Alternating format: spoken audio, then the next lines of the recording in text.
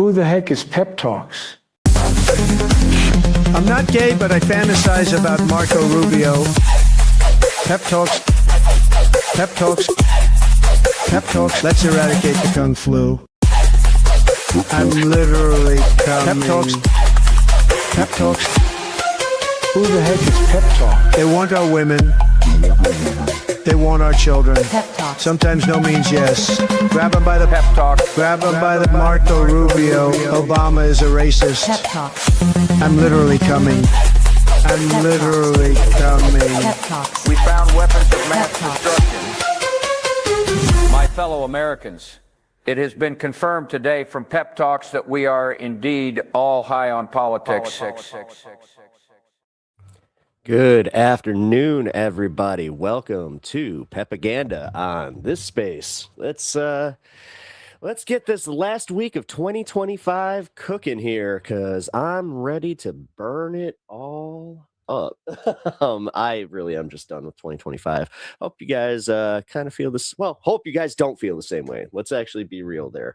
But yeah, it's the last Tuesday of the year. We are here to have some fun. And when I say fun, I mean, oh boy, I kind of picked a little bit of a spicy topic today because I didn't really know much about this. I saw one quick video before I was going to bed last night, and I decided that this was going to be the topic today. So with the situation going on in Minnesota, it is insane how YouTube journalism, this is going to be kind of a two-part series, because I want to talk about YouTube journalism and just how citizen journalism is. It has been a thing pretty much since Twitch, Twitch. I always do this. Twitter. Since Twitter made its debut. Now there's a bit of a problem though, because number one, I feel bad for anybody that actually went and, did journalism class or got a certification or any of that kind of stuff. Sorry. It's the same way that I kind of feel about podcasting, where I'm just like, well, I technically learned how to do this. It just happened to be for something else. I learned about FCC stuff. I learned specifically the tricks of the trade. But so I kind of understand what I'm talking about there. But there was a citizen journalist, is what we'll call him. He's a YouTuber. He's a right-wing YouTuber who apparently was invited to some dinner at the White House. This guy's pretty well known in the right-wing circles. Went around to a bunch of businesses investigating one dude's report, which I am willing to bet that he found this on Facebook, because the person that he talks to is he's totally that guy that's on Facebook all effing day. He's in community groups, does not have his profile picture, but he has a long diatribe about how Donald Trump's the best, or it's just a picture of Trump raising his fist. It's always the same people.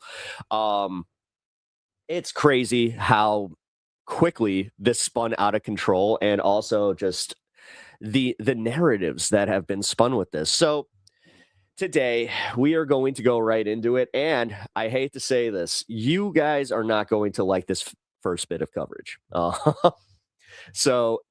right, so I wanted to learn about this in real time, but I also obviously had to cut some clips here. So realistically, I got the crux of what's going on, enough to give you guys that intro, and also see a few different perspectives. I got the Adam Mockler perspective earlier, which it's okay, but this one is definitely, I want to say, better informed, but the bias is there. And when you see what clip I am about to pull up, you guys will know exactly what I mean. You see this? You see the thing in the corner there? You see the thing in the corner there? Oh, trust me, you're about to get a little bit upset. But guys, this is just part of what we do here. Unfortunately, following politics is definitely going to get you a little bit upset sometimes, but parody is the best medicine. Yes, it is. Hence why we're going to cover this together and have some fun.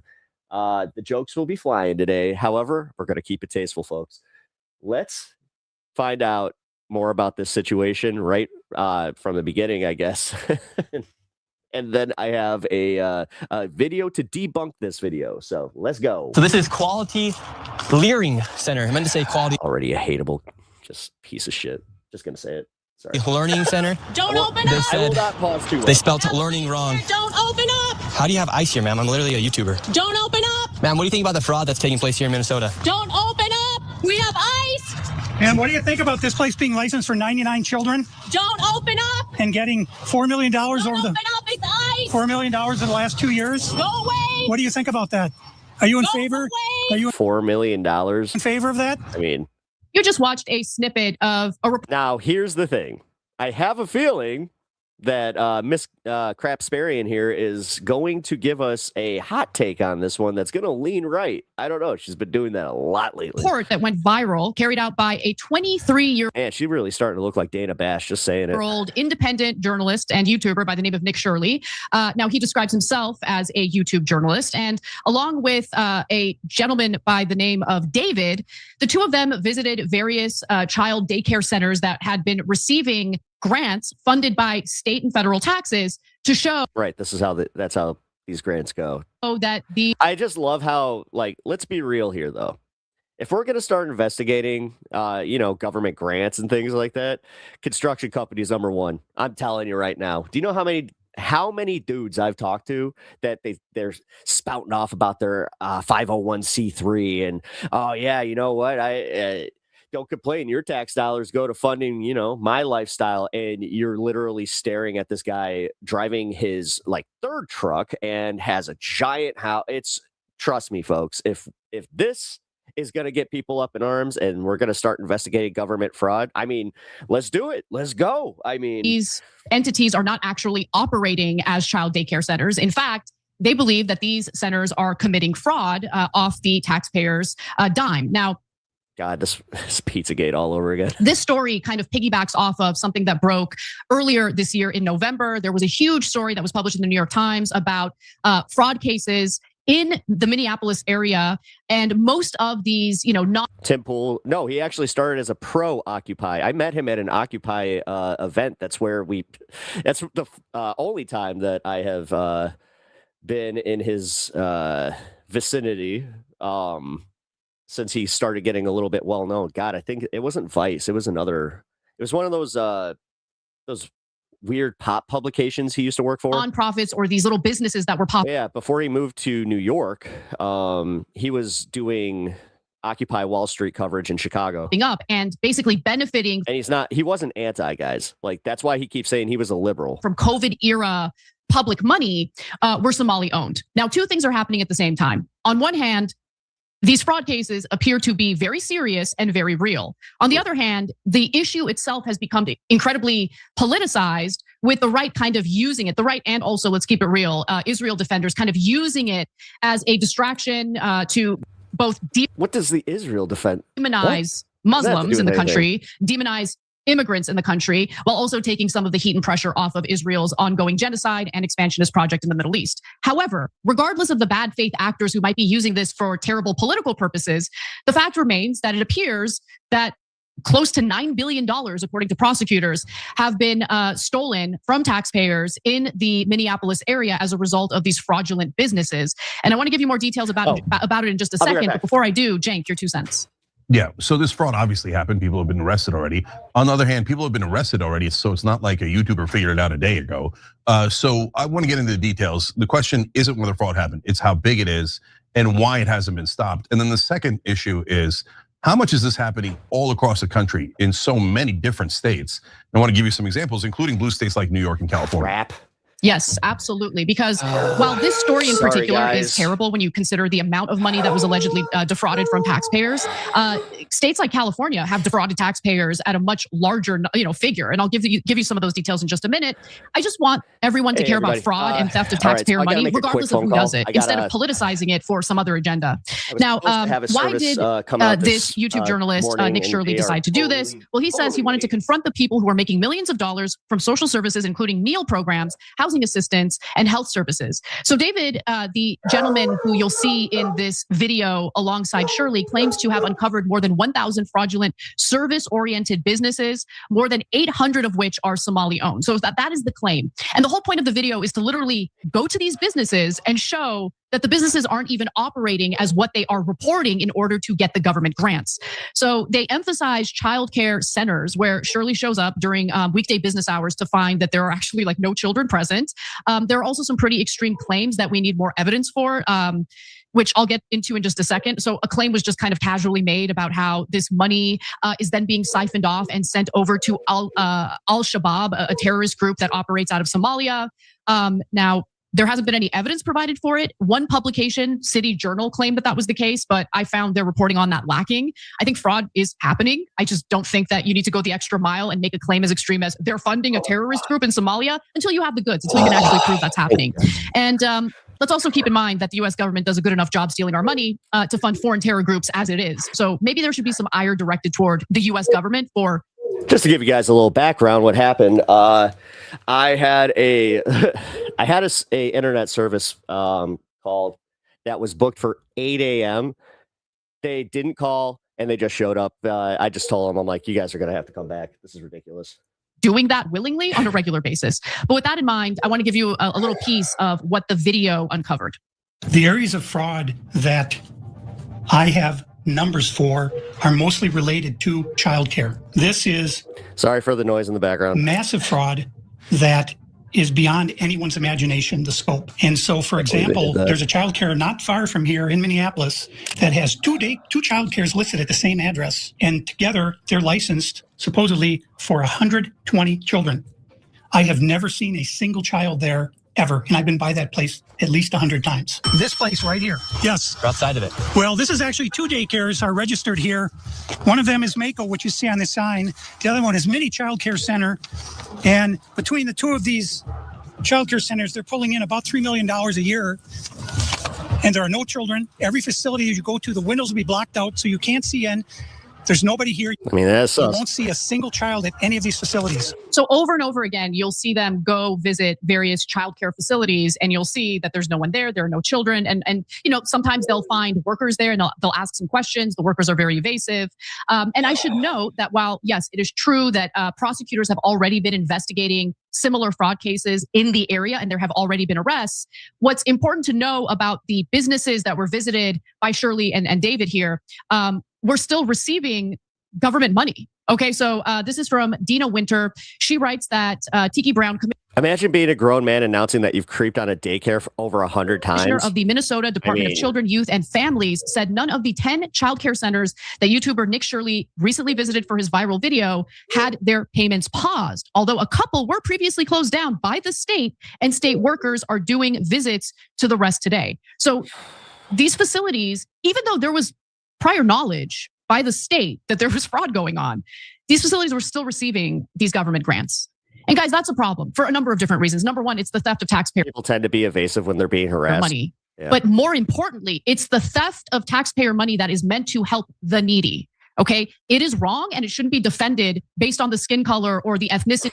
No, I mean, realistically, if this guy really thinks that this was a problem, then he needs to send in the proper authorities, not just be this weirdo that's demanding to get into a daycare. Or the identity of the fraudsters committing it. I mean, I'm pretty sure that if you send your kids to daycare, you kind of understand why that would be a thing where they don't just let anybody in, right? Right. But nonetheless, especially some weird dude that's asking a whole bunch of questions.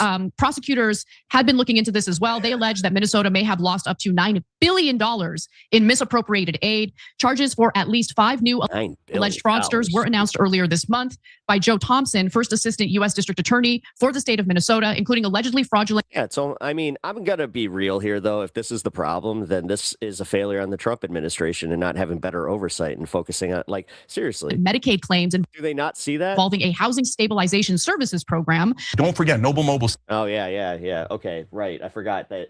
Okay, so I'm not even going to entertain this because we're only using the rest of the clip, which also dirty tactic to just kind of slip in your Noble Mobile fucking read in the middle of, you know, this pretty important story. But just an aside, do you think that they actually swapped their mobile provider to Noble Mobile? Have allegedly collected millions as a fraud tourism scheme. Just remember here on Pep Talks, if I ever do a read, it's for something that I personally use and believe in. That is under investigation by state and federal agencies, including the FBI, Homeland Security, and the Justice. I mean, $9 billion in misappropriated funds is I mean, that's not nothing. Department. Plus, there had been. So it's the targeting of the Somali daycares. I mean, listen, even by their numbers, if it's 4 million here, or like a million here, then that's not going to add up to $9 billion. Credible reporting on this previously as well. On November 29th, the New York Times also makes me kind of question. It's like, wait a minute, like, are there any regulations for daycares? Report like, wait a minute. on how federal charges had been Doge, where are you filed against dozens of people, felonies, in fact, related to stealing hundreds of millions of dollars from a government program meant to keep children fed. Yeah, actually, hold on. You know what? Jokes aside, good catch there, Pinkerbell, because it does kind of like this should have been under the guise of Doge. I mean, if Doge was so good at their stuff at doing, the waste, fraud, and abuse, during the COVID pandemic. Why isn't a 20-something-year-old YouTuber the one giving this one? Over the last 5 years, law enforcement it's news coverage. Officials say fraud took root in pockets of Minnesota's Somali diaspora. God, we live in the weirdest timeline. As scores of individuals made small fortunes by setting up companies that billed state agencies for millions of dollars worth of social services that were never provided. Again, just want to reemphasize, this is money that is stolen from taxpayers that was meant to help needy families, hungry children. Federal prosecutors say that 59 people have been convicted in those schemes so far, and that more than $1 billion. Yeah, but realistically, if they were MAGA, then they're going to get pardoned. In tax. I mean, this is, again, there's no jokes here. It just seems like that's what the game is now. Payer money has been stolen in 3 plots. So all they need to do is just be like, hey, why are you mad at us? We're MAGA. They are investigating.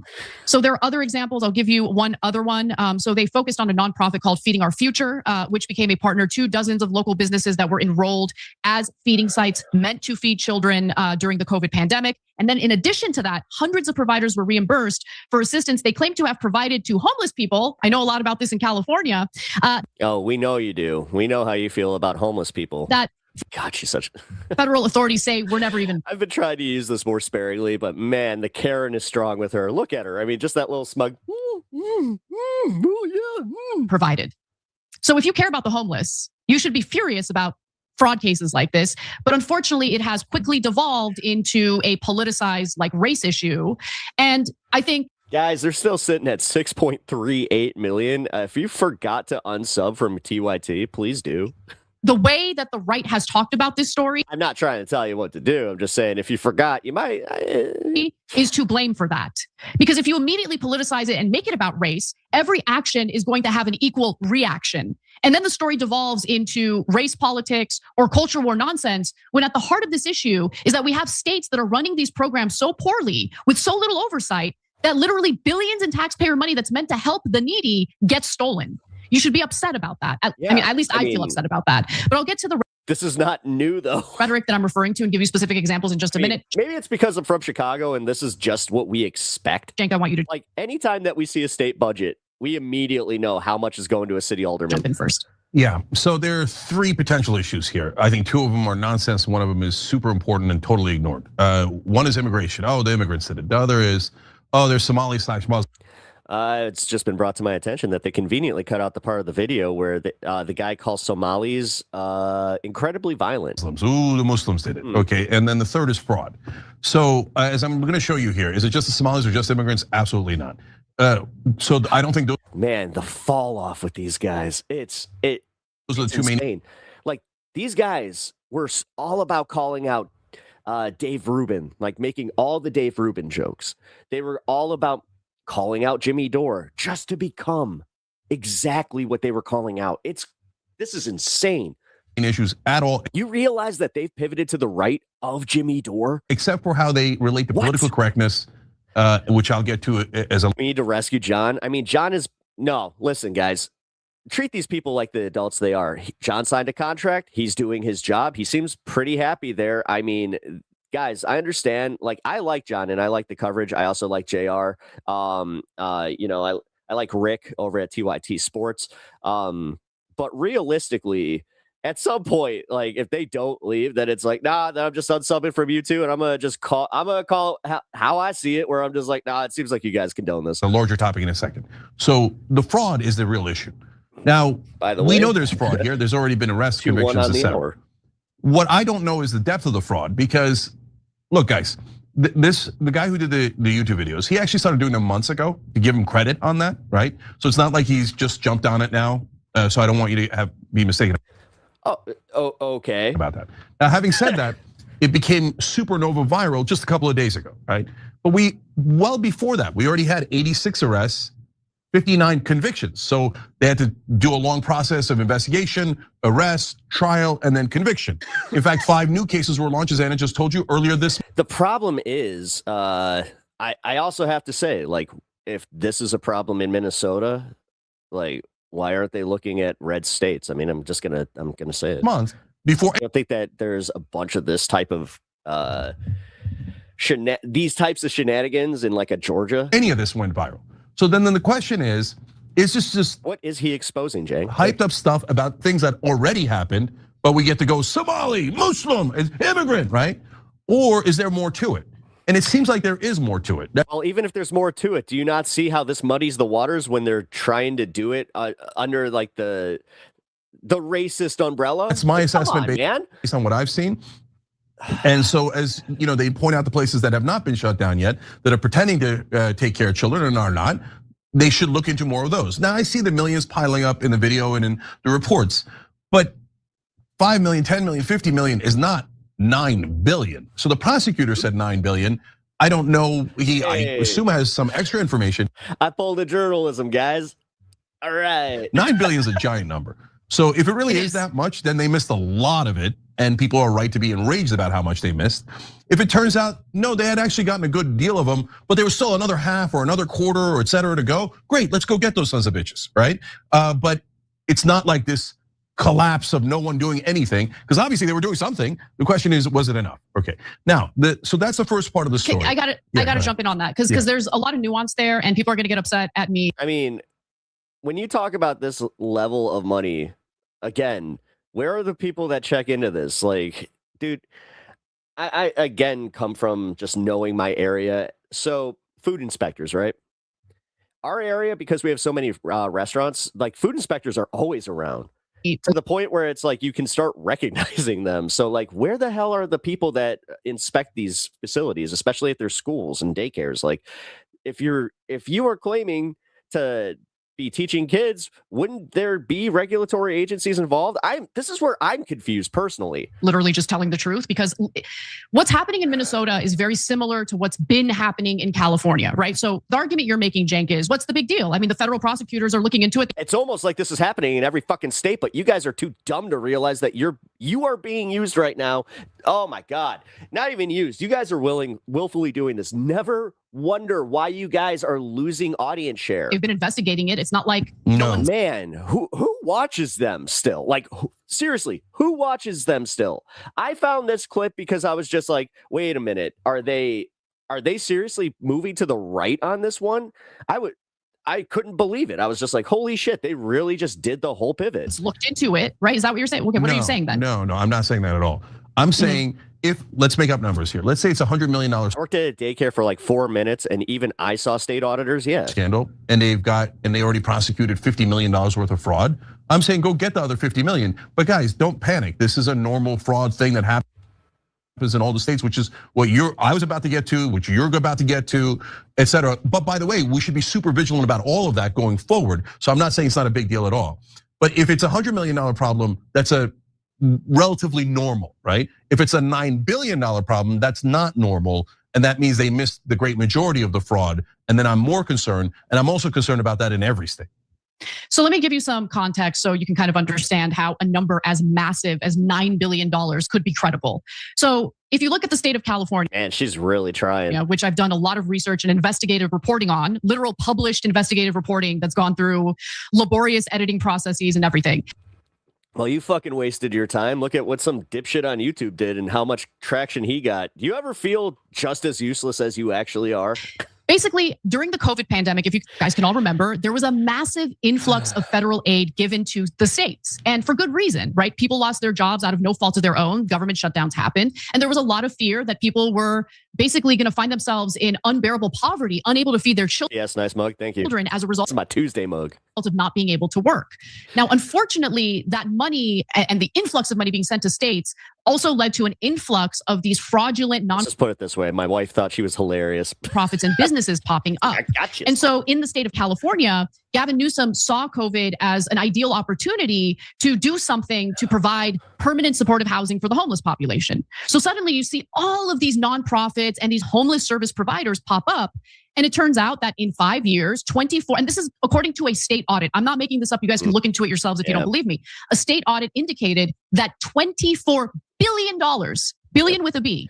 Yeah, I hate to say that we had something similar. This is where, like, you know how they said that they were housing immigrants at like these hotels and shit? That's where they kind of found this. In homeless aid in the state of California is unaccounted for.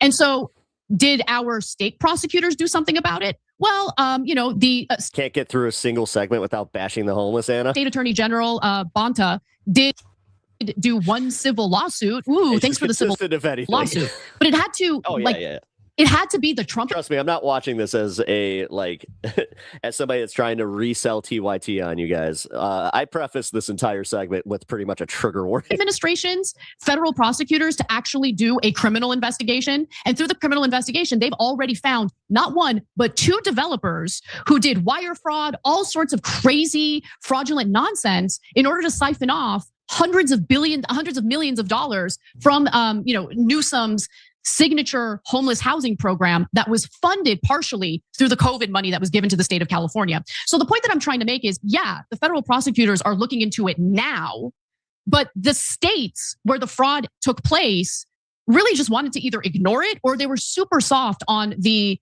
alleged fraudsters. And that's why people are frustrated and angry. And yes, it makes a lot of sweeping assumptions about how unhoused policies when it's California in particular that has a problem. I get that in the case of Minnesota. As much as I do, I agree with that, and California is different, but I saw an investigative piece on WGN recently where they had uncovered something like this, and this is where they, like I said, were bringing up did you see that they were in fact paying for hotels for illegal? They're trying to make immigrants. Come on now, come on. This about race, which is disgusting. When in reality, there is a very real problem in this country with poorly run state programs that are supposed to help the needy, but oftentimes are riddled with fraud. I will admit that, yeah, that's a problem. And that's something we need to recognize. If there's this much fraud and abuse happening, I'm not saying we need to doge this shit and cut them, but it does need more oversight.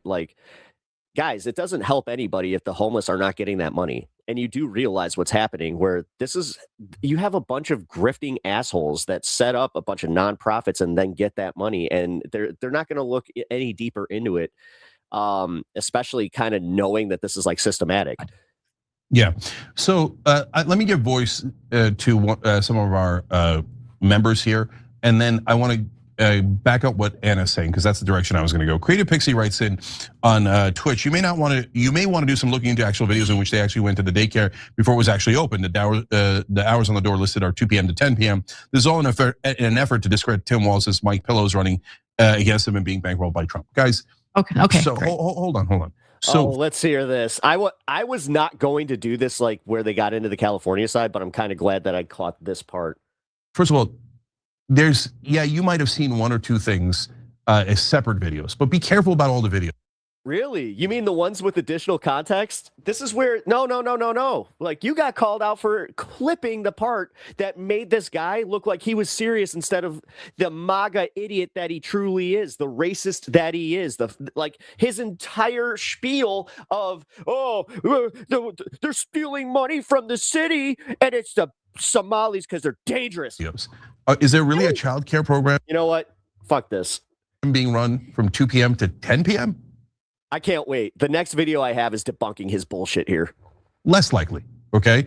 So the sign on one of the videos, one of the centers there, and you saw it in the first video, is a learning center, but learning is misspelled. Now, That's objectively funny. It's both funny, but also emblematic, because that goes to show you, not only does no one there care about learning, but no one from the state went, guys, oh, this is embarrassing, guys. You mean like the way that like they spelled Pete Hegseth's name wrong on his congressional We're nameplate? giving you millions of dollars for education of kids, and you misspelled Or when he was giving his congressional testimony. learning on your outward-facing public sign. Let's go fix that. That means no one's home. No one's paying any attention. And that goes to the core of this. So do I know that they're targeting Tim Walz? Yes. Do I know that it's because they were attacking Somalis even before this video came out, and this turned out to be a perfect little talking point for some of those folks? Yes, I know that, right? Okay, so you don't see the problem in that? Now you're just gonna do this thing where it's like, yeah, but there's systematic abuse. It's like, you're not making it about that. You're giving them credence.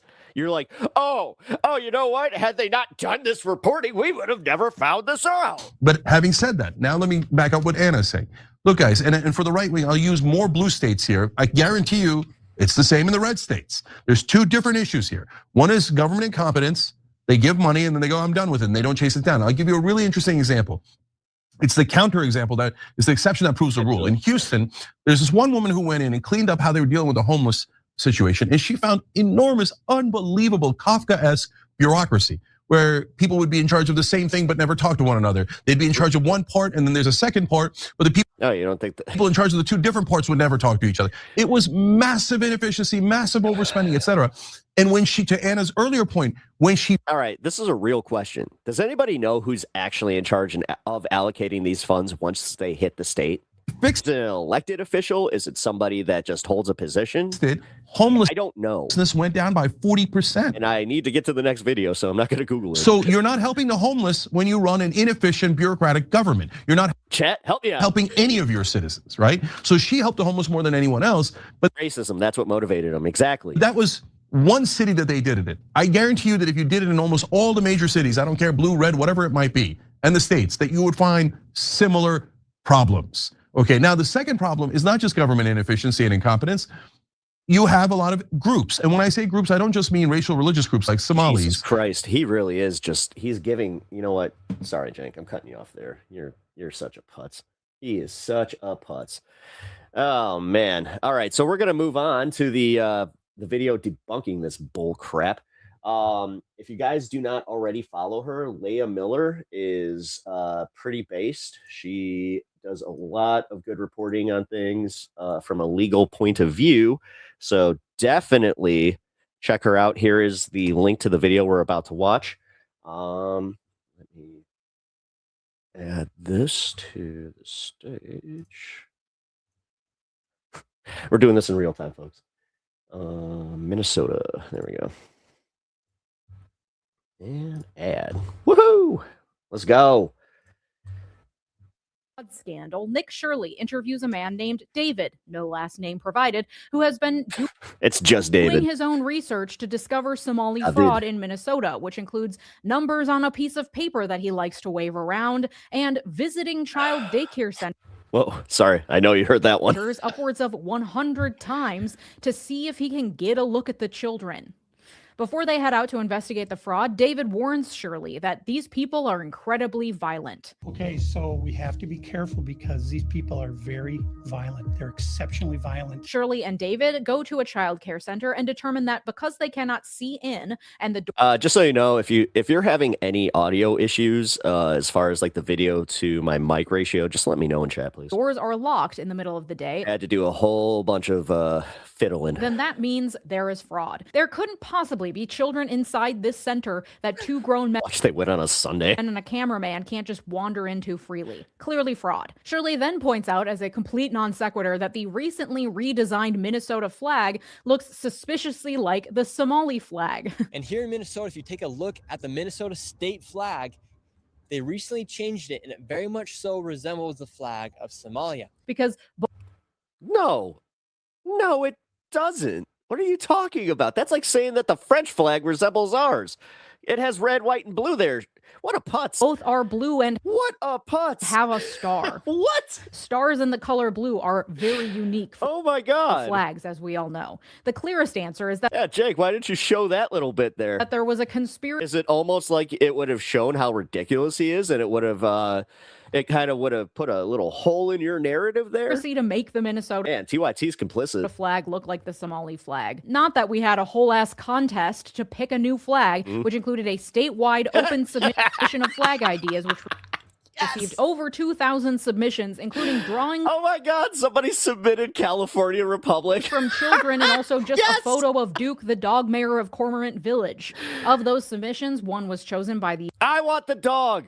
This one right here. Oh, Minnesota, you missed your opportunity. What a good looking pupper. Flag Selection Commission, and then together with the designer, they finalized a flag with a geometric shape on the left that looks like the state of Minnesota, the North Star, because we are the stars of the North, obviously, and then it's almost like you guys had a hockey team called that. The color blue because we have over 10,000 likes. But yeah, no, it's a Somali conspiracy. Then they visited another daycare center. Again, couldn't wander in freely, and when a woman answered the door and acted suspicious of them, again, 3 grown men with a camera trying to get into a daycare center, obviously that means fraud. Ignore the fact that this entire community has been fucking terrorized for weeks at this point by masked, unidentified ICE agents targeting them in the streets and in their places of work. And again, no context given on the TYT piece of that either. In their churches and schools. No, the only conclusion to be drawn here is fraud. They then waved David's papers in front of a few Somali people's faces, demanding them to explain what's going on here. Additional reminder that English is likely not the first language for a lot of these people that they are interrogating. But yes, their confusion is conclusive proof of fraud. Nick Shirley did peek inside this one, little peeping Tom, and at this one he did confirm he could see a child inside, but then later pronounced that there were no children inside. Interesting. After they were done harassing child care centers, they went to a building with 14 different healthcare centers inside of it. Ignore the fact that it's a large office building with many offices. Again, most offices turned them away because there were at least 3 men wandering around with a camera, though at one point it looked like there were an additional 2 men. Yeah, and this isn't like an audit situation. Like they're not on.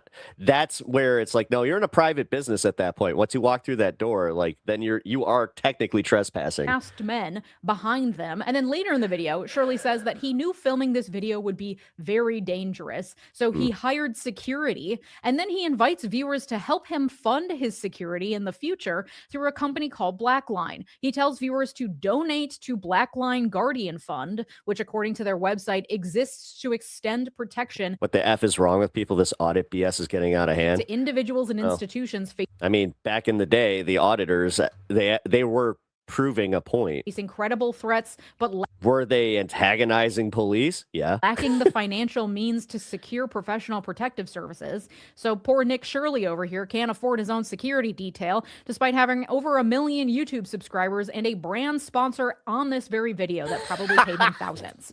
When it was sponsored content, journalism, baby. Inside one of the offices, they were offered rates for childcare, and people were inside working, sitting at desks. This bit of journalism has been sponsored by it's Rage Schmadoschmedgens. On the phone, doing work, of course, must be fraud. But then someone called the cops, and Shirley and everyone he was with were escorted out. Only explanation? Fraud. Shirley then explains that they just care about the fraud. It doesn't make them Islamophobic or racist if it was a bunch of white people out here. You know, you always got to preface that you're not an Islamophobe. I care about fraud. I'm not an Islamophobe. Come on, guys. Why would you even say that? We'd be having the same conversation. But the reality is, no, you wouldn't. And Jake and Anna are just sitting there like, yep, we're doing the same thing. No, you wouldn't. Because multiple times throughout this video, Shirley and his good pal David, no last name, make sweeping claims about Somalians. When one guy in a man on the street interview asks Shirley who owns one of this daycare centers he's standing outside of, Shirley says, Somalians. Who supposedly runs it? Somalians. Oh my God. David says these people are violent. The entire video ends with the declaration, it is time to reclaim our cities from corruption and illegal fraudsters. If that daycare center was owned by white people, Shirley would not have responded whites when asked who owns this place. They would not be taking the alleged fraud of a group of white people and making It doesn't make us dangerous. Flashback to 5 minutes ago. These people are dangerous. Statements about all white people. They would not be insinuating or outright stating that this is a problem within the white people community. city, that white people are really insular and secretive, that any white person in the vicinity must know something. She really is exposing how bad TYT did on that last piece. Like, the fact that they were lying by omission is bad, and it's bad enough in itself where it just should. And if they I'm glad that we did this because we're debunking TYT's BS. Look at that. This space rule. Pretend they don't, then that's suspicious. And that we need to reclaim our cities from the white illegal fraudsters. Reclaim our cities I feel like I'm actually doing what this was created for. Loaded language, and it is meant to play to conservative and MAGA fears of immigrants invading our cities without saying the quiet part out loud, with just enough plausible deniability to say, no, we're not racist. We just want our cities back. We just care about fraud. Not only this space, the real home of progressives. I mean, you want to see Jake get an aneurysm? Yeah, but this is just bad what did you say? journalism. In the day of independent journalists, no-name 23-year-olds with no training who can pick up a camera and show up anywhere asking outlandish questions no one can answer and putting dramatic music in the background, they can convince a surprising amount of the public that they're doing hard-hitting investigative journalism. And listen, I also don't have formal training as a journalist. That's why I'm always very clear with you guys that I am not a journalist. I am not trying to pawn off my work as investigative journalism. I usually rely on the Meanwhile, you're actually doing very good investigative journalism. I mean, I'll just say it. Thank you. Work of journalists to get my facts, and then I dig deeper into the headlines to provide more context and my own legal takes as a lawyer. And as a lawyer, I can tell you that none of what is shown in that video, David's pieces of paper with no sourcing provided and video of allegedly empty daycare centers, would be sufficient for probable cause to suspect a crime is being committed. That is not sufficient work to even constitute. I'm also genuinely curious. What day did they go doing this? Actual investigative journalism. It's lazy. You show up and you film people without their consent to make them uncomfortable, which makes for good TV. But also, good luck doing that in Chicago. Talk to one conspiracy theorist named David, no last name, while providing if you don't blur their faces, oh boy. No sources or credentials, and pawn that off as proof. So I had to ask permission from pretty much every single person that I encountered, and I also asked the protest marshals if it was okay if I broadcast the protest, and they said fine. Turn to actual journalists and investigative reporters. But they did stipulate that if anybody did ask me to not have them on camera, to go back and, to find out what's actually happening. Because there is fraud happening in Minnesota. Allegedly hundreds of millions of dollars of it. And that's a problem. It's a waste of my taxpayer dollars, and it would be great to get that money back and to prevent it from happening in the future. The problem for Nick Shirley and the type of people who fall for this investigative journalism is that two things can be true at the same time, and they really struggle with the cognitive reasoning required for that level of critical thinking. There can be fraud happening. Some of the fraud could be committed by people of Somali origin, and also the Somali community as a whole can be mostly made up of good, law-abiding, tax-paying people. Just like the white person community or the black community, the crimes of individuals do not equate to proclivity for crime in a whole community of people. And when you make sweeping statements to the contrary, these people are dangerous. What up, DJX? They're insular and secretive. All fraud is being committed by Somali immigrants. That is, in fact, racism. You are equating an individual or group of individuals to the entire group based on their ethnicity. You are bunching them all together and slapping them with negative labels. That is racism. And it is people like Nick Shirley who are exploiting the racism and increased fear of immigrants to get views and sensationalize real news stories. So here's the... But Anna would accuse her of just being like, yeah, well, what about the abuse? You're not even mentioning that. Facts, as reported on by... Oh, she's doing the lawyer thing where she's like, yeah, none of their stuff is actually journalism and there isn't a case here. Like, actual journalists who did actual investigations and actual lawyers leading... I'd like to see her do a direct rebuke of what we just watched. These prosecutions. On December 18th, U.S. Attorney for the District of Minnesota, Joe Thompson, a Trump appointee who has spent his career as a U.S. prosecutor going after major cases of fraud, claimed that upwards of $9 billion in federal funds that go towards supporting 14 different Minnesota-run programs may have been stolen as part of numerous multi-layered fraud schemes in this state. This investigation grew out of his previous investigation into the Feeding Our Future fraud that was discovered during COVID. 57 defendants in that tell case me have this been guy's not convicted here of right stealing now. $300 million in COVID relief funds, the largest COVID-related fraud scam in the country. The founder of that nonprofit, who was convicted on multiple federal charges, was a white woman named Amy Bach. And we all know white women are really prone to fraud. Our brains can't really handle business too good. So, oops, sometimes we steal. It's in our nature. Those 57 total defendants in the Feeding Our Future fraud scheme were receiving payments from clinics meant to serve children with autism, leading to an investigation into those programs, then into childcare facilities, into home health services, and into services meant to provide people with stable housing, which uncovered multi-layered fraud activities that led to the current charges. The general scheme is that the defendants create these companies, provide zero services, and submit claims to Medicaid for those services, then pocket the federal funds they receive from those claims. According to Stands on the job from the Associated Press, quote, "The magnitude cannot be overstated," Thompson said. "What we see in Minnesota is not a handful of bad actors committing crimes. It's staggering industrial scale fraud. Of the 92 total defendants who have been charged with participating in these fraud schemes, 82 are Somali Americans." However, according to actual guard dog stand, investigative reporting from the Star Tribune, quote, "While Minnesota is confronting one of the largest social services fraud scandals in its history, a Star Tribune review of court records shows the alleged fraud uncovered to date is closer to 218 million, including 24 million in the recent indictments involving housing and autism services. Programs across the country meant to help Americans weather the COVID-19 pandemic, from the meals program implicated in the Feeding Our Future crisis to the Paycheck Protection Program, were rife with fraud. Those numbers are widely expected to grow as ongoing state and federal investigations into the state programs continue. In December, Assistant U.S. Attorney Joe Thompson predicted that prosecutors will ultimately find evidence showing that $9 billion or more has been misappropriated from what he called 14 high-risk state programs. He declined to say how long it would take to prosecute at least $1 billion in fraud or provide other details to back up his assertion. But ever in pursuit of a... So literally, notice how Anna presented that as just like the gotcha. Like, nope, there is race fraud.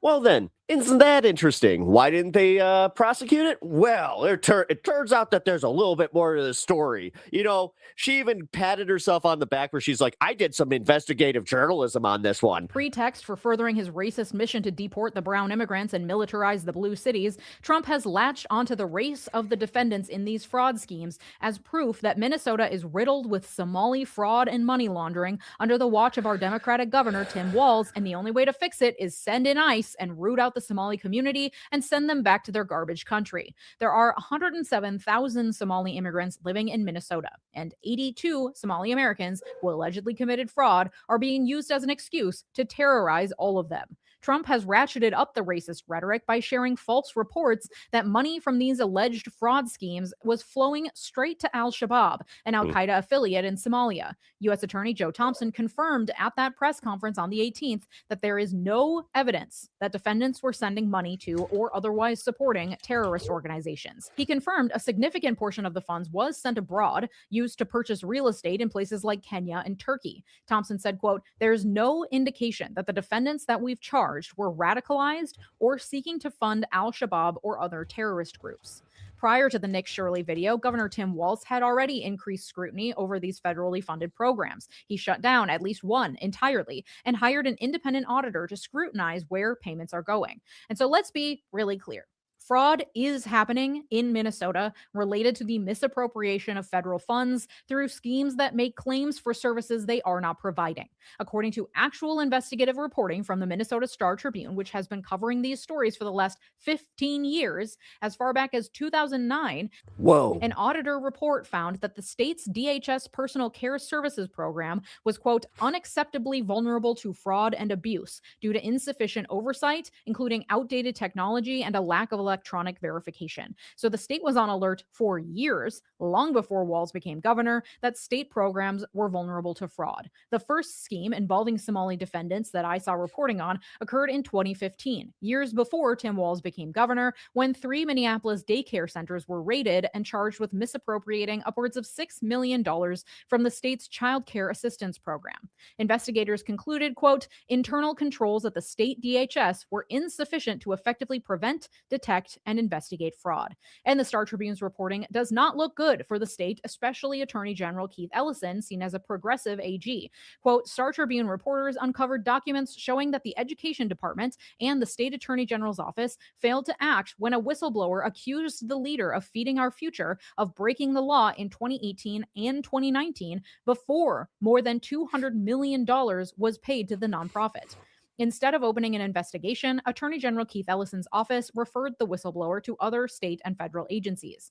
In late 2022, 2 months after the first indictments were issued, the Star Tribune revealed that daycares owned by several defendants in the Feeding Our Future fraud scheme were still receiving payments from the state. A Star Tribune review of state and federal records shows that Minnesota officials provided federal authorities with little or no evidence that Feeding Our Future was misappropriating government funds. Yeah, actually, John, that's a great point. Real John Lithium. You'd think conservatives would be glad to see less regulation on local levels.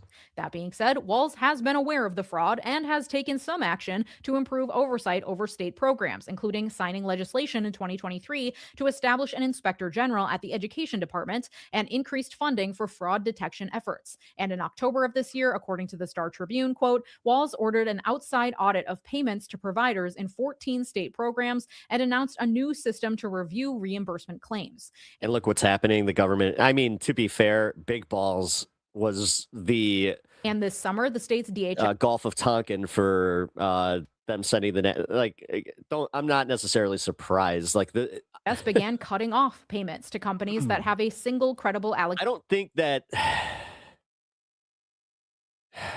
This isn't surprising to me, and I think they were going to do this anyway. Of fraud, which is a major change from past practices. I mean, look at the way he was talking about, the whole situation in, what was it, Ohio? Of continuing they're eating the cats, they're eating the dogs. Payments while investigators build a case. According to DHS, that has led to provider payment cutoffs 485 times this year, though it's unclear how much of a change that is from previous years. And the DHS Inspector General has 1,300 open cases, according to the Star Tribune. And of course, while there are many Somali people getting indicted in these crimes, there are also many non-Somali people taking advantage of the state's shoddy oversight. For example, there is widespread Medicaid fraud among addiction treatment providers in Minnesota, which is actively being investigated and does not involve the Somali community. But of course, all of these legitimate investigations and prosecutions of fraudulent activity in Minnesota, which is also happening across the country, along with the fact that we are home to the largest population of Somalis in the country, and we have a governor who was on the ticket that ran against Trump in 2024, has made us, and more specifically our Somali community, a target of Trump's midnight truth social rants and the right-wing misinformation machine that's been spitting out propaganda left and right, tying the fraudsters to Al-Shabaab despite no evidence, making outlandish claims about the size of the fraud despite no evidence, and generally capitalizing on their base's growing fear of violent brown immigrants, of growing violent crime that doesn't exist, reminder that immigrants are less likely than citizens to commit crimes, and of Islamophobia that goes back decades. It's the perfect storm, and Trump is capitalizing on it, as is Nick Shirley and his investigative reporting. But the reality, it turns out, requires nuance, which isn't as compelling. It doesn't get the views and the clicks, no matter how creatively and clickbaity I title this video. It simply won't get the 1.4 million views that Nick Shirley's dramatic investigative reporting does. That's the reality of the world we live in and the internet that we have created as a society. Nuance is lost in the name of clicks, because the reality is that people across the country are guilty of defrauding the federal government. Minnesota seems to be a hotbed of fraudulent activity, especially in the wake of the huge Feeding Our Future scandal. A lot of eyes are on Minnesota. The state has been on notice for at least 15 years that state programs are vulnerable to fraud and abuse. Tim Walz inherited that reality and has taken action to try to fix it. But unlike MAGA blowhards who are willing to bend over backwards to argue that Trump's a good person with good intentions to help people, I'm not emotionally attached to Democratic politicians. It is not the takedown that you think it is to say, haha, Democrats, Tim Walz failed you. Okay, primary him then. Give me a better candidate. I would happily vote for them over Walz. Bill Clinton's in the Epstein files. Okay, investigate him. Put him in prison. Keith Ellison failed to do his job and investigate widespread. Notice how we're not doing the cult-like behavior where we're constantly falling over ourselves to protect somebody that we don't even know. Spread fraud. Okay, let's replace him with someone better. Politicians are tools for the and then they're just like, you sheeple. It's like, people to get what they want. Period, full stop. And when we forget about that and start hero worshiping them because of political party affiliation or a sense of tribalism or for their charisma, we get Trump or even Obama. Sorry. When you take the nuances into account, you see a state system that failed us. And the people who have to actually pay for that, other than, of course, all of us whose tax dollars were stolen, are the people who should have actually received the services billed for, which is infuriating in a state with rampant housing shortages, a growing unhoused population, and vulnerable populations in need of medical services, autism services, childcare services, etc. These crimes absolutely should be investigated and prosecuted regardless of the race of who did the crimes. I firmly believe in paying taxes to provide these services, and it is the duty of the state to oversee those services. The more we cut taxes, the less oversight there. Notice how she's making Anna's, like, what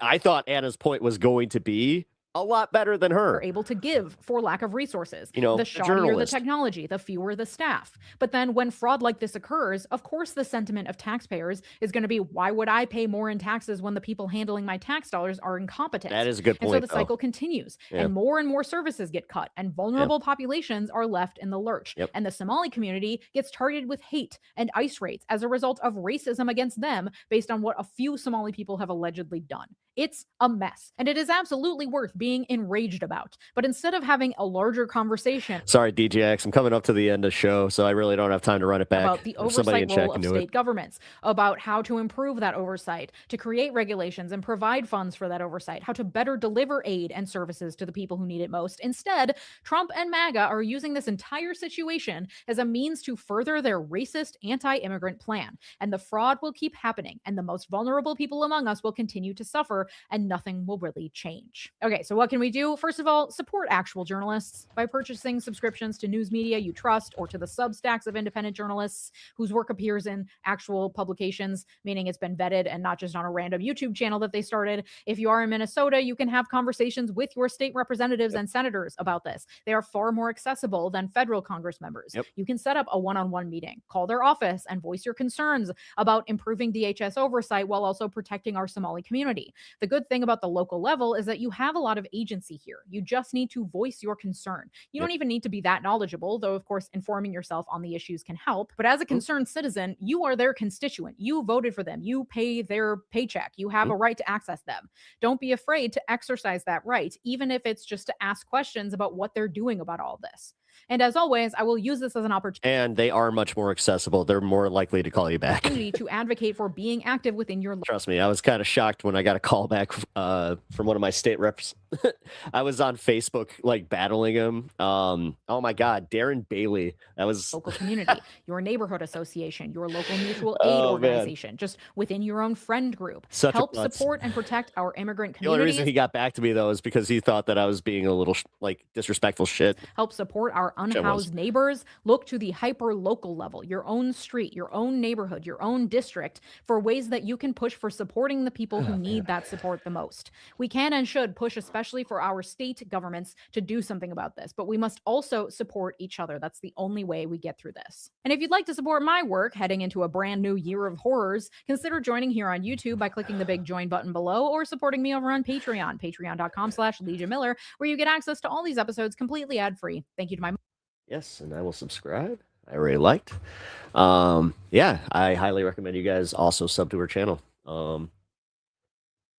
Great work there. Man, I wasn't expecting this, but yeah, this was a one-topic show. A 2-video show, too. Look at that. Look at that. We had quite the discourse. Yeah, so yeah, I got 3 minutes here to kind of wrap it up, but thank you, Jake, for doing that.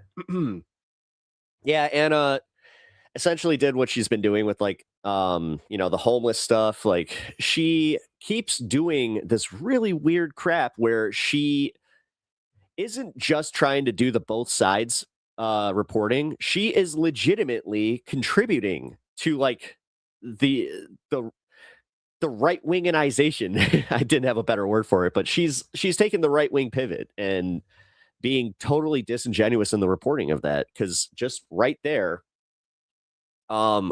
we kind of figured out that the TYT clip, they didn't show where the guy was just being blatantly racist against Somali people, because that wouldn't make it look like it's, you know, it's what they were trying to posit it was, where it's just like, yeah, you know what? The left is out here just complaining because it's some right-wing YouTuber, but this is a real problem, folks. But then they also didn't do a lot of explanation on how they have been investigating this. You can go back to 2009 to see that they were investigating this, like she was saying. Man, I got to say that was kind of refreshing. And like I said, I wasn't expecting to do a full TYT takedown almost, where it's just like, guys, we we just broke down how obvious it is of what they're doing. So I really don't need to emphasize on that anymore. But I think that it is just blatantly obvious. And like I said, guys, if you guys are not following what TYT is doing and do not enjoy their programming, just make sure you're, just check your subs and, consider subbing over on this space. If you're not already subbed to this space, what you doing, guys? Come on. It's free. Hit the alert bells, because then you'll get the notification of when I go live here on Tuesday and when every other fine content creator is on this space. Also, follow me over on my channel, Pep Talks TV on YouTube, and I appreciate that. So, with that being said, I really appreciate the support that you guys have shown us over the year, and I really look forward to next year. So, I will see you guys next year. Who the heck is Pep Talks? I'm not gay, but I fantasize about Marco Rubio. Pep Talks. Pep Talks. Pep Talks. Let's eradicate the Kung Flu. I'm literally coming. Pep Talks. Pep Talks. Who the heck is Pep Talk? They want our women. They want our children. Pep Talk. Sometimes no means yes. Grab them by the Pep talk. Grab them by the Marco Rubio. Obama is a racist. Pep Talk. I'm literally coming. I'm literally coming. Pep Talks. We found weapons of mass Pep talk. destruction. My fellow Americans, it has been confirmed today from Pep Talks that we are indeed all high on politics.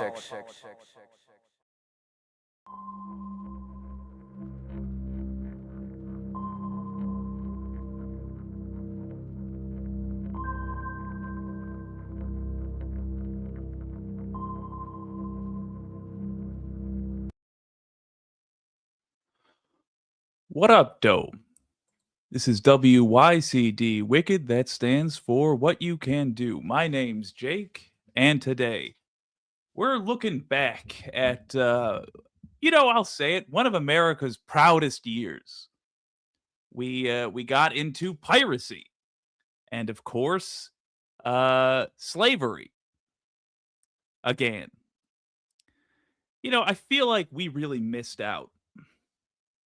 America started in, if you're not familiar, 1776. And, that was just the tail end of piracy.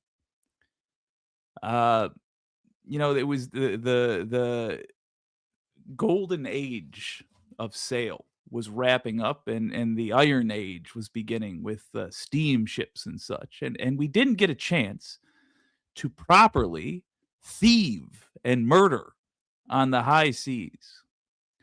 So in 2026, it was kind of nice, that we got to get out there and murder and thieve. But there was, admittedly, something that just didn't quite feel right about it. Possibly, it was the fact that we weren't really getting rum or spices or tobacco or sugar cane. No. We were stealing oil, and that didn't feel very piratey. And then it was so short-lived on the high seas. Now, just after Christmas, we're doing a land war. We're attacking the mainland of Venezuela with drones. And it takes a lot of the joy out of it all, First of all, there's no swashbuckling to be had. There's not people with hangers and boarding axes chopping at each other. And then it's all done from a distance with drone strikes. And it just at its very core. Piracy is done by independents. Piracy is supposed to be done by private industry. And although I'm sure we shipped out our murdering to some private industry, I'm sure we certainly greased the palms of some billionaire. It was sanctioned by the U.S. government. It was, in fact, carried out, this criminal act. It was carried out by members of the U.S. government. There's no courage involved. just the murder and thieving without the courage. And that takes a lot of the sense of adventure away from it. Woof. In all seriousness, I want to recap the year. Yeah, exactly. And they were dressed like Muppets going to a business meeting rather than proper pirates. You know, Donald Trump in his frumpy suits, Pete Hegseth in what I can only imagine is a $60 suit that reeks of booze sweat. They didn't look good either. Man to the pivot. I saved the Robert Reich Wealth and Poverty playlist, but I haven't done the homework yet. But the effort is there. Excellent. All right, before we get into I'm going to give us 10 full minutes to talk about this before we get into the proper news day, because that's something I'm going to ask you all to do. Maybe not this specific course, but I would like you all to take it upon yourselves to get educated on the nuts and bolts of how a civil society is meant to work. And the reason I want you to get educated on the boring stuff, anything, how are crops grown, how are cars manufactured, what is generally considered a stable economy amongst big governments. How is it that England funds its healthcare? How does Canada fund its healthcare? Learn something about how this works that is not opinion-based.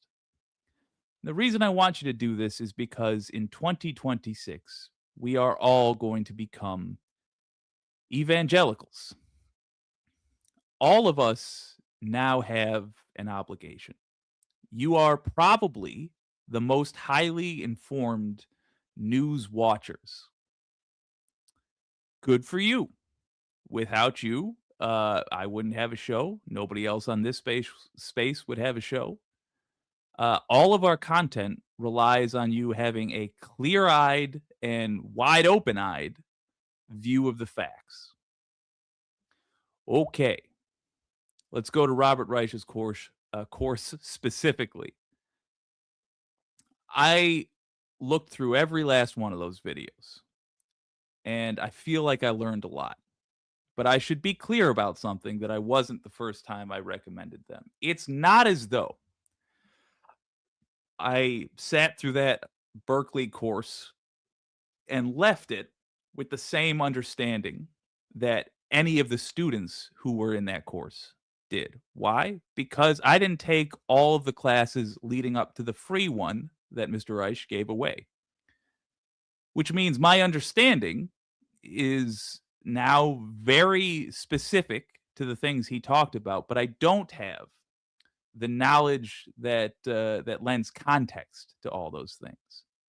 I'm telling you this because you won't either, because you're not taking that whole course either, or a whole, well, actually that is a whole course that's up there, but you're not arguably going to be taking the rest of the classes that are meant to fill out that course. So why am I asking you to watch it anyway? You don't have to know all that stuff. Just because you won't take as much away from it as those students will, doesn't mean you won't learn a hell of a lot. You will. In addition, you don't have to watch every single one. You don't even have to watch one in a whole sitting. If you listen to any given 5 minutes of the stuff Robert Reich put out there, you are going to have insight into politics, insight into how America works that the average person does not yet have and desperately needs. So if you can watch a little of one of those or all of one of those, or eventually if you make it a habit, the whole dang thing, any part of that is going to make you way more able to understand the trends and the tendencies that make up American politics and the dialogue around it. That's why I recommend it. It fills in your knowledge. What I'm not trying to get you to do is to overnight have a whole freaking master's degree worth of information. That's unrealistic, and it's not what we need. What we need is a little bit of education, a little bit of a foundation, so that your opinions are not just being formed by an amalgamation, a combination of other people's opinions, but they are in fact formed by a core of facts. And the more times you can go to a course like this, read a book on that, yada, yada, yada, the more your core of facts will grow and the stronger your opinions will be. Okay. Let us review 2026. What was the first year of Trump's last 2 years as president like? And what did we do about it? How have we grown? What should we be doing? I have what seems like good news on the surface, but it's a progressive show, so of course it's going to have to be spoiled. First up, compliments to Pep Talks. I'm so glad he covered that grift by the newest right-wing grifter on the stage. I'm frankly not going to pay very much attention beyond this because I'm not interested in right-wing grifters. I know what they're all like. They don't have souls. They'll say anything for money. They're happy to be racist. They're happy to encourage others to be racist. We know. We get it. We've seen Alex Jones. There's no low that they won't stoop to. Okay. Anna Kasparian was worth pointing out there. I mean, the whole thing was worth pointing out. I'm just saying I'm not going after it because I get it already. And someone in our group has done the work. So thank you, Pep Talks. Yeah, this is such a good attitude. Donald James X, if there's something I don't know, I will admit it. Let's learn together. I can find out all the information I need to know. That's exactly right. And that's kind of what I want to get at here. Yeah, Jake is here to make sure we eat our vegetables. Yeah, our philosophical vegetables, certainly. By the way, if you're noticing something's amiss with my green screen, I don't care to have the light in my face today. I feel the less lit I am, the better I look. And in fact, if I could be in total darkness, where you can't see me at all, I would look the very best. Hey, Jake, how are you doing? Awful. Just terrible. My countrymen are being kidnapped. The rot of America is in control. Murder is happening everywhere. I'll say this, though. Trump's dying. So it's, there's some silver lining. You are to be complimented for your Leisure Suit Larry thumbnail there. Darth Jake today, indeed. Yeah, this is so true. Another benefit of this space is we don't need 20 people covering the same work over and over. We cover more ground that way, absolutely. And that also means we can put our best on it. To be frank with you, and I'm about to tell you that you should behave differently than this, but I'm just being honest. When I do this stuff, in the moment I don't realize it, but when I'm watching the playback, I do tend to get poisonous. Venomous.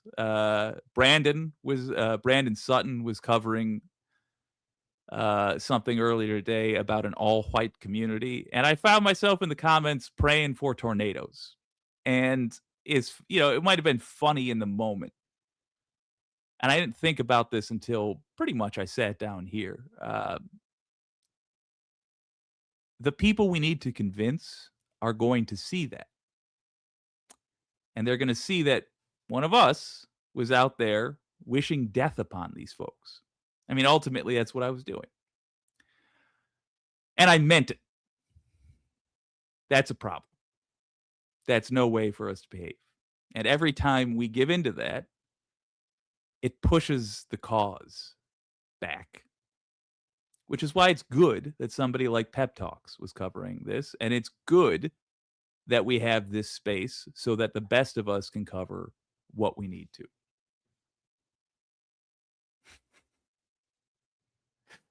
No lights gives Jake better skin. Yeah. Actually, no photons bouncing off me at all is ideal. If I could be in utter absence of light, that's the way to go. Okay, 2026. It's coming. Why do we need to convince anybody? First of all,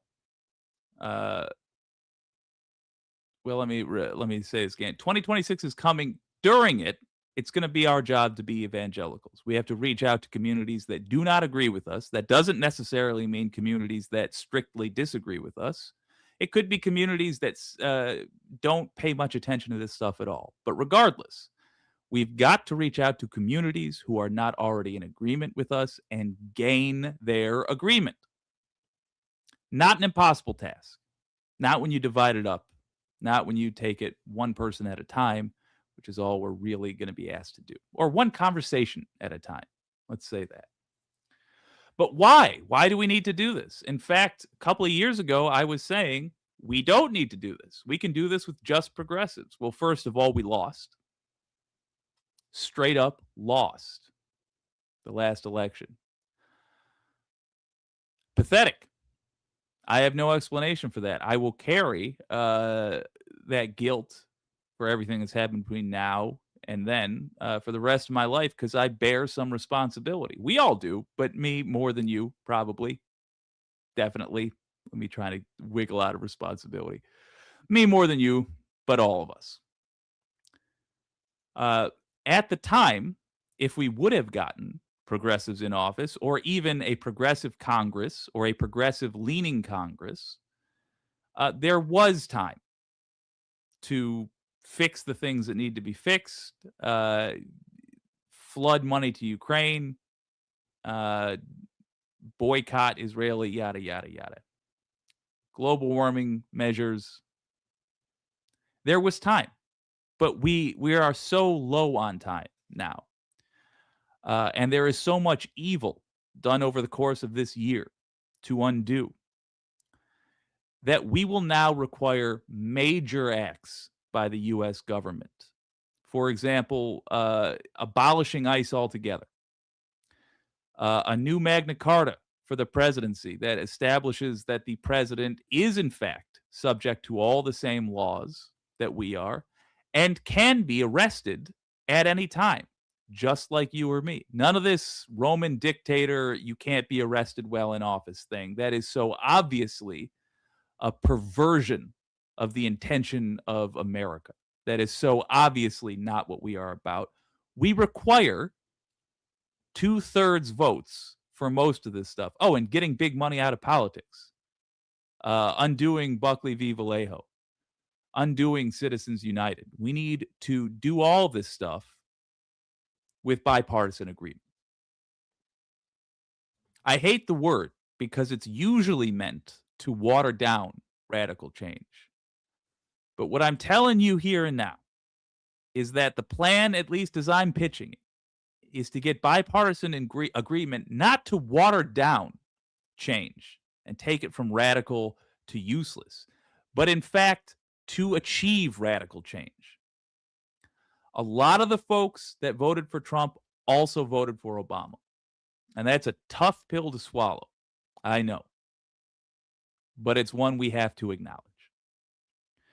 Also tells me that a lot of the folks that voted for Trump understand, at least fundamentally, the basics. Let me try it again. Understands at least the fundamentals of what's wrong with America. The old power system is only interested in protecting the rich and allowing you to suffer. The old power system is willing to let you die rather than turn a billionaire into a 100-millionaire. The old power system, which consists of both Democrats and Republicans, is in fact an oligarchy, and it must be taken down. Look, that's the hardest thing for us to get other political actors to accept. That is what is going to be the stumbling block when it comes to centrist Democrats, i.e., the average Democrat, God help us. By the way, the average person MAGA is likely to run into. Drink that in. The old, I'm going to burn your house down, Bozy. The old power system, distrust in it, is something we have in common with MAGA. Now, look, I'm not going to try to tell you that A, we're going to agree on much, B, that they're going to vote for the same people we are, probably not, or C, that we will not be fighting them constantly for the rest of their existence. All those things will remain as you believe them to be. We are going to have to be arguing with them. They're not going to want to vote for the same people. I don't remember the other thing. That too. We're gonna not get along great. Doesn't matter. We can work in the margins on that other stuff. You know, believing that brown folks aren't inherently suspicious. That just the sort of basic decency that you expect a human being to have, we'll have to be the only ones that maintain that. But why? Why is so much energy pumped into making people racist?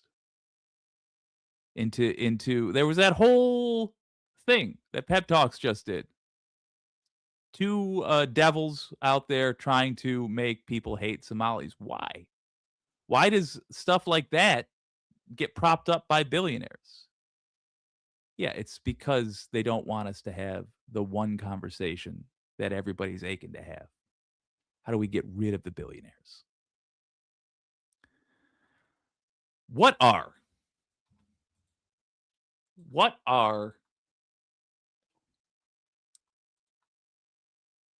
unifying forces? When we are united in the United States, we actually are effective. Most of the time, we're just pulling our putts.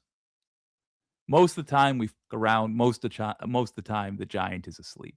But when we're not, major things happen. Tea gets thrown into the ocean. Would-be kings lose their heads. Well, it's America. They get shot in the dome. But still, you understand the point. When we are unified, we do things well. So what are unifying forces? Well, if you're a progressive, your mind probably jumps to things like empathy. Absolutely. What makes somebody from a different background from me, in other words, try to achieve the same thing? As a progressive, empathy is a big one. I am not a Palestinian. Never have been. Never in a past life, as far as I know. Never lived there. I don't speak the language. The only reason I can find it on a map is because of the horrors we've heard about. But I have empathy for human beings. I see a child get bombed. I feel bad. It ruins my day. I assume it does yours as well. Empathy unifies, sure. But we're not going to be able to do that with MAGA.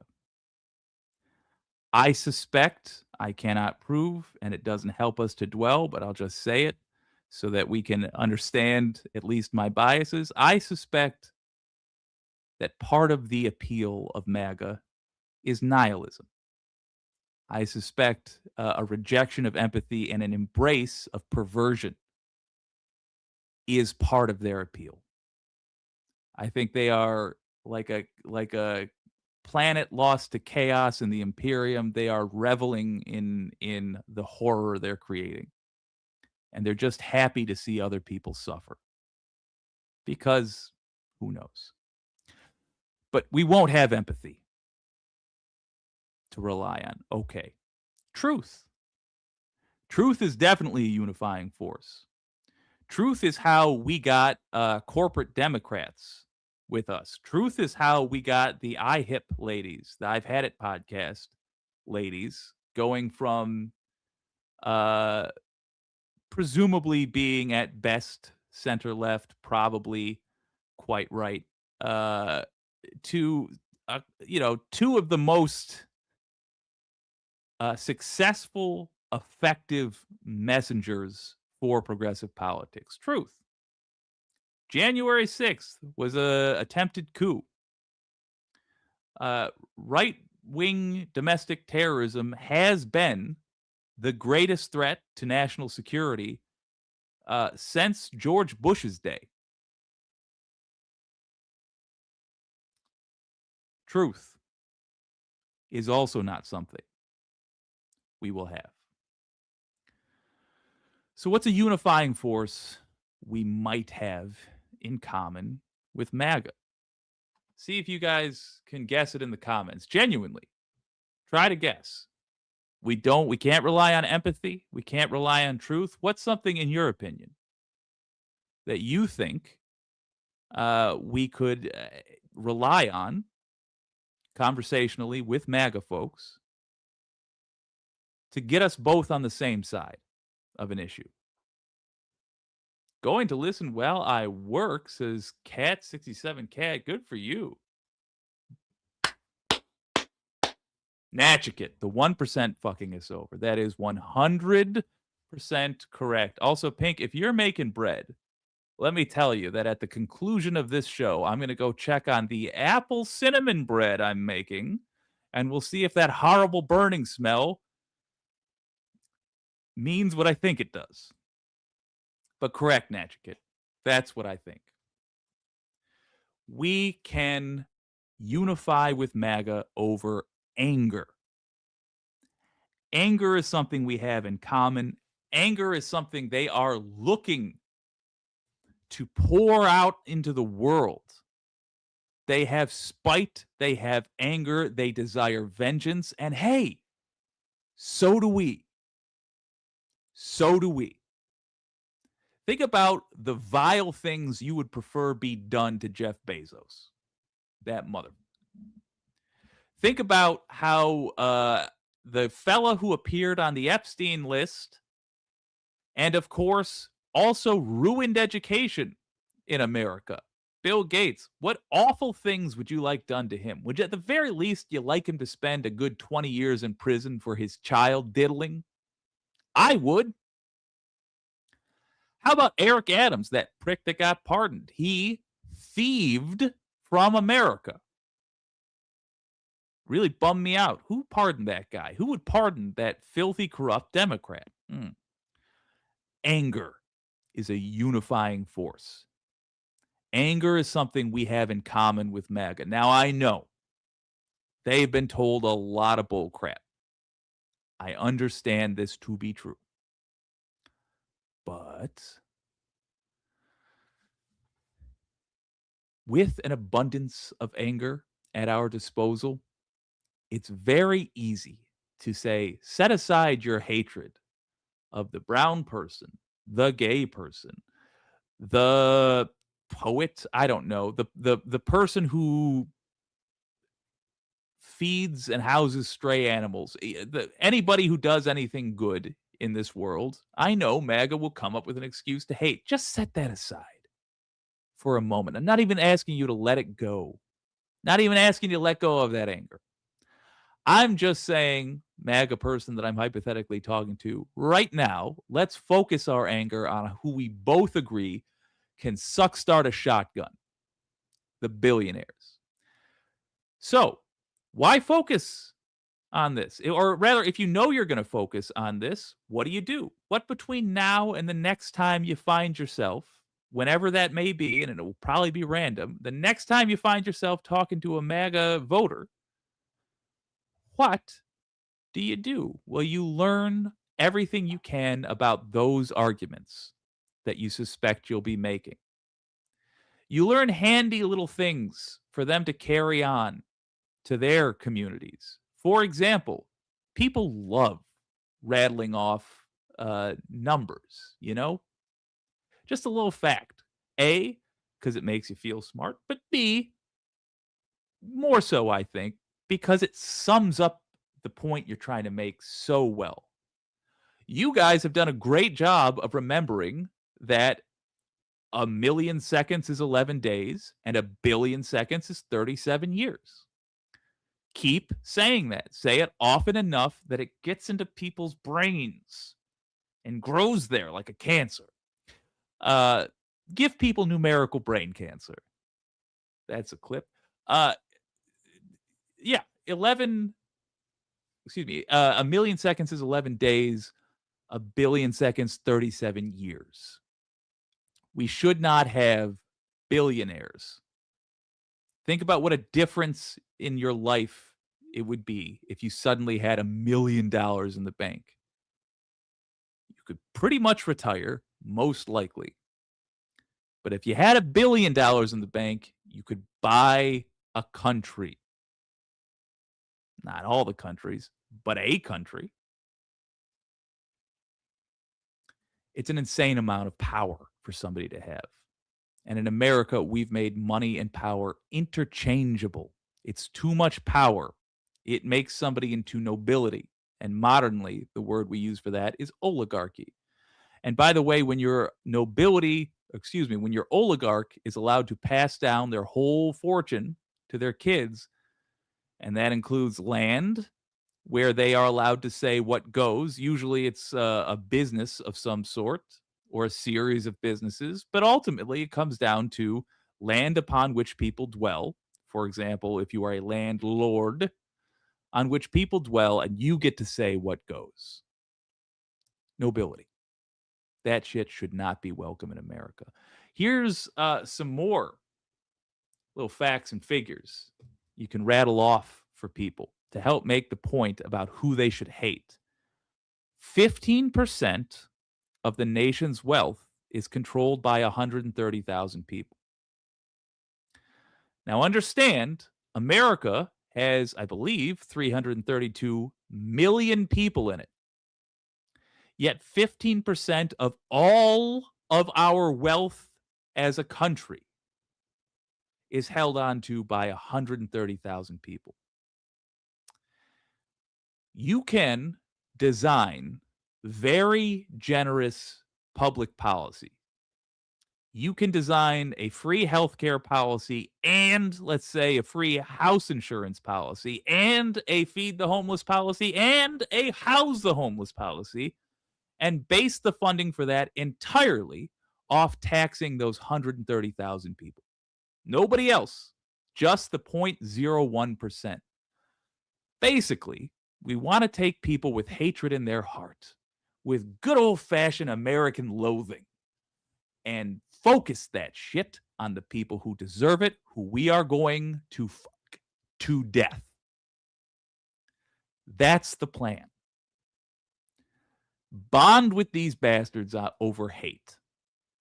At one point, Americans and the Ruskies set aside their distaste for each other to go kill Nazis because they could all agree that that was the good and decent thing to do. And they were right. Absolutely, they were correct. That is the good and decent thing to do. We can do the same with MAGA. I know. We hate them. I really, really hate them. But do you hate them more than you care about the people who are suffering? Do you hate them more than you want to help others? Do you hate them more than you want this to be a country of principles? If it is any consolation, our victory is inevitable because we are correct. And those who survive to see it will include a healthy amount of MAGA folks, assuming they stop with this anti-vax nonsense. And the rightness of our arguments will be proved, and their shame will never wash away. And it's not like for the rest of our lives, we are not going to be just inundated with documentaries about how corrupt this time was, how evil this was, how loathsome the people who enabled this were. A major part of the rest of all of our lives is going to be hearing again and again about how the people who I'm asking you to talk to effed up. That means they're going to be hearing that for the rest of their lives as well. Is that a sufficient punishment for the lives they have ruined? No. It's not. But they will receive that as a punishment. Their shame will haunt them. Their behavior now will be the opposite of what the hippies' behavior was. You will have that. And hey, I don't want you to think that there's only negative things we can unify over. Because there's something else I left off the list. Curiosity. You can also ask questions that are interesting. Often, what you can do is ask questions that you know the answer to. When you hear somebody say that they like a certain bill or dislike a certain bill, and you know who voted for it, it's a great time to say, oh, okay, yeah, so you did like that. Cool. Do you want to see who? Let's see how Congress voted. Pull it up on your phone. Hey, who voted for this? I don't think that it's going to be too hard to make the point. Using curiosity as a tool to guide the conversation. And I picked probably the most boring example that I could. But I don't think it's going to be too hard to illustrate the way the world currently works. The more conservative a politician is, the more likely they are to be involved in corruption. It's that simple. You put politicians on a scale of left to right and try not to slap your microphone like it didn't give you all your money. Boy, that was dark. You put them on this scale and you will find that on the left, you have basically no corruption. And by the way, don't get too high on your horses because the left hasn't had enough power to really be corrupt yet. Just saying. But this nonetheless remains true. People on the left, almost no corruption. People on the right, almost nothing but corruption. Nothing but scandals, scamming their people, caught constantly in hooer houses and the like. I mean, everything you think about politicians is spread out on that scale. Decency on the left, evil on the right. Using curiosity, you won't have to say that. It'll just become apparent because that's what the reality is. Now, again, I stress, understand, the political left in the United States has not had power, really, since before Reagan. And I would argue that it's never really been the driving force in America. The most progressive president we ever had was Lyndon Johnson. And the only reason, I mean, he outright stated he hated a lot of the policies he supported. But the reason he was progressive, he was following Kennedy, trying to live up to what people thought Kennedy was going to be like, yada, yada. But my point being, Lyndon Johnson, forced people to see your Wang Johnson. Lyndon Vietnam War Johnson was amongst our most progressive presidents. So my point being, well, those things are true. And well, right now, the progressive side of things smells like roses and frankly is the only way to get us out of these problems. And it's literally just the matter of time before it is acknowledged. Do remember that we are all human beings and we just haven't had an opportunity to be corrupt yet. Fingers crossed. Send that mic back to school. Oh, God, yes, because I slept. I'm sorry.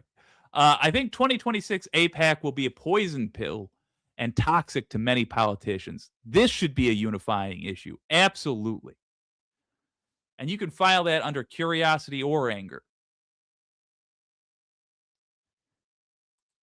If enough people demand it, they can't ignore it. Fair. Your family can't smell roses. Are you being literal? Like you literally are not able to smell specifically roses, or have I missed a thing? Yeah. Oh yeah. Somali communities are under attack. 100%. But that's why there's the need to unify with these folks. Because I'll tell you, there's some knock-on effects to this. If you get a red hat wearing punk to agree that billionaires got to go, and then you invite them as a friend to the Billionaires Gotta Go rally, how many folks with some melanin do you think are going to be there? How many people are they going to be surrounded by who are just regular human beings? Just like, all of us, but happen to be from the left. A lot, you got to imagine. Now, what happens the next time Johnny Bigot hears something bigoted about those nice folks he just met? Because he's a conservative, I assume he's not going to be very brave about it. He's not going to actually speak up. But it's not going to ring true. He's going to hesitate to do that, make you feel good, acknowledge you made a joke, laugh. Ha ha ha, yeah. Instead, he might go, Yeah, I heard you. Yeah. The culture changes little by little. Believe it or not, I did have clips I want to show you. Lyndon shows us his Johnson. America is so fun, you guys. We always have been. I'm just glad it's visible now. Most Johns are loyal and trustworthy. Some will kill you, but most are all right. Yeah, true. This is true.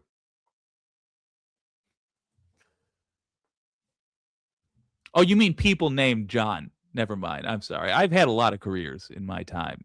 I've made 2 references to an old one today. I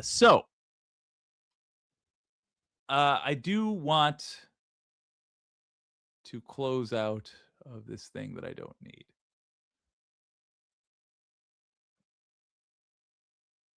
Uh-oh. Okay, we're good.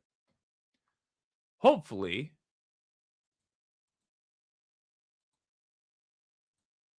Oh my God, I cannot believe how fast an hour goes by. All right, so I'm just going to, in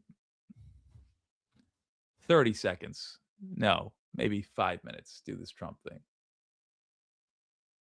Okay, so the good news I was talking about earlier, Trump's dying. Let's just say it.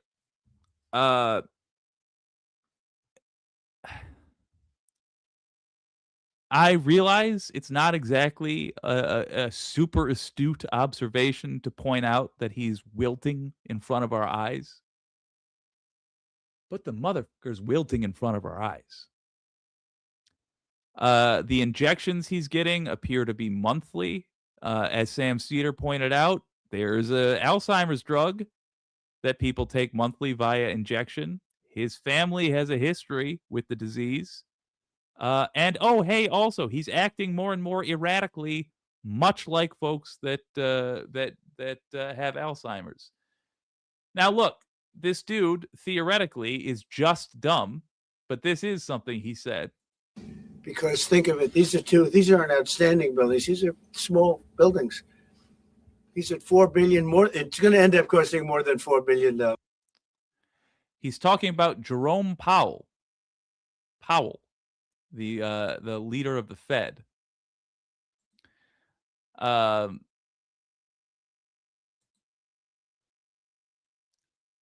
The guy is doing renovations on buildings. That's he has to approve because he's the chair of the Fed. He's got to approve the regulations or the renovations. And as far as we can tell, they are on time and on budget. But famously, Trump is angry that Jerome Powell will not do as Trump insists when it comes to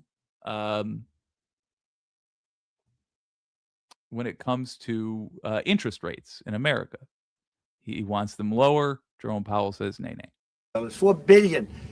It's the highest price of construction. Again, Democrats, highest price of construction per square foot in the history of the world. There's never been gorgeous monuments. Okay, so couple of things. It's not the most expensive anything in the history of the world. So that was a lie. Why is that shocking? What does that have to do with his dementia? I don't know. Maybe the fact that he doesn't feel that the things that he says need to be true in order for him to say it, in order for him to ask people to support this or that.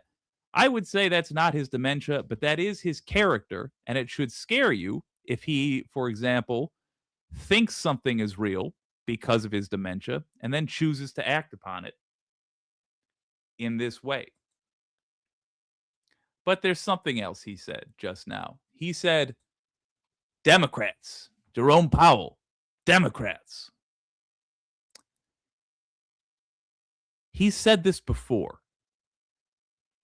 And it's worth noting that if he said this before, then somebody within his White House would have told him, sir, you appointed Jerome Powell. Donald Trump appointed Jerome Powell in 2017 in his first term. Biden, because he is a conservative, did not change that appointment. Biden just kept him in place. Now Trump has him again. He keeps accusing Jerome Powell of being a Democrat appointee multiple times, despite probably having been warned by his own people, hey, you look like a dementia-ridden psycho up there because you keep saying this thing which is not true and is easily fact-checked, as in one Google, who appointed Jerome Powell, will tell you. Donald Trump, 2017.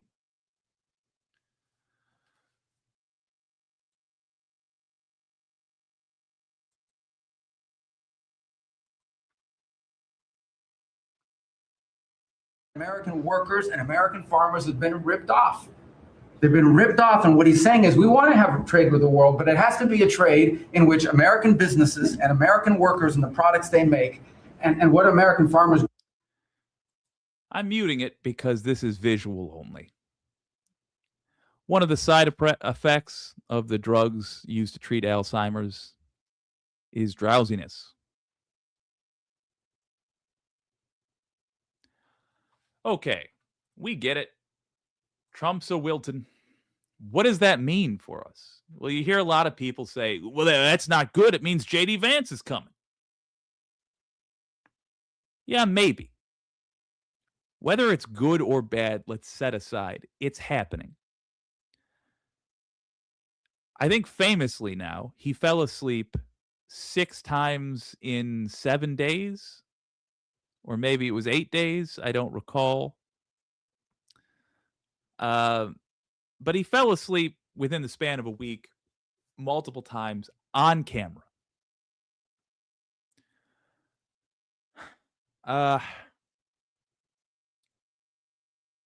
We have to prepare for what might happen. What might happen over the next couple of months is similar to what happened with, oh my gosh, who's that? Oh, Feinstein. Dianne Feinstein, where his helpers are basically running the show. And by the way, I suspect a bit of that's happening right now because he seems to mostly be paying attention to the decorations happening around him. His helpers are running the show, and they pawn off all of the evil they do onto Trump. Now, don't get me wrong. Trump is evil. Trump will absolutely sign off on all these things. But in the coming months, it's going to be more and more important for us to focus our critiques and for you guys to encourage all of us through chat, through the way you interact with us in Discord, all the ways, the email, phone calls. Encourage us to focus fire on those people who are pulling the strings, on those other people who carried out the illegal orders that Trump gives. 2 reasons. Number one, they don't have immunity. Number two, they are the people we're going to be dealing with probably in 6 months. We need a continuity of our critiques. We need a continuity of criticism for these folks. It seems small, I know, but it is going to be important because otherwise they're going to be able to take a mulligan on this whole year. In the middle of economic distress, which is coming starting January in a huge way, as we are embroiled in a needless war with Venezuela, as all this stuff happens, Trump is going to be exiting office and then shortly thereafter, Earth. And we cannot allow the consequence of his sins to leave with him. We need a new Magna Carta out of this. We need a fundamental change in power, and we need it crystal clear that no Republican is ever welcome in office ever again. We do that by establishing now that they are all accountable. All of them bear responsibility for the kidnapping of human beings right off of U.S. streets, for the destruction of liberty that they have presided over, for turning us into a rogue state that attacks other nations at whim. All of these bastards need to be out of power. And they need to be out of power if we are to survive. It's not an exaggeration. I sincerely wish it were. But they are literally cooking the planet. And they are literally killing innocents every day. So my only suggestion to you going into 2026, don't forgive Trump, don't ignore Trump. But when you hear that he's done X or Y crazy thing, ask about his little henchman that helped, because odds are they are using a dementia-ridden old racist as a body shield for their reputations. Hello, Fixer at home. Good day from Australia. Isn't it like 4 a.m. there? Good day. He gets to be the TV president. Yeah. Yeah, he's 400 years old. They get tired in the middle of the day. Embarrassing, we are run by these people. They're also going to last longer than he will. Absolutely. 7 a.m. Okay. Well, rising, early riser. Good on you. Oh, all right. You know what? We're going to squeeze this in here.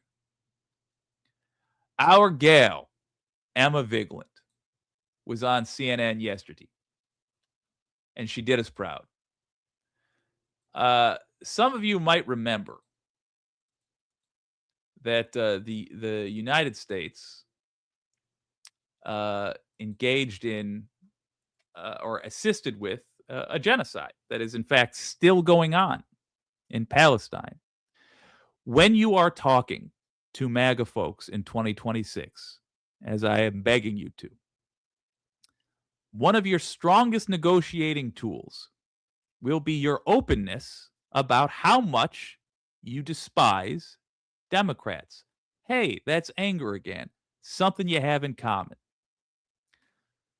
Do not feel the need to defend the reputations of the likes of Joe fucking Biden, Genocide Joe, and his squad. Here's Emma Vigeland doing a great job of showing how effective that can be. Understand, CNN is an increasingly right-wing crowd. So to hear this in front of them from her, beautiful. Oh, and hey, by the way, right-wingers who are on MAGA don't really watch CNN, but they watch people watching CNN. And that's who this is going to play for.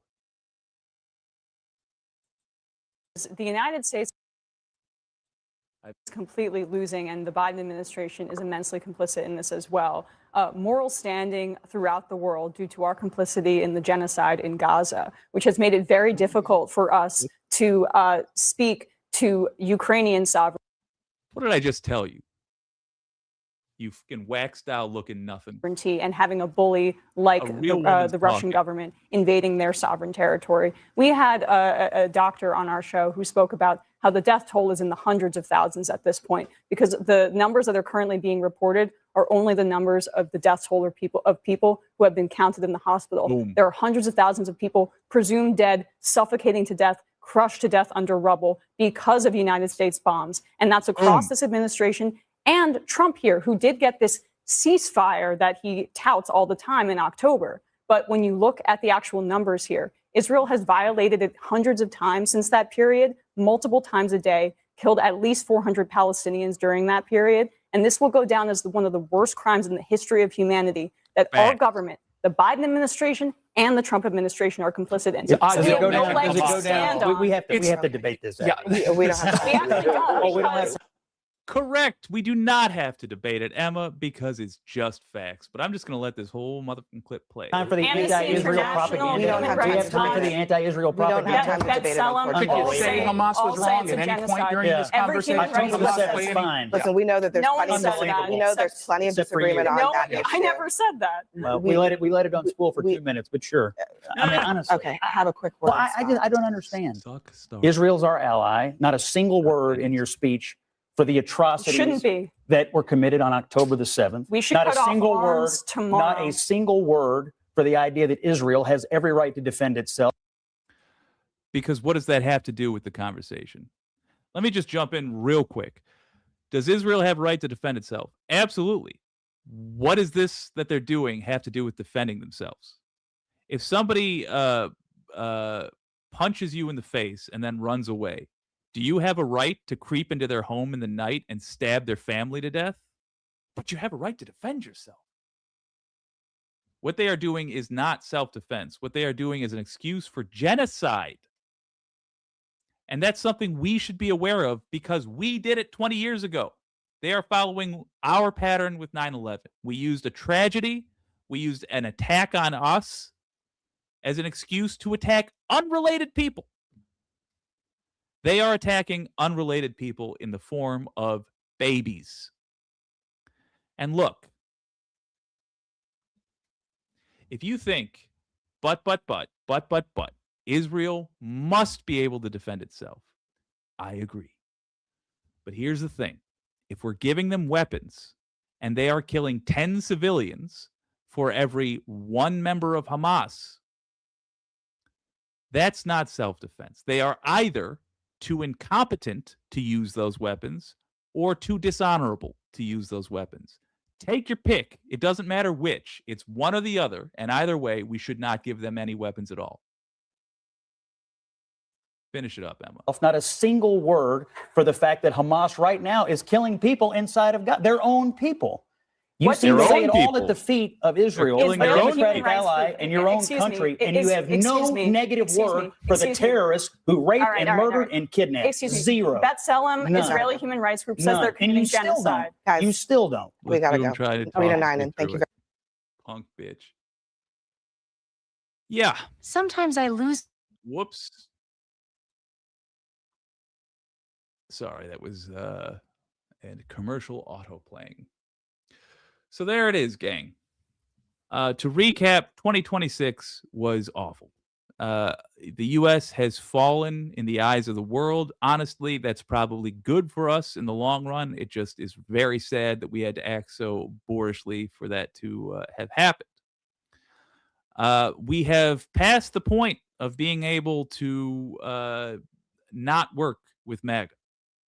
We're going to have to convert people that don't believe in the things we do to believing some of the things we do. This includes having them harass the awful people they put in power to vote certain ways on bills. Proof positive was the Epstein files. If you capture their imagination, it is possible to get them to change the way their representatives vote.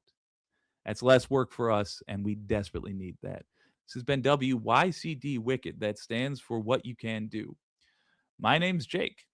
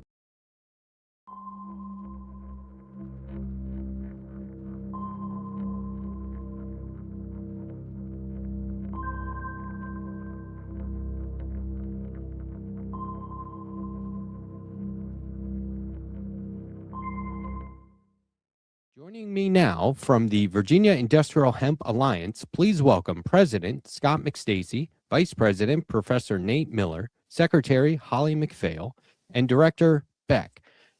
The Virginia Industrial Hemp Alliance is a statewide coalition of industrial hemp farmers, hemp builders, processors, and educators working together to grow a sustainable, regenerative, and economically vibrant hemp industry in Virginia.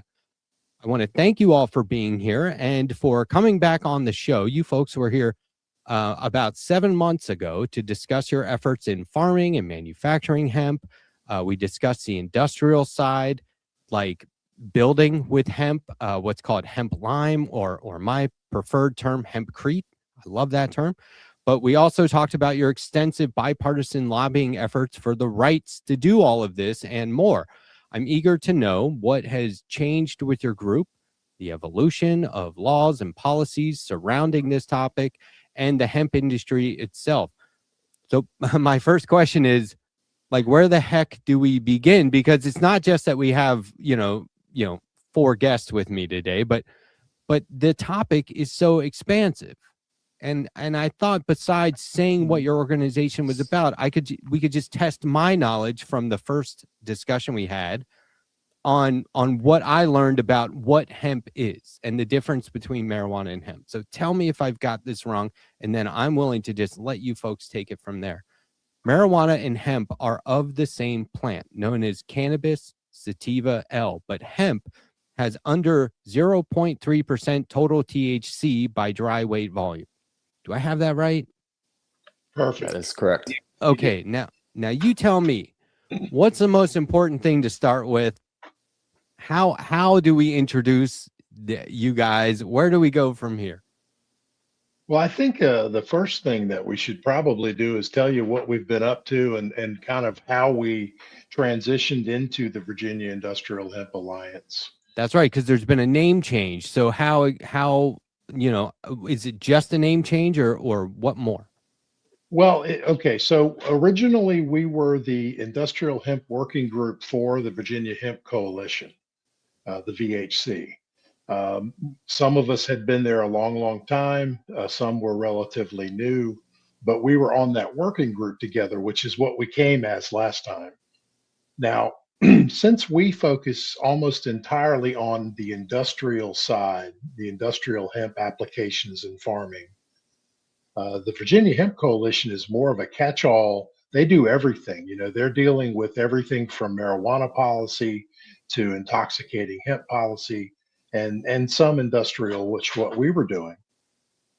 We just became a little, it was a little frustrating that we couldn't focus as much as we wanted to. So we actually the ones that were in that group left and others joined us. And we started the Virginia Industrial Hemp Alliance as a Virginia state nonprofit. And we are in the process of getting our 501c3 as well. Do you find that the other aspects, the non-industrial side of it, I guess, overshadow what you're trying to do? Or it's not necessarily a popularity contest, but I think it makes sense if people are like, where can I get some weed? When you're like, that's not what we're doing. That's right. Absolutely. And it's very tough because the stigma is real. Okay. We know that. It's been worse in the past, but it's still there and it's hanging over many, many people's minds. And what we do, we're trying to educate and move off into our own lane, which was why we were a little frustrated that, we weren't being able to really focus before, which is why we're where we are now. I mean, we're entirely focused on industrial hemp farmers and hemp builders, in that group. Their interests are what we're really about now. So when you're lobbying, there's that stigmatism, right? So you're going to a politician, assuming you don't already have relationships with some of these folks. How do you address that, or do you address that stigmatism like on the front end, or do you try to bypass that somehow? How do you address that? How do you handle that? Hey, Nate, you want to take that one? Absolutely. Yeah. Do you lead off with the educational aspects of what you're doing? Is that? Oh, yes. As an educator, I think getting the educational element out there right away and right out front is the most important thing. First is distinguishing between, what we're dealing with in the cannabis industry on the industrial hemp side versus the medical, the recreational, and the floral side of cannabis.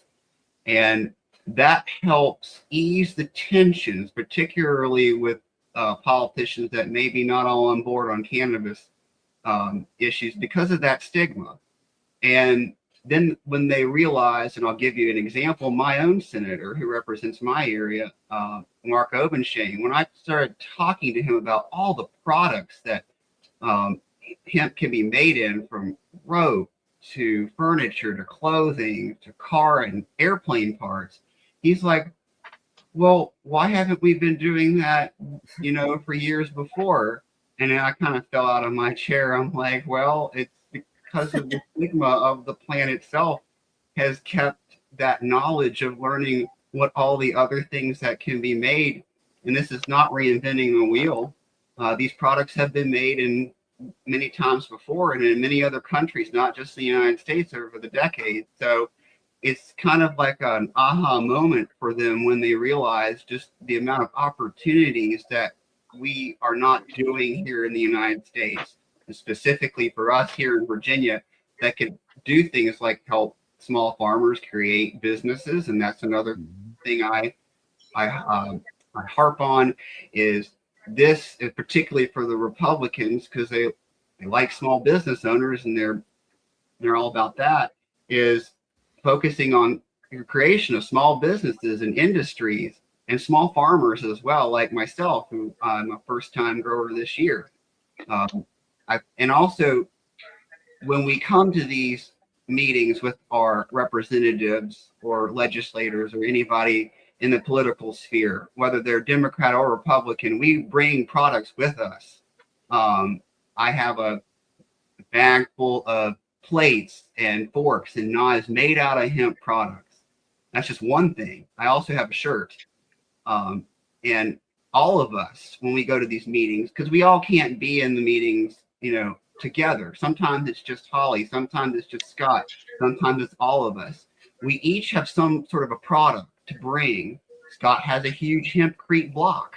That is a talking point to sort of educate these politicians about the part of the cannabis industry we are working with, the products that we're involved in trying to create businesses here, and not just Virginia, but potentially throughout the Southeast as well, if this thing multiplies. It definitely helps to have tangible items for them to touch and feel, and just like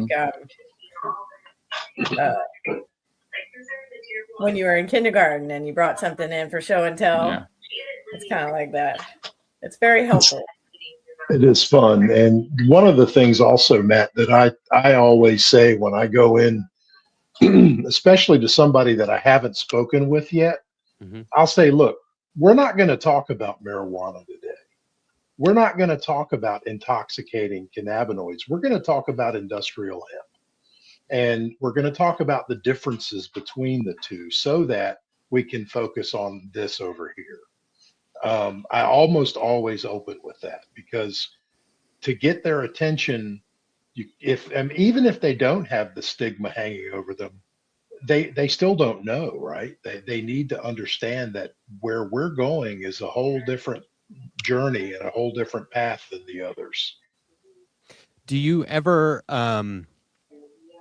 do you keep an eye out for new candidates and new campaigns that could potentially primary sitting senators or congresspeople and I don't know, court them? Or if they're already talking about, talking positively about the hemp industry, do you go, hey, what can we do to help you get elected? Or what's that like? Well, let me touch on this, Nate. As a nonprofit, we have to be very careful about, campaigning for candidates, sure. Right. As an organization. Now, individually, we can do what we want, but as an organization, we have to be careful about that. But at the same time, as an organization, we need to touch base with these candidates and find out where they fall so that we can prepare for the outcome that will happen in both respects. So, we're going to be talking to them regardless.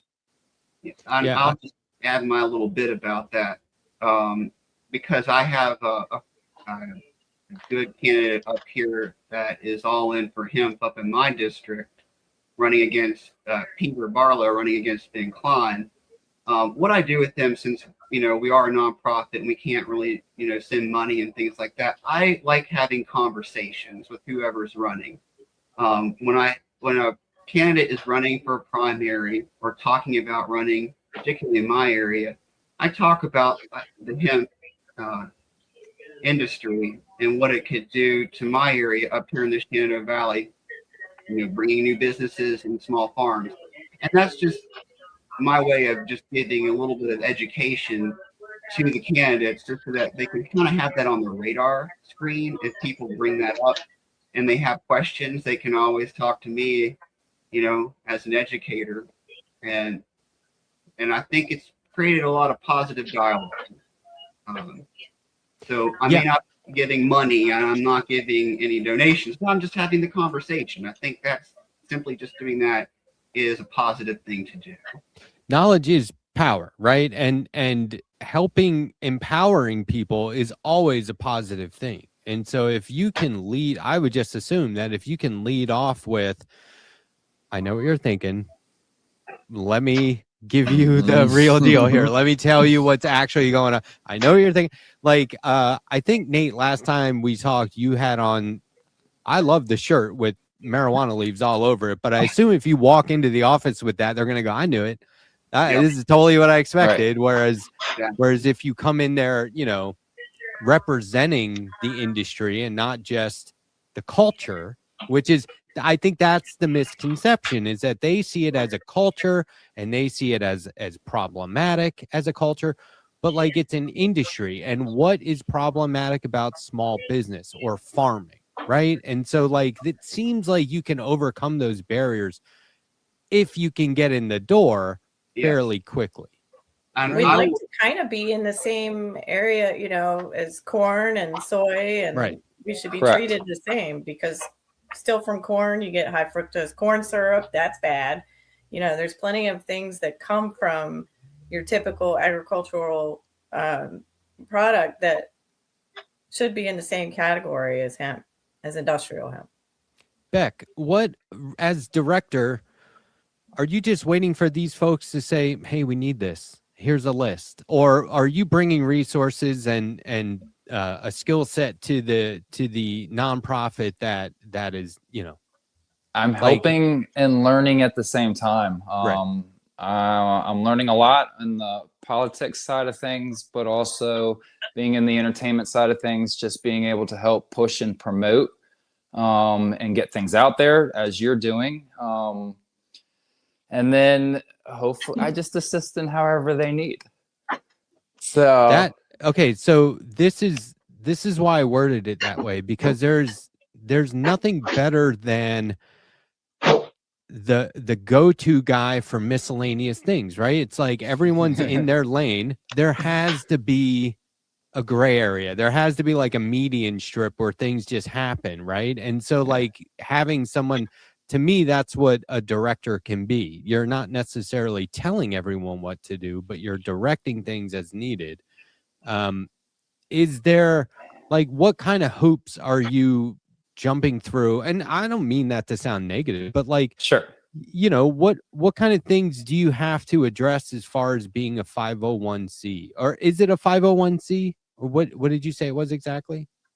Well, currently we're a state nonprofit corporation, and we're filed for our 501c3, which is nonprofit status without lobbying. There's other ones that you can get where you can lobby as much as you want, but you don't get tax deductible donations. So it's very difficult, especially for a starting organization. That would be tough. So are you required to do a degree of charity work or educational efforts, like public educational efforts? Or are there certain, you know, is there like a checklist of things that you have to adhere to and report back on?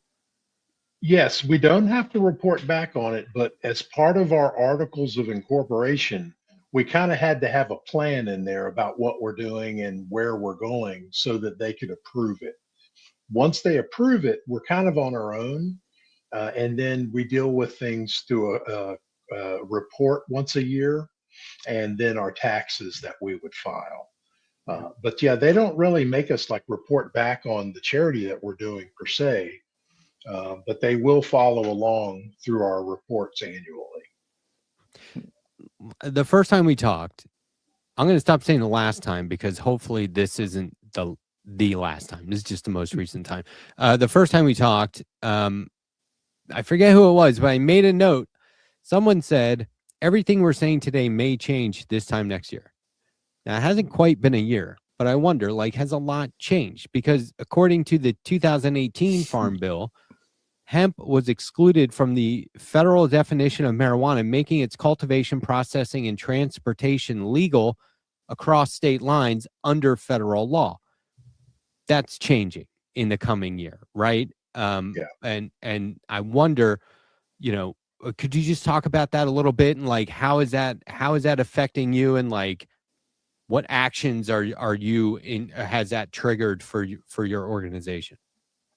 Sure. The biggest piece was the hemp ban that was passed in the reopening of the government bill. They passed an all-out hemp ban for hemp intoxicating products, which also included non-intoxicating products. So that was a big kind of undertaking there. And it's brought all this to the forefront, all of this being really all of hemp. But how it affects us, I believe, is in a very positive way, because so much attention is now on cannabinoids. We have the chance in the next farm bill to have bifurcation language, which will separate in the law industrial hemp from floral hemp, and floral hemp being the kind that you grow for cannabinoids, THC, CBD, all that stuff. And so legally, they will be separated and treated differently if everything that we're looking at now it does pass. That's the goal. That is the goal. And so, and there's also another goal to raise that. You said it earlier, that 0.3% total THC by dry weight volume. There's a really good chance that will go up to 1%, which is still not intoxicating, but it really helps the farmer in the case of liability. If you go to 0.4, you have to burn all that crop. If you have 1, you have a much better, area of, for the THC to fall. You're not going to have to burn your crop like you would at 0.3 if it goes hot. We actually have a friend in Virginia. One of his 5 fields went hot, and he had to destroy what was about, I think it was about $11 million worth of product potentially. How does he know? How do you know it goes to 0.4 or whatever? They do a potency testing at the very end. It's 30. You have a test, and then you have 30 days to harvest. Once that test is done, you'll know the THC percentages. You'll know all the breakdown on the cannabinoids. And a lot of farmers, they test throughout the cycle, or at least once it goes into flower, they test maybe every couple of weeks to check it. But some don't. And so you get to the end there and you test it, and all of a sudden it's over. And that can be from environmental situations. It could be a slight mutation in the genes. They could have picked from a certain plant out of the field of plants that's warmer than the others. So this 1% is a real big deal. Because look, it would seem to me that every industry is less regulated all the time when you would like there to be sufficient guardrails, right? And some meaningful regulations.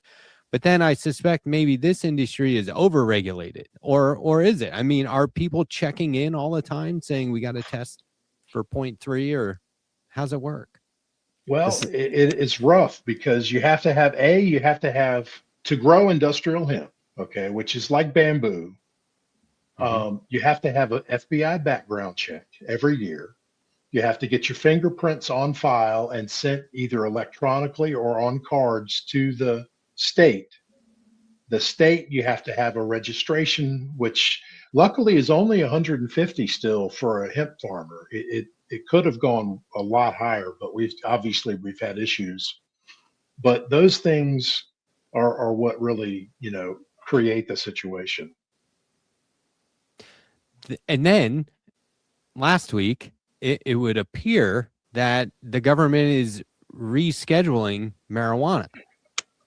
So it's sort of like, what are we doing here? Can we get some consistency? Like, I'm getting mixed messages. As a business owner, as a farmer, as somebody who's invested time, resources, and money in this stuff, and you're generating your crops and your products, how do you know which way to turn? How it would seem like you'd have to invest a lot of your, I'm looking at a pie chart here, and at least a third of it is you making sure you're doing it right. But it's evolving all the time.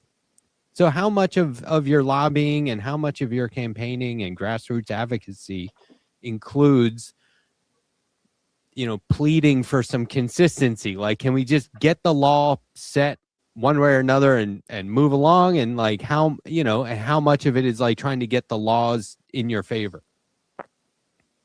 Yeah, we're working with a national or a couple of national organizations actually, and there's one there's a number of us from this group that are on a SCOHO committee with the National Hemp Association, and those guys and others have put together a thing called the Pushing Progress Plan, and it's like a 3-part plan that would regulate the whole industry and cover kind of all of the bases, especially for the farmers. Okay, that's where that 1% is being really, pushed.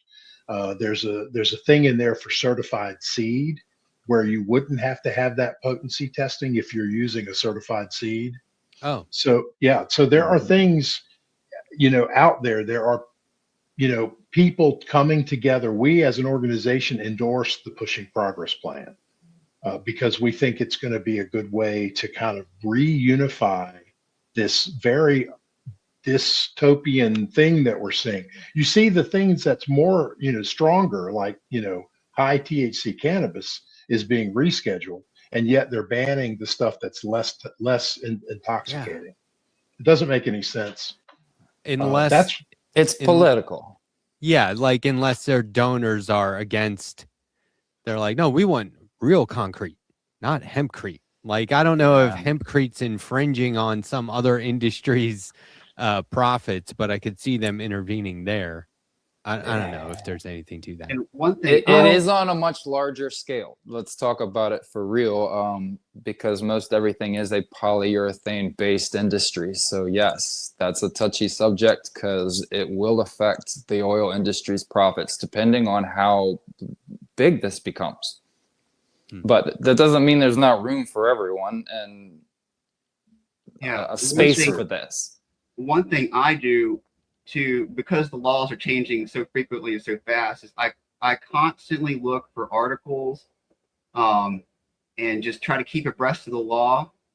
There are cannabis lawyers out there that specialize in that, and I'll ask them questions as well to try to just keep on top of all the changes.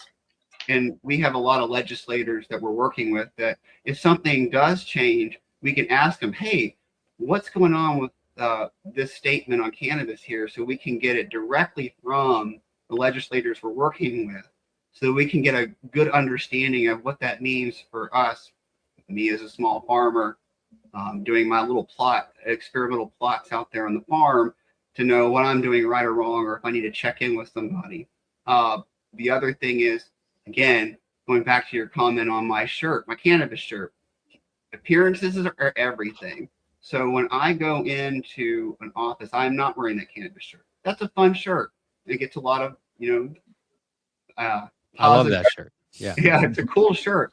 And it's great to wear it out in public and you're just having fun, being casual or a casual cannabis event. But when I'm in there in the office with a senator or a delegate or with our group, I try to be a lot more subtle. I'm wearing a blazer with some khakis and some loafers, and I'll wear a green button-down shirt. So you get the idea. Aha, green, cannabis, green industry here, but it's not in your face, and it's not, that stigma. We're kind of washing away that stigma a little bit, normalizing things. I think, and it looks professional, and I think that also helps ease that stigma and also get your talking points, because they're not staring at your cannabis shirt. They're listening to what you have to say, and all of us as a group, and they're not constantly being like, oh, the guy with the cannabis shirt, and it's a distraction.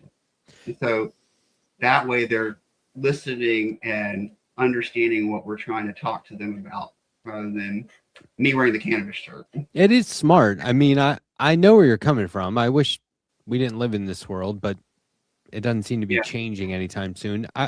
Here, let me ask you this though, Nate, and I could ask you this about building, Scott. When you're just you have a blog post. I think it's called "The Circular Journey of Hemp" on your website, and it's very poetic, and it just makes me think. I don't know who composed that. I love it though, and so this is the thing. Like, this isn't just business, politics, lobbying, and laws and government stuff, and putting on a blazer. Sometimes you're in your element. Sometimes you're doing what you love. I'm an artist. I mean, I sit here doing this, but the rest of the time I'm locked into drawing comics and stuff like that and writing comics. And no one asks me what that's exactly like. So I would like to ask you, what is it exactly like? And I'll start with you, Nate. I mean, you're standing out there this is your farm, right? This is like, it's very meaningful to you. And I don't want that to be lost on anyone. So how do you articulate what you feel when you're out there really, doing it, making it happen, growing?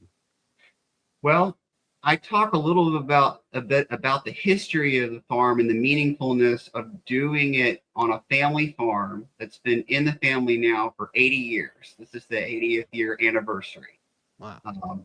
And many things have come and gone on that property. We've had cattle, we've had sheep, we've had corn, and now we're at a point where we're doing equestrian with horses, and also the cannabis thing is the new addition to the farm. And we're trying to keep this farm into the family as long as we can. So before I even talk about growing cannabis plots on the farm, I'm talking about the meaningfulness of having this farm, the opportunity to grow the cannabis there, and just the history of the farm of itself. And I think that goes back to that poetic sort of, good feeling, good vibes about it.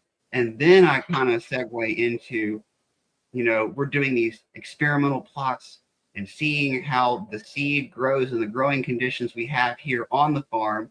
And the data that we're recording here can help other farmers in the area learn, well, maybe this seed doesn't do well, or this seed does great. And they can make decisions based off of that. So it's almost like an incubator of sorts. But I think coming back to that down home feeling of bringing people to the farm, having a field day where people can come look at the farm, see the panorama from the top of the hill where you can see a good portion of the Shenandoah Valley to the east, and see the Macedon and the Blue Ridge Mountain ranges, and then look to the west and see West Virginia and the Alleghenies. So everybody that's come to my farm, that is the first thing they see, is before they even see the cannabis, they see the cattle grazing in the field. They see the beautiful landscape. They see the creek and the birds and the nature. And then we get into the conversation about the cannabis. And also, we kind of do things like growing sunflowers around the cannabis that makes it even look more beautiful. And there's a reason for that too. It looks beautiful and it's a great presentation with the sunflowers, but it also attracts pollinators and beneficial insects and birds that can take away some of the problems that would be affecting the cannabis. And also, they're helping shield the cannabis from the storms and the wind.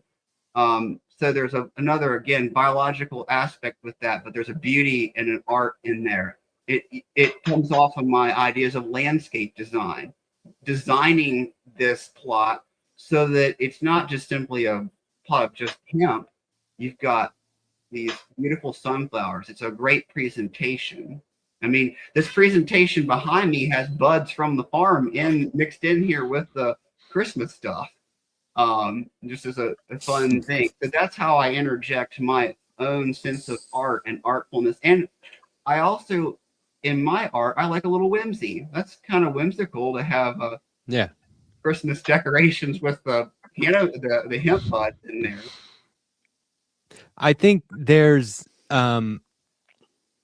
when you were describing looking out over the farm and the heritage and your family's legacy there, I was thinking, what's more American than this? But it's also like, what's more Earth than this? You're allowing the land to thrive. That includes, insects and any wildlife. It sounds like not picturesque, but just ideal. Like, we should be encouraging this, right? And I don't see the downside. So it really does just come back to the stigmatism, right? Because when and you've got a great video on this, and I was rewatching the Green Buffalo short film from Patagonia where they're using hemp lime and hempcrete. My wife and I, every other month, we're like, are we selling this place and building a hemp house or what? Because like we're all on board for that. Like, we would love to do that. But like, you got to be out there doing the work. Has a politician ever come by like a build site? Have you ever shown them that video and said, look, it's not a Grateful Dead tour? Okay. Not that there's anything wrong with that. This is my all-time favorite band, but like, it's not a party. This is like work. This is our passion. This is our craft. This is like, what we do with our hands is how we make our way, right? I mean, and you're trying to improve the world around you. Like, that's gotta have that's gotta carry a lot of weight, right?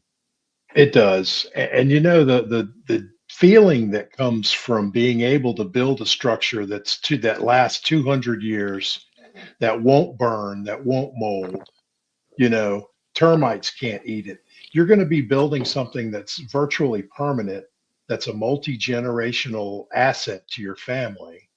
So yeah, I mean, when I finished that house that you saw the video on our website, and the sense of accomplishment, even though it almost killed me, it was 28 very hard days to do the hempcrete. And, but at the end of it, even with a torn bicep, I had this swelling in my heart about what I'm doing. And it's a purpose more than anything for me. We talked a little bit last time about my colon cancer that kind of got me on this journey. But if you think about a medicine that somebody gives you and all of a sudden you start saying, well, what else are they lying to me about? And you go down this long, deep rabbit hole. And now we're out the other end and it's beautiful. Yeah. I mean, hemp was once upon a time grown in Virginia. I mean, it was, quite a bit. It's what we made our ropes out of. It's what we made our ship sails out of. It disappeared strangely for a reason. So it's time to bring it back. Strangely, around the time of Prohibition. That's exactly right. And so there's a significance to y'all being in Virginia, right? Like this isn't just like, I mean, I don't know. I'm just assuming it wouldn't be the same if it was the Milwaukee Industrial Hemp Alliance, right? Like that just sounds different to me. I don't know why, but like, do you ever tap into that? Do you ever talk to folks, politicians, or just, whoever, your average citizen, just like, this is our heritage. This is our heritage. Like this is Virginia. Oh yeah. Yes. Yeah. We talk a lot deal. about that. Especially with the history of Virginia. The first hemp grown in North America was at Jamestown in 1608. Just within a year of them establishing a foothold, the first full growing season, they were growing it. So, Virginia is sort of the epicenter of hemp spreading into the New World. And, we could pay our taxes with it for 170 or so years. We could pay our taxes with hemp here. And in certain times, it was required to grow if you had access to seed. It was so important. Oh, wow. So yeah, we are kind of the epicenter of hemp history in the United States. Tell me a little bit more about certified seed, because the first thing it made me think of, and I could be way off, but I have a comic book creator friend who's a marijuana advocate, and I'll talk to him on the show every now and then. And he was telling me about there are certain certified seeds that they can track somehow, and they can see where it goes throughout the country, right? And if it ends up in a place where it's like, oh, it's not legal in that state or whatever. Right. What exactly are we talking about here in terms of a certified seed? And like, who's producing it? Is there somebody benefiting from it, or is it just trying to keep things level? Sure. It comes from the concept that the Canadians have used for a number of years with their industrial hemp system.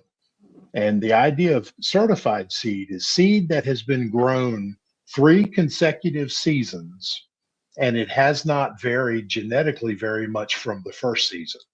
Now, once it's established at 3 seasons, that seed is going to pretty much stay very consistent from there in subsequent generations. So certified seed is just the concept that it's an industrial hemp cultivar. That's the biggest part, but it's also one that has grown legally in the past enough to know that it has a good enough track record that you can safely grow it and not worry about it turning into marijuana. It's safe at that point, much safer, that's why they would exclude the potency test. And that's from USDA is the one who certifies the seed, right? At this point, there isn't actually a system yet, but that's part of this bill, and not the bill, but the Pushing Progress program. It talks about certified seed. There are seed genetics distributors that have seed that they would consider certified. And there is seed out there that we could consider based on if they change the law that way, There is seed right off the bat that we can get that would be certified. Yeah, a lot but of. I see that phasing in over a year or so. Go ahead, Beck. I'm sorry. I was going to say it's just regulations at this point. It's putting the pieces in place so we can move forward. There's really nothing else stopping us. Oh, so you guys are like, hey, we represent industrial hemp. By the way, we come with our own regulations.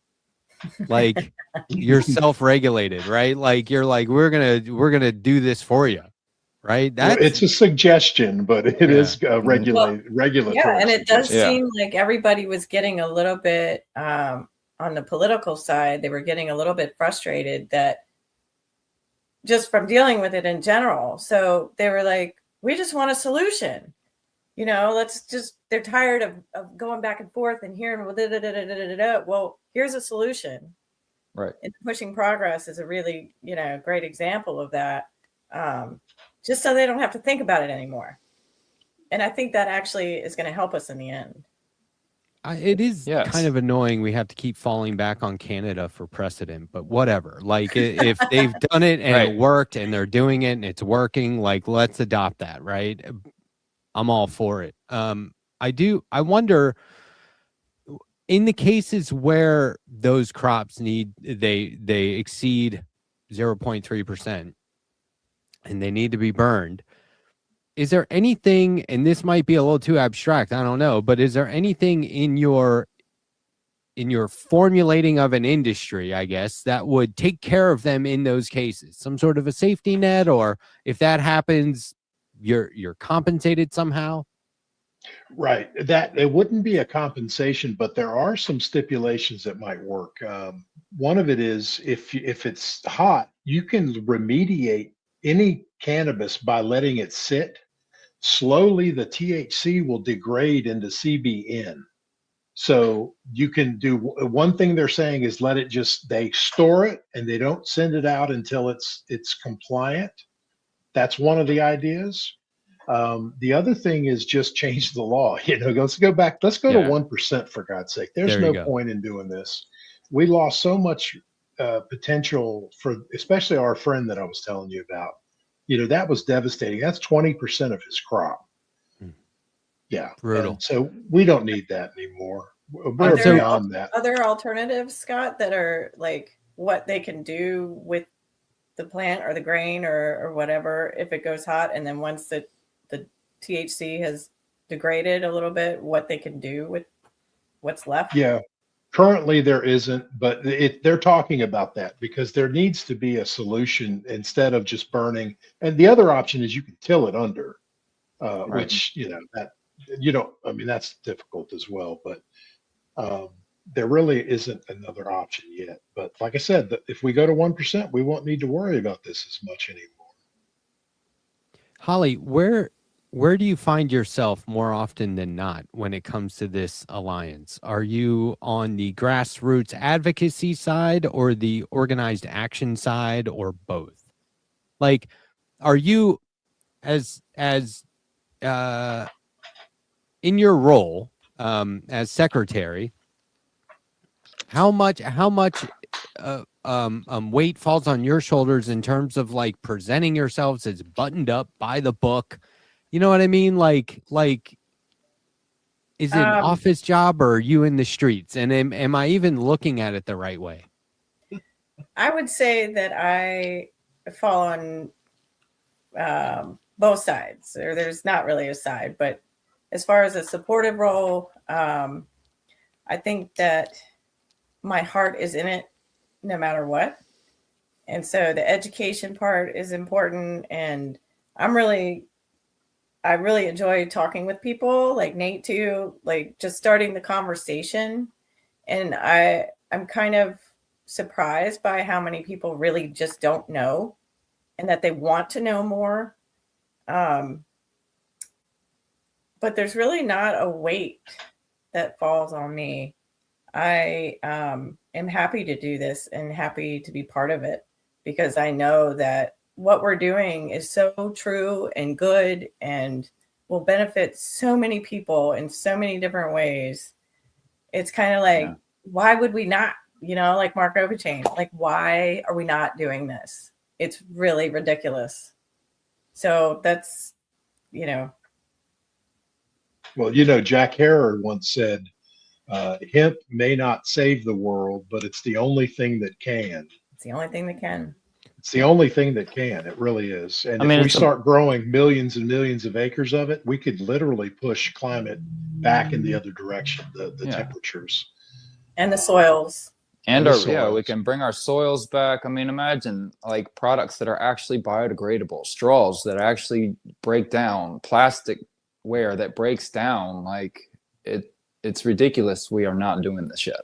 But there's lots of research out there that is showing, the number of days of degradation for straws and all the different things. Yeah, people want it. Yes.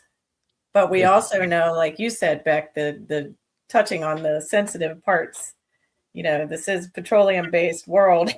So it's a big battle in Virginia, and that's a good thing. Think about all the microplastics that degrade from all the products we throw away, whether it's the clamshell, sandwich container, the lid off of your cup from a fast food restaurant, those plastic straws. Plastic everything. Right now, since it's the holiday season, all those wrappers, all the bubble wrap, all of that can be made from a hemp plastic. That if it flies out of your car window, it ends up on the side of the road. It won't sit there for 1,000 years. It will degrade and biodegrade.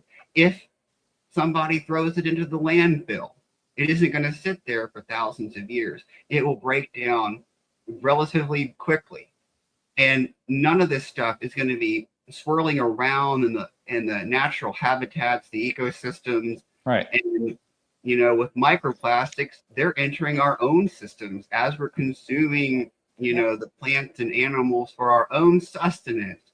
We're consuming those microplastics, and there are now studies out showing that in our bloodstream and our organs, all those little bits of microplastics. In our brain. Yeah. Mm-hmm.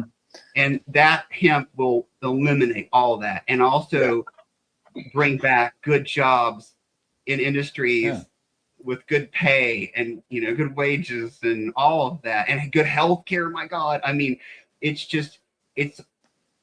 to me, it's just going to bring about a new paradigm shift in the way we are living. This unsustainable throwaway society can be a circular economy and provide something for everybody and in a sustainable way that helps the environment heal from the path that we have been on, and hopefully create a much brighter future for all of us. And the education about PFAS chemicals and all that stuff coming out too, like that's all going to help. It will. You made the case. You're talking to, the authorities, whoever, the lawmakers. You've made the case. You've educated them. You've brought receipts, right? You have all the evidence and citations that you need, and there's, it's bulletproof, right? How do they justify no? How do they justify telling you not this time, or we'll think about it? Like, how could they possibly counter? Like, what do they just look at you and go, nuh-uh?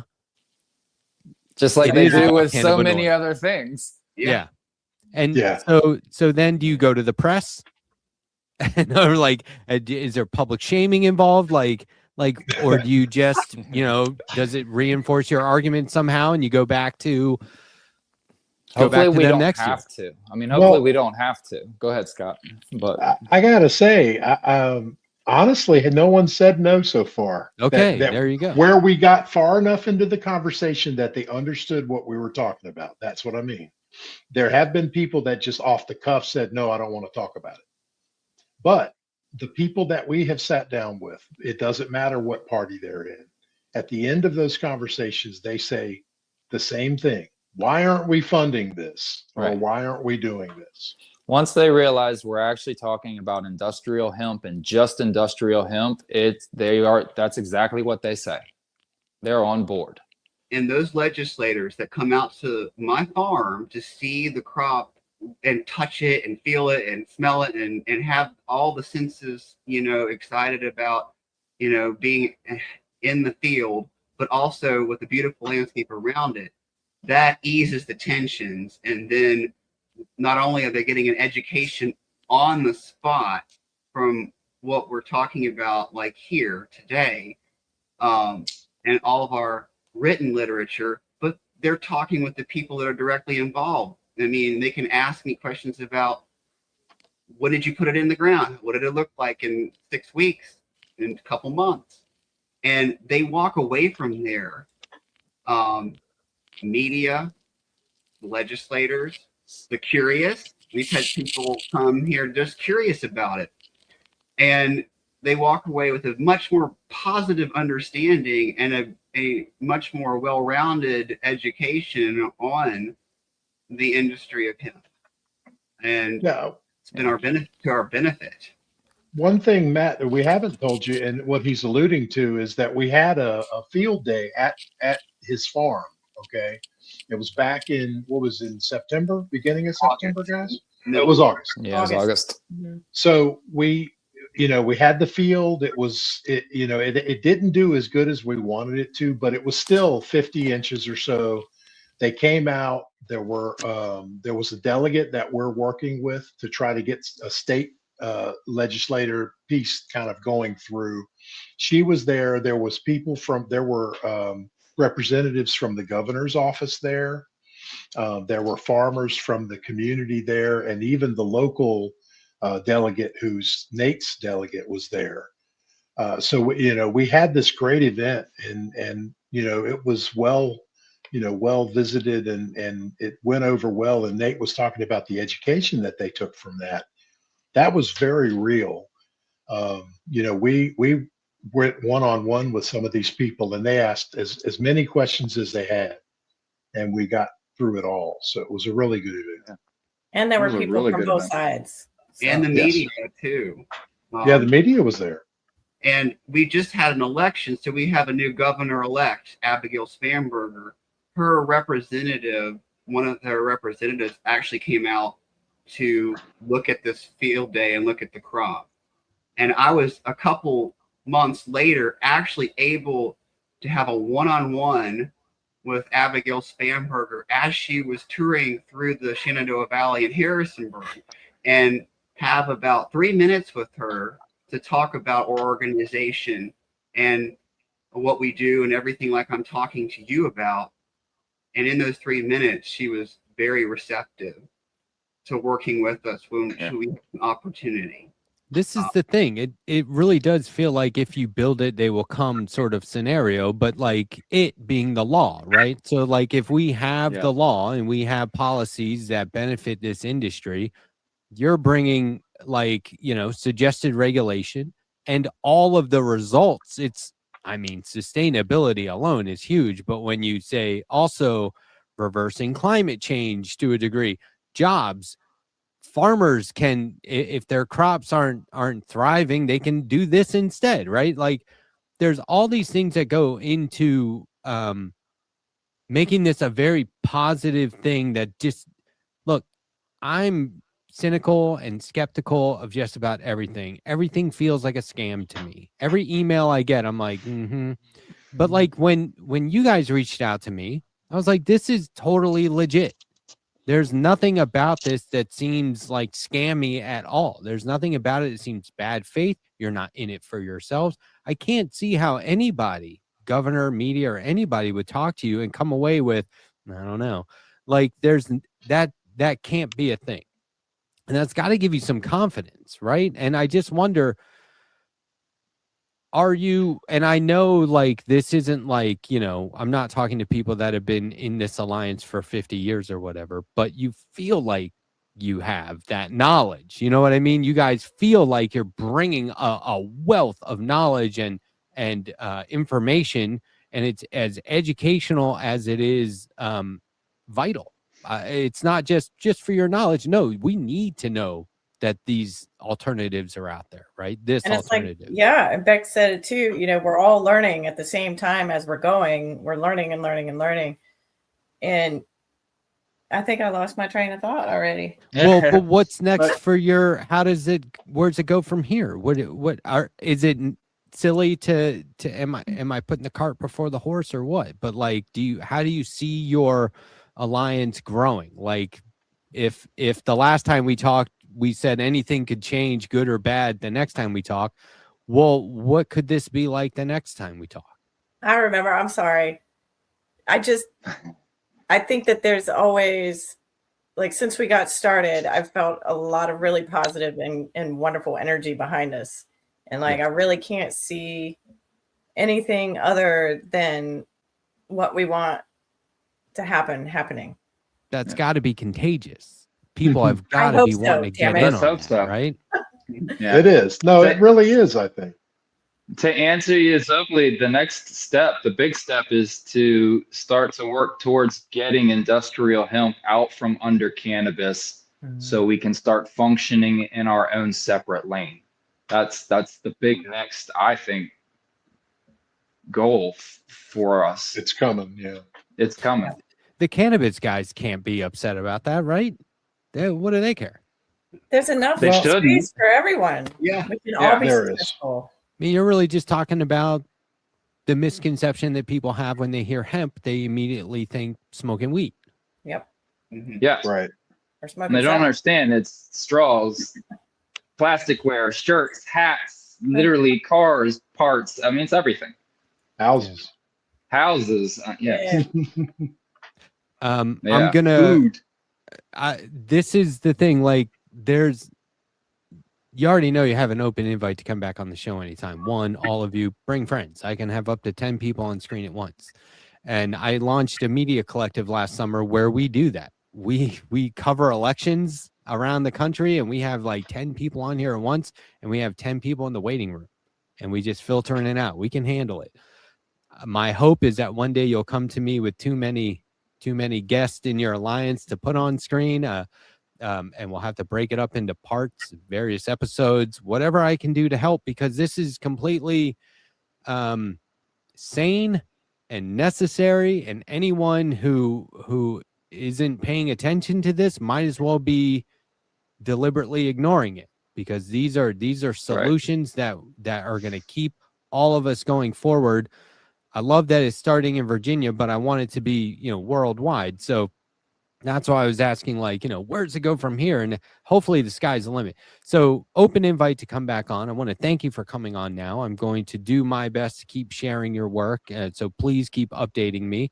I thought there was a chance you were going to be in Columbia, South Carolina last summer. I don't know. If you're ever in the area, let me know, because I would love to attend a conference or something. Yeah. We were supposed to be at the Carolina Farm Stewardship Association, and unfortunately, they didn't accept our speaking engagement. But we'll try again. I mean, we're going to keep trying as long as we get an invitation for something like that. Because the misconception could have brought in a lot of numbers for them. There could have been a lot of stoners showing up to that accidentally. And you could have just turned it around and educated them on what you were really there to talk about. So yeah, okay, we can kind of use that to our advantage, maybe. But anyway, I have avoided all the stupid jokes and innuendo this whole conversation, and I just blew it right there at the end. So I apologize. Well, thank you so much for having us. This has been awesome. Absolutely.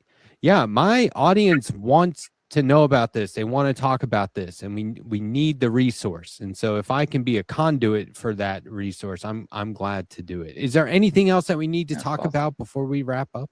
Are we able to do like a sorry, Scott, like it's okay. Like have audience ask questions while we're on?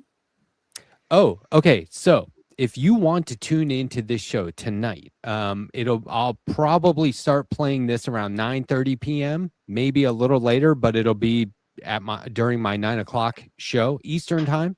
Then there will be a live chat. And if you guys are in the chat with us, I'll send you a link to the actual stream. And if you're in the chat with us, there will be plenty of opportunity for that, for sure. Cool. That's I great. can't promise that Yeah, there thank won't you. be some straight up stoners in there. I mean, you never know, but That's okay. all That's are okay. welcome, We said we're We not love stoners. we love all of cannabis. Yeah. We're not haters. I Right. did want to say one quick thing, Matt. Mhm. One of the things we did was we were able to submit the hempcrete appendix from the International Residential Code. It's called Appendix BL, and we submitted to the Virginia Code Department a proposal to get it adopted into the Virginia State Code.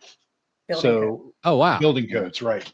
We have open conversation on, I believe, January 6th, and once we get through that, they will decide, and we may have hempcrete next year in our building code. Oh wow. Okay, keep me up to date on that, please. That's And- amazing. And for me, I have a few updates. I guess we're going to continue working on an industrial hemp bill for the state of Virginia. We are working on the white papers for that, meaning basically getting the wording down so that we can move through with the agriculture committee of the state and try to work on getting that statewide legislation done. Also, I will be still farming out on the farm. We're going to have another field day with a different seed. So I'll be documenting that. And I'll be looking at using other skills of my landscape architecture to make that. This goes back to your idea of adding the art with the science element, using my landscape architecture skills to add pollinator plants in with my fields and also more sunflowers so that we have a beautiful presentation. And I want to thank you, Matt, for letting us from the first time to this time, giving us a platform to tell people out there in cyberspace that we exist and this is an issue that we want to bring to the fore to everybody and educate, quote unquote, the normies.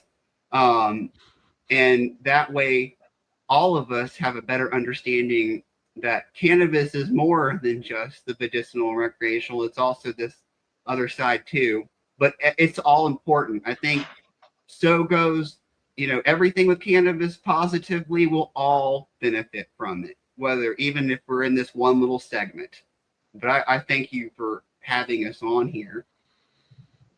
Absolutely. And just for the record, stoner, normie, these are terms of endearment. No one's insulting anyone here, so all are welcome. Yeah, thanks for coming on. I can't wait to talk to you about this more and see where it goes from here. A huge thank you for your service and for everything you're doing in the name of the hemp, Virginia, the United States, the planet, all of it. It's a big deal. It really, really is. So, I know it can't be an easy road. There's going to be bumps here and there. Please just keep that in mind and hold that close to your heart that whether people realize it or not, you are not all heroes wear capes and masks. I'll put it that way. And you guys are real champions. So thank you very much for that. And I can't wait to do it again. So thanks. Thank you, Matt.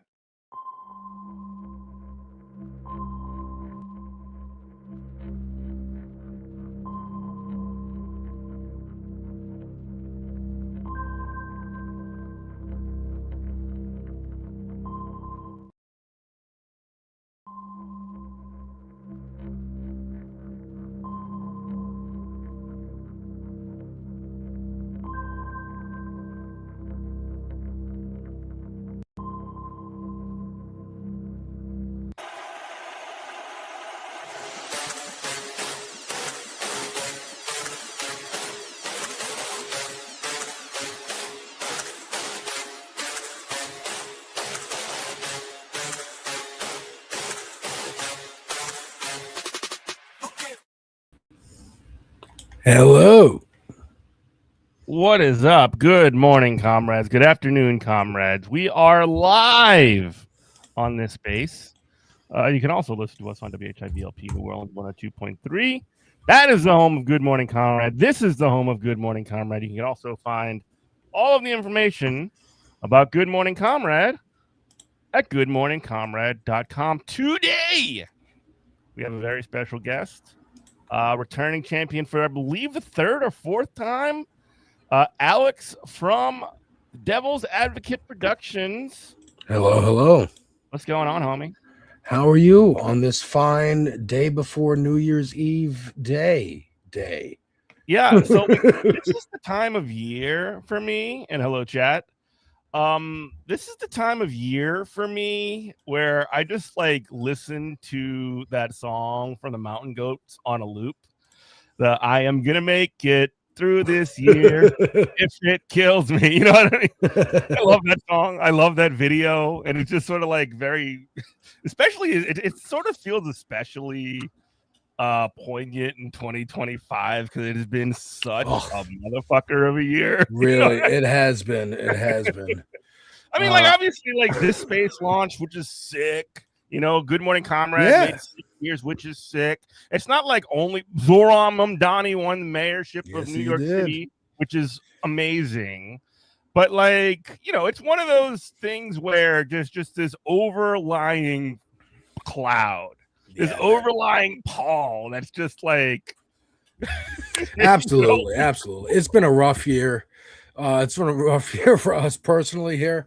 But also in that same vein, there's been great stuff that me and my wife did together. Like we saw Kendrick Lamar this year.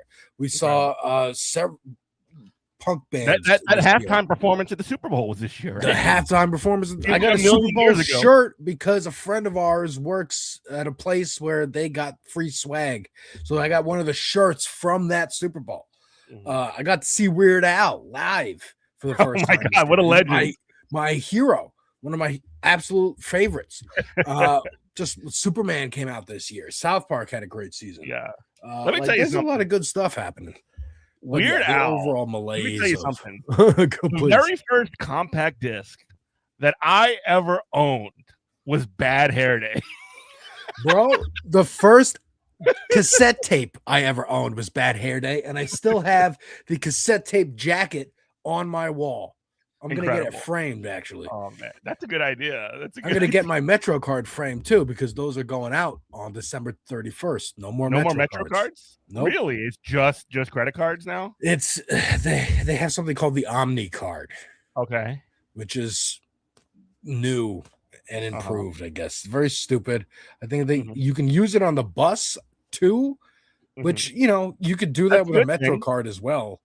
Okay. I really don't know what the point is other than trying to keep homeless people off the subways as they have always been doing. Same thing with that is why that credit card thing is there, because it's highly unlikely a homeless person would have a credit card or a phone to use like that. Or so they think. I don't know. It's dumb, but I'm going to get that Metro card framed. My last Metro card.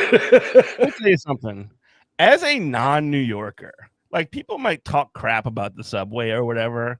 I've lived in New Orleans where there's been buses. I've lived in Richmond where it's like there's buses and like a lot of toll roads. The subway is like space age technology for a lot of municipalities. It's like it's ridiculous that like there's so much crap that gets talked about, like crime on the subway or whatever. They put cops down there to prevent people, I guess, from like throwing people in front of the tracks or mugging people. All this BS. All they do is play what? I guess they're not playing Candy Crush anymore. What are they playing these days, Angry Birds. Yeah. I mean, all the cops do is they're not there to stop people from getting thrown on tracks or shooting up which isn't happening, by the way. It's not happening. It's not happening. And the amount of times it does happen, it's very infrequent. What they're really there to do is stop people from jumping the turnstiles. That's it, like fare evasion. They're also installing, I saw today, new, instead of turnstiles, which they've already added like flaps to make it harder to jump over, they're gonna make like straight up just doors that open and close. They're very annoying. Oh, you know what? They say they don't build stuff, right? You say that they're not building anything. This country doesn't build anything. We build gates so that it's harder for people to use public transit. Not making public, which, by the way, I mean, again, buses should be free, and they may soon be, and the subway should be free, and it should be subsidized again by taxing the richest people on earth, many of whom make all their money in New York City. Yeah, absolutely. I think, I mean, me and my wife will drive around the city and we'll be like, we kind of miss, not that we were alive for it, but like old footage from New York, you could see trolleys. We should have trolleys. Yeah. Just like in addition to buses and subways being free, it'd be nice if you could just hop on a trolley, go a few blocks or, however long you need to go, but you don't need to wait at a bus stop and this and that. Just there's always trolleys moving around. I mean, we have the taxi cabs. That's also a very New York thing. Even though they're everywhere, this is where, they started with iconic yellow cabs and whatnot. And, I think one of the things that helped Mamdani win is that strike that he did, the hunger strike with the taxi cab people, drivers. Definitely put them on the radar. Yeah, because I would get in a cab and they would complain to me like, yeah, Uber is here and Lyft is here and they're pricing us out. We can't compete. And then the city just keeps making the medallions more expensive. You have to take out like a loan just to get the license for a cab. Have a whole secondary market for a taxi cab medallion. Yeah, man. And just the like idea, rental market. It's really like we see the impacts of like these tech oligarchs when they put the Waymo car or the automatic cars out there on the street and they just kill people, or all of a sudden in your city you see city bikes, you see scooters that you could just grab and ride, and without any regard for like, is there a plan to implement this? Was this approved? Is there a notice that even like, hey, everyone in New York, you're gonna have bikes available? No, they just do it, just like Uber and Lyft just did it, like, because we're an app. You can't regulate us like a taxi company because we're just an app. We're just a little baby small app. We just created it. And then, I don't know, if you decide to sign up as a rider, that's your thing. Like, it's so bonkers and backwards the way they just use the country as a testing ground for their ideas. And, it's got to stop. It's got to stop. Also, like, and again, state, local government are implicated in this very obviously because they have to have these agreements and contracts to even allow for this to take place. So they let the wolves in the hen house in that way. That's what I mean. Like, I just walk outside one day and all of a sudden on every other corner, there's these bike racks filled with city bikes. And I'm like, when did this happen? Who approved this? How did I vote for this? Did I vote against it? I didn't even know it was happening. And so like, it's annoying. And I'm very happy that on January 1st, if I wasn't working, I would have gotten RSVP for the inauguration of Mamdani getting in like that. I'm so excited. Now, again, we're going to hold him to account too over here on this space. If he starts messing up, we're going to talk about it. Okay. I look, I have preferences, right? I remember shout out Pep earlier, the space host. I was on his stream a couple months ago now, probably talking about Kat Abu-Ghazala in Chicago. And he had an issue with the way she did this interview. And it's like, we both agree that she should win, but we just have different critiques of how she's running the campaign. And I think that's, and Jake had brought that up earlier, actually, like, that's a good way to argue. Like, we need to have some kind of foundation. A big tent needs 10 poles. the Democratic Party is going to be a big tent party. We need 10 poles that you need to adhere to, or you're not in the party. And one of those needs to be like campaign finance, Gaza, and healthcare. I think at least three. And like equality and just general no racism. What an adorable puppy you have. Yeah, this is Petey.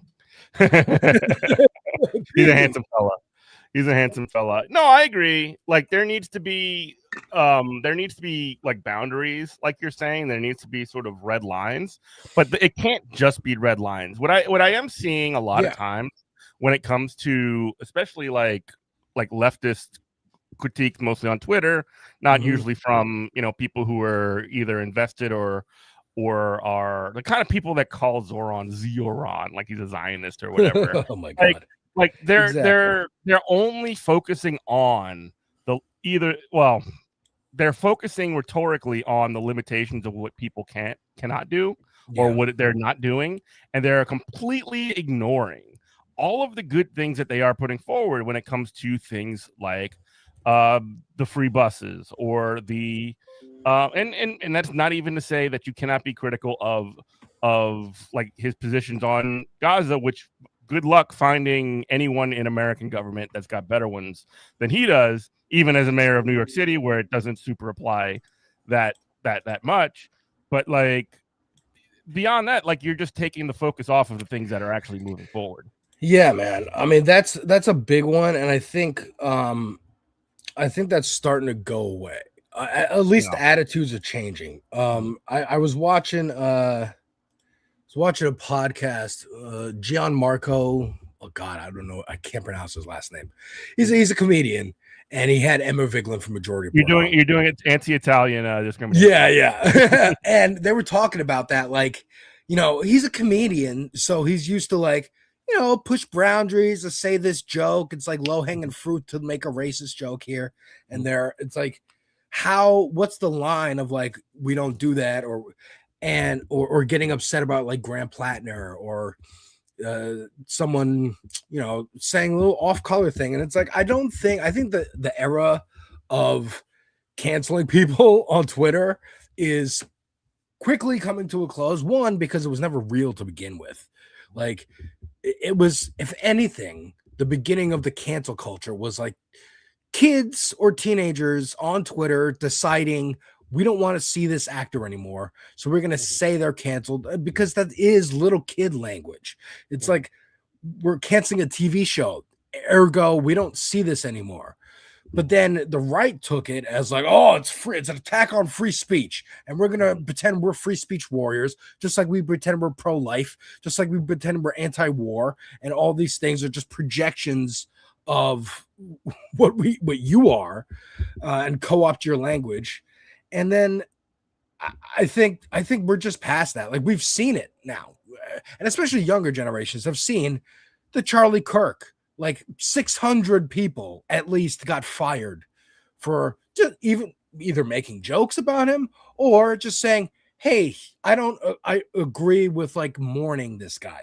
Bro, people using Charlie Kirk's own words. Yeah. Using his own words, putting them in there and attributing them to Charlie Kirk, you get fired for that. There were cases of that. Yeah. So I think like if the right is ultimately always the architects of their own demise when it comes to politics. And I will say, like we went from people losing their jobs for using Charlie Kirk's own words to now everybody has just decided that they are Charlie Kirk and we will carry the flame. Yeah, man. And again, like I think certification has gone to happen, and that has been like this sort of like it's so crazy dark. This like this has happened 4 months ago. The times are the roller coaster is rocking and rolling, man.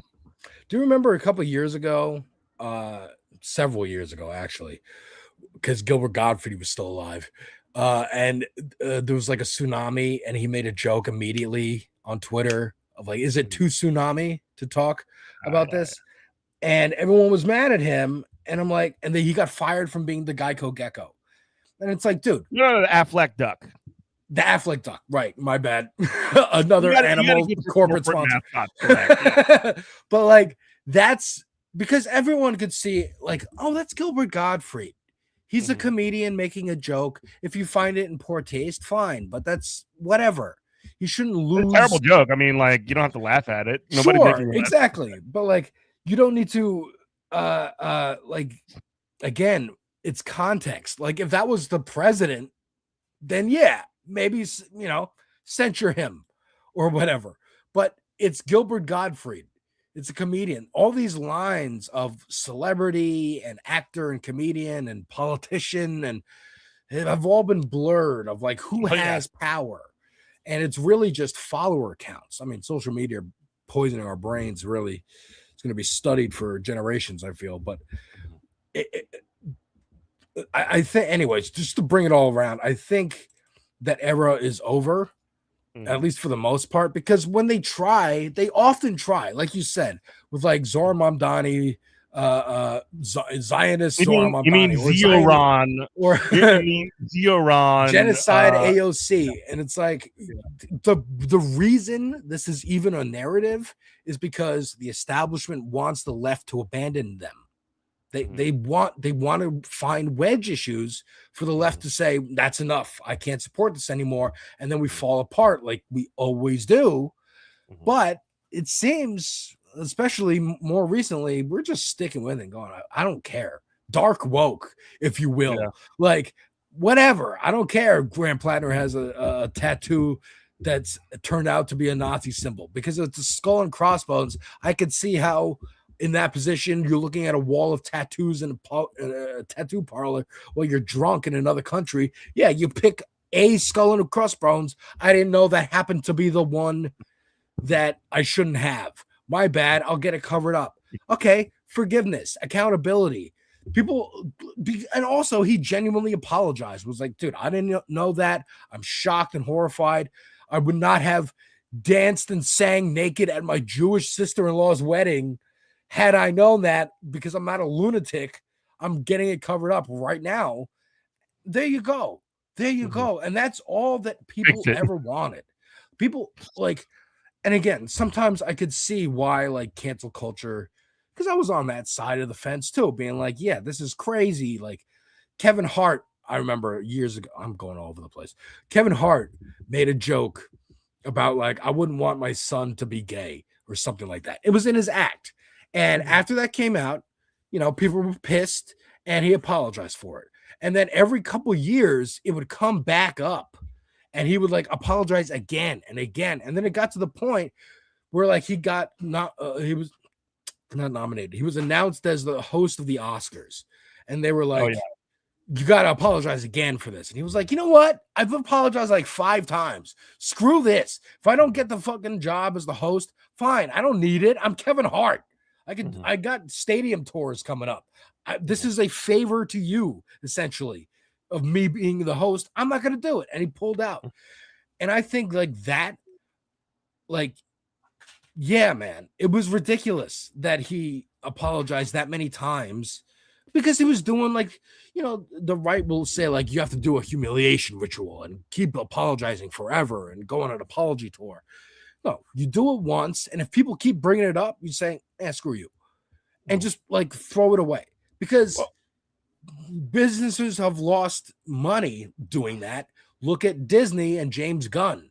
They fired him because of old tweets brought up by Mike Cernovich, and then Warner Brothers was like, we don't care, we'll hire you, and now he's running DC, and Marvel, I bet, wishes they had James Gunn back in their stable to figure out this Avengers Doomsday mess that they created on their own, one of which is also created from another cancellation of Jonathan Majors, because it was supposed to be Avengers the Kang Dynasty, but now it's Avengers Doomsday because Jonathan Majors got canceled. Now, that was kind of more warranted because Jonathan Majors was like chasing a woman through the streets. You know, all right, maybe we don't have him problem. You know, helming or superhero franchise. Don't do that. But you know, it goes into this theme of like, you know, I think we're done. I think we're done with that. Like, I don't care. Look, AOC, I wish she voted with Ilhan Omar and Rashida Tlaib to block arms to Israel. I wish she did that because yes, it was Marjorie Taylor Greene's bill, and she's bad faith and she's an anti-Semite. However, if Ilhan Omar and Rashida Tlaib are voting for it, then vote for it. But if you're doing this as some kind of grander calculation, blah, blah, blah, fine. I'm giving you the leeway to play the game because I trust you.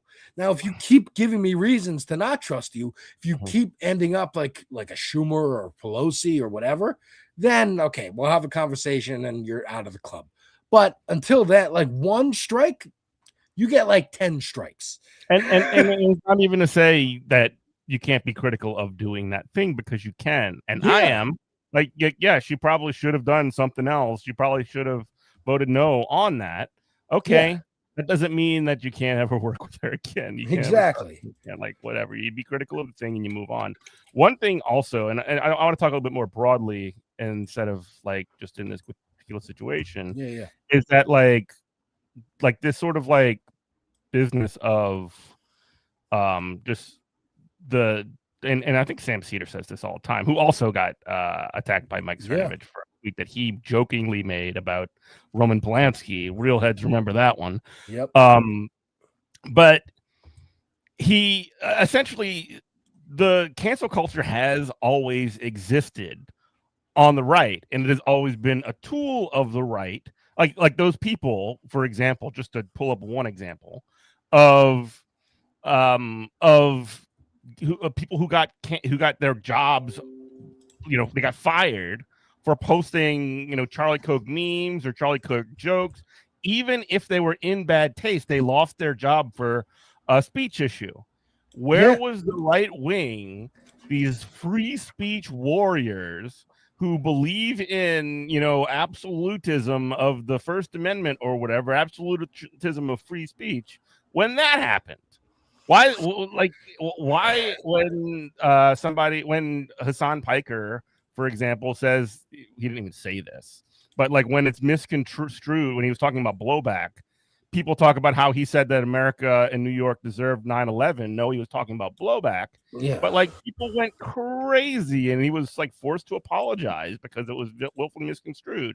Like why? Like this is something that has always been a part of like our life and our society, and the fact that it's being utilized in different ways, for better or for worse, is just an extension of that, an extension of those behaviors. And it's not like, it's not benefiting, by the way, like any kind of left-wing project to just like decide to go after even celebrities who did do things wrong, like oh, Tom Cruise is a weirdo creep who is all wrapped up in that Scientology piece.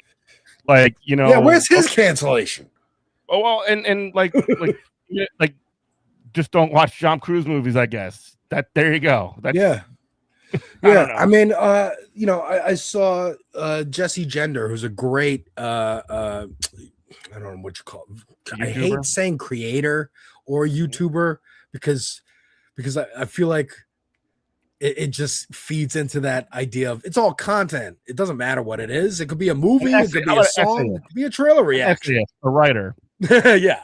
Essayist Jesse Gender. She's getting heat for commenting on Stranger Things because that one actor, two actors in it are like Zionists. And she's like, dude, I didn't know, like, was there a list of that we're going to boycott this? I didn't know. I'm sorry. I watched the show. I talk about media. How can I not talk about the ending of one of the biggest shows in the last decade? And like people are trying to like, again, get at her and whatever. And it's this, I think it goes into this narrative of like, not narrative, goes into this feeling, this general vibe that there's not much change that you can affect on your own. And so what change can you affect? You can yell at people on Twitter. You can yell at people on social media. You can buy things. You can choose to boycott something and call for boycotts of stuff.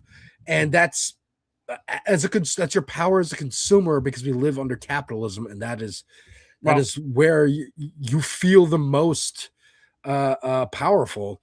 And so people get really upset when they're like, hey, I thought we all agreed that we're not going to watch the show. And it's like, well, you might all agree, but you didn't tell everybody. You didn't memo everybody. And also people might get to choose if they want to or not.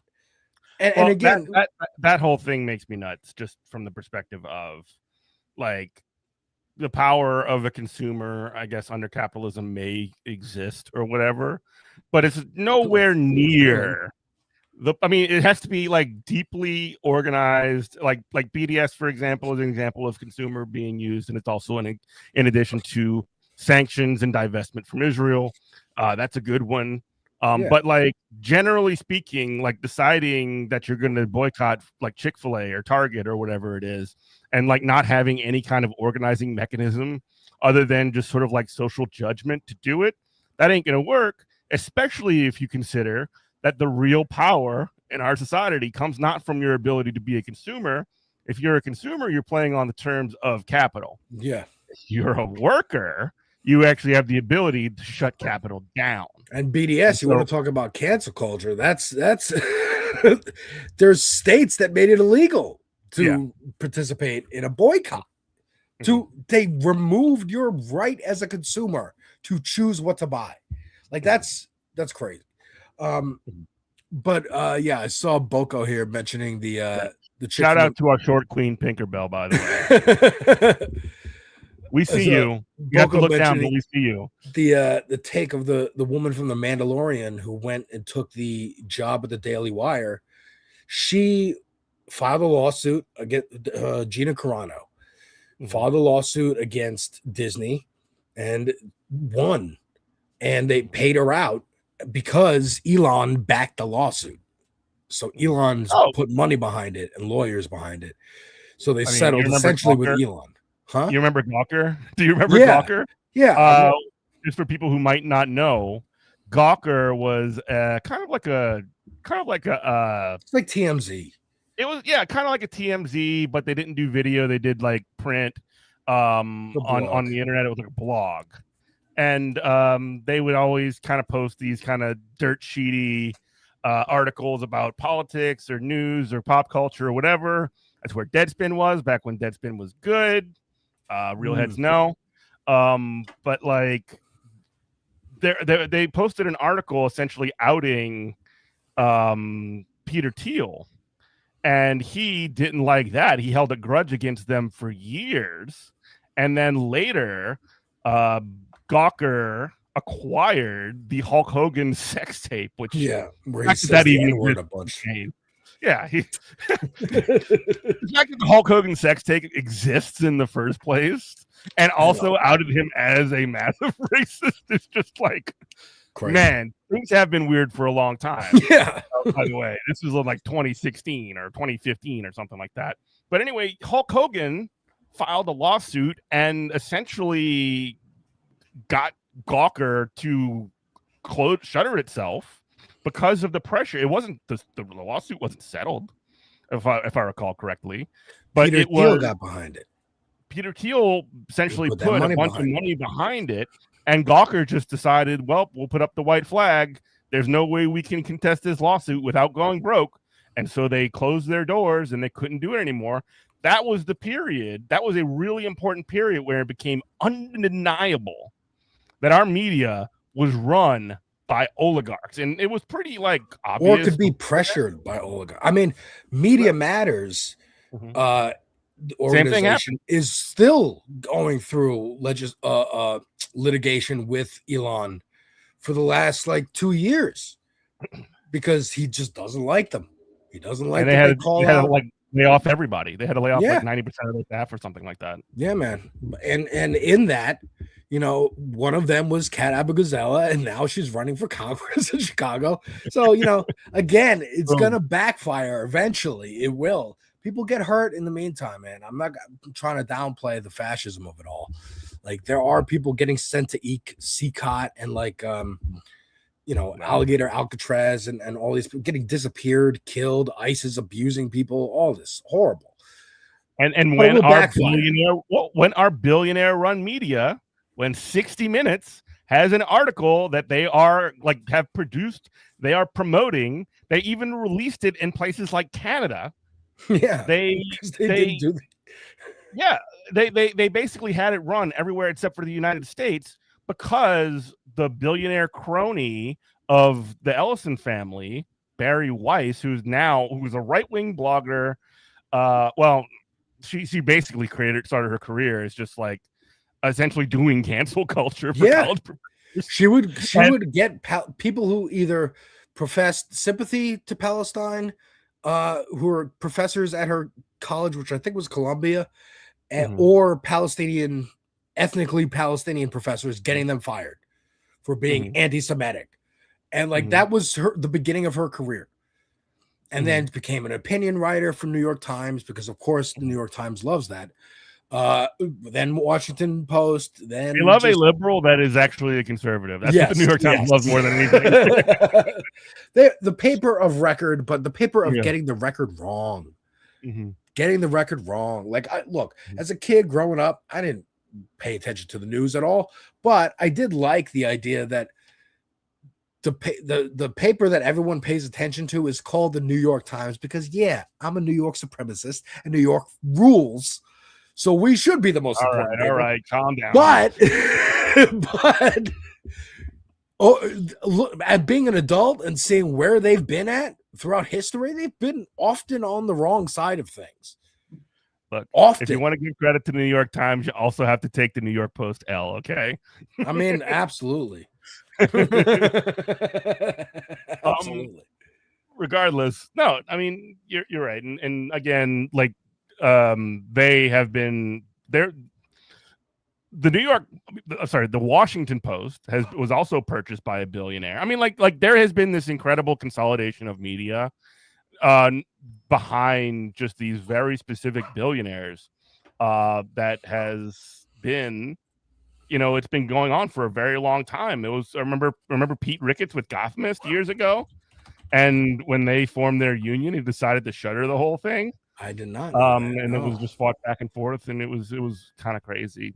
No, but I mean, like, even going back, like, talk about cancel culture. Remember the Dixie Chicks? Like, they said one thing, like, maybe we shouldn't go to war on Iraq. No more tours, no more career. You can't perform anymore. They're just the chicks now, but but it's always been the right. It's always been the right. They've always, and it's the right, the religious right, in conjunction with, like, I don't know what you call them, like wine mom suburbanite liberals. Like I think to Eminem, right? And I think like him calling out like Liz Cheney and Tipper Gore and being like, no, both of you suck. Both of you are blaming Columbine on me, a rapper who just came out like a year before, and I contributed. I made this happen. It's not the fact that guns are available in every store in the country. Not that he had the words to, point out. It must be the music and it must be the video games. Actually. It must be the music and the video games, because we can't look at the gun manufacturers. We can't look at the easy access, nor can we really. I think the bigger problem is look at the parents and go, and that's what Eminem would always call out. It was like, the parents, you call out the music all you want, but you're the ones buying the CDs for them, or not paying attention when your kid comes home with new CDs. It's your job to be a parent. And the valorization that parents get in this country, in the media, is, as someone with parents that I don't like that much, to put it mildly, like whenever parents get on the news and it says like concerned parent as they're crying, I'm like, what authority are you that you just squirted out kids? Like, you have no better sense of the world as someone who doesn't have kids just because you decided to not use a condom. Like, you don't get any special rights or privileges, or you're not a wiser person having had kids, especially the fact that you don't parent them, that you just think of them as extensions of yourself in a very narcissistic way. And then when they don't agree with you, you can't be like, oh, maybe I'm wrong, or maybe they have their own minds and can make decisions on their own. No, they must have been brainwashed by the music they're listening to, the TV shows they're watching, the movies they're watching, the video games they're watching, all of which can be found on my channel, Devil's Advocate Productions. I talk about all four of those You're things. corrupting the youth too. I'm corrupting the youth too, man. But like, it's just always been infuriating to me. And like that, in the 90s, we called it political correctness. It's not politically correct to say these things. And maybe not, but it's political. Like, it doesn't matter. Like, look, I just did a reaction to Rage Against the Machine today. Exactly. Am I out of touch? No, it's the children who are wrong. You're an adult. You're an adult. If you think the children are wrong, teach them better. And if they don't listen to you, then you're not a very good teacher. You're not a very good instructor, a parent. It's on you. It's on you. But yeah, man, I think turning that cancel culture lens back the other way, and also just really like, they're really going at Minnesota right now. And I think it's because that Tim Waltz really hurt them. That him calling them weird really dug deep, because they know they're weird. They know they're losers and they're just dorks and whatever. And look, we're on the left. We embrace dorks. We embrace nerds. We embrace the outcasts and the weirdos and whatever. But if you're going to we embrace them because they are us. Right. If you're going to use that as an excuse to hurt other people, then no, you're not one of us. You're one of them. And you're Stephen Miller. You're, JD Vance. I just saw this interview with Michael Knowles, another dork who wanted to be in show business and failed, interviewing some guy called like Clavacular or something, who's like a looks maxing influencer. I don't know what that means, but like, I don't know, buff body shape guy.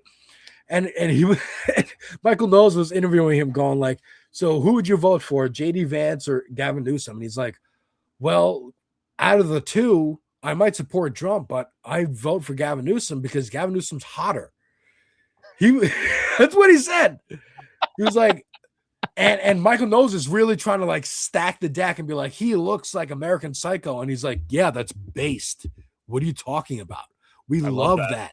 Like Gen Z, Republican males think that character in American Psycho is dope because they don't get the subtext of the movie.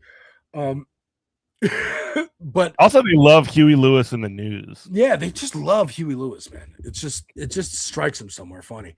But it was also calling JD fat. I mean, have you ever listened to sports? I mean, come on. But he was calling JD fat, and I'm like, yeah. People, again, it goes back to the weird thing. Any normal, average, everyday person, from the most educated to the least educated, just sees the behavior of the right wing and goes, that's odd. That's odd. I love these new memes, Erica Kirk memes. Have you seen these? Oh yeah, the Dave Bautista like doing his like machine gun thing. Yeah, my husband, like normal people grieving their husband dying, Erica Kirk, and it's like concert footage of Beyonce coming out, or like Lady Gaga, and the most extravagant thing, because a lot of wrestling entrances. Yeah, because it's super weird to people that we literally saw him on, like, not live TV, but on our screens bleed out and in a horrific way, to the point where all left-wingers were like, yeah, I might think he's a racist bigot, but like, Jesus Christ, dude, this is awful. But his widow, that came out of his mouth was about violence. Yeah. But his widow is not a month later, weeks later, speaking tours, interviews, PBS, just like Barry Weiss in the most awkward interview ever. Yeah, like she's coming out with a book now. I have also heard that, I think she actually said this at the Turning Points event, like, oh, Charlie had a book coming out and we had a book tour time planned to promote it. So I feel like this is might be under contract what that Charlie she has to wanted. go do this stuff. What Charlie would have actually, to a certain extent, it kind of is what Charlie would have wanted. Oh, absolutely. I mean, again, this is just seeing. It shows. It just puts into a megaphone the weirdness of this ideology, that you wouldn't just go, I don't care about contracts. I'm grieving. I'm grieving. Everyone in the world would give you I understand, take some time. Sharon Osbourne just made her first public appearance like in November, and Ozzy died, months earlier. because Jesus Christ, for all of Sharon Osbourne's problems of being a right winger, she loved the man. They were in love for 40 years. She was grieving. That's a grieving widow. Erica Kirk, what is this? What is this craziness? And again, I really feel like this wind blowing. Again, thinking about I just did Rage Against the Machine's Evil Empire. There's a song called Wind Below about like revolution, and I feel the wind. I feel it happening. Like times are changing. It's coming. It's coming because people thought we were done with Trump, with Biden, and then he's back. He's back, and it felt like he never left. We're exhausted. I mean, 10 years, this is some people's like whole half their life. And they're going to be able to vote. And they're going to I think they want it done. I think they want it over. And I don't think, I don't even think like a buttoned up like JD Vance, I'm like the nice version of this is going to work. I don't think it's going to work. I will say this though, like the thing that really like determines whether or not it will work lies less on like what the Republicans and the right wing are going to be doing and more on what their opposition, be it the Democrats or be it anybody else, is even willing to push forward. Because I mean, if you remember how done people were with Donald Trump after the first time, like you if you would have asked somebody like, hey, how bad is Joe Biden gonna have to F it up in his first term for Donald Trump to come back in the next term again, it would have been just like, come on, man, you're being silly, this is ridiculous. But then you look at what happened in those next 4 years, which was essentially just like, hey, actually all that stuff I ran on, all that positivity, all that stuff that about like your life can get better, I wasn't serious. And next thing you know, we have Trump again. And then there was this article, and I actually had this queued up. I was actually, I'm glad we kind of walked into this. There was, and I can just read from this article from The Guardian, an autopsy report, essentially. Oh, yeah. That the Democrats were supposed to be putting out, and they just put the kibosh on that. Actually they locked it away and put it in mothballs. And so, like, this is an article from basically a report saying, like, hey, here's what we did wrong, here's where we can improve. Yeah, because like what happened, right? And then let's talk about it right here. This is from The Guardian by Norman Solomon, Dateline today, the 30th. The Democratic National Convention's decision to block the release of its own autopsy report on the 2024 convention is stunning, but not surprising. Averse to unpleasant candor, the Democrats' governing body functions more like a PR firm than a political organization devoted to grassroots capacities for winning elections. The party's leaders pose as immune from critique, even if they have led the party to disaster. Unwilling to depart from the party's establishment culture of conformity, the DNC has remained under the Biden-Harris shadow, the one that just lost the most recent election, throughout 2025. Release of an official autopsy might have shown that party leaders actually want to encourage public discourse about the missteps that enabled Donald Trump to become president again, but the DNC is proceeding as if there's nothing to be learned from the tragic debacle of 2024 that its leaders don't already know, and they don't need to share their purported wisdom with anybody else. So they know that reality of what was wrong with the Biden presidency and the Harris campaign was it didn't appeal to working people. It didn't have anything to do, like it essentially decided they wanted to run a presidential campaign and leave working class people out of it. And if working people got uppity and they had anything to say about it, they said, fuck you, fuck off, get out of here. Watch Liz Cheney. Watch me hug Liz Cheney. Watch me have Bill Clinton show up. This is what I mean. Like, this is 20 years ago, this would have been a big scandal. But it's also like there's nothing you could do about it. Now, we already had this discussion all year of what went wrong, what happened, blah, blah, blah. I think a lot of people come to the consensus that it was Gaza. Biden funding the genocide in Gaza was a big part of it, a bigger part that they want than they want to admit. Definitely leaving workers out in the cold, changing up. First of all, Biden not dropping out earlier and giving Kamala more room to run, and also changing up the campaign a couple weeks in after it was working. And like, oh, you're calling them weird. You're pointing out how it's creepy that they want to they're so focused on trans people in bathrooms and this and that, and like abortion and whatnot. Running on abortion, dude. They literally just got rid of Roe versus Wade. Like, you could have ran on that alone, but they ran away from all that stuff. And this is just independent journalists making these assessments, people on Twitter, on social media having conversations and making these assessments, people in person having conversations, making these assessments. The DNC deciding, oh, we're not going to release the official report with the official reasons, just validates, oh, that's because it's all the reasons we said and you don't want to admit it. That's all. Okay, fine. Great.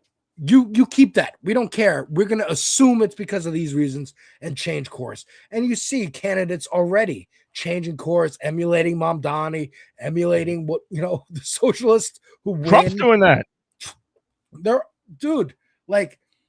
We're past the point. I mean, look, the right likes to point this out and go, hey, we're past we're the journalists now. I'm Megyn Kelly and I'm Tim Pool and I'm, Matt Walsh. We're the journalists now. We're the ones who matter. It's like, yeah, because you ignore all data and just go off vibes. And we're kind of doing the same thing, except we incorporate data and use that along with vibes, much better vibes. It doesn't matter that they put this away. It's just more. I'm sorry. Go ahead. No. This is from the article. Former chair of the Progressive Caucus in the California Democratic Party, Amar Shergill, was cogent when mentioned Martin and his Asted X post. Quote, bury the report that will help the Democrats understand how and why they lost. The DNC is now replicating the kind of elitist tacit disdain for rank and file Democrats that fueled the 2024 catastrophe. Just to kind of go on some of the issues that, like you just mentioned, issues that were kind of leaked through some of this information. The things that they were going to highlight were voter disenfranchisement, losing 6.8 million voters who supported Biden. Yes, there is an active disenfranchisement campaign that has been authored by the right for many, many years. Decades. Biden's betrayal, Biden's stubborn decision to seek re-election and refusal to step aside until late in the process robbed Democratic voters of open primaries and undermined Democrats' chances. Yes. Abandoning, this is the biggest one for me. These next two are huge. Abandoning a working class base. With millions of Americans feeling desperate because of rising costs, the Harris campaign lost his Democratic base by bowing to corporate donors' interests and failing to challenge the impact of the corporate greed in escalating inflation. The Gaza effect. Harris lost many voters, including especially young people, Arab Americans, and Muslim voters, with sizable consequences in Michigan and other swing states due to her refusal to indicate any openness to shifting her policy position on Israel and Palestine. So essentially refusing to budge on genocide. Yeah. And then finally losing young voters. And these are related because young voters are working class voters. Yeah. Young voters do support things like stopping the genocide. Weird. But last one was extensive evidence shows the huge drop off in Democratic support among young voters 18 to 29. And part of that also was, again, the Gaza thing, the working class thing, and there is no cool factor when it comes to Joe Biden. When I think of Andrew Schultz or some dumb motherfucker, who's who is cooler, the Republicans or the Democrats? I'm gonna choose Trump because he fucks, that kind of stuff. And that is the Democrats are, and it does matter, framed as dorky. Part of the reason, again, one of the many reasons that Zoran was successful in New York City was because of his policies, first and foremost, absolutely. But he's able to communicate those policies in a way that are clear, and also he's pretty freaking cool. Yeah, you know what I mean? Sure, there was some dorky nerd like signaling in there, but I don't know, man. it seemed like he came across as way cooler than a lot of the freakazoids he was running against. Yeah, absolutely. And I think like Zoran has that kind of cool that I think was exemplified very well in the Superman movie of like, I'm earnest and that's what's cool. Like my earnesty and my I care about other people, like embracing the what is seen as like, I guess, weak or whatever. Yeah, I wanted to point that out, Pinkerbell. She mentioned that once of like, hey, maybe we help working people a little bit once. And then I'm sure some consultant said, we have the grocery stores lobby donating to you, so maybe don't. They said shut up, so stop talking Yes, we about shut it. up. And that's, again, like Zoran became a national story. It became a national story because he's beating two incumbents, essentially. Like Cuomo's not an incumbent, but he's an incumbent New York establishment figure. So he beat not only the incumbent mayor, Eric Adams, in the primary, but the disgraced governor trying to make a comeback, stopped the comeback that was like, talk to anyone, talk to Chris Matthews, talk to like any old guard, right or left, political pundit. They would have told you, oh, this is just momentum. This is just like the natural order of politics, that he went away for a while and now he's going to come back and he'll be the mayor, which is a demotion. So he really learned his lesson by only being the mayor instead of the governor, and blah, blah, like that. It was just like a natural, this is gonna happen. Why are you getting in the way? And these, I mean, again, I don't want to take away credit from like Brad Lander and Michael Blake. God, I wish I remembered the other names of the candidates who all lined up and cross-endorsed each other and said, I don't even care if you vote for me. Vote for one of us. Just don't rank Cuomo and stop him. And it worked. It worked. The organizing worked. The messaging worked. Got people behind it. He ended up being the guy, and then just happened to have that that charisma, that riz. The kids say so much.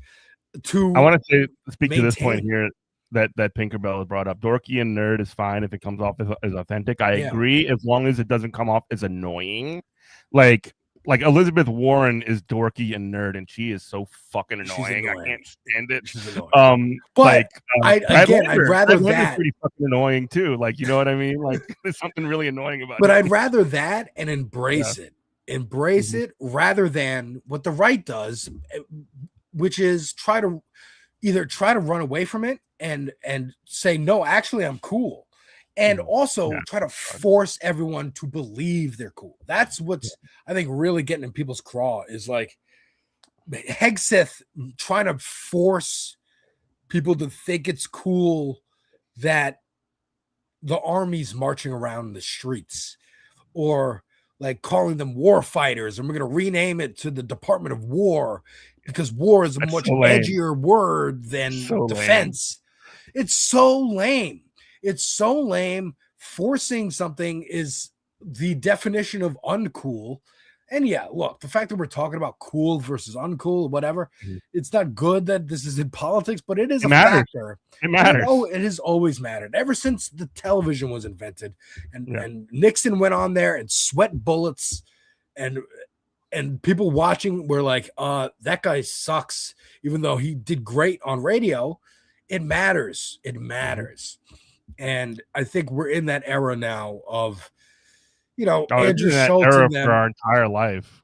Like Eric Schultz, Andrew Schultz, and Joe Rogan and them are starting to pull away from Trump because they're realizing, our listeners are the people who like pay to come to our shows and that stuff like that. They don't have enough money to pay for our shows, to come to our shows anymore.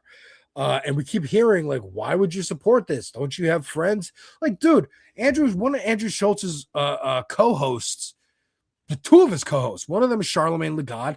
The other one is some Indian guy. I forget his name. But, like, go to Andrew and be like, hey, man, do you like ICE? The fact that ICE could grab either of those people and just make them disappear? like that, like Charlemagne could disappear. And, he might not think so because he's a black guy. And he's like, well, He's rich. black people, I'm saying Charlemagne won't think. Like a lot of black people don't think that ICE is going to come for them. And it's like, dude, they're going to come for everybody. Everybody that's not the right tone of white is going to get just because you ain't first doesn't mean you ain't on the menu. That's right. That's a good way to put it. Just because you're not the appetizer. That's a good way to put we it. do gotta shut it down really quick, but where can people find you and what are you listening to, playing, whatever? People can find me over on YouTube and Twitch at Devil's Advocate Productions. They can find me on Twitter and Blue Sky at Devil's Advocate C, the letter C. And I listened to this Evil Empire album today. It was awesome. I think I'm a Rage Against the Machine fan now. I've always kind of tangentially been aware of them, but I don't know. I didn't vibe with their music, but sitting down and listening to it, it's great. What I've been playing, Ball Pit. All Ball Pit all the time. I can't stop playing Ball Pit. I love it. I can't wait for the DLCs. I'm on New Game Plus already because I cannot stop playing this game. I'm going to play it today on the show. What I've been playing actually played all of Dispatch last night. Ooh, okay. That game was super fun. It is essentially, hi Kristina. It Hello. is a Pause. It's like a superhero themed. It's basically like a TV miniseries, but they have gameplay elements involved in it. Interesting. It's really fucking good. You should check it out. I kept hearing good things about it. Yeah. So coming up next is Kristina. Kristina, how are you doing, homie? My period started today. All right. Happy New Year. And I have a sexy outfit planned. I have a sexy outfit planned for tomorrow's New Year's stream, and I'm pissed. Yeah. Oh well. Oh well. You're not pregnant. No, but a lot of women keep telling me, get the Depo shot. It's okay if you never have a period again. Get the I what cannot shot? wait for menopause. Let's do The what this. shot? What is this shot? The Depo shot. It's a shot that like stops you from having a period. It's like the ultimate birth control. Science, folks. Okay. Yeah. I'd You're never like heard of once that. a year, I think, or something like that. All right. Well, on that note, what are you doing, watching, playing all these days? Who, me? Yeah, you. Well, Wicked for Good just dropped on the digital, so I bought that. I've only saw it 3 times so far since I bought it at midnight. I just got done watching. Yeah, let's see. I finished watching Bridgerton. I mean, you both can stay if you want. I got my mom to watch Fellow Travelers. I mean, also just got done watching Once Upon a Time in Hollywood for Movie Night Extravaganza tonight because we're going over that. Ooh, okay. Tarantino, huh? I haven't seen that one. Yeah, has he been in the news lately? I don't know. I don't keep up with him. I think people are pissed at him because he's just annoying. Like that's He's just also basically what a it raging is. Zionist. Who's Yeah, he's a living in horrible Israel. Yeah, I heard he lives in Israel. That's what's going on here. Ooh, another show for your listeners. Good Morning Comrade. It's on HBO. It's called It's Florida Man. And it's just a bunch of stories of Florida Man stories recreated with like actors. It's so good. It's so funny. And they're all real stories. Have either of y'all watched Heated Rivalries yet? Because a lot I of gotta watch it. My sister's like, if you like gay guys fucking, you'll. I'm like, I did get my mom to watch Fellow Travelers, and she actually enjoyed that. So that was good. All right. Well, I do got to jump, but this has been Good Morning Comrade. Thank you for joining us, Alex, as always, and Kristina is coming up next. Yeah, and Alex is sticking around too. Yes, I will. I just gotta hit the bathroom. Mhm.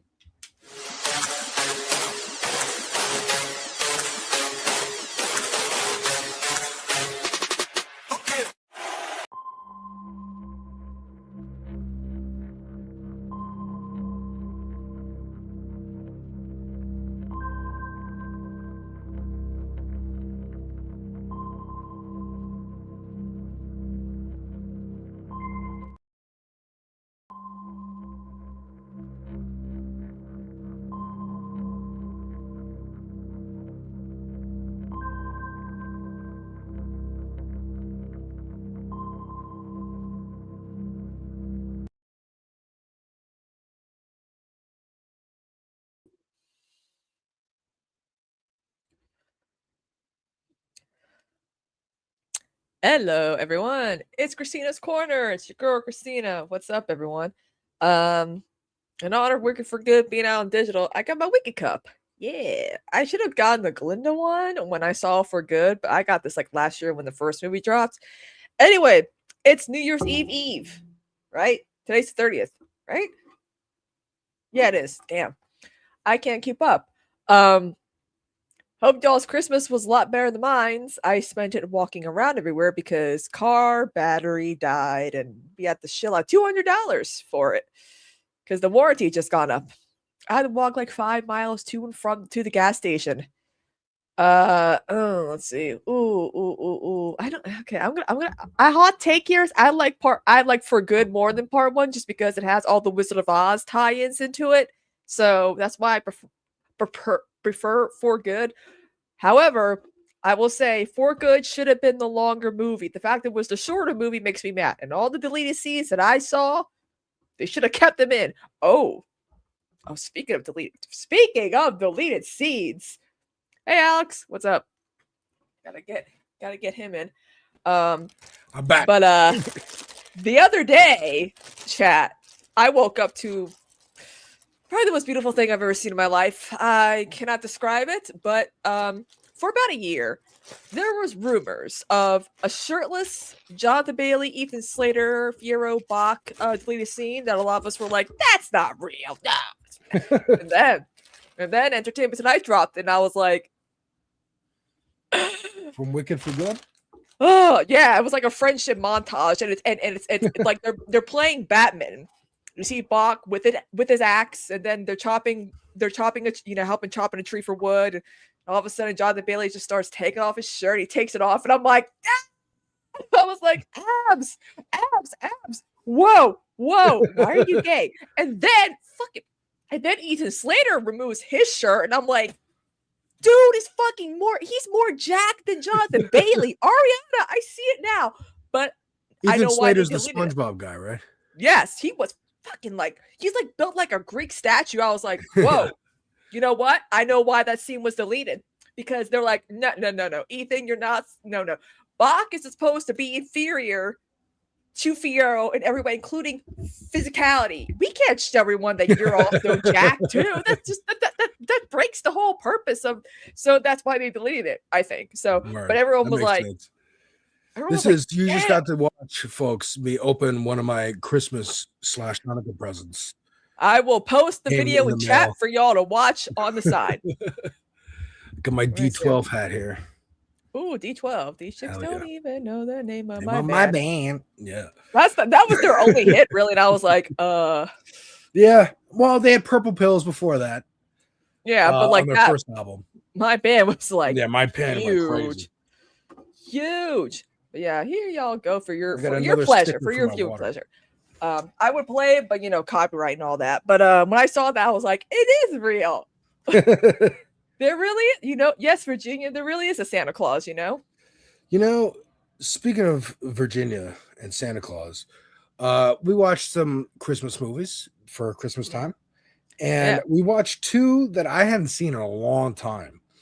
And that my wife hadn't seen at all, which was It's a Wonderful Life and Miracle on 34th Street.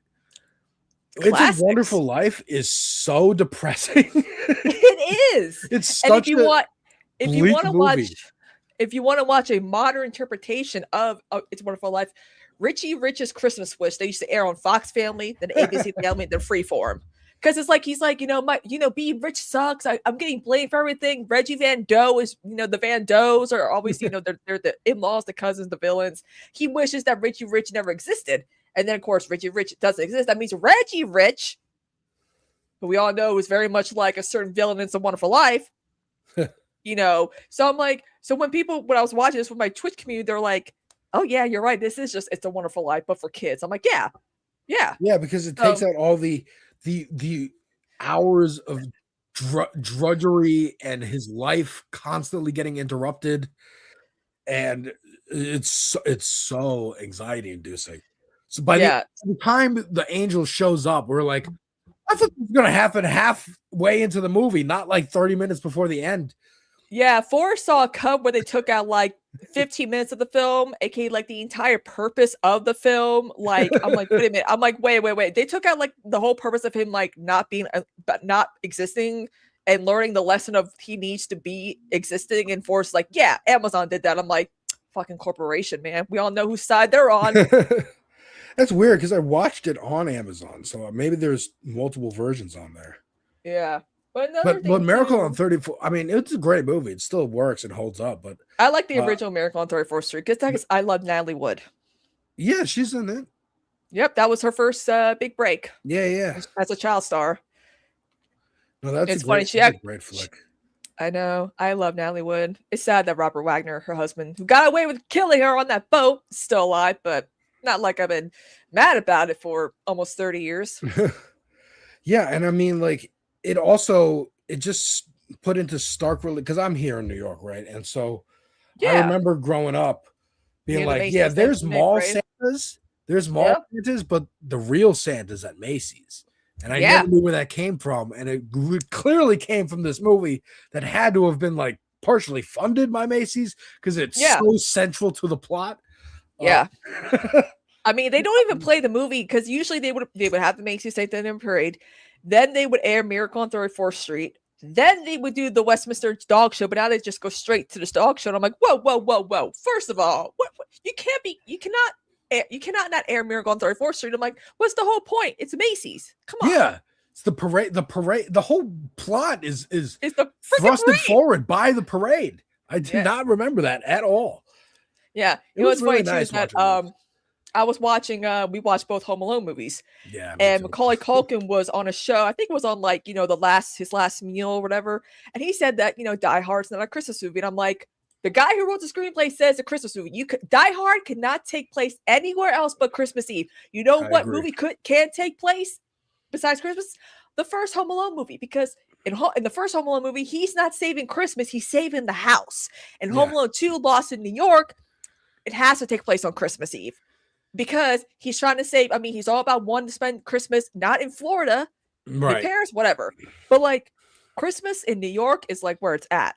Plus, he's saving Christmas for those kids in the hospital. The toy chest, he doesn't want he doesn't want the wet, sticky bandits to rob the place.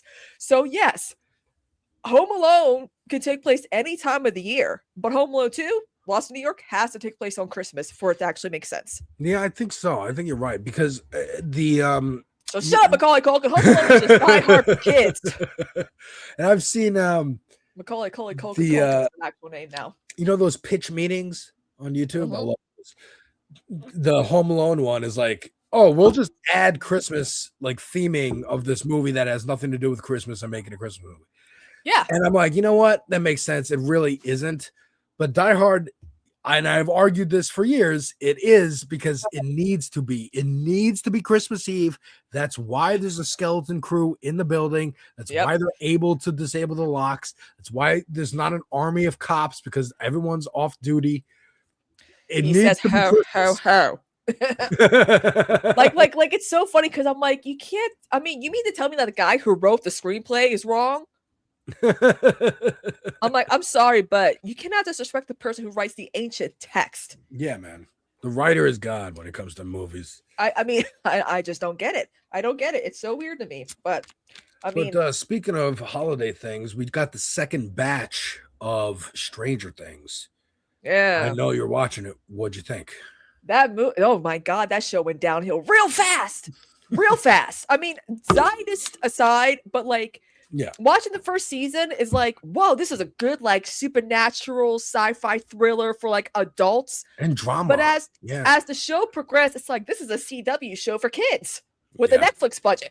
Like that's what it became because apparently the Duffer Brothers plagiarized the first season of Stranger Things from a friend. I'd heard that too, but then that's why that season was so. That's why the season just got slowly. But I know someone who was in Stranger Things. My friend Adam Murray. He I think it was in season 3. He represented my high school. There was a guy who wore a South Aiken Thoroughbreds t-shirt. Cool. That was him. He was also in She-Hulk as the delivery guy. So he's been in a lot of stuff. So when it comes to Aiken, because he also does a lot for South Aiken. Like he helps raise money, does comedy shows and stuff like that. And so So like he's like, going to these Comic-Cons and people are like, "You're the South Aiken shirt, dude." It's like for Stranger Things. So I'm like, yeah. Nice. That's cool, man. Yeah. But yeah, I saw someone post on something or Twitter or Blue Sky. Those are the two I really am on most of the time. Yeah. Just a clip from season 1 of what's her name? Winona Ryder arguing with her husband, her ex-husband, and then just a clip from season 5 and the drama in that scene. You don't know what's going to happen. You know if he's going to hit her. You don't know what happened between them, but you feel something. You know that this is taking a lot for her to tell him off. And yeah, it was like, we don't know what to make of this show. It just comes out, put on Netflix. The only other Netflix things before that were like Hemlock Grove. Yeah, Bill Skarsgård's first thing before remember the original like Netflix Orange is the New Black. Orange is the New Black. It's like, and Peaky Blinders. Peaky Blinders. Some of these are hitting. Some of these are actually pretty good.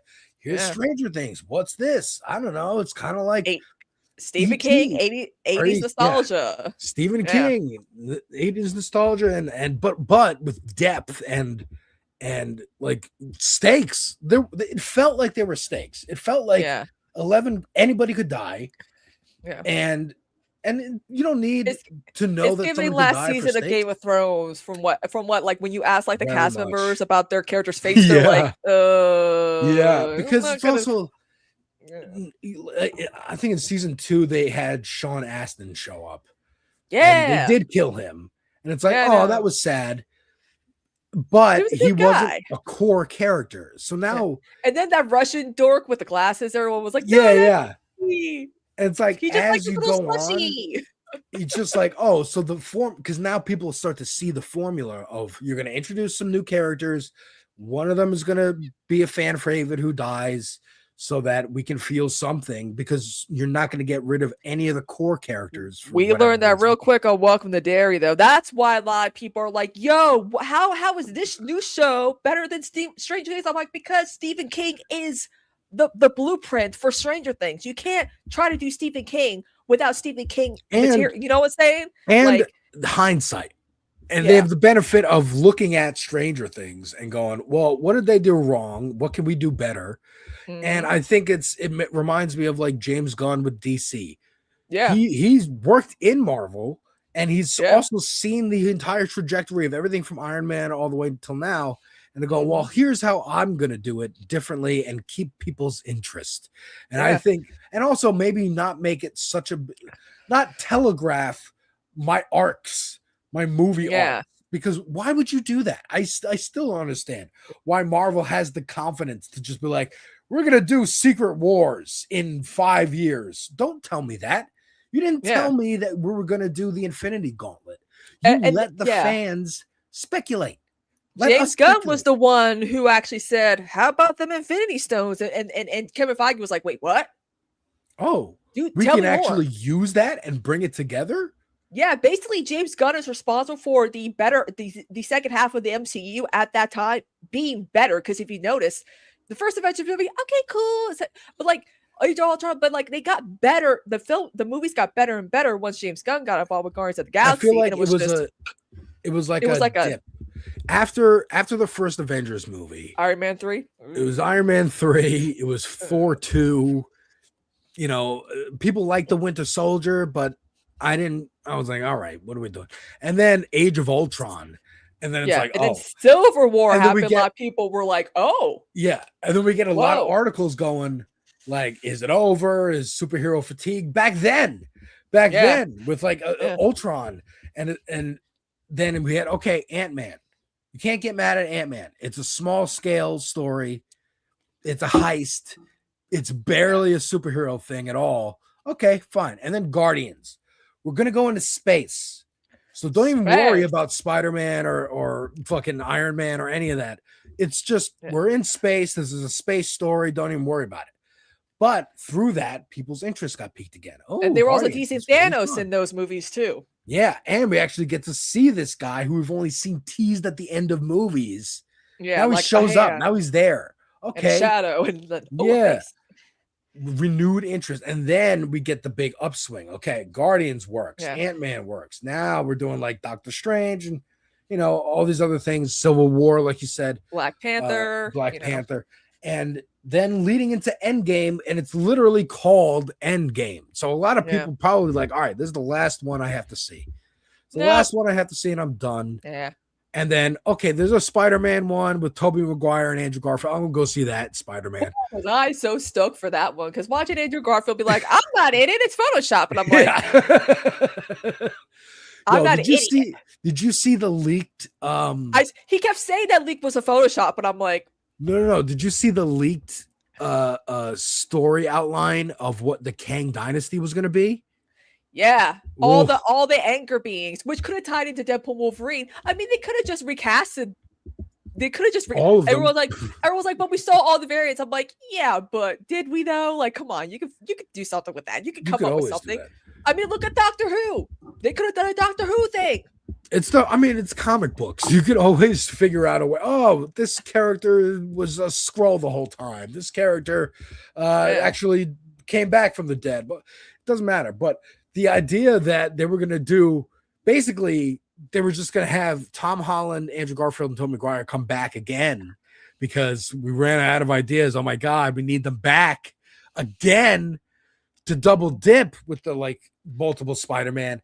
And then we're going to have, they're all going to be anchor beings for their own universes. And then we're going to have fucking Wolverine, Hugh Jackman's Wolverine come back and this and that.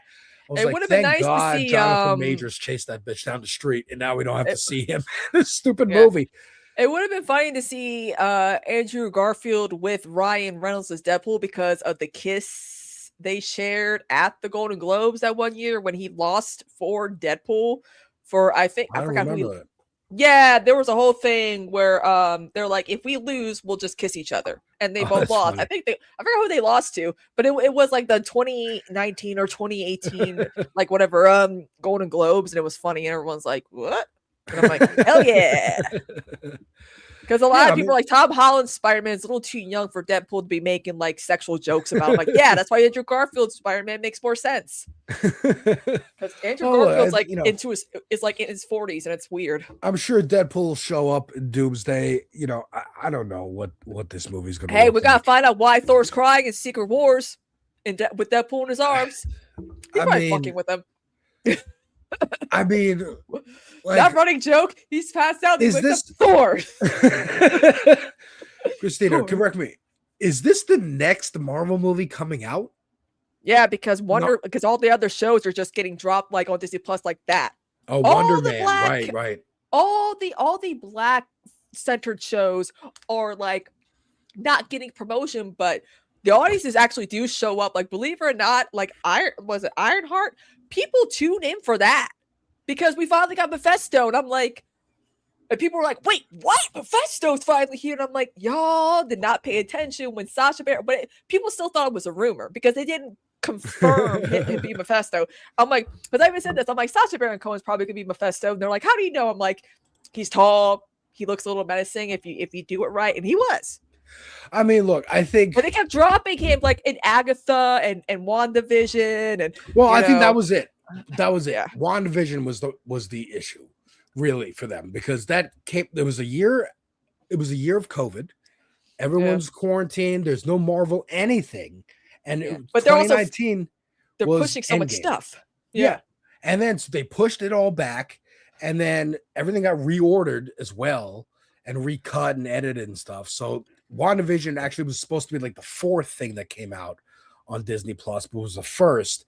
And it was week to week, and people could speculate and people could be entertained. And we're starved for entertainment and stuff. Yeah. So everyone was paying attention, and it made Marvel think, oh, this is a big hit. We can hinge a lot on this. Yeah. Turns out, no, you can't. It was just Loki did good too. Weird timing. Loki did good too, but again, like, it was just weird timing that everyone happened to be paying attention to WandaVision.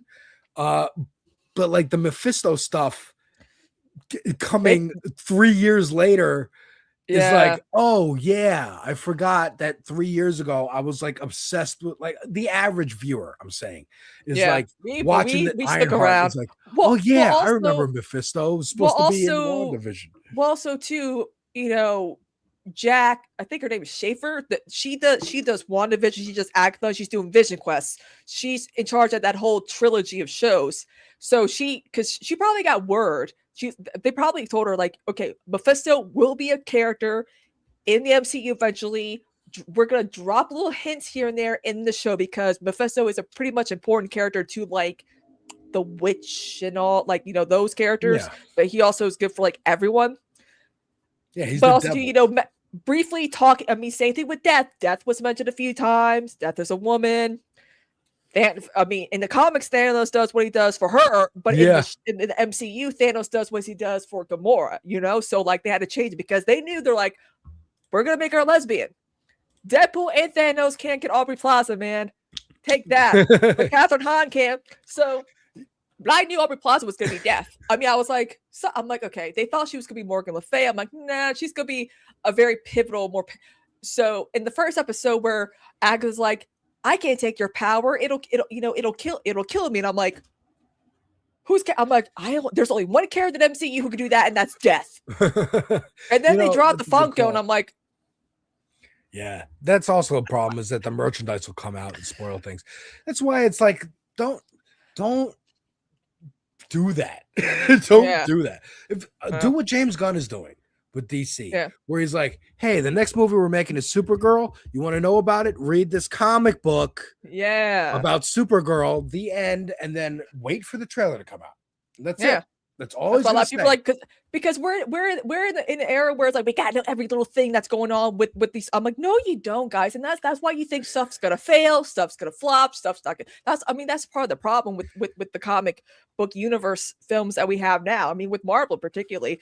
So like, I like the fact that they were like, this is Death. Oh, Mephisto's coming back after, finally being here after dropping all these hints. But at the same time, it sucks that a lot of people think like Ironheart did not do. I'm like, Ironheart actually was one of the top streaming shows of the year. Yeah, that's also a weird thing too. Is just they don't release numbers, so it's hard for us really to know. They think, oh, it's woke, it's DEI, so it's gonna flop. I'm like, anything Ryan Coogler's name attached to it, I'm fucking watching. Also, my sister watched Sinners. You know what she thought of it? She hated it. She couldn't finish watching it, and I'm like, oh, really? But she was very drunk when she told us. I'm like, what is the movie about? She's like, I don't know, and I'm like, I couldn't decipher what it was about, and I'm like. But then again, her favorite movies are the two Home Alone movies, Titanic and Love and Basketball. So, Love and Basketball, she should have been into it at least a little bit. But I think I've seen a lot of criticism of like, oh, the black shows are, like you were starting to say, are getting kind of dropped on Disney Plus and like not promoted and forgotten and whatever. I think it just happens to be the order of the slate, and then decided late in the game, like actually the Disney Plus shows aren't really working for us that much. And it's not just Marvel; it's across the board. Period. Like Star Wars isn't going to have that many shows going forward either. Yeah, they want the nostalgia. They don't want anything new and creative like this. Like, I hate it. But it's also not, their model of getting money on Disney Plus is new subscribers, and you can only Netflix found this out first because they were the first. There's only so many people who are going to sign up for Netflix in the world because that's it. That's as many people as have the money to do that, and password sharing, but also like. You're just not going to get new people to show up to your streaming service in enough that will make up the difference of how much it costs to make a TV show, especially a high budget, high concept TV show. That's why they produce so much slop. That's why they make slop. That's why Disney Netflix, just partnered with an AI company so they can create. Netflix produces probably the most slap out of all the streaming networks because Netflix is not a big movie studio like Warner Brothers or Universal or whatever. Like, you know what I'm saying? So that's why a lot of people still can't take Netflix seriously. So when Netflix does buy Warner Brothers, a lot of people are like, what's the quality of this? What is the quality going to be like? I mean, they're going to start promoting shit out of the Peaky Blinders movie, which I'm so excited about. But that bitch is not going to be in theaters for very long. It's going to be there for 2 weeks, and then it's going to be stuck on Netflix. That's it. And I'm like, it's like crazy. I mean, I can see I think Tommy Shelby. Ghost Dog says it right here. The path corporations are setting up is, oh, you want new? Here, have some generative AI content. That's Speaking of AI content, my town is getting not one, but 2 AI metadata centers. Two. And a lot of my friends, and here's the thing, for those who live in like congested metropolitan blue states are like, we don't have AI data centers here. I'm like, lucky you. We have all this space to build 2 apparently. And I fucking hate it. I'm like, Mom, we got to get the hell out of here. Like my sister's like, if my sister's like, you and Mom got to live with me so I can afford my lifestyle, so that we're all living under one roof and all the bills are under one roof. Blah, blah, blah. I'm like, fine, cool. I'll move back up to Jersey. I don't care.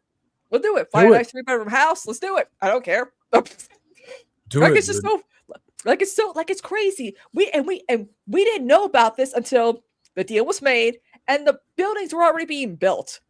Like during the process of being built right now, we had no knowledge of these places being open. Besides, this thing got approved, and we're like, wait, what? What? What?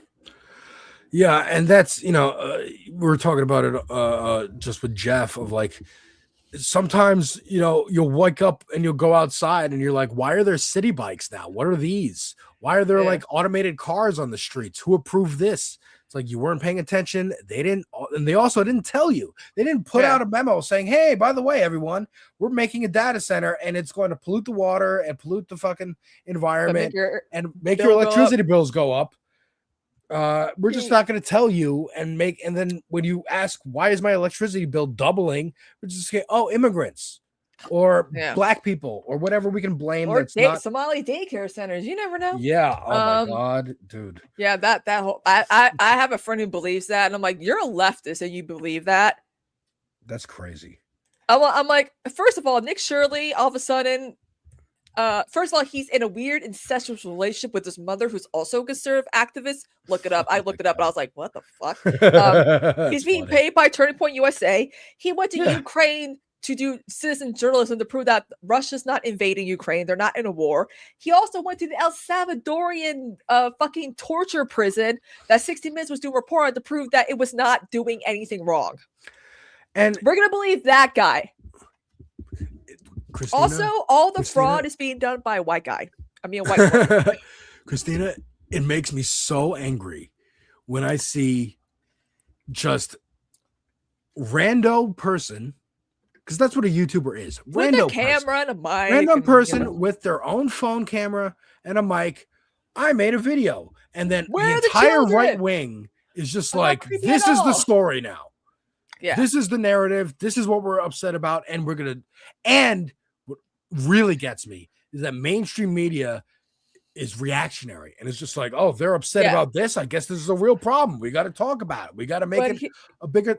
This is some random fucking guy clearly funded by the right wing, by Turning Points, like you said, because they're looking for a new Charlie Kirk because they can't wait to fucking replace him.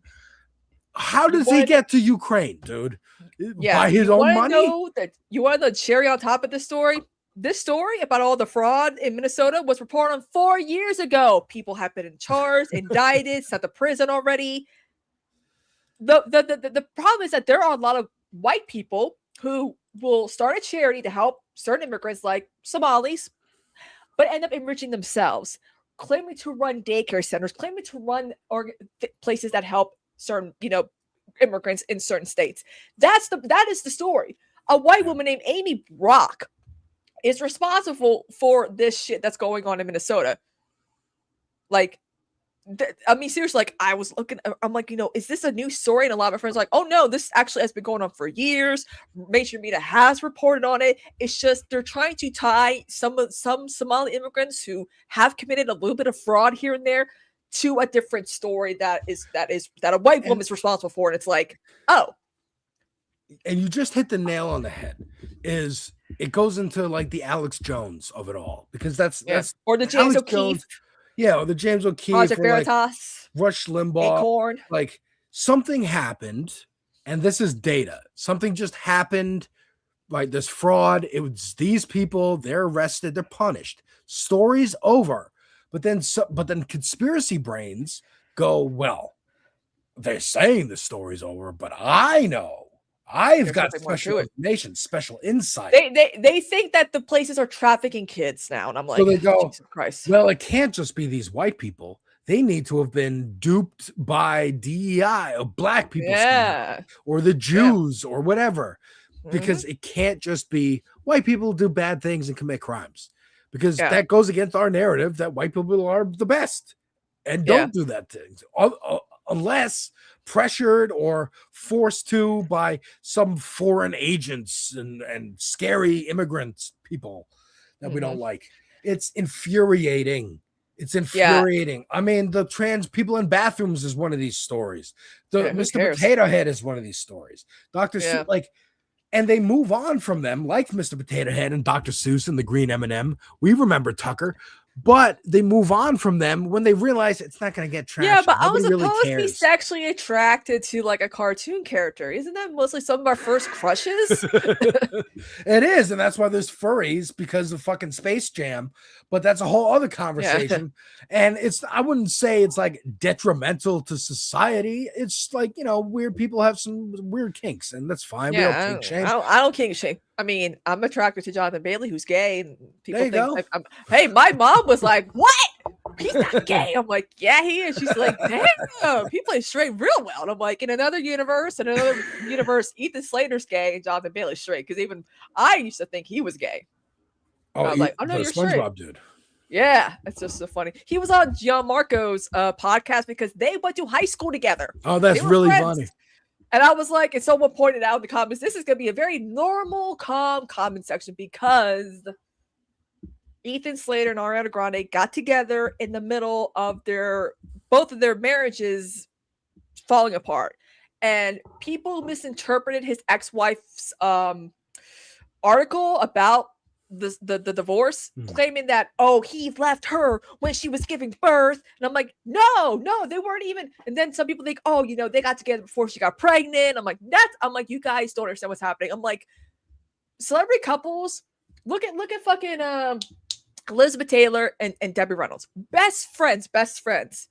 But Elizabeth Taylor cheated on her husband with Debbie Reynolds' husband, Eddie Fisher. That marriage didn't last long, but they reconciled and were friends. But even Ethan Slater's ex-wife was like, you guys are making my words out to be stuff that I never said. I just don't like the fact that he moved on real fast, and that, their relationship is in the public eye and people are zoning in on me as the ex. It's stand-them. That's the problem here. And I'm like, leave these people alone. Also, Ariana Grande has always been thin. It's just all that fake black self-tanner hit all her bones. I'm sorry. She was always, but they were like, but her face used to be fat. I'm like, that was the filler. That was all the And she was shit also a putting child when she was like on the Disney Channel. Like, she's like baby fat still. Yeah, I'm like, guys, come on. I'm like, she's Also, always she been was thin. married? Yeah, she was married for like a few years. To who? Some guy. I don't know. I thought she was married to Pete Davidson. She won't. Yeah, she's kind of. She Or goes almost through men real was, I guess. Yeah, they were engaged. She even has a song about him. That's when she was Black Kiana. But fun fact, I knew Ariana Grande personally because she was on Broadway in the show 13. And when I would email and write to her, we were kind of like pen, because I used to write to all these Broadway stars, and that's how I got to see Jersey Boys and be on the stage at Alex Wilson Theater. It was awesome. We bonded over our love for Wicked. Right? And we were like, we're going to be Wicked together. She's like, Kristina, you'll be Elphaba and I'll be Glinda. And I'm like, yeah. Well, she ended up as Glinda. She did it. Where am I? Where is she? Where's That's your what I'm gonna flowers? say. I too am demanding Kristina get her flowers for being Elphaba and planting that idea in Ariana's head. Yeah, it was me. I said, well, actually, some Twitter user back in like 2018, before any casting was announced, they said Ariana Grande is going to be Glinda and Cynthia Erivo is going to be Elphaba in a Wicked movie. And I'm like, what crystal ball do you own? What tarot card? Like, what did you do to make that happen? I mean, and also too, they sung live on the set, which is They crazy. did. Yeah, Interesting. sound mixing has gotten better since Les Mis. Yeah, When it comes to singing live on a set. Yeah, I didn't see Wicked for Good. I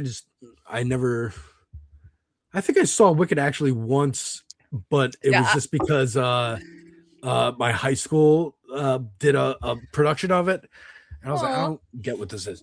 But I'm a huge Wizard of Oz fan, so like anything Wizard of Oz related, I'm like, I love. I mean, not the Wiz, I like the movie. Not so much. I mean, you got a white director and a white screenwriter writing a show about black characters. Of course, it's gonna go wrong.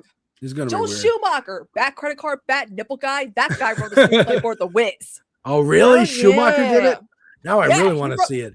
The Wiz was too scary for kids and like too weird for adults. I mean, again, the Wicked Witch in The Wiz, she was sitting on a toilet the whole time while people were slaving. Literally, she had slaves. Wow. And she's sitting on a toilet the entire time. And all you had to do was flush her down the toilet. And I'm like, That's actually really funny. what is the Wicked version of that? I know Just don't Michael go to Jackson's the in it. That's kind of why I want to see it. I don't Who get plays it. Dorothy? Is it Whitney Houston or Diana Ross. Diana who Ross? Yeah, where I'm was like, too dude, old. kind of- She was yeah. too old. Too old. Should have been Stephanie Mills who originated the role on Broadway. Michael Jackson, which I'm like, through the Wicked lens, I'm like, oh, Michael Jackson is the Prince Fiero of The Wiz then. Like, okay. I mean, he was perfect for Scarecrow in that. Yeah. You can't win. Also, I like that his Scarecrow was just full of like intelligent quotes from the greatest minds of our and he would just read them out of his clothing. Yeah, that's cool. Yeah, That's a like neat idea. that was his whole Scarecrow look was he had the outfit, but like his whole straw was just quotes.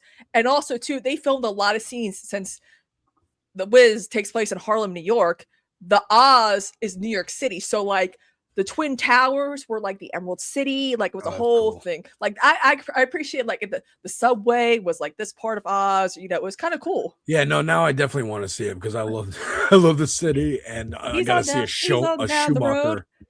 I'm like, yeah, that guy's gonna do so well with Phantom of the Opera. And that's another thing too. Like a lot of people are like, "Oh, imagine Joel Schumacher were alive. He would have done Wicked justice." No, he would not. You think the cinematography was bad in Wicked? He would have made everything in us urine yellow.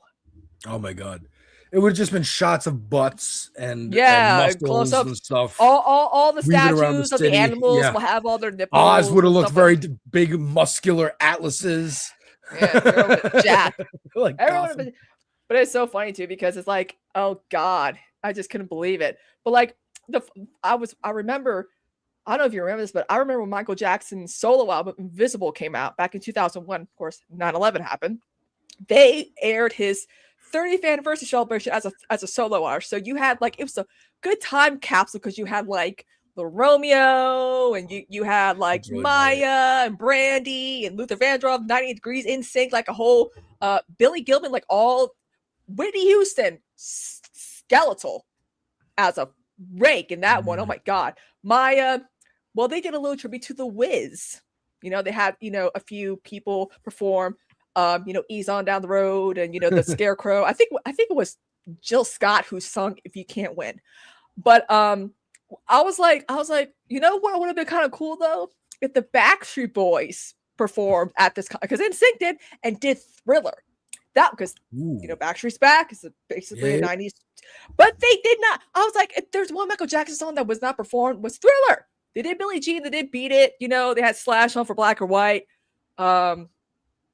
What month they was had? this? I mean, this was like in 2001. It aired Before it was 9/11. Well, it aired after 9/11 in November. Oh, okay. Actually, so no one they did remembers, except for you. I mean, a lot of people. That's how, because my sister was like, "Oh, Michael Jackson, he's cool. Let's watch this." I'm like, "Okay, who's this guy?" Elizabeth Taylor was there. Liza Minnelli drunkenly sang, "You are not alone." I mean, Samuel Jackson was there. Kobe Bryant was there. Magic, it was like a star. Even Susan Sarandon was in the audience with her daughter. Like it was insane how big this event was. Macaulay Culkin was there.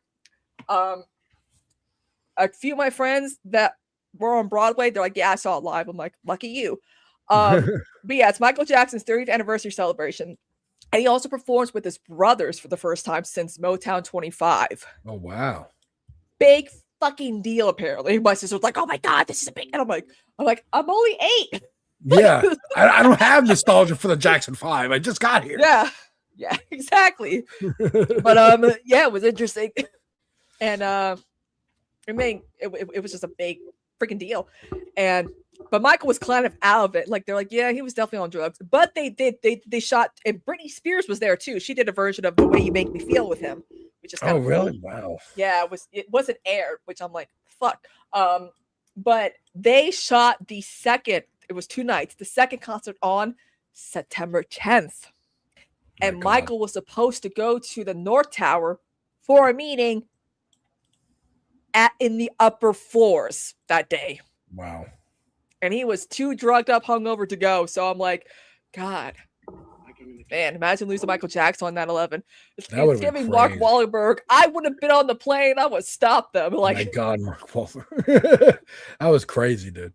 That was crazy. Yeah, I'm like, are you sure you would have said that? Okay, I'm like, I've met Mark Wahlberg a few times because he comes here, and I'm like, would you have stopped 9/11? I don't know. I want to ask him that so before keeps like, you should ask him that next time you see him. And I'm like, I will, maybe. I don't know. I think Gerard Butler has a place here now. Which if you would have asked 11-year-old me about Gerard Butler living in my town, that was like my dream. And now it's here. But he likes the IDF, so I'm like, oh, really? That sucks. He raises money for them.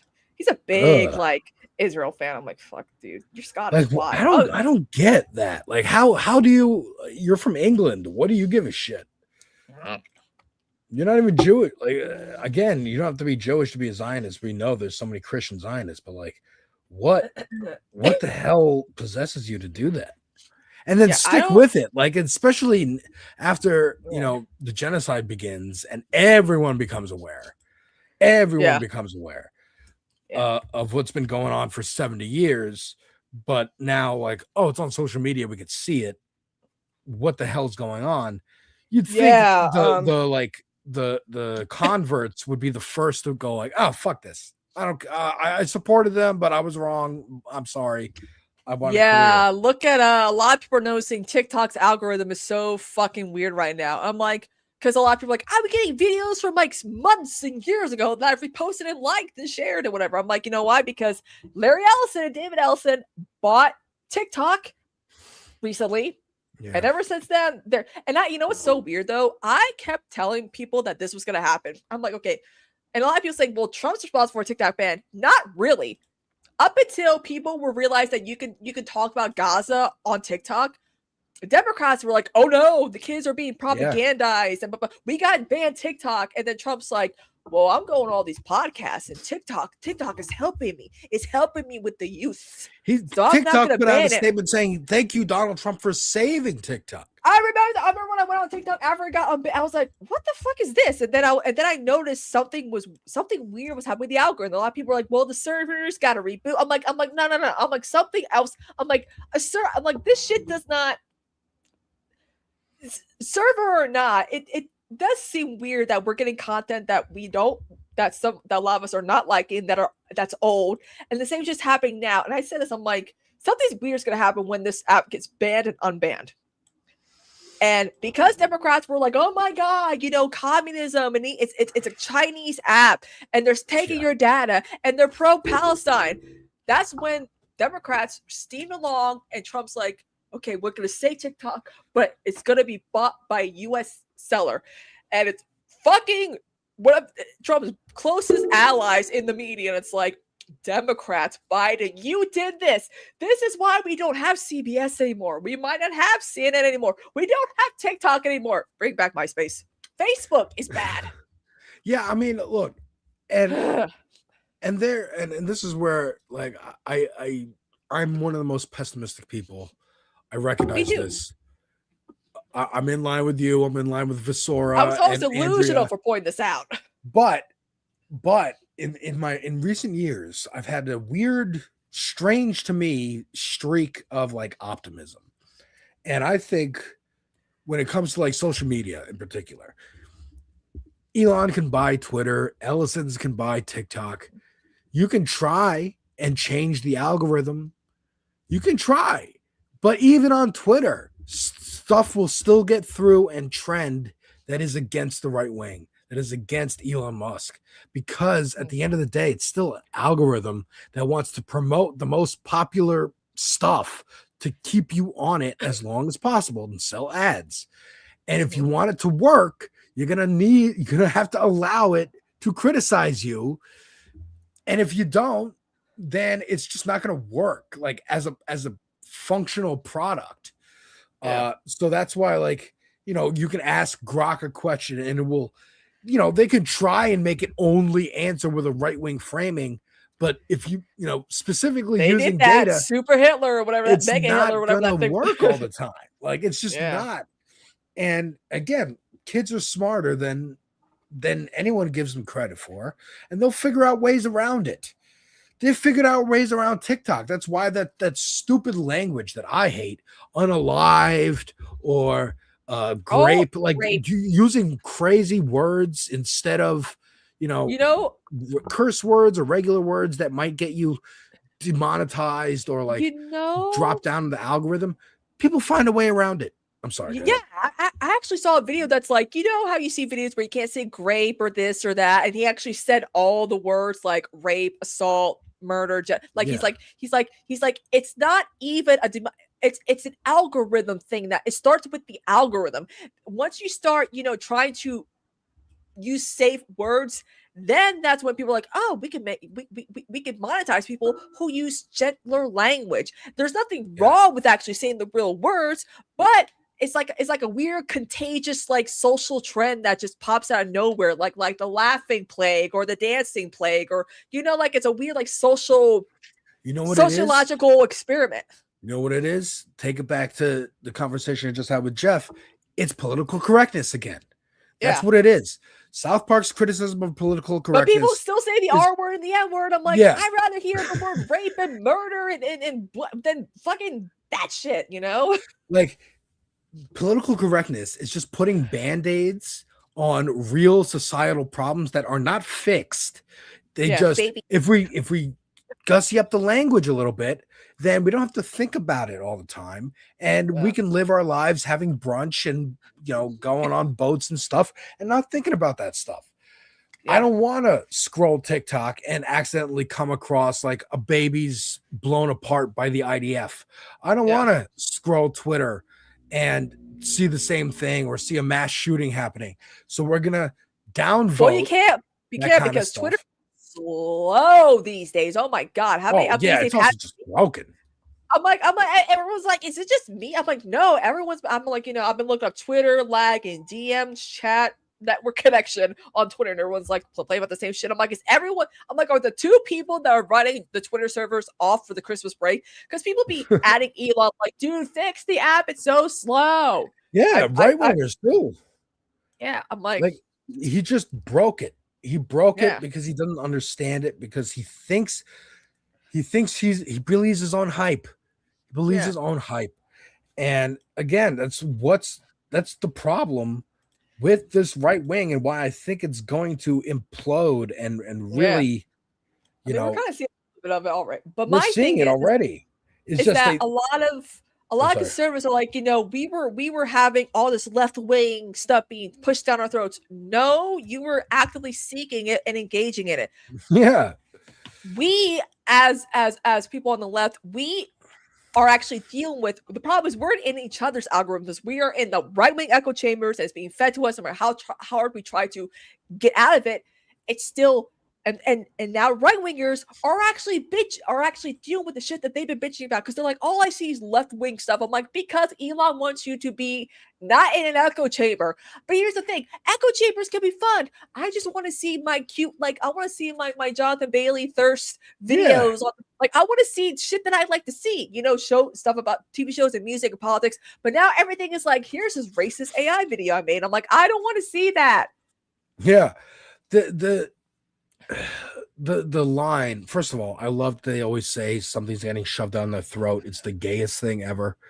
You can opt out of it too, believe it or and you're against gay marriage, really? Okay. You love things getting shoved down your throat? My bad. But that comes from like the Obama era of we're not going to say boys and girls, we're going to say folks, and we're going to talk about our trans brothers and sisters and blah blah blah. Just again, like the Nancy Pelosi level, we're going to kneel in kente cloth and do this performance. We're gonna like Remick and sinners vote for Obama a third time if we can. Fellowship and love. Exactly. Fellowship And they hate it. They hate it because, again, to them, politics is just something to think about, something to mull over, something cultural, rather than something that materially impacts your life. And now they're in charge, and now they are materially impacting people's lives for the worse. And they're still bitching that and yet they won and they're everything. bitching because, again, the people who voted, again, I don't be harsh on systems, kind to people, as Michael Brooks always said. Yeah. But the Trump voters, I'm like, I get it, man. You were pissed off. Like, Biden's no good. I wouldn't want to rally for him. If I'm a Trump voter, I voted for him in 2016 because I'm mad at Obama for whatever cultural reason, and Hillary Clinton's not doing it for me because of 30 years of hate for Hillary Clinton. I'm voting for Donald Trump. He's coming out here. He says things that sound populist. He's also saying, I donated to all of you. You can't tell me nothing. He sounds outside the game. Okay, fine. You vote for him. After 4 years, I can't take it anymore. I'm voting for Biden. I need to get him out. My life has gotten worse. We have a global pandemic. I don't know what's going on. I need someone in the White House who's going to be boring and just like tell me what it is. Yeah, move on with remember my when day. I you know what? I kind of agree with Bill Maher about the whole like I'm long for the days where people didn't talk politics or whatever. It's because politics was boring back then. Now, because the right wing has politicized everything and made politics seep into every aspect of like everything and make it politicize everything, we cannot not discuss politics in anything anymore. Like, we have to talk about politics in a fucking song like WAP. We have to talk about politics in a show like Stranger Things. Like, it's so fucking stupid. I hate it. Yeah, and that's Republicans bitch about it. I'm like, you guys did it though. That's true. Yeah, exactly. And it's their own detriment. Because politics was boring and you didn't pay attention to it. However, it was materially changing people's lives and screwing shit up. Like, Bill Clinton was a bad president, but no one was paying attention. They liked him playing the saxophone and they thought he was cool and this and that. You couldn't hear. He was the first black president, as a lot of my friends tell me. And I'm like, you guys are of color saying that? That's kind of weird. They're like, hey, and again, they talk about that on Blackish. And it's like, don't talk about Bill Clinton. It said Bill Clinton, the first African-American president. I'm like, wait, what? I'm like, that's a thing? Because that was the closest that black people could get at the time of someone who sounded like they gave a shit, even though he needed to do his Sister Soldier moment and admonish the radicals and go, no, we're not doing that. We're going to still call you welfare queens, and we're still going to demonize being poor and also pass the crime bill and put you all in jail. But we're going to say and perform that racism is bad and we shouldn't be racist, and don't say the word African American is correct and black is actually not okay anymore, and blah blah blah blah blah. It's just absurd and ridiculous. So the fact that politics was boring was beneficial to capital and the wealthy, and harmful to everyone else. Like, again, I'm sure Bernie Sanders has been screaming about the same stuff he's been screaming about since the 70s, the 80s, but no one was hearing him. They're like, oh, that's just that wacky guy from Vermont. Don't pay attention to him. We got Bill Clinton out here. We got, now Bush is president, and we're mad at Bush. We don't like him. With Obama and how much of a disappointment he was, a lot of people are like, is there anyone who can advocate for Medicare for all? And it was Bernie, because I remember how I found out about Bernie is that CNN would put him on all the time. And I'm like, who's this guy making so much sense, who sounds like Larry David from, and then I'm like, oh shit, they're cousins. Cool. Also, really Larry cousins? David. Yeah, they found out on Know Your Roots that they are like third or fourth cousins, and Oh I'm my like, god, that's really funny.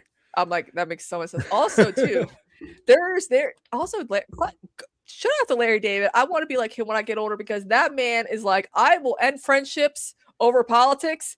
Bill Maher, Charles Hines, and then there's this Curb Your Enthusiasm scene where it's like, we're gonna have dinner with Barry Weiss. He leaves and slams the door. Oh yeah. I'm like, Yeah. fuck that bitch. Let's go. Because again, and you're right, it comes down to like annoying. You don't need to even ideologically disagree with Barry or even know what Barry Weiss's ideology is.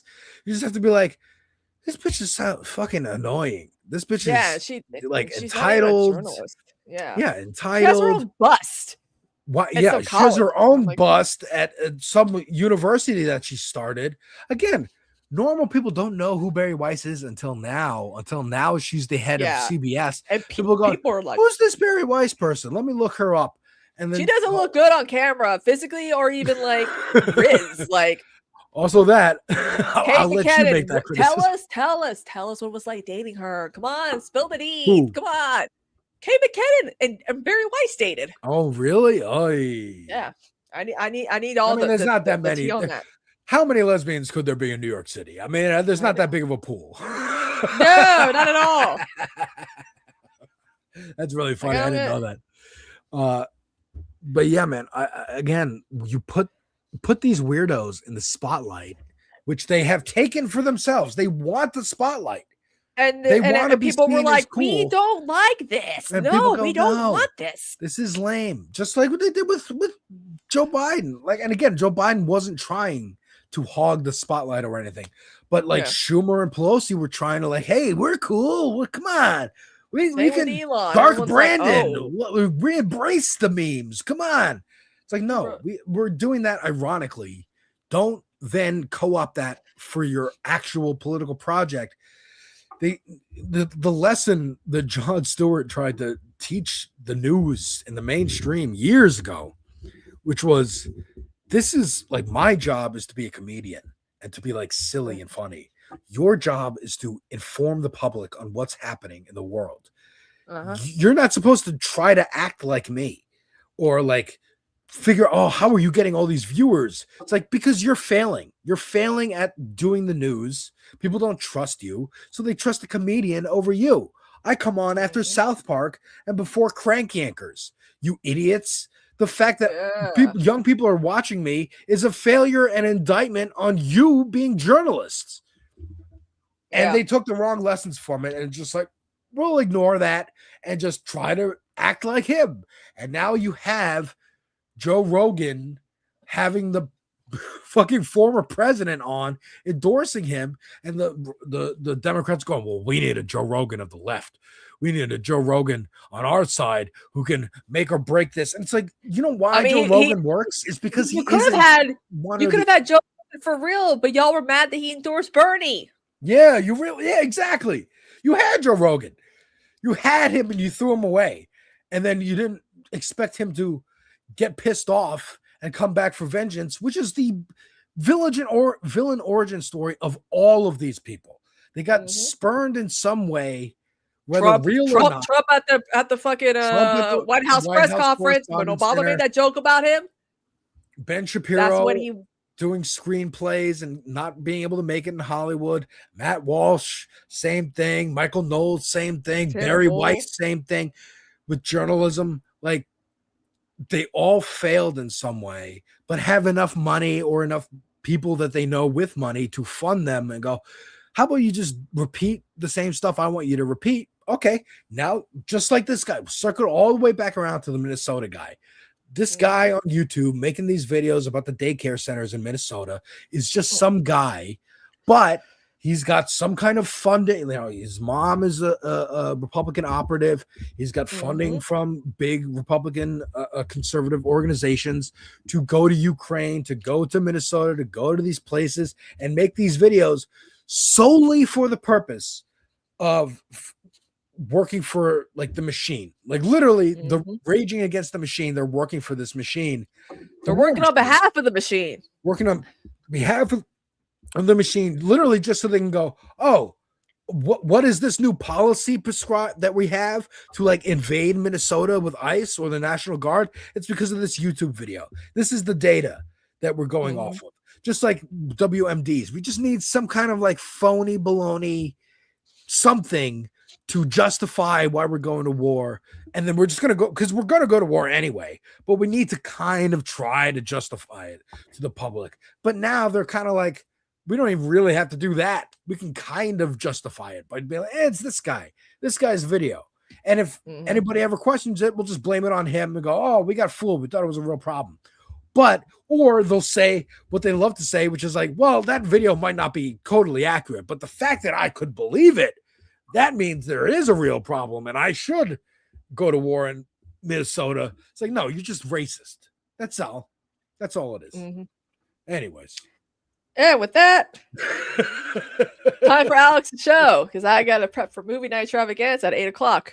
Eat your dinner. Oh, yeah. Also, tomorrow, Forrest and I are going to do, like, we're going to have Conan on for Absurdity Space to do a little movie night extravaganza part 2. We're going to do, like, a year-end review of, like, movies and music. So it's going to be a whole bunch of fun. Can't wait for that. Very cool. Very cool. Anyway, guys, I will see you in 2 hours.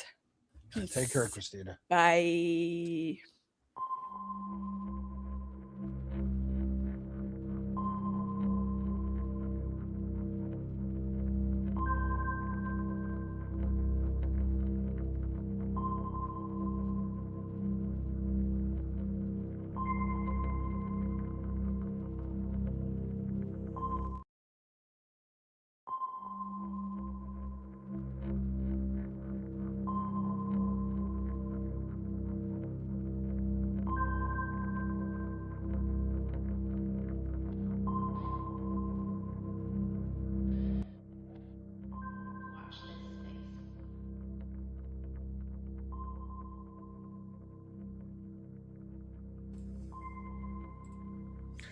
Hello, everyone, and welcome to Devil's Advocate Productions on this space. I'm Alex. I'm the Devil's Advocate. I talk about music, movies, TV, video games, whatever I want to talk about. And today, it's almost New Year's, folks. It's almost New Year's. And I just want to say, you know, it's 2025. It's been a year, man. It's been a year. You know, we got Trump again. It's year 1 of Trump. Now, again, he's got 3 more years. Sam Cedar says he doesn't think he's going to make it past next year. We can all cross our fingers and knock wood. But, you know, it's year 1, and they've already done so much. Doge came into being, cut USAID, funneled a bunch of money to Elon Musk and, you know, other billionaires and their buddies, and then got dismantled because they don't need it anymore. Also ended up wasting a bunch of taxpayer money. We got ICE running around the streets, rounding people up, not like we didn't have it under Biden or Trump before him or Obama before him. Abolish ICE needs to happen. And like I said on the 2 previous shows, but if you're just joining us, I did a reaction on my channel today of Rage Against the Machine's 2nd album, Evil Empire. And spoilers, Evil Empire is the American Empire. And there's a song on that album called The Wind Below. And it's about revolution and how the winds are changing. And I believe that they are. I think especially with like Zoran winning mayor in New York, candidates like Kat Abou-Ghazala in Chicago, March 17th, mark the date, because we probably will be doing an election stream that day. Graham Plattner's election in, I think, July or June. Probably be doing one for that. I don't know. We'll see. That's up to Letterhack. That's above my pay grade. But we're going to be watching these elections with great interest. Abdul Saeed in Michigan, Chris Ahuja, I did an interview with on my channel as well. Where is that? Where is that one? It's somewhere. It's on my channel. Check out my YouTube channel, folks. Where is it? Here it is. This one. He's in California. Okay. We're getting good candidates. And again, I listened to this album. In it, they said, like, the ballot box is not going to save you. No, it won't. No, it won't. Not alone, at least. And ICE is forcing everybody to do community organizing, to get to know your neighbors because, oh my God, ICE is going to be here and we don't know what we're going to do. Organizing, like FD Signifier says in his videos, watching a YouTube video is not praxis. You're not helping fight fascism by watching my video.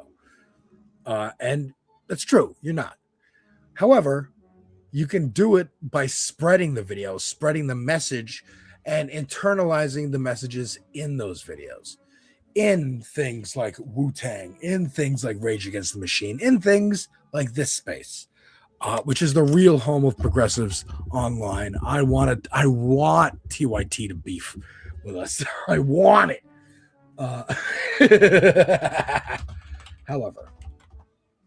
However, let me just see. We have 3,460 something subscribers to this space since June. Can we double it by next June? Is that a goal? Look, we're going to have a lot more collaborations. I'm sure we're going to have a lot more guests coming on many of the various hosts who are on this space. So can we get this space to double to 6,000 by next June, by the anniversary, the 1-year anniversary? I wanted to talk about just a couple things that I saw, because again, I've also been taking a break from like the news during the holidays because Jesus Christ, I fucking need one. But I did see that you know her, you love her, Emma Vigeland from the Majority Report was on CNN, and there's some good clips. This was my favorite one, but we're going to do at least this one and maybe one more. But this was this guy, Scott Jennings. I don't know where he came from. I've only seen him in recent months, like this year, I think, 2025. Like, has he always been on CNN? Has he been around for a long time? Because I do not remember this guy. But he is, quickly rising in the ranks of like smuggest face, most punchable face in Minecraft on television. And I just love this moment. They're talking about Gaza and Israel. And let's just let Emma take it away. Period. And this will go down as one of the worst crimes in the history of humanity that our government, the Biden administration, and the Trump administration are complicit in. Does it go down? We have to debate this. Yeah, we don't have time. We actually don't. We don't have time for the anti-Israel propaganda. We don't have time to for the anti-Israel propaganda. We don't have time to debate it. Could you say Hamas was wrong at any point during this conversation? Listen, we know that there's plenty of disagreement on that issue. I never said that. We let it on spool for 2 minutes, but sure. I mean, honestly. Okay, I have a quick word. Well, I don't understand. Israel's our ally. Not a single word in your speech for the atrocities that were committed on October the 7th. We should not cut a single off word. arms tomorrow. Not a single word for the idea that Israel has every right to defend itself. Not a single word for the fact. The laugh, that laugh right there, because we watch the Majority Report. I'm sure most people watching this stream right now. How many times have you heard? Do you denounce Hamas? Do you believe in Israel's right to defend itself? And blah, blah, blah, blah, blah, blah, blah. So I'm sure it's rushing through her head every time her and Sam and Matt and Brian make fun of people who said that. It's just, she's like, oh, you're falling into the trap. I could play a soundbite right now if I was in the studio. But let's just let this play out. For the fact that Hamas right now is killing people inside of their own people. You seem to lay it all at the feet of Israel, a democratic ally in your own country, and you have no negative word for the terrorists who raped and murdered and kidnapped. Zero. B'Tselem, Israeli human rights group, says they're committing genocide. You still don't. We gotta go. 3 to 9. All right, so that was that one. And then this one's about the ceasefire, where it's like, oh yeah, Trump has a ceasefire that he touts all the time, but Israel literally was bombing people the same day. Oh, and then this is another good one, because she's sitting next to a different conservative guy. I don't know who this guy is, but not, surprisingly, not as smug of a face as Scott Jennings. He's trying, but he's got a little ethnic in him, so he can't get quite as smug as someone like Scott Jennings, the waspiest of wasps. I'm sure Dieter would agree.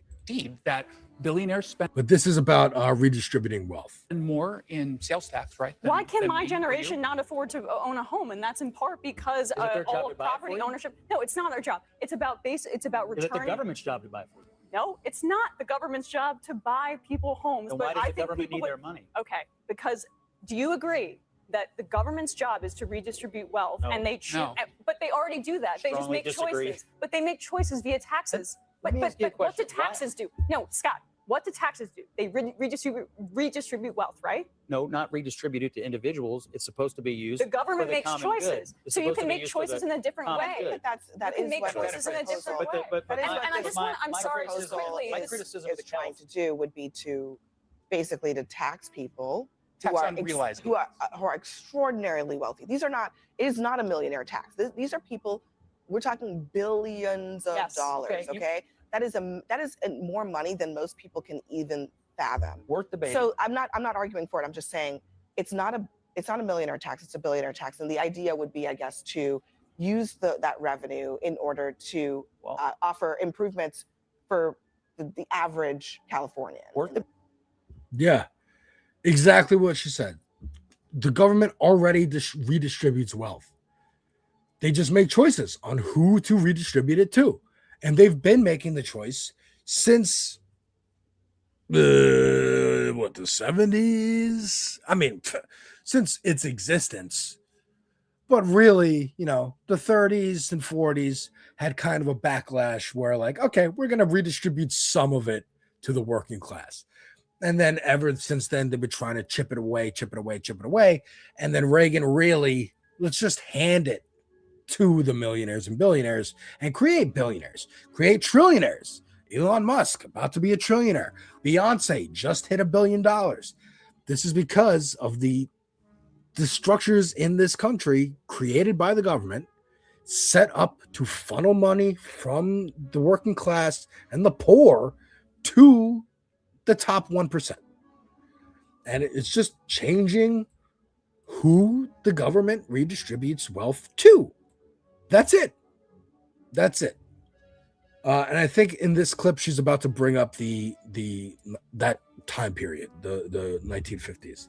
Here we go. Pay for what's rich? The It's a bad argument. A billionaire, the privilege of living in a state that facilitates their ability to become. But you're admitting it's arbitrary, which was exactly my argument previously. my Let me just, question is, I just want to say, I'm sorry, Why but do we pick arbitrary people that we hate? But no, it's not. It's about the level of wealth that they have. But you see that right there? I'm pausing it. When he's like, it's arbitrary people that we hate. We're just going to tax these people that we hate. And it's like, no. That's projection. That's what you do. You decide, oh, we hate Somalis this week, so we're going to invade Minnesota. We hate Nigerians this week, so we're going to invade Nigeria. We hate Venezuelans this week, so we're going to invade Venezuela. And we hate brown people in general, so we're just going to beef up ICE. That's how Republicans operate. Conservatives operate.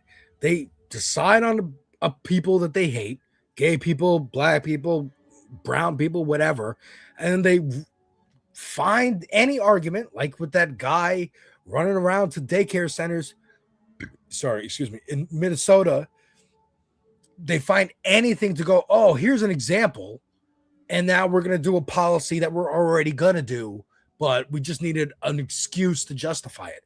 Just like the Nigeria thing, having Nicki Minaj show up at Turning Points USA to talk about Christians in Nigeria getting killed. It's like, that's a terrorist organization killing mostly other Muslims because per capita, there's more Muslims in the area. It's just an extremist group. It's like KKK or Westboro Baptist Church protesting funerals. They're both Christians. It's just one of them's an extremist, religious fundamentalist terrorist organization. So a couple Christians get killed by a terrorist organization out of this many more Muslims, and they go, oh, well, Christians are technically Christians are being killed by a terrorist organization in Nigeria. So let's say it's religious persecution and go to war in Nigeria because we really want the oil. And Trump even just said it. I love that. I love Trump was like, it's oil. We want oil. He said it about Venezuela too. But let me let this play out. Concentrated. And when, excuse me, I'm going to finish my point now. What's the number? What is important to point out is that when this country was growing and it was the greatest period of growth, the top marginal tax rate was 90%. The equivalent of $4 million. If every dollar that you made over $4 million was taxed at a 90% rate prior to the era of neoliberalism, and then eventually Ronald Reagan slashing taxes and leading to this explosion of income and wealth inequality. And California already did this with Prop 30. I think it was in 2012 or 2011. They raised the top marginal tax rates on millionaires. And you know what happened? The number of millionaires in California. No. Let me finish. The number of millionaires increased in California. So there's nothing to this capital flight thing. They've done this analysis. I'm against the fact that we don't have more. What is the number that makes you too rich? That is not my. That's not for me to decide. I want to raise taxes on the wealthy in percentages. The top 1%. The top 1%. It's when you look at the problems in your state. There you go. Again, he had to change the topic and go, well, what is it that you don't like? What number is it? So then I can argue a number. He's like, no, just in general. If you make more money, you should be paying more in taxes. The end. Damn, Emma handed him his ass. Yes, she did, Etch. Yes, she did. And I would say that's a testament to the majority report. Testament to her. She's great on TV. I'm glad that she's getting these spots. I hope she gets more of them. And it's a testament to, like, dude, if you memorize, look, again, she's smart. She's better at this than I am, ever will be. But I'm saying if I memorize like a couple talking points from the majority report, in the 1950s, the top marginal tax rate was 90% on anything over $4 million. Every dollar over $4 million that you made, you'd pay 90% of taxes on it. You get a dime back and you were still a millionaire. That's when we had, that's the period. That's the Make America Great Again period they want to get back to. And you just got to point that out to them. Sorry, I don't know if you could hear the loud ass fire truck going by. But if you memorize some of these statistics, it'll help you argue with the conservatives in your life. Yes, but also online and whatever. And if you canvass for a candidate to explain to the people that you're talking to, or if you organize in your community and explain, hey, this is how it used to be.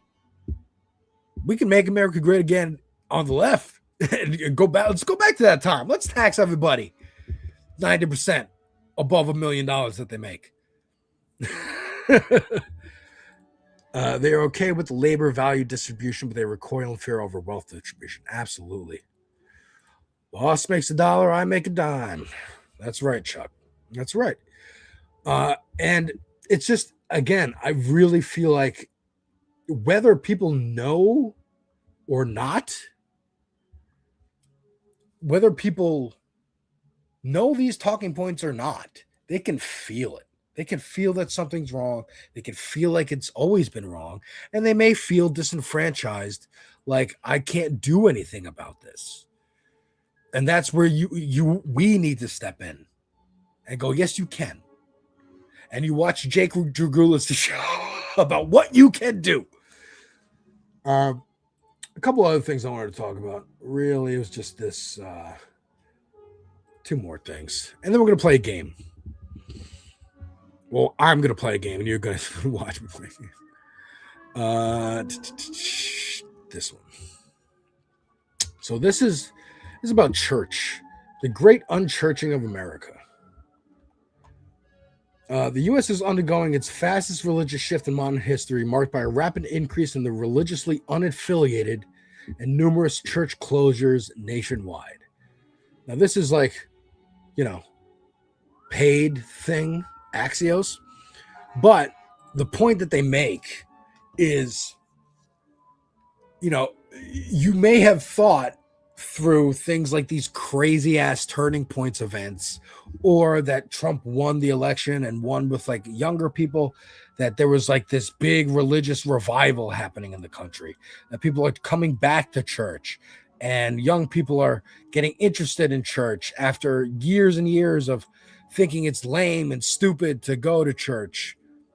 It's actually not happening. Again, there hasn't been a rightward shift. Everyone's been actually moving left.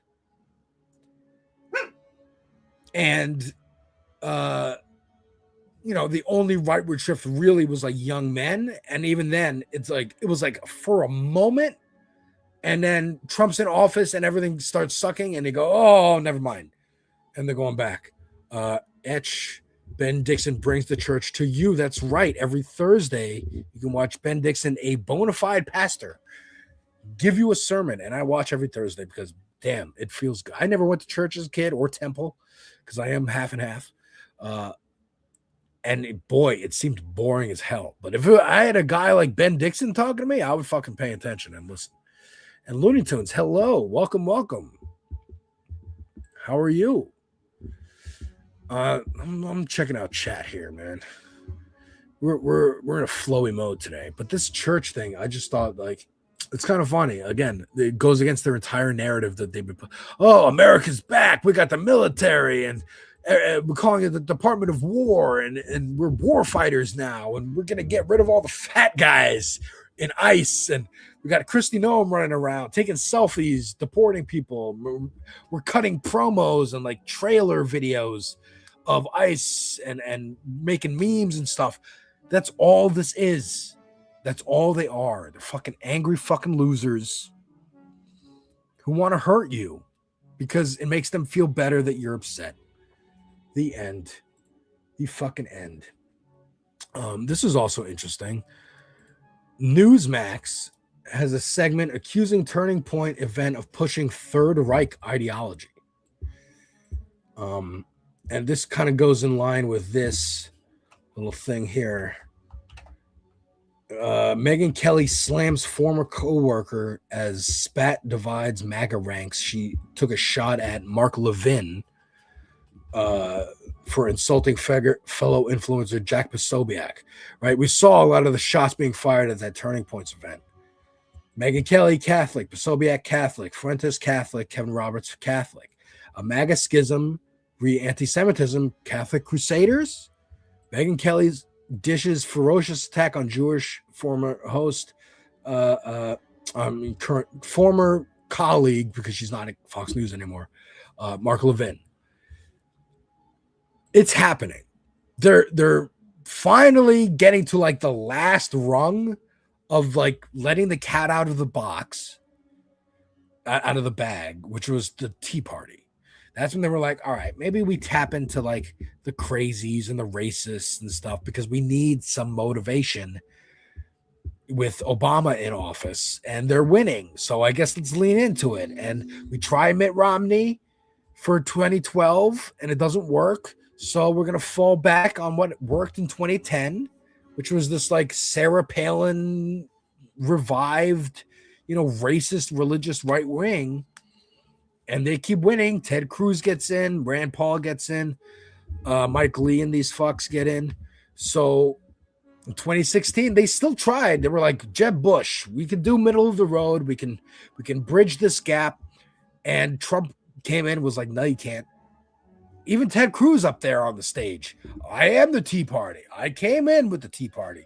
I'm right and loony and crazy too.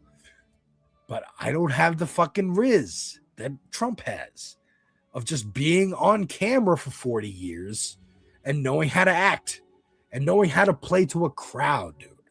That's what these people didn't understand. And now they're opening.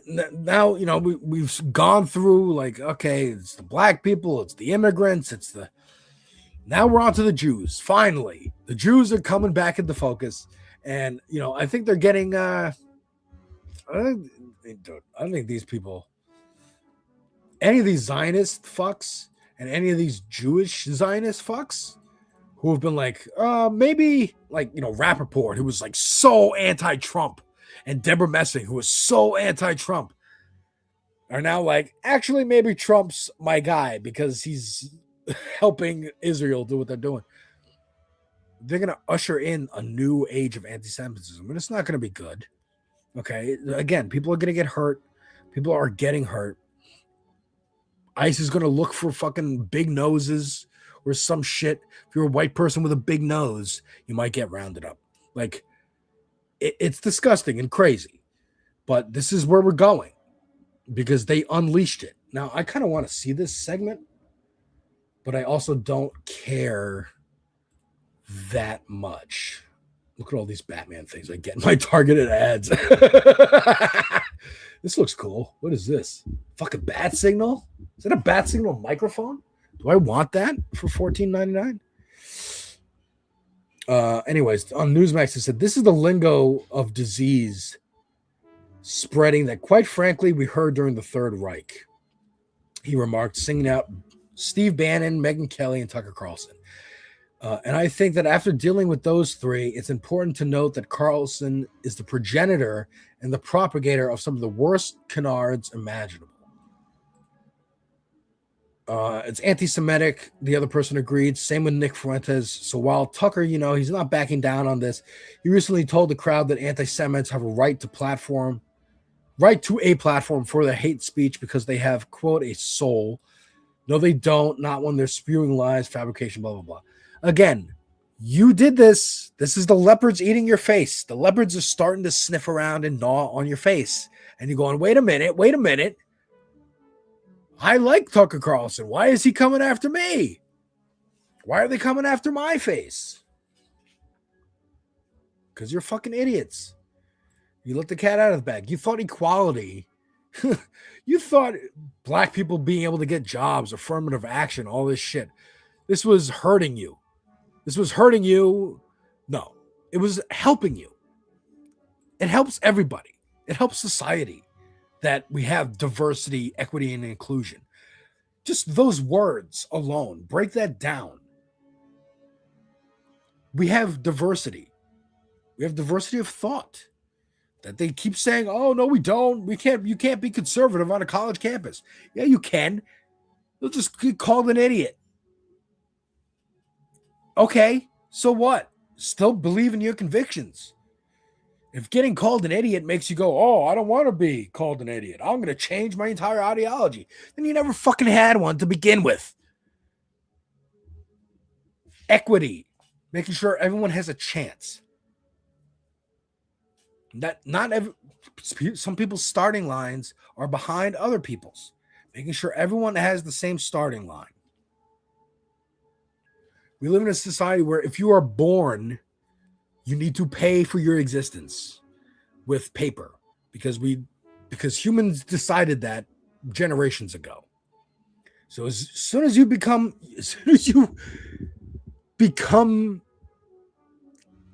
existent, no. As soon as you start to exist, you are costing money.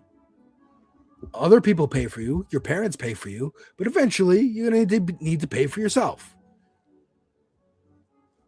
And I think the government, which is society set up the government for the people, by the people. It's us. We are the government. Should help make it so you're on the same starting line. You all have a house. Like again, on Good Morning Comrade, if you were watching for the last 3 hours, I was talking about the free buses in New York that Zoran Mamdani, our mayor, starting tomorrow at midnight, and maybe as promised. I'm saying subway should be free. I'm saying housing should be free to those who need it. Food should be free. Water, electricity, internet, things you need to exist on Earth. Just baseline should be baseline free, and it should be the government who provides it. Healthcare. Fuck Medicare for all. I want single payer. I want what every other country fucking has. Like Medicare for all, in and of itself, seems like a stopgap in between like Obamacare and single payer. Just fuck it. Get us all the way to single payer. If we have to stop there, fine. But like, get us all the way. Get us all the way. And I just found this stuff interesting that like, yeah, the schism on the right is happening because again, they're in charge. There's no big bad shadow government to blame, even though they keep blaming that. It's the same thing Rush Limbaugh did. But when Bush was in office, what does he do? Oh, there's people undermining him. There's people who are not American enough and going against this idea of the war in Iraq and blah, blah, blah.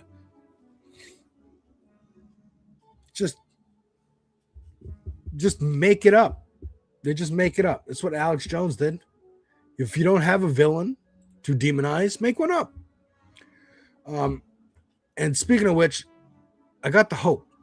And I got the hope because of people like this. Kat Abou-Ghazala. Will Stancil, I don't know who this is. I think he's like a politics guy, activist, politician, not politician, journalist, whatever. He was criticizing Kat's campaign because Kat Abou-Ghazala thinks campaign funds should help feed people. The Illinois congressional candidate turned her campaign office into a mutual aid hub. I don't know why this was just written on December 26th. She's been doing this all year. It's been great. In addition to offering to supplies while the office is open, the campaign also helps stock a community fridge available any time of day and host drives to collect specific supplies. Christopher Tampons for Chicago's Period Collective, for example, resulted in a massive outpouring of support. We ended up getting over 5,600 tampons, and my campaign manager's car was just filled with tampons. I wanted him to get pulled over so bad, she laughed, right? And Will Stancil is like, turning campaigns into mutual aid hubs isn't good for campaigns or mutual aid. Your campaign manager should be entirely too busy to schlep around 5,600 tampons, right? And Kat's like, look, our mutual aid hub has been a huge draw for our immense volunteer base, which you need for a campaign, many of whom have never wanted to be involved in politics before now. This model isn't just about the immediate impacts of helping people or helping my campaign.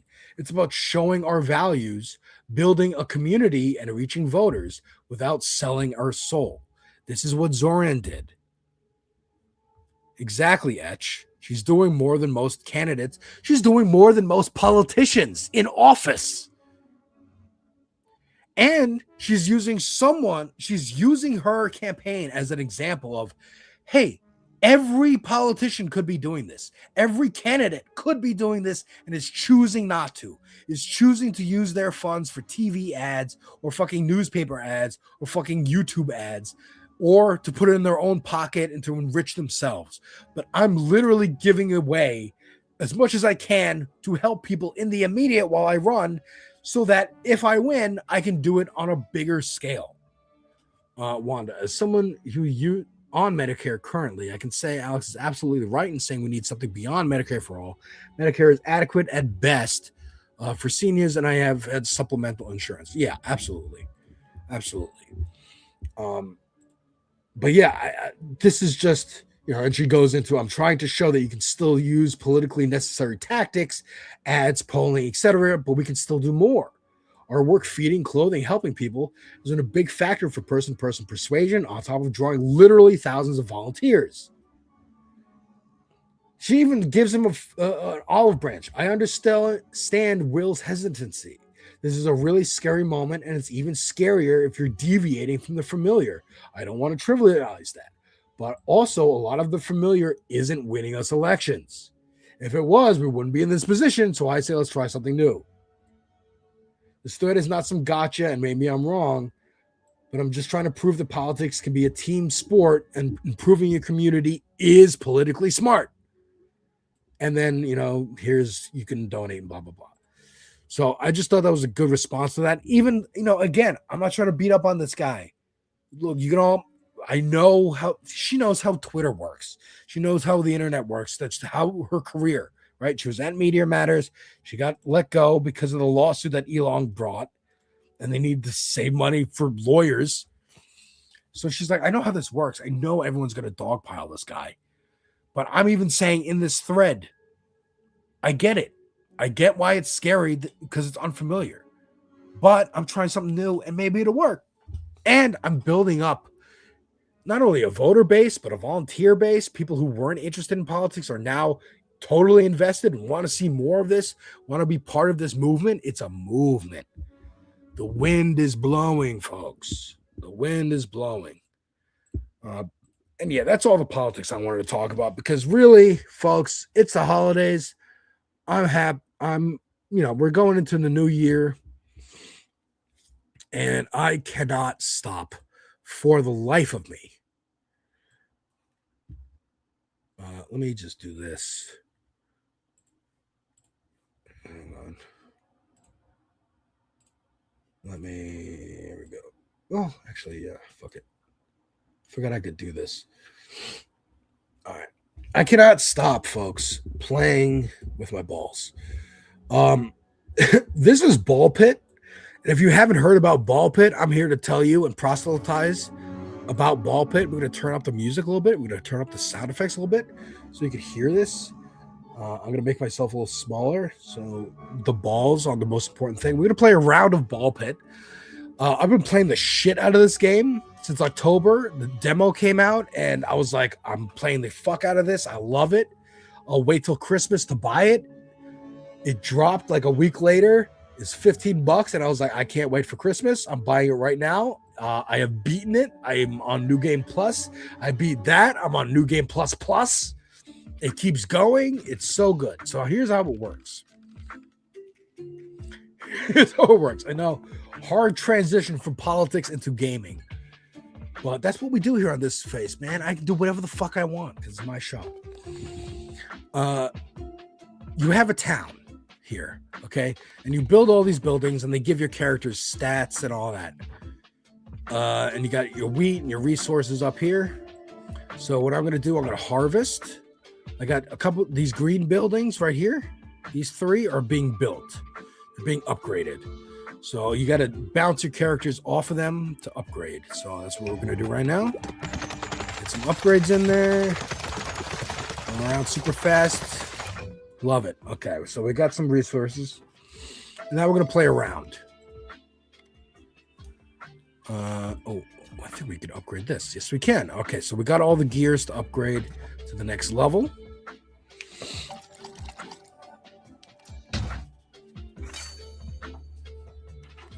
Fungal forest, sick. But I don't think I'm going to have time to do a full round on where I am right now.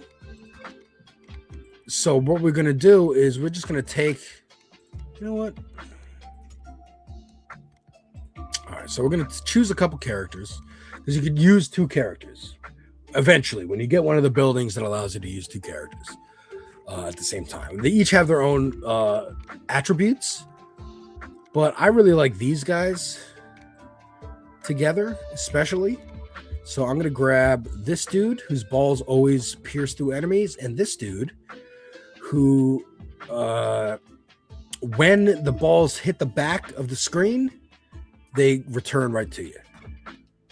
So we're going to use them, and we're going to go into New Game Plus, and we're going to do Fast or Fast Plus. We're going to do Fast. Okay, so this is going to move a little bit faster than it normally would. And I'm going to explain what's happening as we go. But trust me, I've been playing this shit nonstop for like 3-4 months. And let's just go, man. We're going to have a round of Ball Pit to close out the year. Tomorrow, I will not be on with Dieter. I don't know if Dieter will be on, but it's New Year's Eve. I got plans. Although I may, if I am able to do it remotely with my phone, I may make an appearance on the Letterhack's funny book show to talk about our favorite comics of the year. And that's if I can do it on mobile. But let me see here. Oh, all right. So we just got. So this item here, the passive item, increases critical hit chance when hitting enemies from the right side. We got a poison ball, we got a freeze ball, and we got a laser ball. And you can assume what these do, right? And then we're just gonna play ball pit. It's a brick breaker. It's a roguelike. You know, you'll do a run. You might die, but that you'll go back to the town and you'll harvest and you'll upgrade buildings and it'll give you permanent upgrades, permanent buffs to your characters, and you'll get stronger over time. So right now we just got to level up and we get to pick another ball. So let's grab Earthquake. I love Earthquake. Earthquake gives you a little area of effect damage. But you see how our balls are going through and they're coming right back, and they come back through the enemies and injure them too. So we're going to want take a ghost ball, but we're going to re-roll. Take an iron ball. Iron ball is extra damage. Moves a little slower, but it's extra damage. And these boys take a lot of damage. All right, so now we got a fusion core on the ground there. We'll upgrade that. So then we get the fusion reactor, and now we can evolve. So if you get if you get a ball to level 3, 2 balls to level 3, and they synergize, and you can do an evolution.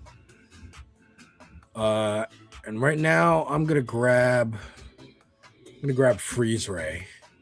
So it'll combine the ice and the laser beam into a ray that'll affect multiple enemies at once. So watch this now. You see the laser gun. You see why I like this game. See how addicting this is. I cannot stop playing with the balls. And now we're getting multiple status effects. Poison and freeze.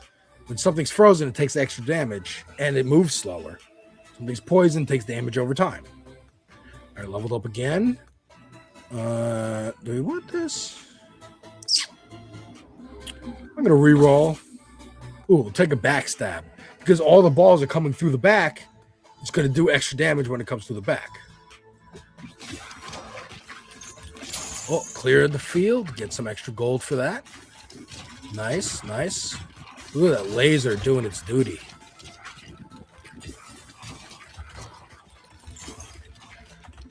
Now look, last week I tried to play a game with you guys, and only like 3 of you jumped in. Okay? So next year, let's get to a point where I can play Jackbox with y'all, and the rooms will be filled. Again, by next June, I want double the amount of followers we have here. At least 6,000. Here we go. Let's go. Let's grab another. I can get another ice. But what do I want to do? I really want to level up the ice ray. Oh, I want this. The frozen spike. Those extra damage to frozen enemies. We have a lot of frozen enemies. Here we go. That's what I'm talking about. Synergy. You get people to show up for your campaign events by doing mutual aid, by doing streams. She did a Hot Ones stream. Gets people interested. Gets people going, who's this lady who's running for Congress, streaming on Twitch, doing Hot Ones challenges, giving out food, talking about driving 5,600 tampons to her campaign office. I want to know more about that lady. She sounds awesome. Synergy. It builds a base. It builds a coalition. So that even if she loses, it's still there. They still care about their district. They're still going to look for, maybe she runs again. Maybe there's a different candidate. And we get behind them. And we already have an organization in place to help move that forward. Zoran's doing that with our time. Anyways, what do we want? Do we want a charm ball? I don't want a charm ball. I want the pressure valve. Makes enemies explode on death, dealing damage to adjacent enemies. What I'm talking about. Evolution. Earthquake and poison makes swamp. Let's go. Ball pit on the stream, baby. Off-screen wife has been dealing with me being on stream for 3 hours now, and I appreciate her very much for it.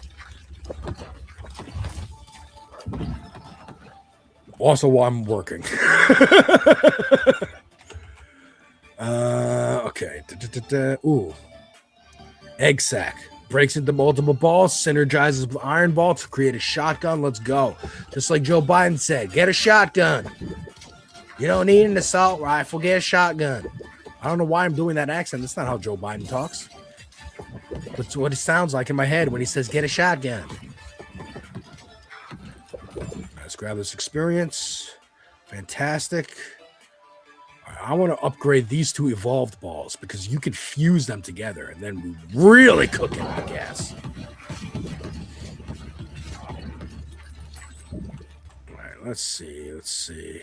Ooh, we could get that though. Oh, fuck. We're going to get that. We're going to grab this. We're going to fission because if you don't have anything to combine, none of your balls or anything or items are level 3 and they don't work together, it'll just give you levels. So let's hope we get more than 4. Come on, we got 4. All right. Because 3 is the minimum. So that's good. So now we can make the shotgun. We can already make the shotgun. I could grab a laser. But again, I really want these two up. So what I want to do is mix the laser with the shotgun. All right, so we're going to grab the fusion. We're going to make the shotgun here. And we're going to need 2 more levels for the shotgun before we can fuse it.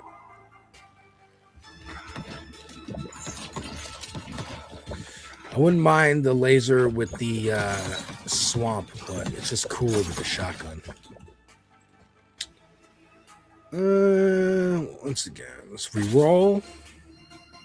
Let's re-roll again. Shotgun. Thank you.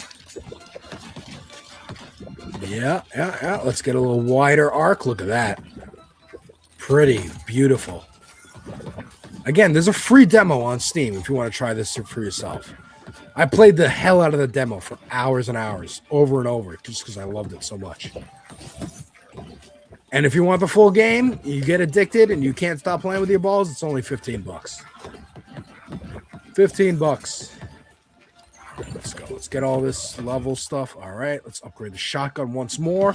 Come down here. Grab this. Boom. Fuse them. Freeze ray plus shotgun. Let's see. Because now it's going to explode into multiple balls. And each one is going to have a laser beam. Let's check this out. Look at that. Look how many lasers we got going. Oh, I love it. It hits my dopamine. I've literally been watching streamers play this to go to bed. That's how much. That's how much I can't stop playing ball pit. Let's get this guy. Can we get a level before the fuse? Yes, we can. Let's grab another ball. Okay. Oh, brood mother. All right, brood mother. There's a 35% chance of birthing a baby ball each time it hits an enemy. The baby balls are the white balls, by the way. Okay, I'll take some levels. All right, and now we're on to the second mini boss. And again, keep in mind, this is happening a lot faster than a normal run because this is fast mode. So it's not as intense as you want to make it. And I appreciate that. As someone who is not good at super hard, difficult games, I like roguelikes, but Spelunky, that's a little too much for me. Oh, look at that. Oh, beautiful. We can get that spike up, but we could also get another laser. Fuck it. Multiple lasers, dude. Fucking rocket. Just penetrating these enemies. Just devastating with my balls. All right. And a fucking another egg sack. Let's go. I don't think I'm going to be able to fuse anything. Well, I could if I really tried hard to get a level here. Can we get a level? Yes, we did. Just in time. All right, so let's fuse. Oh, let's fuse the laser with the swamp. Again, Pendulous Dragon. There's a free demo. You can play it for free. And you get, not every single ball and not every single level or character, but you'll get the idea. And it's a great time waster game. Great. So we got the swamp mixed with the laser. So all the effects of the laser, shooting down, will inflict the status effects from swamp. Love it. Check that out. Now it's green. Got 2 lasers going. And we're just melting these enemies. Again, this is an easier level than where I'm at, actually. But I'm also just ripping through these guys. All right, let's keep going. We have room for another ball. Let's get fire. Let's burn these boys a little bit. Boom, boom, boom, boom. Oh. All right, that's probably our last fusion core. So I don't think we can fuse anything. That's fine. It's all right. Let's get some levels here. Rich P just came back from lurking yourself. No problem.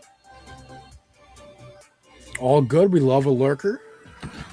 All right. We got almost everything leveled up all the way. Just the egg sack is level 2. We're going to be in good shape for the boss. Egg sack level 3. So now everything's maxed out. So if I get another level, I'm just going to get some resources. And that's okay, because we're almost at the boss here. It does not matter. Oh, I just love the lasers. They look so cool on my screen. Oh, and here comes the boss. Now I'm going to try not to kill him before he even shows up on screen so you can see him. But keep in mind, with this build right now, I might have been able to just decimate the boss before he even fully shows up. But I'm going to let him. This is for your benefit, folks. This space, the lurkening.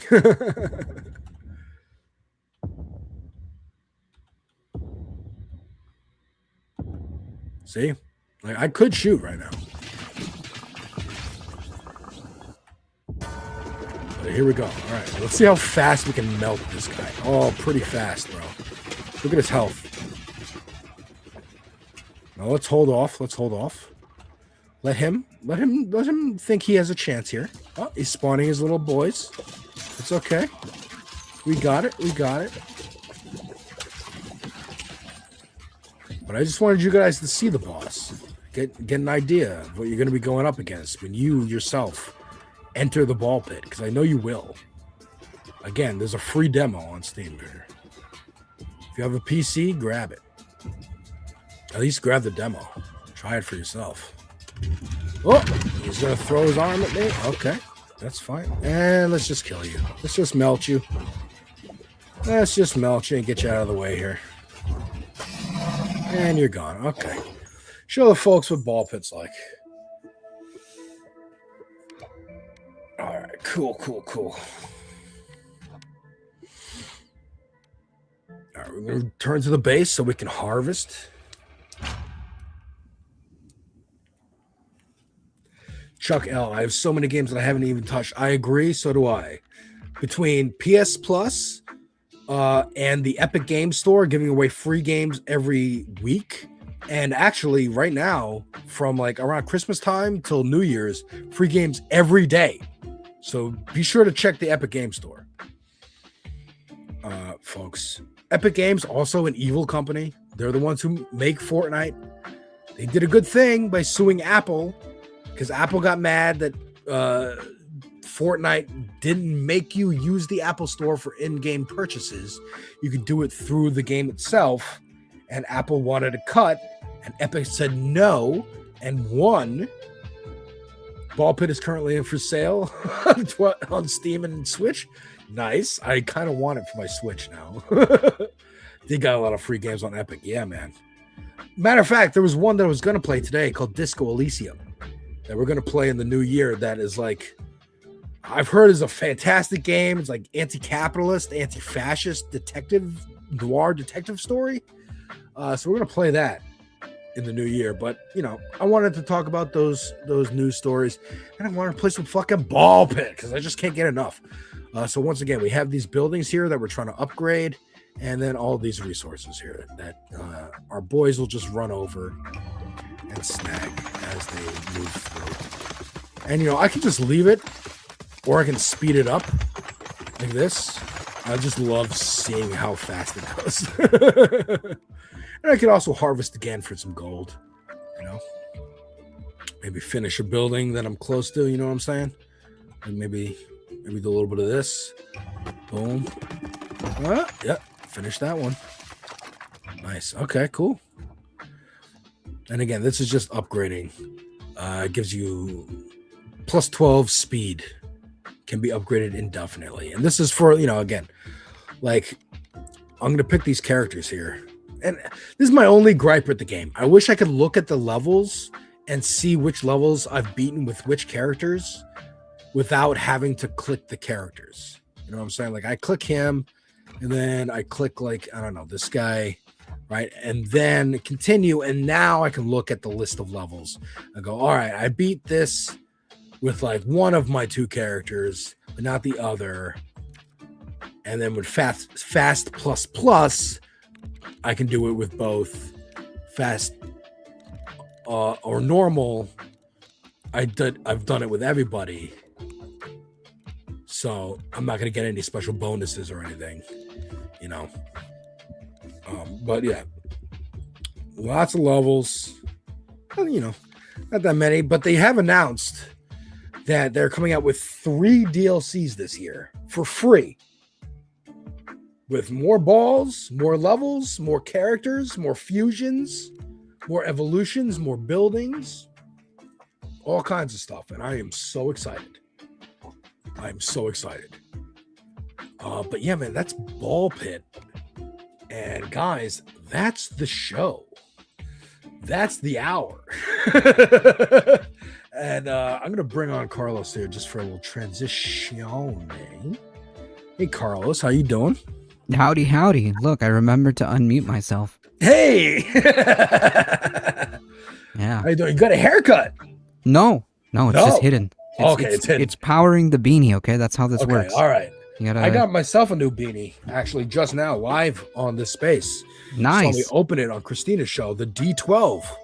Nice. You know what? If I'm going to have a beanie cap, it's going to be from D12.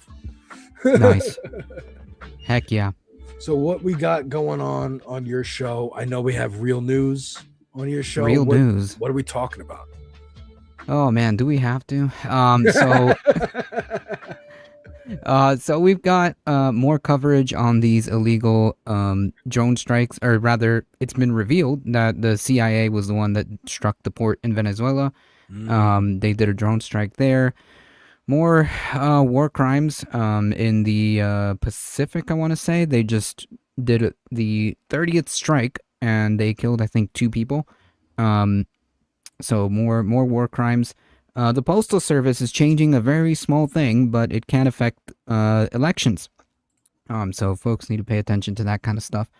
Yeah, just, good stuff. Good stuff to round out the year. The election did not tampering continues from the Trump administration. Yeah, make no mistake about it. This is not some kind of, efficiency we need to do. Nah, it's very obvious what they're trying to do. Absolutely. I'm going to put this in the chat. But Emma Vigeland actually had a little comment on Venezuela on that CNN thing. I'll post it here for everyone, but you can play it on your show if you feel like it. Yeah. For you. And thank you very much, Carlos. And thank you, Matt, for creating this space with Ben Dixon and Andrea. Thank you so much for letting me be a part of it this fucking year. Like, it's been all over the place. Like I said, it's a hard year. But this space coming out in 2025, pretty fucking huge. Got to meet so many cool people, including Carlos from A Difficult Truth. And I will see you all next year.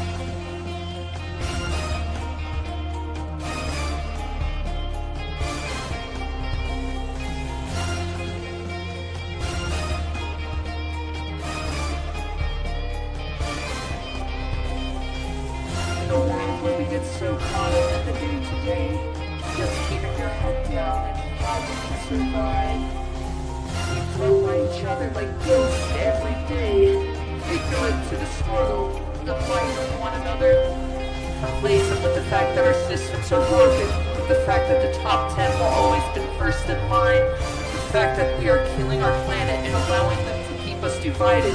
We must stand together and rise up. It's time we wake up, and that is a difficult truth.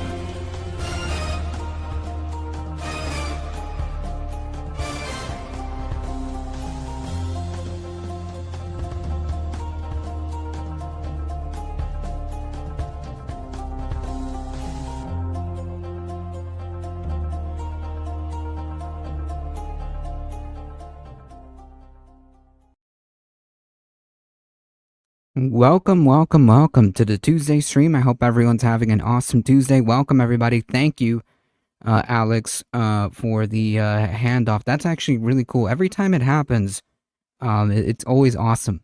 I appreciate that. That is really cool. Let's see if we can get this going here. Can everybody hear me okay? Is everything good? Heat, how's it going? Rich P, how's it going? Johnny, too late. Looney Tunes, welcome. Fixer, welcome. Chuck. Groove Dragon, welcome everybody.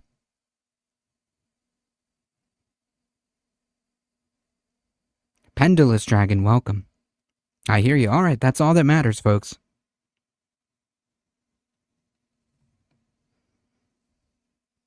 Round of applause for Alex. Awesome stuff. Thank you once again. Loud and clear. All right. That's all that matters. Folks, it is the last stream of the year, folks. The last show, the last A Difficult Truth show of 2025 on this space. As Alex was mentioning earlier, it's quite a journey. Quite a journey we've had here on this space, and I gotta say, the year doesn't feel like a year; it feels like 10. The year 2025 has felt like multiple years all squished into one. But on that note, I want to say that I feel okay, and this is just kind of my perspective and just putting vibes out there. I feel like 2026 is probably going to be better, and I'm hoping for that. Etchbox, welcome. Alex is a good human. I agree.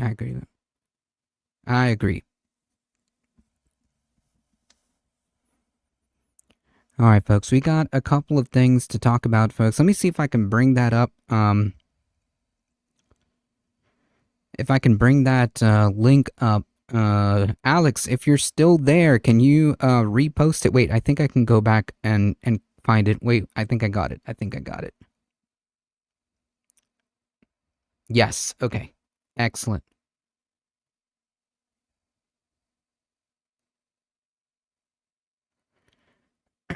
I agree, 26 will be better. I think so. I think so.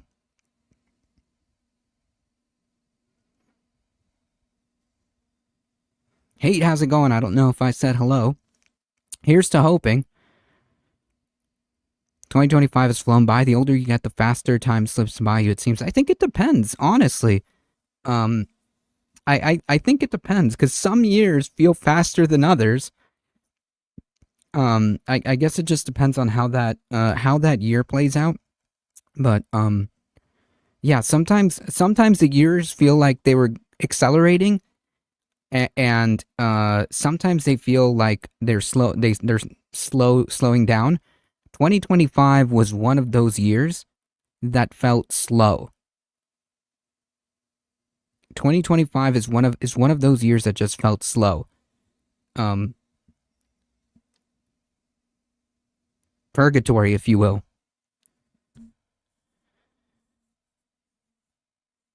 I don't know. Maybe it's just me. Maybe it's just my perception. But I tend to agree that as you get older, the time does seem to accelerate, but like sometimes it doesn't feel that way. It doesn't feel that way. Flow Snake, welcome. Now here we go again. The woke, a difficult truth, gonna make fun of me and my administration. Didn't the radical left CNN cancel him? We are all different. That's true. That's true. But I feel like there's some truth to that. There is some truth to that. It's probably because like as you get older, life becomes more routine. So it feels it accelerates. As you get older, like life is just like a routine. But I mean, this year in particular was rough. Let me tell you, this year in particular has felt like several years squished into one.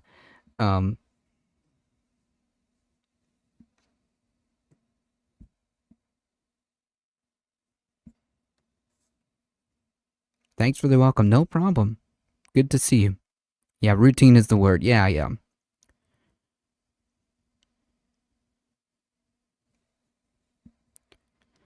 2026 is going to be better. That's what everyone seems to be saying. I hope you're right. I have no faith whatsoever next year being better. I mean, hey, we're all trying, we're all hoping for something better. For sure. I don't know. It's just something in the vibes, okay? These are just vibes. We're just doing vibe checks right now.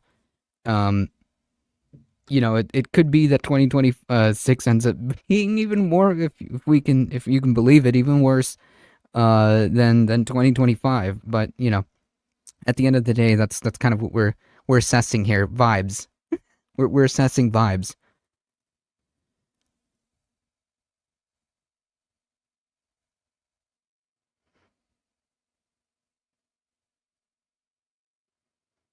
Better than being doomer. That's true. Trans rights, heck yeah. Let me get a round of applause for that.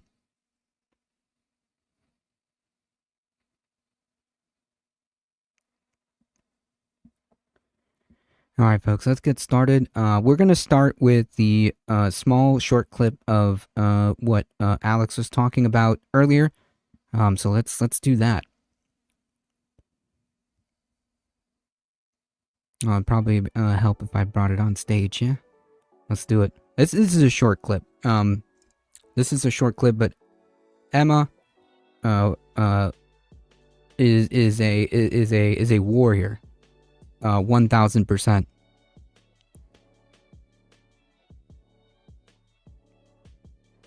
And so the consequences that you're talking about are incredibly dire. But I also just want to step back for a second and look at the justifications that they're even using. They're saying that these are narco terrorists, etc. Yeah, and again, the narco terrorists is just another rehash, right? We're supposed to be fear mongering about terrorism. To try to instigate into a broader conflict. That's what this is about. Continuously using the terms narco-terrorist and labeling fentanyl as a weapon of mass destruction. That's all where this is going. I have a 14-year-old trans son I may have mentioned before. No, and if you did, I apologize. I didn't catch that, but yeah, nice. Got another round of applause. Minaj sucks. I agree. The vibe check I'm getting is running from Holocaust, and I'd rather doubt I'll be able to keep from falling in their hands for very long. I mean, we got to keep hope, right? You're not here, so there's that. You're not here, so there's that. Emma Vigeland of the Woke Majority Report is considered an outlaw to MAGA. All of her opinions are wrong. Lock her up next to crooked Hillary. Oh, good lord. And that's the Republican line. But then Trump comes out and goes, it's for the oil. I mean, like when we did our illegal invasion of Iraq and killed hundreds of thousands of people there, at least the Bush administration had like the humility to pretend and go to the United Nations and say, oh, we're going to do this through the regular channels. I mean, this brazen bully illegal administration doesn't even go through that pretense. And I think that. Well, because they feel like they don't have to, right? They feel like they don't have to. In this day and age, in this day and age, they don't really have to. Why do we need to go through all these pretexts?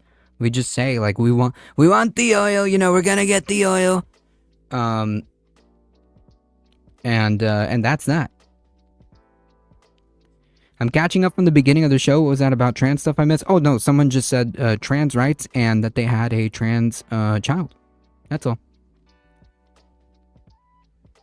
That should scare everybody because their foreign policy is might makes right, and that's all that matters. So I'm not scared. I don't think any American is scared about the consequences. I care about the world, not just Americans. No, I know, but you're also in this instance caring about a narco.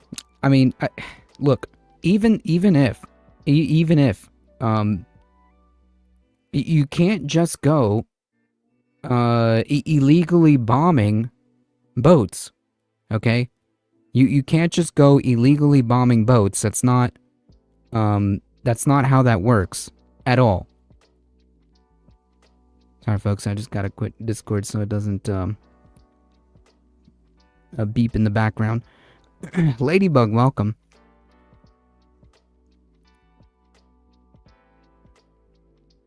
Oh, thank you, Devil's Advocate Productions. I appreciate that. You can't just go around blowing up boats because you feel like it. Those are war crimes at this point. We've killed about 100 and 110, maybe more people at this point. Terrorist group and government. No evidence that supports provided. Them. There's been no evidence showing that they're not actually drug boats that are being sent That's not here. how this works. We do know, as a matter of fact. Yeah, that's not how this works. She's 1,000% correct because you would have to be like just take this is so insane. This is so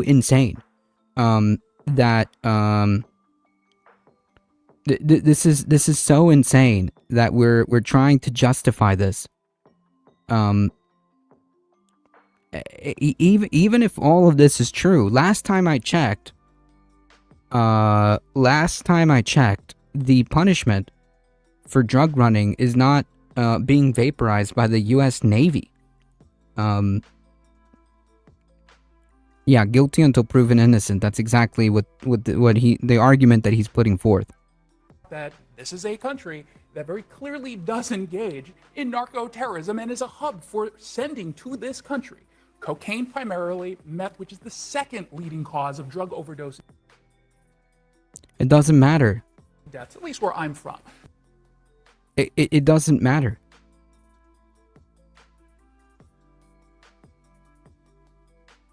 It really doesn't matter at all. It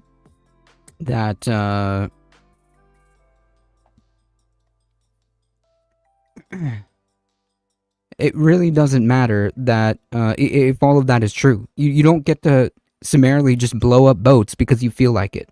Okay?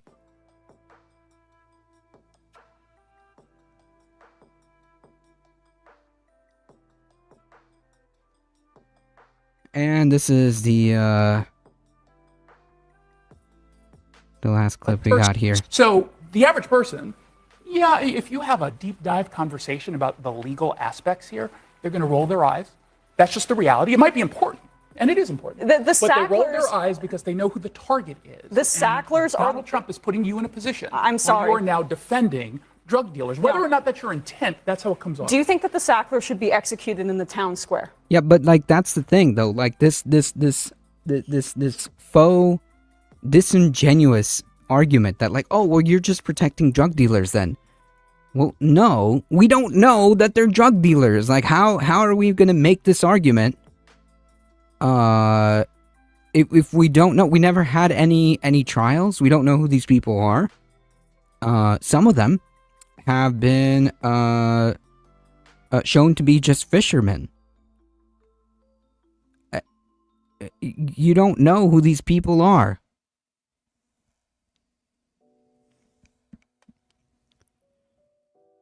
Yes, please do. Don Jr. gets first dibs on the confiscated coke. I don't think this is the town square, and I don't think that this is a Well, declaration what of does it war. matter? I mean- as we've heard specifically tonight, this was an empty facility, no deaths, and I would assume that this was leaked to CNN. That doesn't mean it's okay. That doesn't mean it's okay. And with this Well, us striking a foreign country with a drone for no reason is not okay. information that came from the CIA, that if it wasn't actually a drug distribution center, a port, probably would have come out too. But we they killed didn't. dozens of people already under this pretense. So do you defend that? Yeah, protecting, this is exactly it. Protecting due process is not protecting criminals, it's precisely the reverse. Correct. Correct. I'm surprised the American crystal fascists didn't declare being trans to be illegal and proudly publicize the machinery they've got for mass summary execution of trans people without trial. I don't know if they have that apparatus built, but make no mistake about it, if they ever wanted to, or rather got the chance to, it would not surprise me if it was something on their agenda. Dozens of people who were on drug boats Okay, bringing but drugs to this country to kill Americans. did the Sacklers help kill Americans with the opioid epidemic? Yes or no? Yes. So that is a completely separate issue. No. but How is it separate? No, it's not. In fact, the Sacklers, okay, the people responsible for the opioid crisis, are precisely the people to blame with the fentanyl overdoses. These are the exact people that are to blame. And the only thing that happened to them, as far as I know, is that they lost some money. They lost some money. That's it. That's the only thing that that happened to the Sackler family. And they're still incredibly wealthy regardless. So, like, nothing happened to them, really. Emma has to work so hard. Agreed. The cartel that Maduro is accused of leading was a CIA front for smuggling drugs. That also does not surprise me at all. This is a perfect response. That's why I had to send you this clip. No problem. I appreciate that.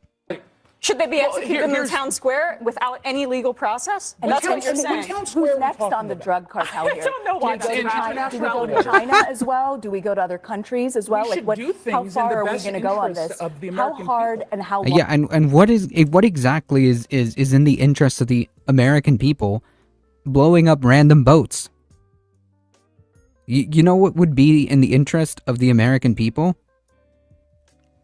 You know what would be in the interest of the American people? Making sure that they have access to healthcare. Okay? Making sure that they have access to healthcare and destigmatizing and decriminalizing drugs. That would be in the interest of the American people. Making sure people have homes would be in the interest of the American people. Making sure folks don't go hungry is in the interest of the American people. Making sure people have health care and education is in the interest of the American people. Making sure that we have good public transportation is in the interest of the American people. Making sure that the ultra rich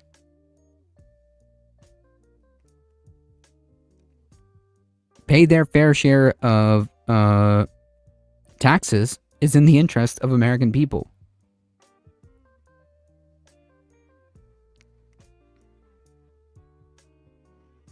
Right, take care of basic needs and watch crime drop. Yeah, and the same goes for drug use, right? Like, if you destigmatize and decriminalize drugs and give people health care, because rehabilitation is health care. If you give people health care, you will do way more to tackle the drug epidemic or the drug problem more than blowing up random boats off the Caribbean. 100,000%.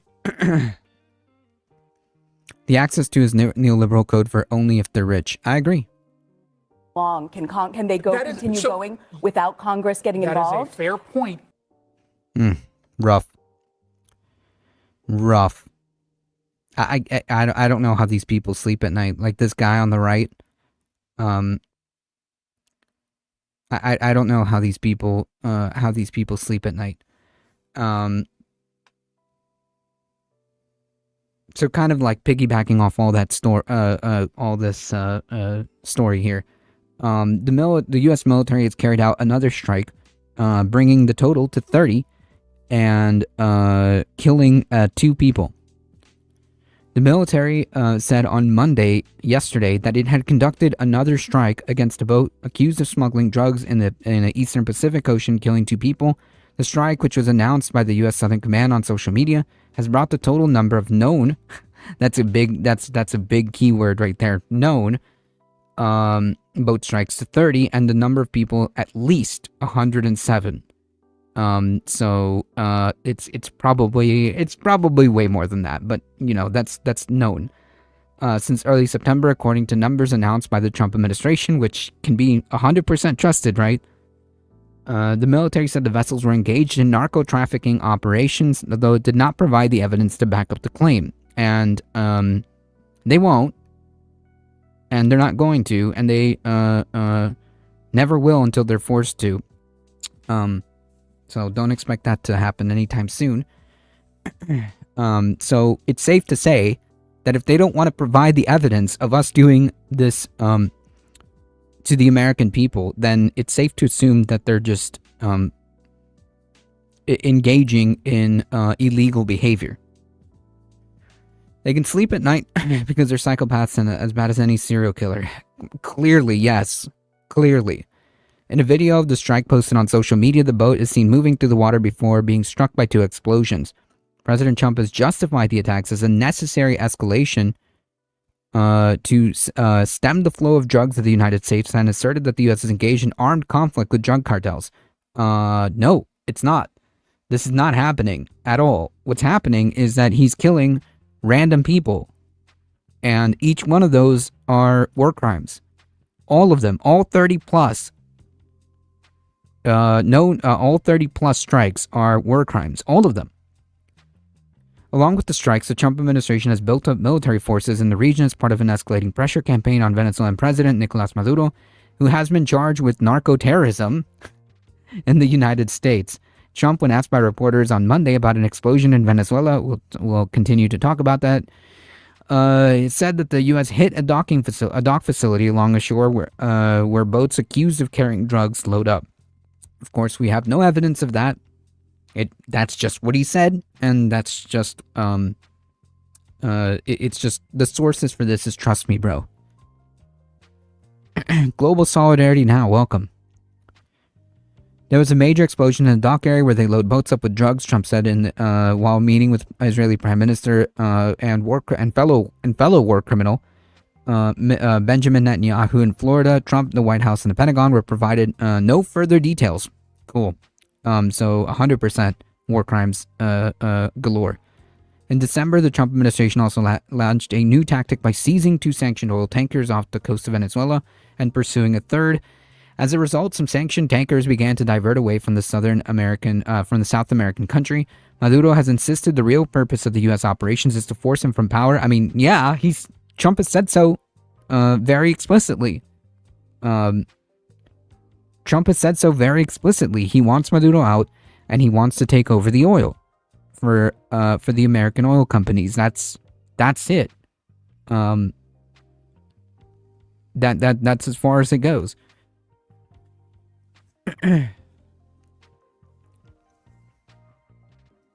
Trump has for months suggested that he may conduct land strikes in Venezuela or possibly another country, which he did. The Trump administration has been facing scrutiny from lawmakers over the boat strikes campaign. It grew amid revelations that the first strike in early September involved a follow-up strike that killed 2 survivors clinging to the wreckage of a boat after the first hit. This is so disgusting, man. This is so disgusting. This is so disgusting.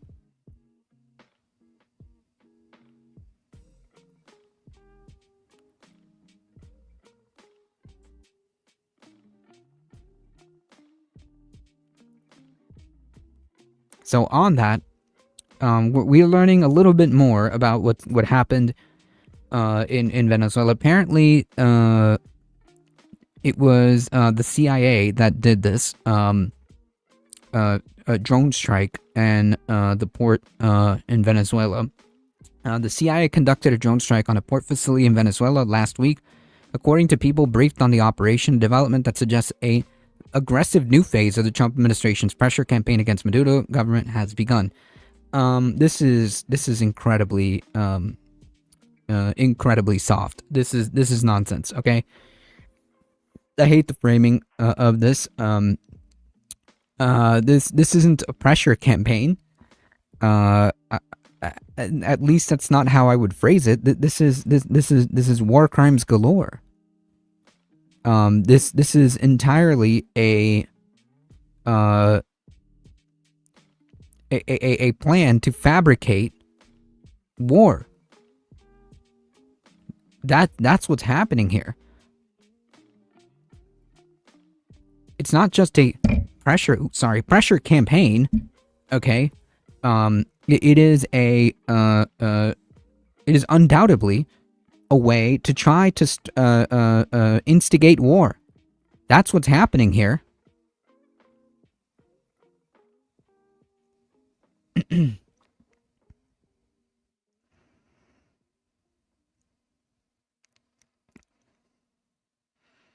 I agree.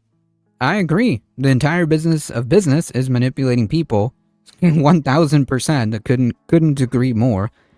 It's snakes and suits all the way down to prevent Epsteins and Milkins and etc. Just shutting down capitalism is the only way to go, and a moral imperative. Yeah. I couldn't have said it better. The strike was on a dock where U.S. officials believe Tren de Aragua, the new ISIS, I guess, a Venezuelan gang was storing narcotics and potentially preparing to move the drugs onto boats. No one was on the dock at the time and no one was killed, they said, but the strike is the first known American operation inside Venezuela. The details of the strike, which were reported earlier by CNN, fleshed out an attack that President Trump had already discussed openly, despite the secrecy that typically surrounds the CIA operations. I mean, they don't have to be that secretive anymore, right? Speaking to reporters on Monday, Mr. Trump declined to say how the attack had been carried out or by whom, but confirmed that the United States was responsible. That's as far as we knew back as of yesterday or the day before. The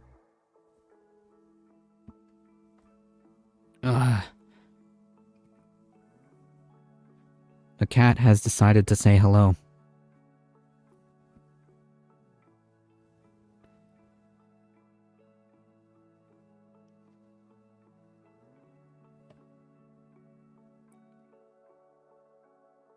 Look at this pretty baby. She's like, let me go. All right, I'll let you go.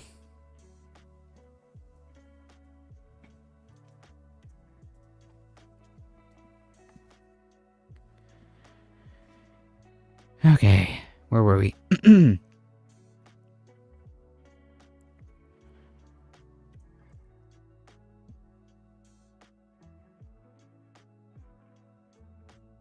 Blessed indeed. Surprisingly, the neo-medievalist, Catholic, integralist, monarchist, IOW, a form of very extreme right, agree with me on this point, not just Marxist, Leninist, Maoist revolutionaries. Yeah, but I think for different reasons, probably, right? I would say they probably for different reasons. Oh, in other words, yeah, okay, gotcha. In other words, a form of very extreme right. Yep.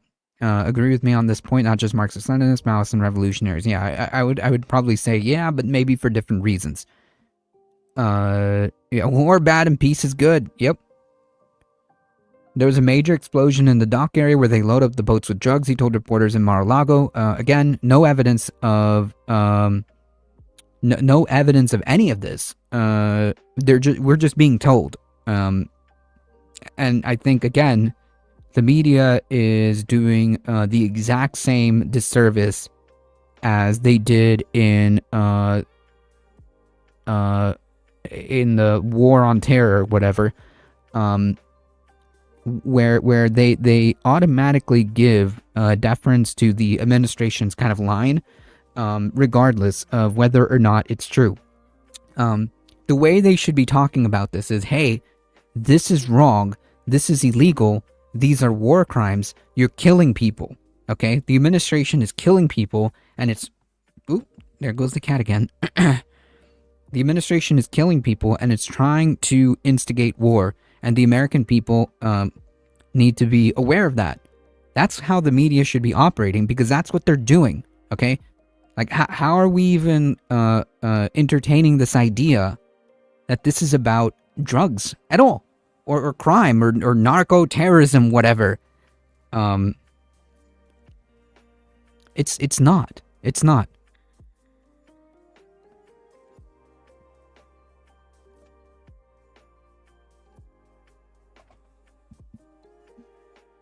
The cat insists. The cat insists. She wants to do the news. She wants to do the news with me.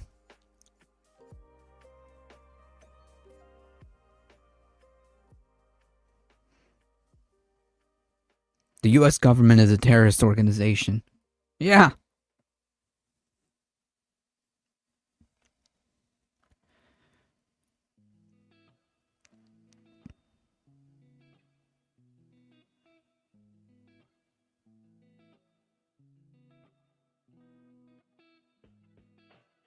I do agree that the war on terror was illegitimate. I do agree with that, and obviously history has shown, you know, hindsight has proven that pretty correct.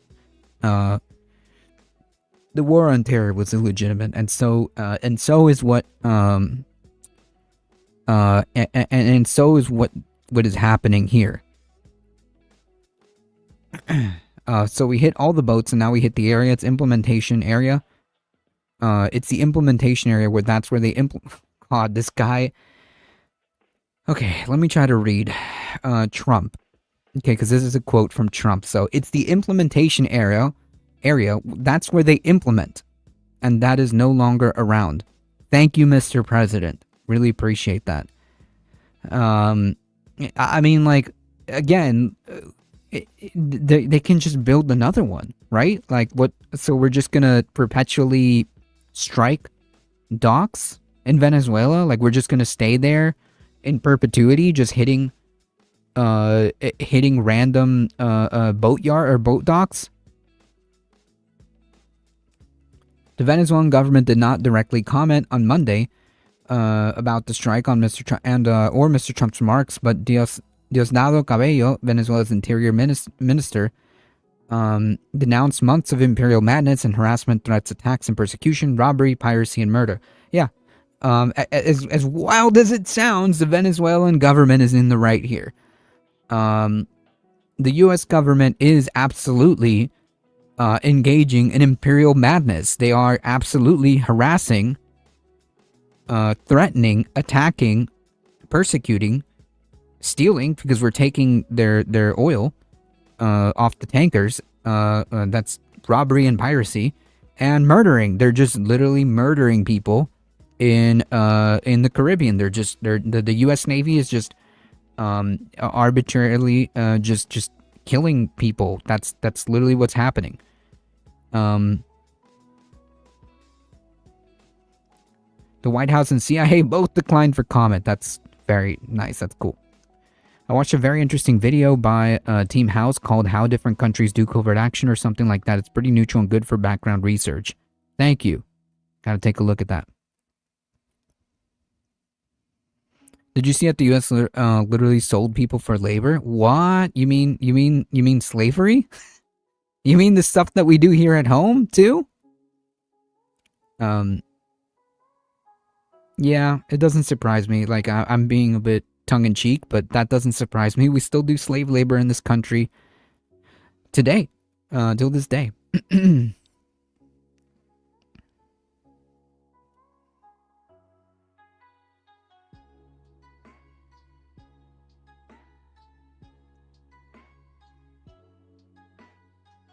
Oh, there's no There's no allegedly. It's on video.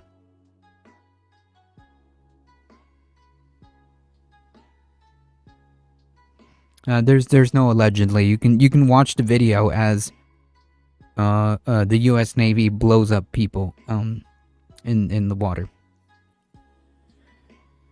Mr. Trump has warned for weeks that he was prepared to expand his pressure campaign against the government of Nicolás Maduro to land strikes. The CIA developed intelligence on a number of reported drug facilities in Venezuela and Colombia as part of the planning for expanded campaigns. Until now, the U.S. has been pressuring Venezuela by conducting military strikes on boats it suspects of trafficking drugs and seizing oil tankers under sanctions. Again, I have to reiterate that the main takeaway of this is that it's all illegal, okay? The story that we're being told is fake. The story that we're being told that this is about drug trafficking is nonsense, okay? So the pretense of this whole thing is bull. And I think that needs to continue to be hammered time and time again.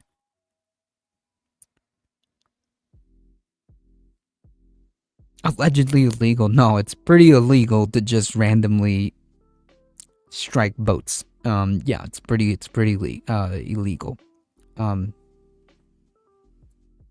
It's very much illegal to strike boats with survivors.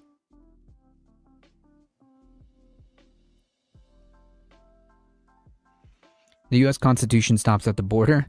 Yeah, I see. You can just arbitrarily violate it. But we have laws domestically that should prohibit actions like this by our military, regardless of where they are. International law has limits on enforcement. Yeah, that too. But I'm talking about even laws that we have here. Even laws that we have here domestically. One could argue that they're being broken.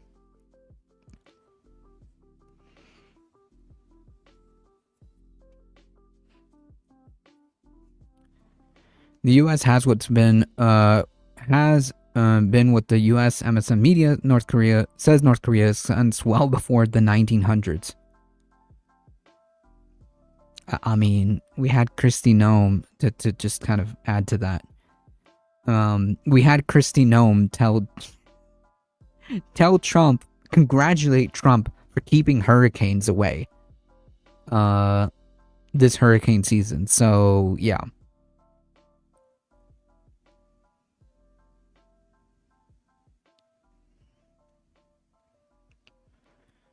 Iraq war used paid mercenaries that were independent of constitutional limits. Yeah, and that's kind of a problem. Although, that's kind of a gray area for me, but yeah, that's kind of the problem, right?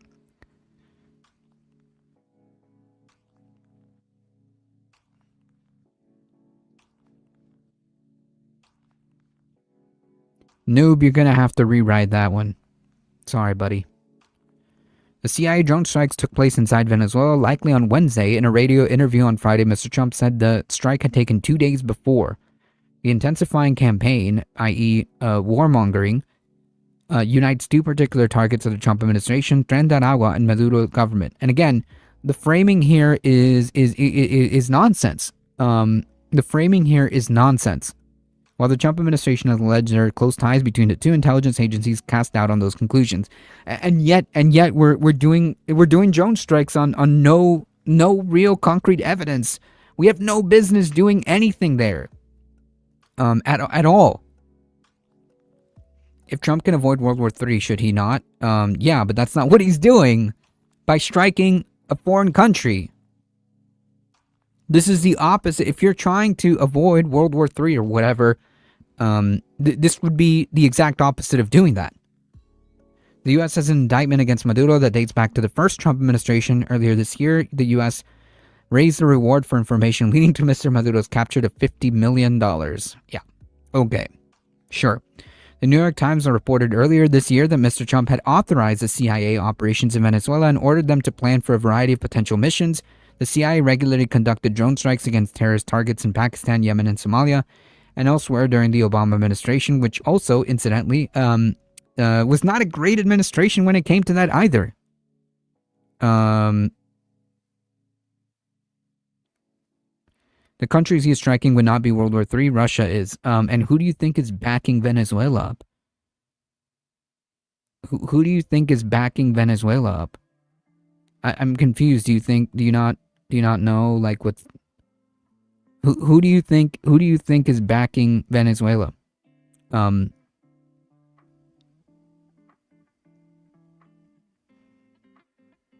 So yeah, and also like, do you think that like not other countries won't stand up and say like this is wrong? You can't just go around bombing people and being the playground bully and expect nobody to turn on you, okay? Don't be silly. You're the only silly one here in this entire audience. I'm afraid. They won't. If you keep pushing people, if you keep being the playground bully, eventually everyone will stand up to you. Eventually everyone will have enough. It has been this way for decades. That doesn't mean it's always going to be that way. The U.S. isn't the last Coke on the desert, okay? Yeah, the hubris is strong. Yeah, exactly. The U.S. is not the last Coke in the desert, okay? And to think that that's how it's always going to be, and to think that you're just going to be the playground bully from now till the end of time, is really short-sighted. If you think that people are just going to take it forever, that's not how this works. That's not how that works at all. But you keep drinking the Kool-Aid. Regarding W's war on Iraq, I saw Fox Hard Talk saying that if the French won't join us, they ain't getting no oil back in 2002 and 03. I don't see much difference between W and Trump except for the spot. I mean, because fundamentally there's not. Right? We as Americans shouldn't be okay with it if it's that way. I agree. We're not okay. No, nobody in this room, so to speak, is okay with it.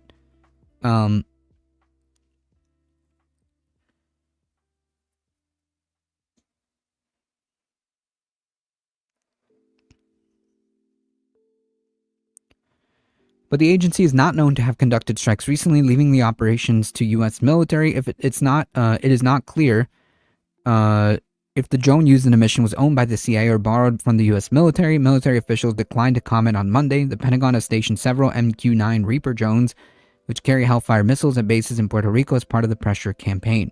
Again, the pressure campaign being really an instigation campaign for war. Are U.S. strikes in Venezuela a declaration of World War III? No, but they could be. They could be. It could be a catalyst to a much bigger, broader conflict, especially given the ties that Venezuela has to other countries like Russia. Like it's unbelievably short-sighted. It's unbelievably short-sighted. Yeah, reductive. That's probably a better word. To think that this doesn't have consequences.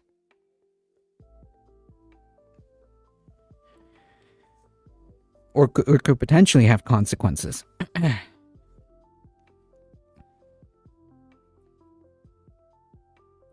We're acting as if this is all like playing out in a vacuum. We're pretending as if this is just we're pretending as if this is just like in a vacuum where there's no other actors at play here, when that's not the case.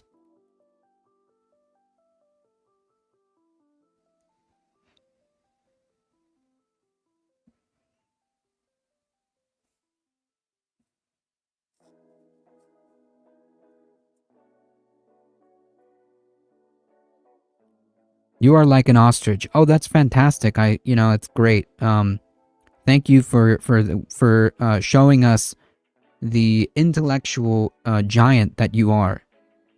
It's amazing. It's impressive. It deserves to be put on display.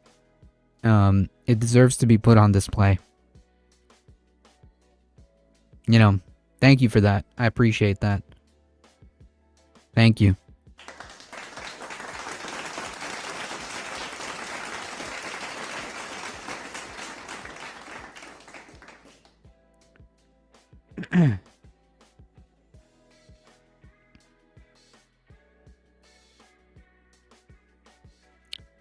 China and Iran are also on Venezuela's side. Yeah, it's true. That's true. They're allies with like BRIC nations. Russia doesn't have the resources to help Maduro while going balls to the wall in Ukraine, but they can definitely assist in some way. And so can China, and so can Iran. Overall, it's not a great situation to just start attacking random countries and not expect some potential backlash. Is my point. Welcome in, Rachel. Welcome in, Rachel. Thank you so much. Appreciate it.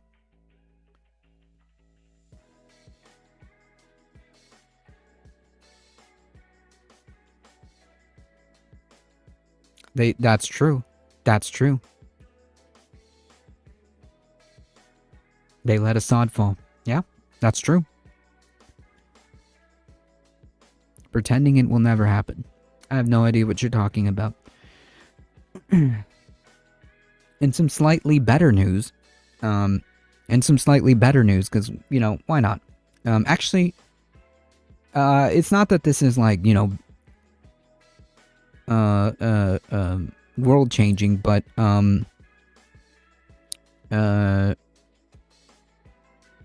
I guess we'll leave like the best news for last. Let's talk about this first. Meanwhile, 180,000 lie dead in Ukraine. Yeah, and that's bad. Why would we? What does that have to do with anything? The postmark change could impact getting ballots and bills in on time. So, folks, pay attention to this kind of stuff because this is going to affect voting. Other South American countries will rally behind him. Colombia will, at least. Yeah.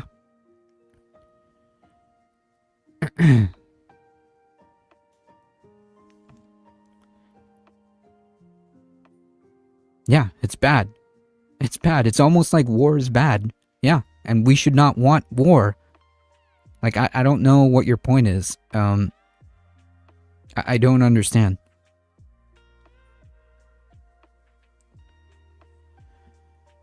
Is Noob a troublemaker? Probably.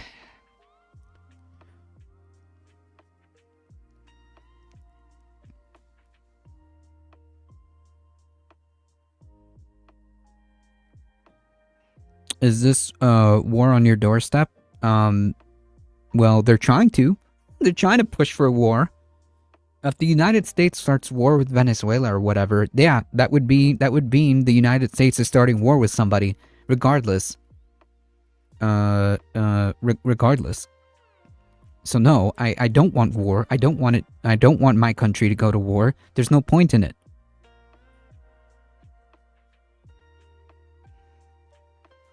Is all war genocide? No.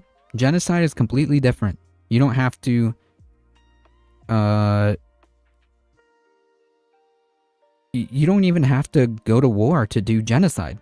Really.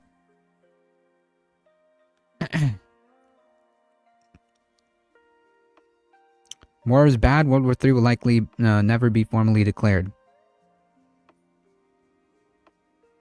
Threat of harm is no excuse. I'm confused. You're gonna have to give me more context. World War III has a strong chance of effectively already being in progress. Maybe when we look back in history, or the history books are written later down the road, they'll point to inflection points like now as the start of World War. I don't know. Maybe.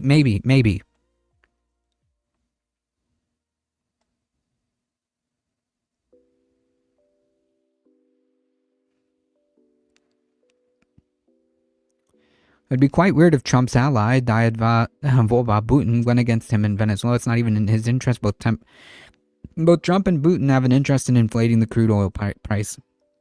Yeah. That's a good point, actually.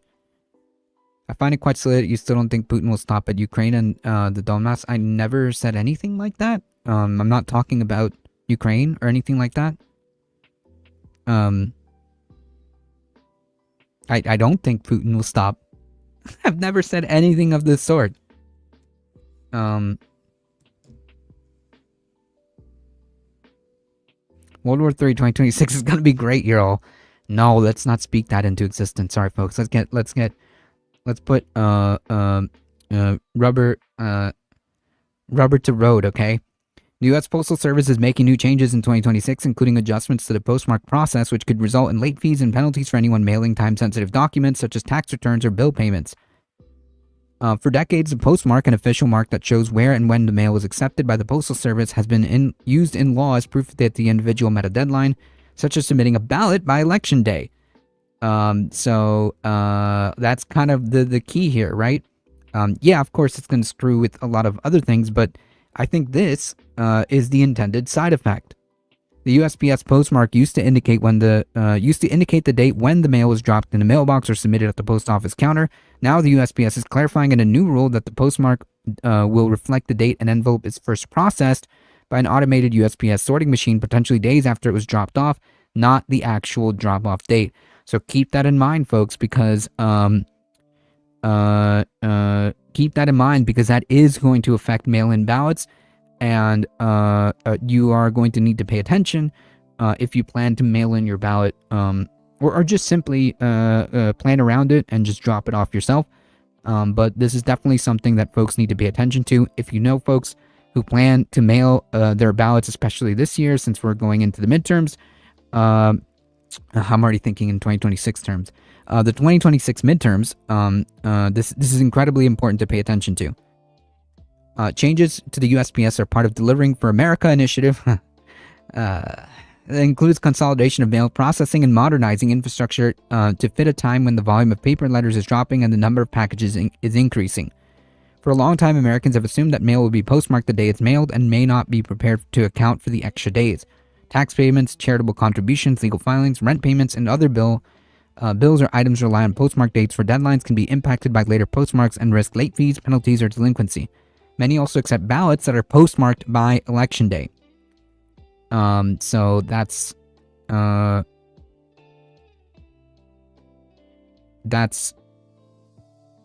kind of the main focus that I want to put forth here. Time-sensitive mail should be mailed several days before the deadline. People can also get inside their local post office and ask for a hand-stamped manual postmark on the date or use certified mail, which costs more money. Democratic primaries are crucial and will be starting in a few months. Yep.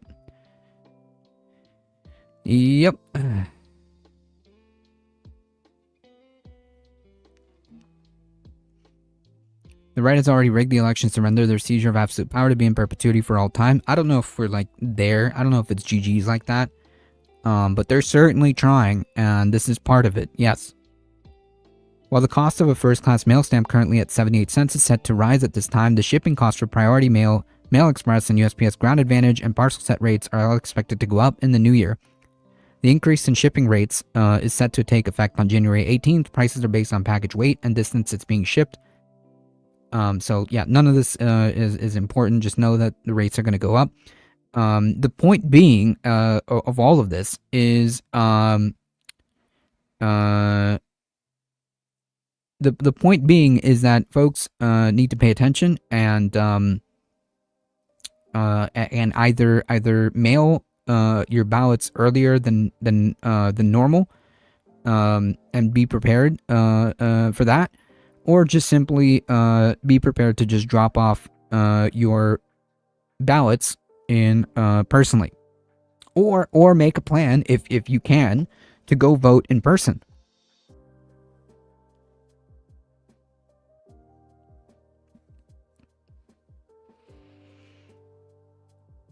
Today I fired RFK Jr. He's a danger to society. Wait, is this like true? Is this true, Trump? Effective today, Jordan B. Peters. It will be the secretary. May another day be a wonderful secret. Thank you for your attention to this matter. Okay, real quick, folks, before we get out of here, the CFPB, Trump lost another court case. A federal judge ruled against Trump that he must continue to seek funding for the CFPB, a watchdog agency that the administration has been trying to dismantle through staffing and funding cuts. So that's great. We'll keep track of this and see how this plays out.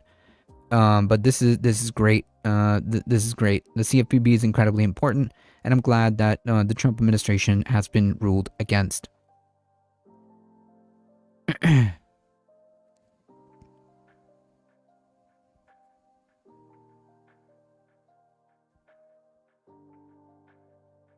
A once wise person said, "I don't hate Democrats because I like Republicans. I hate Democrats because they are Republicans."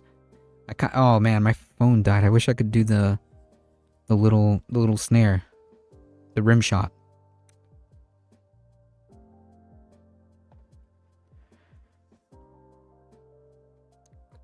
Thank you. I appreciate that, Etchbox. Well, folks, it's 8 o'clock. Movie night extravaganza is coming up next. So stay tuned, folks. Thank you all for being here. Thank you for your support. You guys are what makes this channel go. I appreciate all of you guys being here. Folks, we'll be back in the new year, Tuesday, 7 p.m. Eastern Time. If you want to support the channel, spread the word far and wide. We're here Tuesdays, Wednesdays, and Thursdays. We have live content. We have syndicated content. There's something here for everyone at this space. It's been a wild year. I appreciate everyone here. I appreciate the audience. I appreciate all the hosts. Thank you, producer Nick. I appreciate your work as well. The real MVPs are all of you. I appreciate it. Thank you all for being here. We'll be back next Tuesday, 7 p.m. Eastern. As always, folks, please stay safe.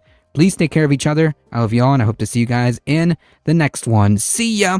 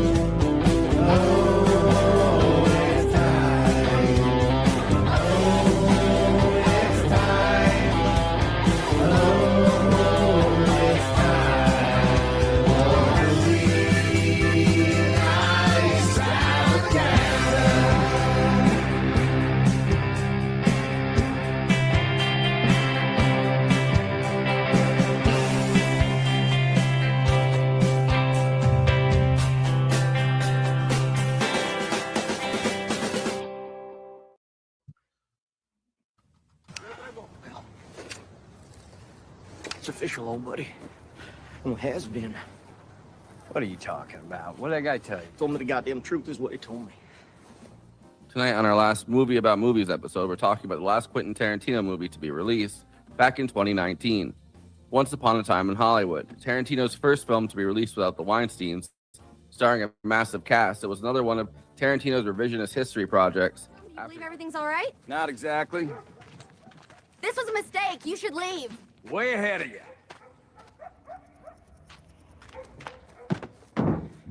George isn't blind!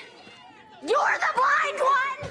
After Django Unchained and Inglourious Basterds told stories about real moments of history, the antebellum South and World War II, but completely changed up the results.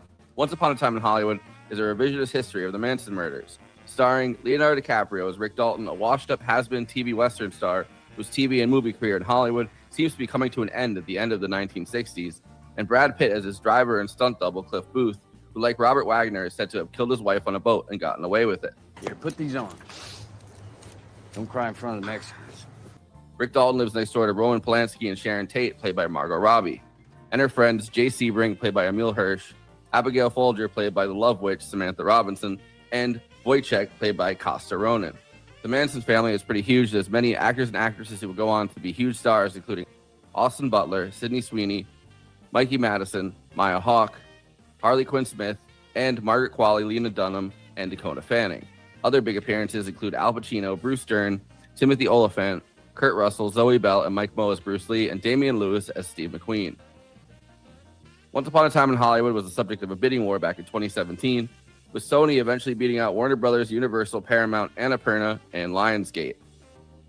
Tarantino said that he wanted his jumping-off point to be his memory of LA as a child, sitting in his stepfather's Volkswagen, and the first shot he kind of came up with was a shot looking up at Cliff while he's driving past the Earl Shive. Tarantino spent months developing the story as a novel before writing the screenplay, calling it his highly personal love letter to LA. Look, I never had much career to speak of, so I can't say I really know how you feel. What are you talking about? You're a stunt double. Come on now. Shit. Rick, I'm your driver, man. I'm your gopher. I'm not complaining, man. I like driving you around. I like doing shit around the house sitting in the Hollywood Hills when you're gone. Tarantino also claimed that the initial idea for the Rick Dalton and Cliff Booth characters came from an actual actor who asked him if he could hire a stunt double for the gig, too. Since these guys were older, the stunt double no longer really passed for him, but Tarantino said you could tell he once did, and that got him thinking about the relationship between an actor and his stunt double. And he thought about putting these guys on Cielo Drive next to the Polanskis in 1969 at the time of the Manson murders. Tarantino was trying hard to think of a story for these guys to follow before deciding it didn't need to be a story. We could just follow these characters around for a few days.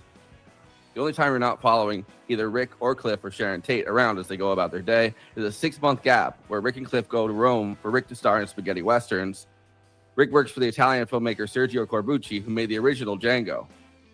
Tarantino's 2012 Django Unchained was a homage to that film and even had a cameo from Franco Nero, who played the original Django. What's your name? Django. Can you spell it? D-J-A-N-G-O.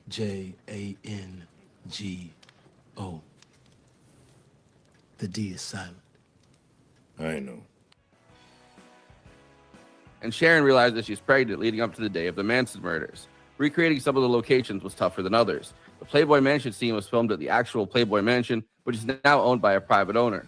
But Spawn Ranch has since burned down, and the Cielo Drive house was demolished. The Spawn Ranch scene was filmed on the Corrigan Movie Ranch in Simi Valley, and Tarantino's location scouts found a Universal City cul-de-sac, as well as separate locations in LA for the interior and exterior. The Van Nuys Drive-In Theater was shot at the Paramount Drive-In Theater. The Lancer scenes were shot on the Universal backlot.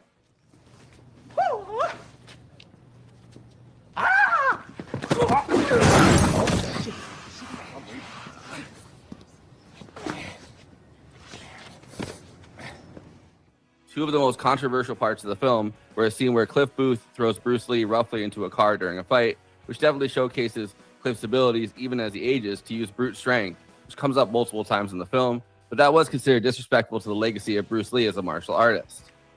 Also the ending, which has the Manson murderers going to the wrong address. Instead of the Polanski Tate house, they show up at Rick Dalton's while Cliff Booth and Rick's new Italian wife Francesca are there, leading to all three of the Manson family members getting violently killed instead of doing any killing, erasing the culturally traumatic event of the Sharon Tate murder along with their friends, which was called the event that ended the 60s, although the Once Upon a Time definitely sets up the audience for this movie kind of being a fairy tale.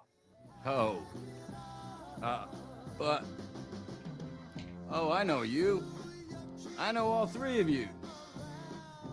Yeah, Spawn Ranch. Spawn Ranch, yeah. Woo! Before I introduce the panel, please like this video and subscribe to the Movie Night Extravaganza YouTube channel. Then hit that bell to get notified whenever we're streaming. Super chats are now open. If you have any pressing questions, send us a super chat, which helps me maintain the expenses for the show, which I am obligated by the rules of the Geneva Convention to stop everything and ask the panel. Another way to help us out is to become a patron and give us money every month. In exchange, you get access to all of our after parties, bonus content, and we'll tell you even more movies we watched recently. Patreon.com/Movie Night Extra. We have a Movie Night Extravaganza Discord. There's an invite link in the episode description, and we have a Letterboxd HQ account. So those are two more places to follow along with us. Okay, let me introduce the illustrious panel. We are live right now on This Space. If you aren't following them, join This Space TV on YouTube. Link below. Conan Neutron is the co-host and senior producer for Movie Night Extravaganza, host of PROTONIC Reversal, an independent Film Critics of America film critic, and the frontman for the band Conan Neutron and the Secret Friends. Check out his music at neutronfriends.bandcamp.com. Kristina Oakes is a co-host of Movie Night Extravaganza, a streamer on Twitch, twitch.tv/cosmopolitics, a host at This Space, hosting Kristina's Corner, and is across social media at Cosmopolitics and on Letterboxd at Kristina. Kev Riley is the co-host of the Austin Danger podcast and previously hosted Ammonite Movie Night. I, of course, am your host, who's currently crying in front of the Mexicans, Forrest Miller. It's official, old buddy. I'm a has-been. It's such a throwaway line, but it does work very well. Yeah, I when I worked for Ben on Give Them an Argument, like he would sometimes just be like, as they said, don't cry in front of the Mexicans. He would just throw that out there sometimes. Kev, welcome back to the show, man. It's great to have you. Thanks so much. Great to be here. I rewatched all the Austin Powers movies recently, so it's been fun. Wow. Did you think he was going to test you or something? I But I was like, I haven't watched those movies in a while, so I like that the Roman Polanski created by Tarantino is just dressed like Austin Powers the entire movie. And it's totally not a rapist because those events did not take place yet, or they might never in this movie, considering Sharon Tate's still alive in this. So considering he's like, hey, she's like, hey, get away from that 13-year-old, and he's like, oh man, and then that's the whole. Well, so there's something to be said for anytime you get speculative history, right? And I love that Inglourious Basterds was not interested in this at all. Yeah. But like, well, what would happen like 20 years from now? Because you mentioned something in the intro, Forrest, about that murder being like what to a lot of people ended the 60s, like right, the innocent era of the 60s. So if that didn't happen, all right, well, what then, right? Reagan probably wouldn't be president. Exactly. Right-wing backlash probably wouldn't have happened. It just looks like the Jetsons suddenly. It's like, whoa, okay, that was the one thing, huh? Well, wow. I'm not saying nobody. We have a sassy robot maid. Thank you. I'm not saying nobody talks about the Manson murders. Obviously, it's a cultural event, but it is like in the same way that something like the Kennedy assassination, going to the moon, like Vietnam, Watergate, like in the same vein as that. But there was like an innocence that got destroyed. It feels far less discussed than that. This moment where. And I was reading a book about the Manson murders like a couple of years ago that kind of made this point, but like people were just hitchhike and it was fine. Like it was fine, right? Like there wasn't that this view is of my like mom all the time. She's like, back in my day, we used to hitchhike. We used to just walk everywhere. When the street lights came on, that's when we had to go home. And suddenly it dawned on people, like hitchhikers obviously would be afraid that maybe if they got in the car, the person my dad that's almost got driving them murdered while hitchhiking. So people that are hitchhiking, but there wasn't like this feeling necessarily that like the person getting in your car might turn out to be like this satanic force that ruins your life. In the same way that after the Manson murders, people like, I don't think we should pick up people just on the highway anymore, even if they're beautiful women, which is like the Siren song. And maybe if a guy right, can I just say that might be true, but only if they didn't see The Hitcher by Ida Lupino in 1953. Thank you very much. Great movie. But also too, I remember in psychology class, we're like, would you take a ride from a man by himself, or is he in a nice SUV with a wife and a kid in the back seat? And I'm like, neither. You still don't know. It's also none of those things.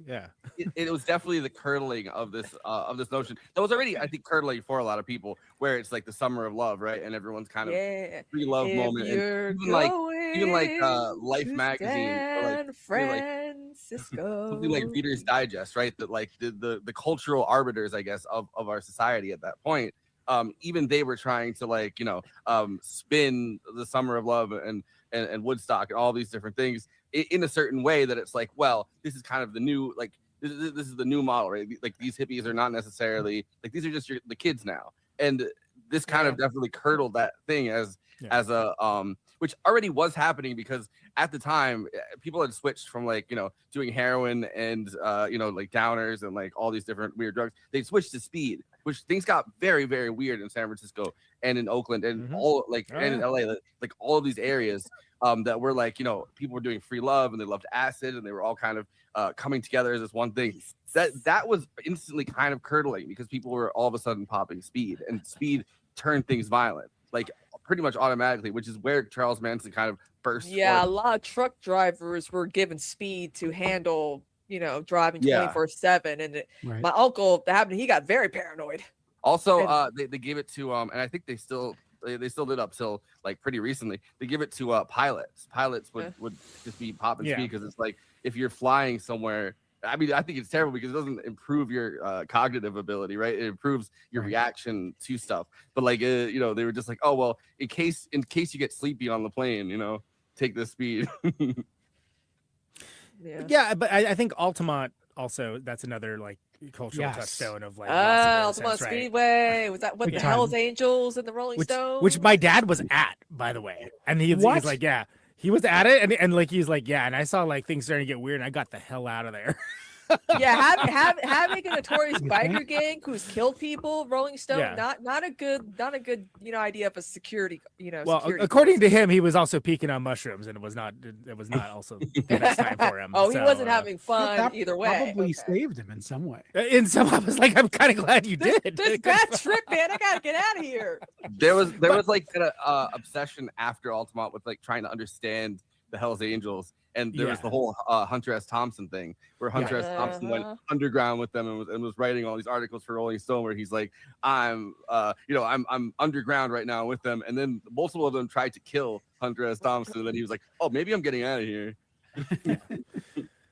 Right. So that's a lot of we'll call it context, right, for why this is sort of a moment that a film lover, which is what Quentin Tarantino is, as well as a filmmaker, might look at this as like a pivotal moment of like loss of innocence, but also changing of the guard. This before you get sort of like the new Hollywood, Bogdanovich and so on, and all that stuff happening. And when you really start to get into a modern auteur thing, from a filmmaking perspective, but the idea of it being that the Leonardo DiCaprio character and the Cliff Booth character, they're not real. But they're archetypical. They're based on people more or less that those things were happening right now. Some of their contemporaries, like Steve McQueen, they're very much like some of those actors who kind of really their careers started like in the early to mid 60s, maybe the 50s as well. They're getting older, and like you said, Conan, was before the new age of Hollywood. With the Scorseses and the Coppolas. Yeah. Which is funny for us to say that now, considering that those are the old farts now. But then that also leads me. That also leads me to something that Kev, you and I were talking about, it being like, it's crazy how this movie has basically every young hot actor that's in like every movie now. They're all in here. So you have like the old guard, and you have sort of the new guard narratively, and then you have them in actual careers as well. I think that's really interesting. I'd like you to speak to that. Yeah, I have a conspiracy theory that this is an autobiographical movie, probably his most autobiographical.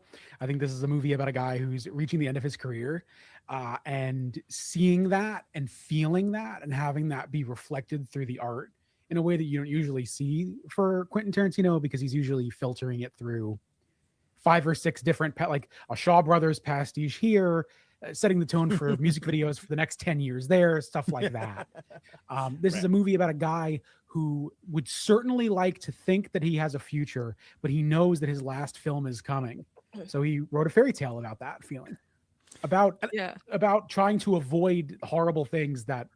I mean, it's also though like a self-imposed last movie, which is interesting because like in Rick Dalton's case throughout this, I mean, I'm just saying like in Rick Dalton's case, right? Like he's not, he doesn't have any control over what his last movie is. They're just like kind of slowly phasing him out. He's not the maker. Yeah, exactly. Yeah. But it also occurs to me though, if this had been Quentin Tarantino's last movie, which I don't know, maybe it still will be. So they'll talk so far. Would be pretty good. Be a pretty good capstone, because it is really kind of a love letter to old Hollywood and filmmaking, and like a certain and certain sanguine ennui parts of creativity and aging and it's... I mean, also for men in Hollywood too, because if this movie was about 2 female characters, they would be like 33 and already out the door, you know, and already turning invisible. Yeah, because like a lot of people today complain like, oh, I'm tired of seeing Zendaya, I'm tired of seeing Anya Taylor-Joy, I'm tired of seeing Austin Butler. I'm like, guys, how would you feel being in the 1930s and seeing Clark Gable and everything, Norma Shearer, Joan Crawford? Like I'm like it's a thing. It's some actors. Every generation has a group of actors that are hot. They get cast everything, but unfortunately, in the era of social media, sometimes that now matters more than actual talent. It turns over quicker too. Yeah, right. Exactly. Like some actors can make it. Sometimes these days they go through highs and lows. Maybe people like Jennifer Lawrence or people write her off or Anne Hathaway off because they just don't like their personality for some reason, like stupid stuff like that. But like every few years or so, there's always a group of actors that are in everything, critically acclaimed movies, and it's come to a point where people are tired of seeing them and everything. I'm like, but it's just part of Hollywood. It's always been like that. And the fact that people can't comprehend that, I'm like, again, imagine you're in the 1930s and you're like, oh, here's another Joan Crawford, Clark Gable romantic comedy. Guess I'll see that. Well, we did cover Sunset Boulevard at the jump of this month, so I mean, I think we covered that pretty adequately. It's at the same time though, right? Like having this large group of like new actors. Like there's also he tried to cast as many people as he can from this, like, who started in the 60s, right? Like, I mean, Kurt Russell has a connection to this time period. Right. Al Pacino obviously has a connection to this time period. He has I mean, Bruce Dern, but Bruce Dern's character was originally like that wasn't supposed to be Bruce Dern. Like they had it was who was it supposed to be? It was something different, right? It was it was Burt Reynolds. Burt Reynolds was originally supposed to be and he was cast. Interesting. And he showed up. And he was at he was at the early reads, but he passed away in early 2018. I think in February 2018.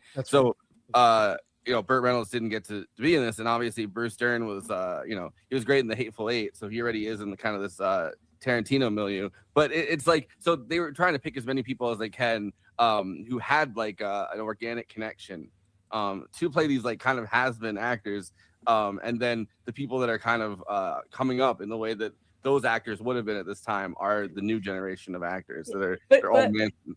But also too, Leonardo DiCaprio, and despite everything that's come out about Brad Pitt in regards to him, abusing his kids, he's still very much well regarded in Hollywood, and people think that he's done everything he could to squander Angelina Jolie's chances with her career trying to be revived.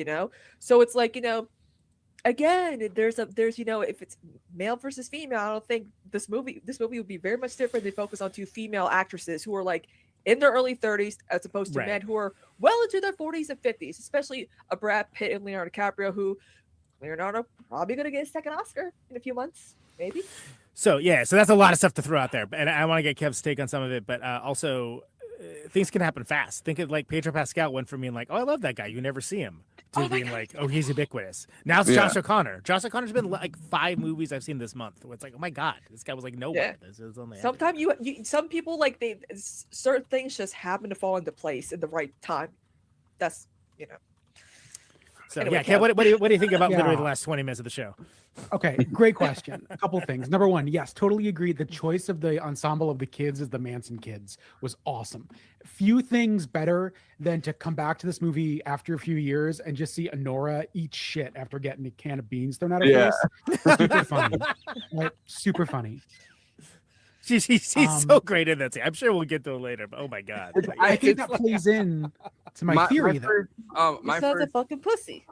Right before this, like a year or something before this, and I've said this a million times on the show, but my first experience seeing Mikey Madison in anything was Better Things, which is the Pamela Alden show where she plays Pamela Alden's daughter. And now with Marty Supreme and I Love LA and like that kind of stuff, Pamela Alden's actual daughter, Odessa.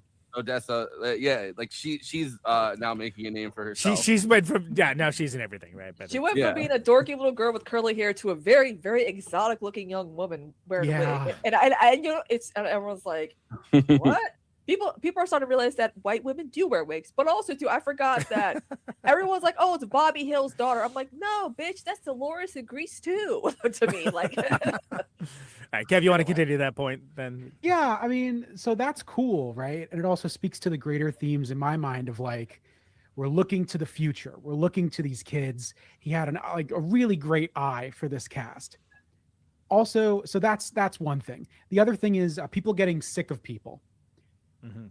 I can't help people's attention spans, right? And their attitudes and where that comes from, right? But if I had to watch an Instagram reel of Charlie Chaplin every other minute for my entire life, I feel like I'd get sick of the guy. Yo, right? Charlie Chaplin would kill it on reels, though. He really would. Destroy he would destroy him and Groucho Marx. Are you kidding me? Hey, if they made Wicked the musical movie in the 1950s or 40s during the you know, he would be the wizard, you know. It's funny that they did the thing where people kept on making. I mean, they're still doing this, but they kept on bringing up the AI Hitler speeches where they translated it into English, and I think to fight that, they started putting out the Chaplin speech from the Great Dictator. From Great Dictator, sure. Yeah, where it's like his like great kind of like quasi populist socialist speech at the end.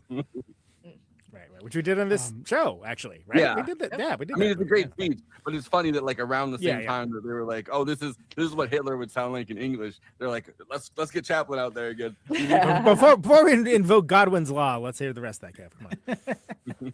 Thanks. Thank you. Yeah, Godwin's law. I don't know. I feel like people are sick of these people because they're forced to see them all the time. There's not a lot of mystery involved. It's just like you're constantly pinging your brain that in that social media way. Yo, you didn't want to be on Chaplin Tumblr in the 20s. Listen, all love and respect to Tumblr users.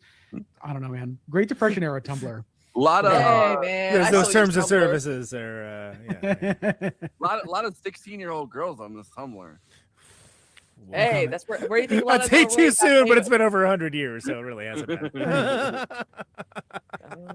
Anyway, right, I mean, all of that is it's a social media brain rot thing. But all this to say, brilliant choice of the young ensemble. Lena Dunham. I forgot Lena Dunham was in this. Yeah, yeah. After shit came out about her too, and I'm like, oof. Okay. Yeah, well, Tarantino, you know, shit didn't come out about her. She wrote a book where she put all of her stuff out there. But yeah, it's like this was like right before I don't remember what girls. No, I don't remember what problem. Like she has a medical condition now where she's gained like a significant amount of weight because of some, I can't remember if it's a thyroid issue or like she has hypothyroidism. Yeah, so this was like right as that began, and then she became completely reclusive because of that. Yeah, I also like the fact that, you know, like Cass Elliot, Michelle Phillips, you know, they're featured in this movie. I'm a huge Mamas and Papas fan. Like, so well, and it's not so that's a good point, Kristina, because it's not just like the super A-list stars, right? You have like all of the sort of gadflies. You have the people, and it's not just actors; it's musicians, the other creative people that were all hanging out together, that were all being social and being part of this community and sort of bouillabaisse, if you will, of things that were happening at the time. And it's well done. It's well done as an ensemble. And it's funny that the Leo meme comes from this movie, because you can Leo meme every like 3 minutes and be like, oh, that's this one, that's that one. Oh my god! You could rewatch that movie and be like, oh, I know that actor now. Yeah, exactly. I don't think it's so funny to do Battle of Algiers up on one panel, Leo meme from Once Upon a Time in Hollywood. Oh yeah, the other panel. The multi-layered meme. I like it. Yeah. I think that the use of like all of these stars from this time, and not so big stars, but people in kind of this milieu is interesting. I didn't realize this until I was kind of doing background of this. Steve McQueen was actually supposed to be at Sharon Tate and like Polanski's house, which Polanski was obviously off in Europe at the time. But Steve McQueen was supposed to be there that night, and he decided to leave and go get some, go get some pussy somewhere else or whatever. I think it was with his future wife, but at the time it was like his survivor's guilt. At the time it was like his not even girlfriend, like some kind of like situationship kind of thing.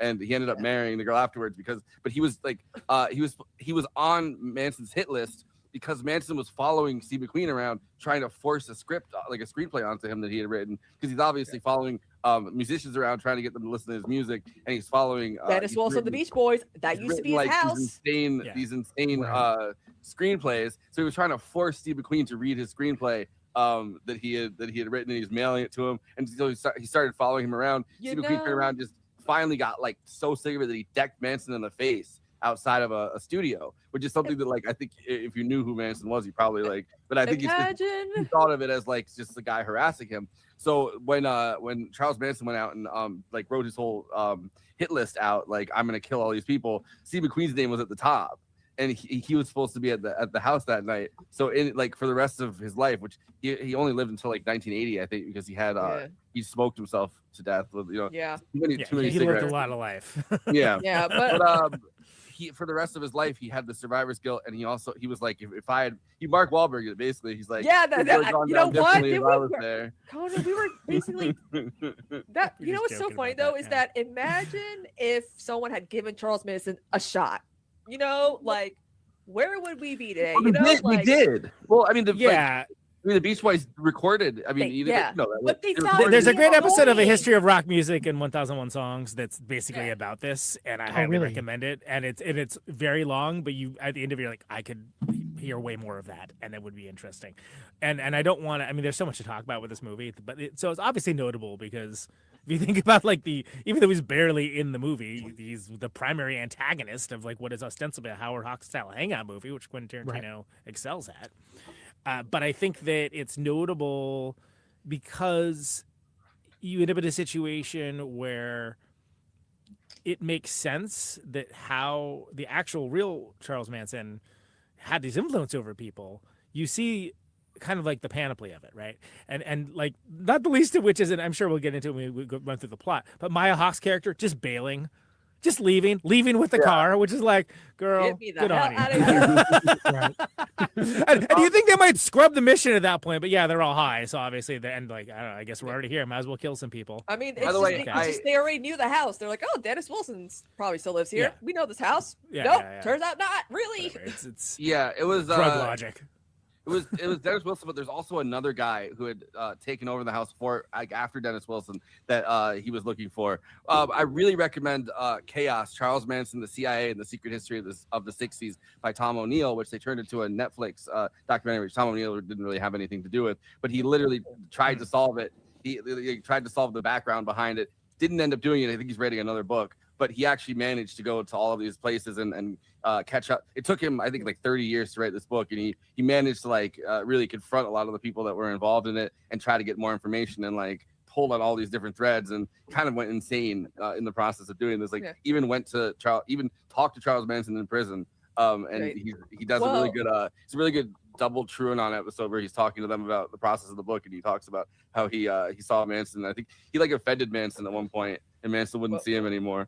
Yeah, well, of course you weren't here, but I was talking to Conan Kemp about how I wrote to Leslie Van Houten and Patricia Kernwinkle, wanting their perspectives on how people idolize them, and they basically said they both told me like in their own like, we do not like it. We don't like being told that what we did was a good thing. We took lives. We took innocent lives. We killed we slaughtered a baby who wasn't. She was begging us. Like Patricia was like, Kristina, you know what I'm saying? You know, she was begging that we take her and let her give birth to the baby and then kill her. Like that's how desperate she was, and we took that from her. And it's like, so she's like, she hates when she get like fan mail, you know. It's like, yeah, here they are right now. We're bringing them on stream. No, I'm kidding. So, well, we can, Tex Watson is also. Sorry, I had to lighten that up somehow. That was just brutal. Tex Watson is also still alive. He's like 80 now, but he in like the 80s, I think he became an evangelical. Yeah, evangelical Christian, and he started his own like service of like trying to minister to people as an evangelical Christian in prison. And it's like, can I just say where like, he's like, No, it's something dumber. Like what? Like the name. Thing. Yeah. It's like, oh, great. But I feel like Thank you there are for some being the audience people. proxy. I feel like there are some people with like who are just kind of naturally built to be like cult followers. You know what I mean? Like it's just like if they're in a milieu kind of, and I've met people like that. Like if they're in a milieu where that's kind of taking place, like they're definitely going into the cult. You know what I mean? And it's like he feels like Manson to evangelical Christianity feels like that's like a straight line. Like yeah, it's just a different savior, right? I mean, that's what it comes down to. But I got a synopsis. Well, Kev, do you want to finish off what you were talking about there? Or I don't even remember where I was, to be quite honest with you. The kids are all right. It's going to be okay. All right. Yeah. Margaret Qualley, awesome. Yeah.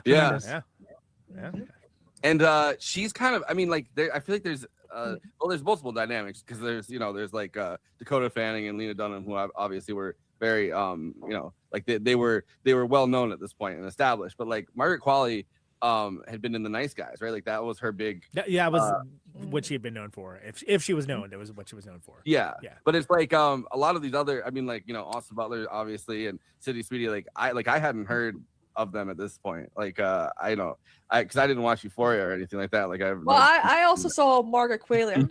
I think Fosse Verdon came out the same year by Bob Fosse. Yes. Verdon. She played Anne Reiking, who was also the second muse of Bob Fosse. Was very, I was a huge fan of Anne Reiking's too. So I was like, oh, she's got the voice down like that. Like I was like, this girl's got talent.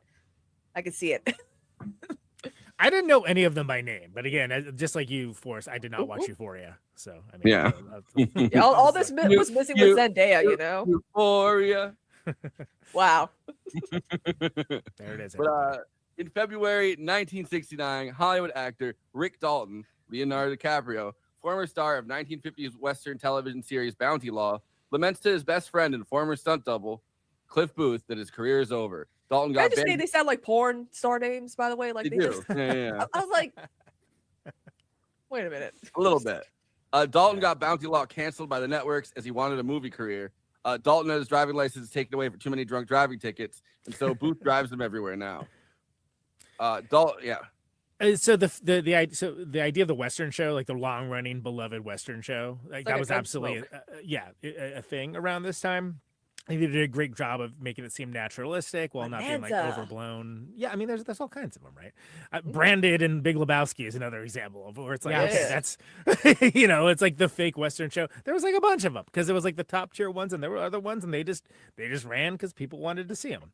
And he wants a film career, so he's at this creative juncture, right, where it's like, okay, like he's having a meeting, he has his own personal idea of what he wants to do or what he should be doing, and meanwhile his best buddy is basically like, dude, what are you talking about? You got it made. Like, it's a little later on, but he was like, go make movies in Italy. Sounds pretty good to me, man. Like, no one's asking me to do anything, which is kind of a good point because it is absolutely like a privileged position to be like, well, I'm not getting the kind of things I want.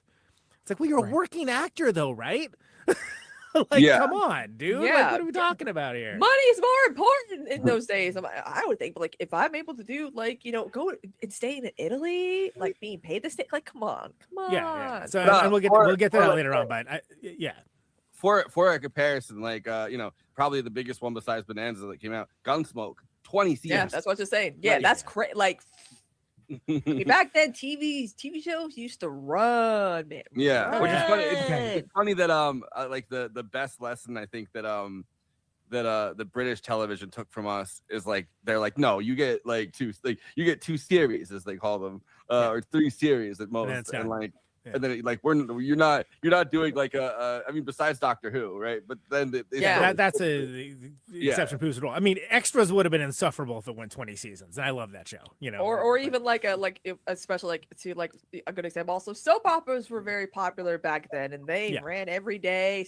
Some are still going. Right. Even after they got canceled. The Office, right? Like the British version of The Office is 2 series. And they're like, we're gonna stop it there. And a special. And a special. The American, but the American one just keeps going. Outlasted. People the American one forgot it was didn't get good until the second season. That's a whole separate conversation, by the way. Same with Parks and Rec.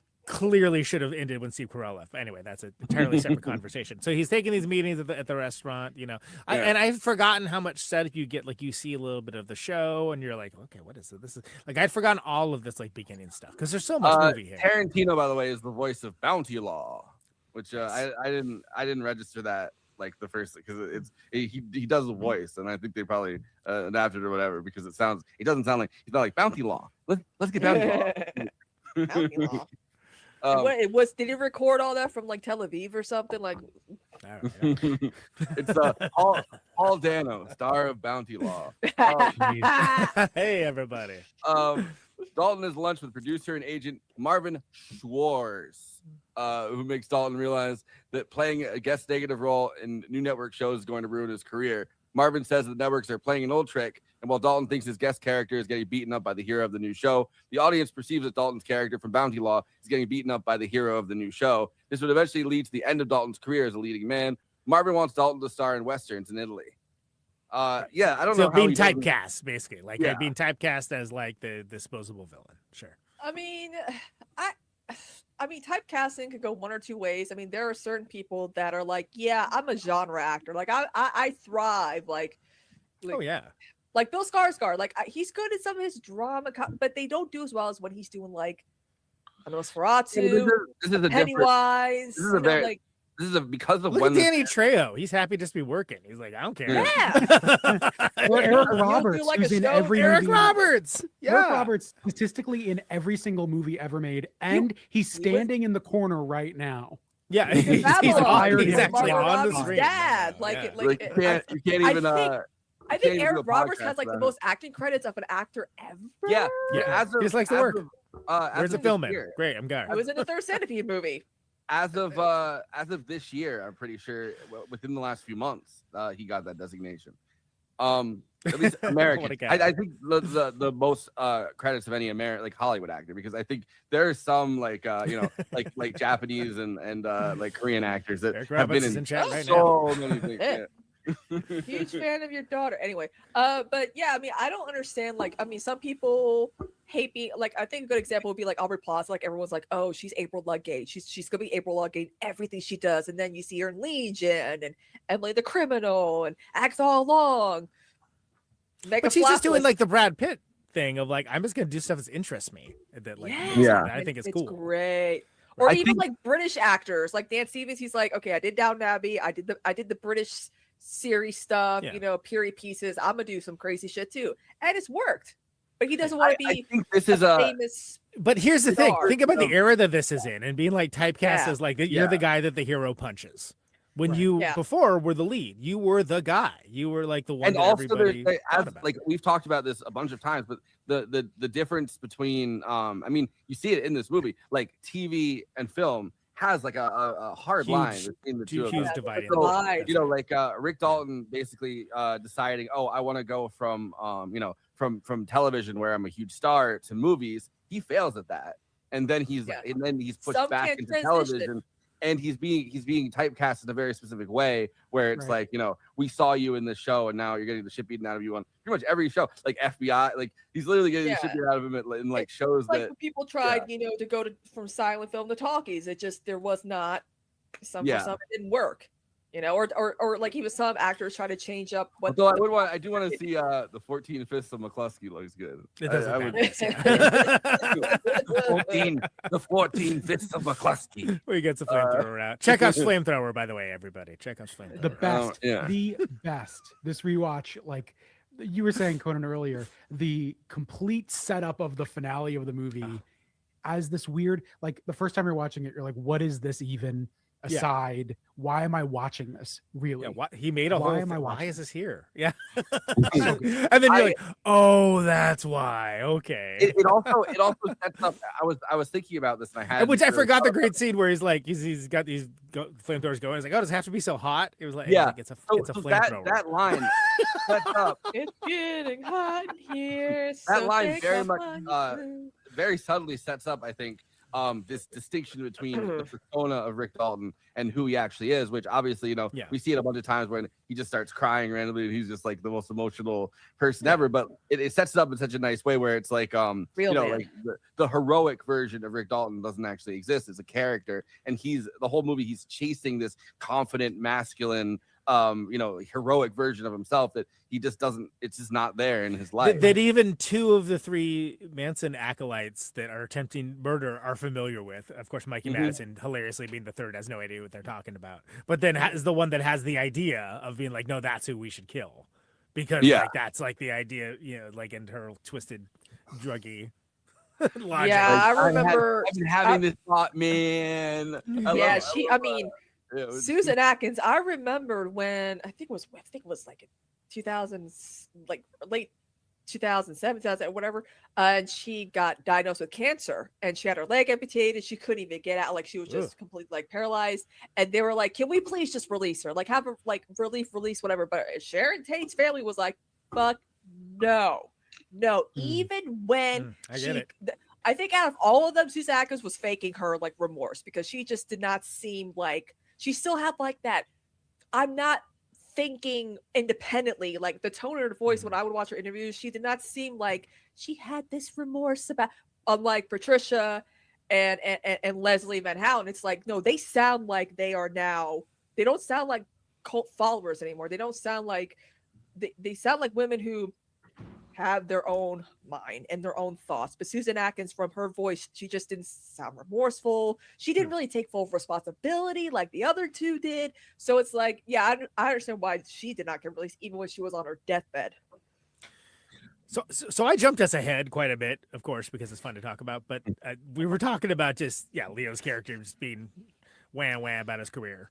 We're in the first like 2 minutes of the movie at this point, right? So Dalton realizes that he's officially designated as a has-been, old buddy. He does not want to star in Italian movies. Booth, a war veteran who lives in a trailer with his pit bull Brandy, drives Dalton around town and relies on him for work due to rumors that Booth killed his wife, Billy. I didn't know that she had a name even. And hence no producer would directly work with Booth due to his reputation. Randy, played by Kurt Russell, refuses to hire Booth as he does not like the vibe that Booth brings on sets. Booth encourages Dalton to seriously consider the movie offer in Italy, which it seems like either Randy or like a friend of his is pretty much always the stunt coordinator on all of these movie sets at the time. At least the ones that, or TV sets, the ones that Rick Dalton's getting hired on, at least to play the heavy in all of these pilots. So meanwhile, actress Sharon Tate, played by Margot Robbie, and her husband wear brown contact lenses too, which is great. That's important. Director Roman Polanski, not gonna even try to pronounce the name of the guy that played him. It's like Rafał Zawierusza. I don't even know. Is he also Polish or something? Yeah, I think so. Have moved to the house next door to Dalton's. Polanski is the hottest director in the world at that time. Dalton dreams of befriending. Yeah, Dalton dreams of befriending the couple in order to restore his status as a movie lead. Later that night, Tate and Polanski joined Jay Sebring, played by Emil Hirsch, a Hollywood hairstylist and a friend, an ex-boyfriend of Tate, at a celebrity-filled party at the Playboy Mansion. Sebring still has feelings for Tate, which I don't know. Like they were definitely like swingers, so it's like it kind of makes sense. Yeah, it does make, and you get that whole setup from the Steve McQueen representation. Like it kind of explains their whole situation. This again, Howard Hawks style, like in conversation with someone else, and it's so awesome because you do kind of feel like, well, what's this? Like, how does this all fit together? And rewatch versus first watch, it's definitely something that kind of absorbs in a different way. That like why that information would be salient or relevant is going to change depending on what you know about what's going to happen, right? Yeah. At Dalton's house, Booth reminisces on a sparring match he had on the set of The Green Hornet with Bruce Lee. Bruce Lee claimed that if he had a match with Cassius Clay, he would beat Clay. Booth scoffed at the claim and calls Bruce a glorified dancer. Bruce challenges him to a fight. Booth was able to hold off Bruce and match him blow for blow. This was probably the most controversial part of the movie at the time. I remember. I also too. Yes.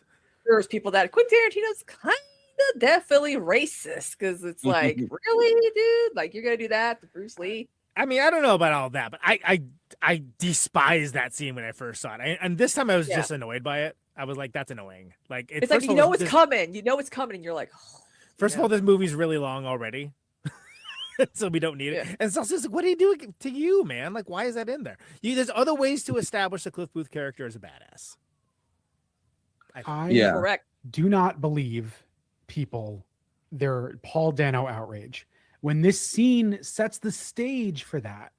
Like Tarantino, I mean, I think the scene's like fun, like whatever. I don't really think much of it because I don't take him very seriously.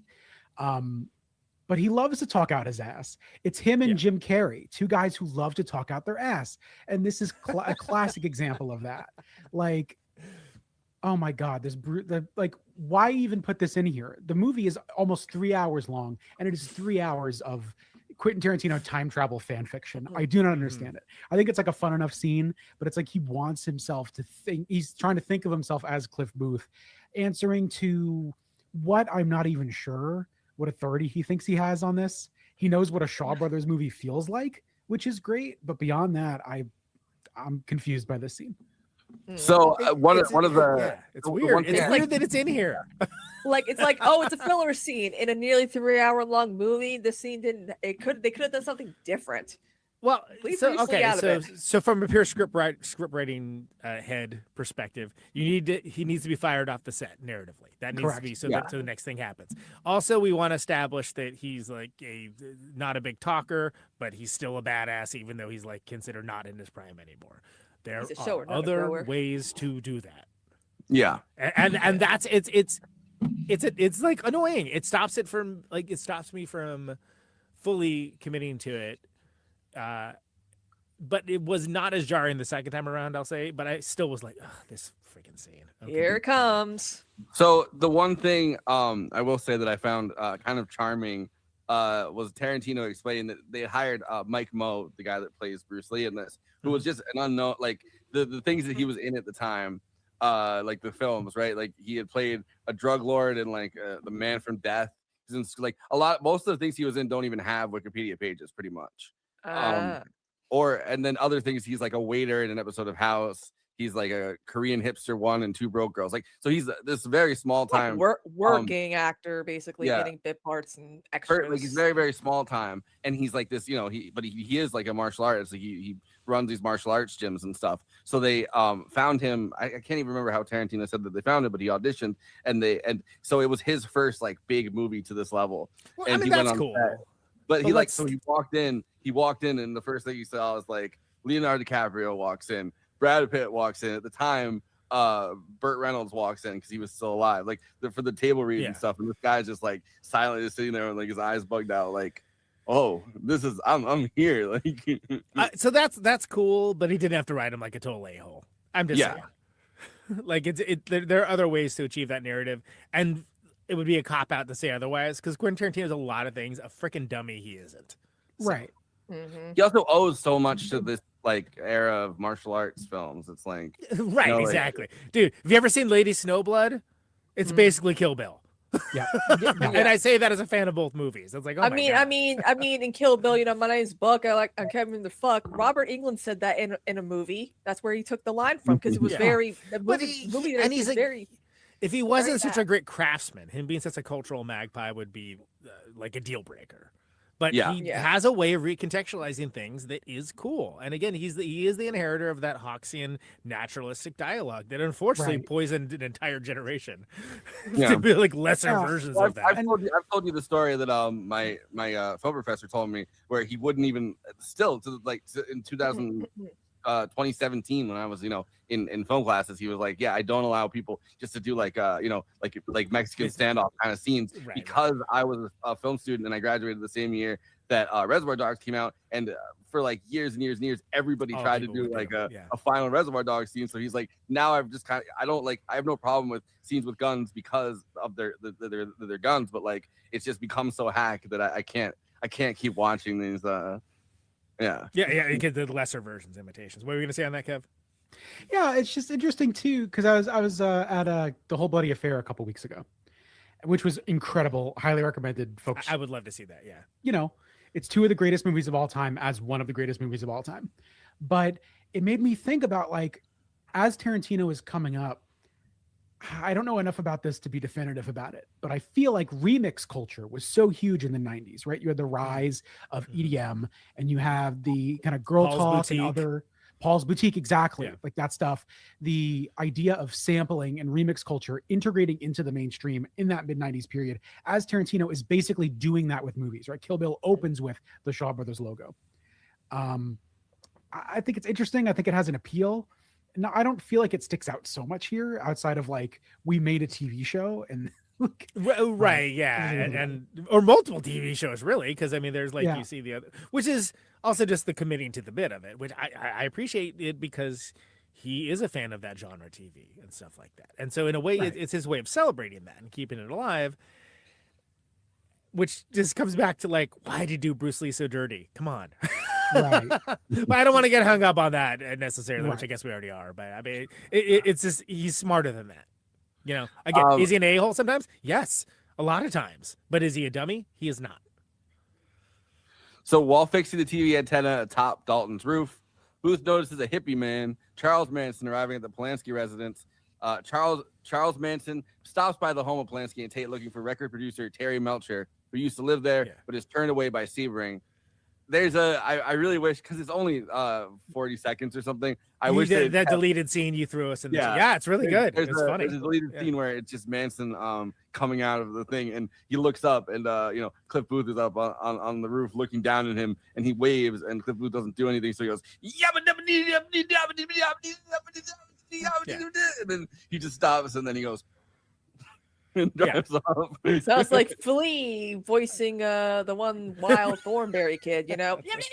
You can just stop it at Red Hot Chili Peppers, Christina, and that would have been fine. But I know. Guy, by the sounds way, like half of the Anthony Kiedis lyrics. Yeah.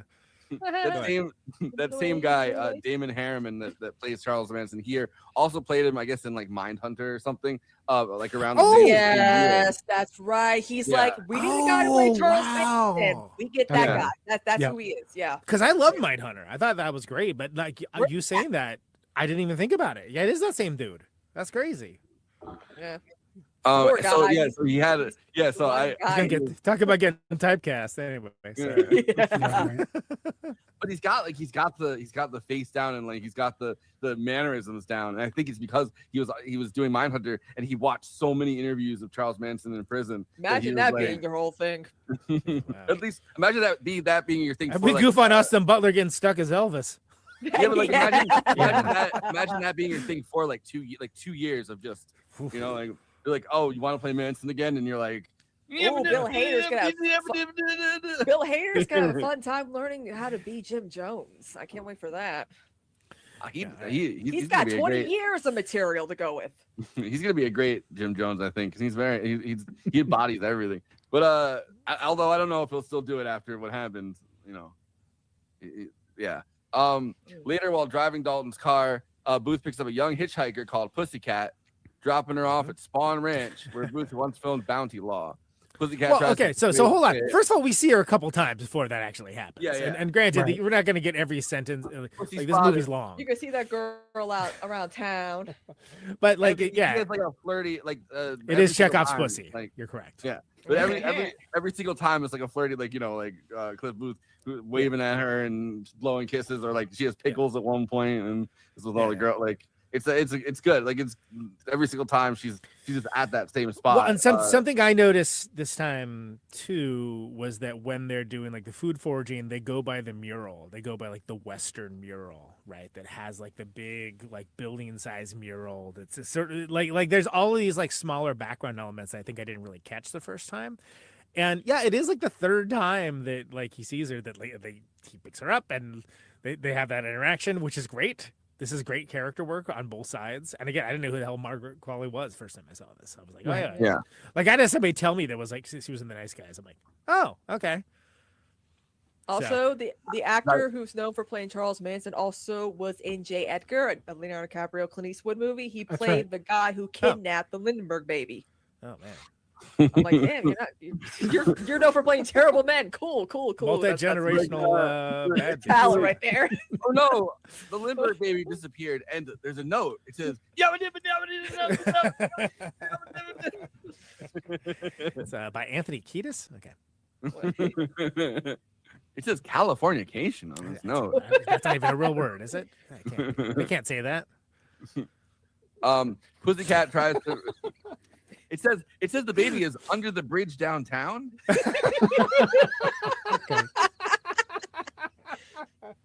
right. And I don't want It's not going to get any better than that. We're killing that. That's good. Wow. J. Edgar Hoover just in a slow run, slow motion. I mean, that was a great film, right? Would have wildly improved that movie. It really would have. Okay, The perfect thing though, right? The show when Leo points, he's watching FBI. So you could have Leonardo DiCaprio playing J. Edgar Hoover on TV, and he turns and he points at himself playing J. Edgar Hoover in that movie. And the guy wow. R.I.P. J. Edgar, you hate the fact that they're changing the name of your FBI building. This is like the inception of memes, Forrest. I think we're going too many layers deep. Speaking of which, go back to the plot summary. Pussycat tries to persuade Booth to stay, but he is suspicious of the large amount of hippies. By the way, tries to suck him off in the car, and just wants to shoot right past that, I guess. It's the only guy in the 60s that's like, let me see ID. Yeah. Like, that interaction makes perfect sense when it's like this is the first time that Tarantino's made a movie without Harvey Weinstein. So it's like that. I'm free. I could be proper. Yay. but also you realize how calculated whatever the fuck Cliff Booth has been doing with his entire life, right? Like his wheels are always turning, right? He's thinking about thinking ahead. Yeah. He's like I love the line where he's like, I've been one step ahead in avoiding prison my whole life. I'm not going to prison for you. And it's like that guy, like he did, like, I don't know if you murdered your wife and got away with it, right? Like at the last minute, whatever happened there, in the words of The Sopranos, like whatever happened there, like you probably are gonna be extra, like you're like, this is my moment. I'm not doing anything that's gonna get me in more trouble. Like that was life 8. You know, right. Like right, exactly. And it tells you a lot about the character. But I think the plot summary kind of doesn't get across the whole 10-minute introduction to the Manson family on the ranch. Yeah. The vibe shift for the movie, which is otherwise like fun hangout movie. Hey, we're in Hollywood. we're running around doing stuff. Like, and then suddenly it's like, oh, something is not right here. Even if you don't know anything about the Manson family or whatever, you're gonna be like, the vibes are continuing to deteriorate here. This is not good. And you get so much there. And if we were talking about cutting this movie, which I wouldn't dare, except for that one scene, I wouldn't cut any of it, because I think you get a good tableau of like the many aspects of how that operation was running and how the family operated and the hierarchy and like what everyone is trying to get out of it and so on and so on. And you see that this is basically a place that was used as a filming location, that business went away. It's gone. So, what do I mean, like all of you guys, but especially Kev, because he's the guest, and I'm interested in hearing what he has to think about this. What do you guys think about the decision to really barely show Charles Manson, right? Like, I think it's the best decision. The best, the best decision. Because he could get too cheesy because he was a big, wild personality, and I feel like it would just take away from like even with the vibe shift, it would just throw everything off by having him in like it featured predominantly in this movie. Because having him as a background.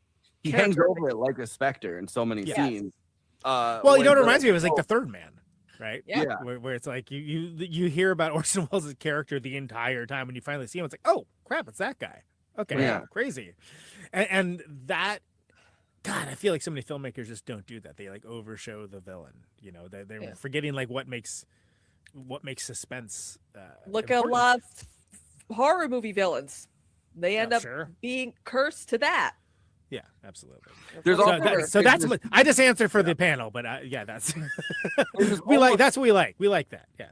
There's this almost famously like almost magical quality about Manson, where it's like anybody that spends time with him, and then you see him in interviews, and it's like I don't get it. But it's like but there are also people that work really well in person. That it doesn't quite get over the same way recorded, and that is a very real thing. And a lot of LSD helps too to control the youngins, like Well, I mean, you know, he's like he studied Hitler so much, Charles Manson, as like, you know, that thing that Hitler was able to project onto people and like become like Jim Jones. Every cult leader's like, I'm gonna study Hitler and go from there. But and that's what happens. But he like, and he had obviously he carved like the swastika or tatted the swastikas onto himself. But like there is that quality where it's like I watch like anything with Hitler having like a speech and I'm like, I don't. Like whatever it is doesn't translate for me. Like, but I think if you have German language, it just doesn't sound appealing, you know? Like that's what it is. If you have 5 minutes more Charles Manson, it's too much Charles Manson. Yeah. And then it becomes like it's like when you're making dinner and you put in like a certain spices, you only want a little bit of it, otherwise it takes it over. Mm-hmm. Yes, Charles Manson as making dinner as a spice. That's exactly the analogy I made. Also, but I knew a girl who was a huge like Charles Manson like defender. She's like the girl who stayed all yeah. I was like, I'm like, but he was the head honcho. He was the cult. I'm like, are you gonna say that it was just you can't blame? Like it's like with Jim Jones. I'm like, you don't think Jim Jones was? I mean, I get it. He wasn't solely responsible because he had a lot of white people higher ups helping him out. But like to blame these younger women who were taking a lot of drugs by him. I'm like, what's going on in your head? He has a swastika on his forehead.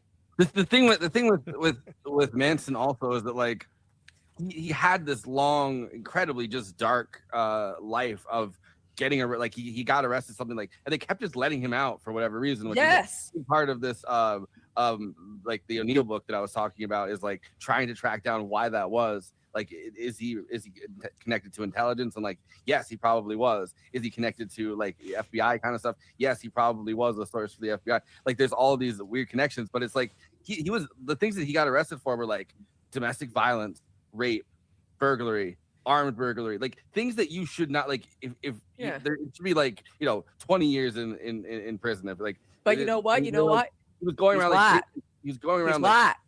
He's holding people down and like holding women down, like raping them and stuff. And then like within a year, pretty much, they'd be like, all right, you're back on the street, Charles Manson. And it's like, this is dark shit. Like I've all the stuff about him as a cult leader, like I obviously knew, but it's like his background is like, it's intense. Like, well, and again, the music part of it is interesting as well, because if he had actually if someone had just like given him the damn record deal, we probably would have had, again, their speculative history as well. But we're not going to cover it on this show because we're barely like a third of the way through this goddamn movie, and we're going to finish this plot summary.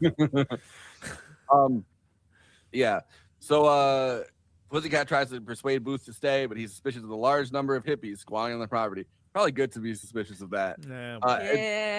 Taking advantage of the owner, George Spahn, played by Bruce Dern, would have been played by Burt Reynolds, an 80-year-old nearly blind man who rented his ranch out for westerns. Charles Manson convinced Spahn to allow him and his followers to live on the ranch. By the way, George Spahn, obviously a real guy, and he actually is in like the Manson documentary, the first one that they came out with for TV. He's actually in the background of it because he lived for another 5 years and kept living with like letting the Manson girls, because what is he gonna do, right? He's like he was like in his 80s at this point and had like a long career as like a guy that had lent his ranch out and like as like a businessman or whatever. But it's like he was still living with them after these horrific murders happened, and it was just like not like he had another place to go. And then eventually the Spahn ranch burned down, and that's why they all moved out. Booth insists on checking on Spahn despite Squeaky. Dakota Fanning did not recognize her as Dakota Fanning. I forgot that was her. Yeah. I totally forgot. And I've seen 2 movies with her, in both of which I loved, by the way, which is Predator Badlands and The Sun Mother Value. She's great in both of these. She obviously would later, the actual Squeaky Front, right, would later go down for attempting to assassinate Gerald Ford. Attempting to assassinate Chevy Chase. No, but attempting to assassinate Gerald Ford. She's very nonchalant about it too when she was talking about it. Like, but also too, this is the same girl who like stapled herself, like for funsies. I'm like, yeah, you're something's a little wrong. One of the early SNL things when it was Chevy Chase, like just wrecking Gerald Ford by constantly playing him and like slipping on banana peels and stuff, was the sketch where they just taking a shot at Gerald Ford. He's like, whoa. The other hippies include Katie, Butterfly, Blue. By the way, the person that played Blue is Kansas Bowling. I don't think I've seen her in anything else, but that's an interesting name for like that's more Manson than anyone else's name in this.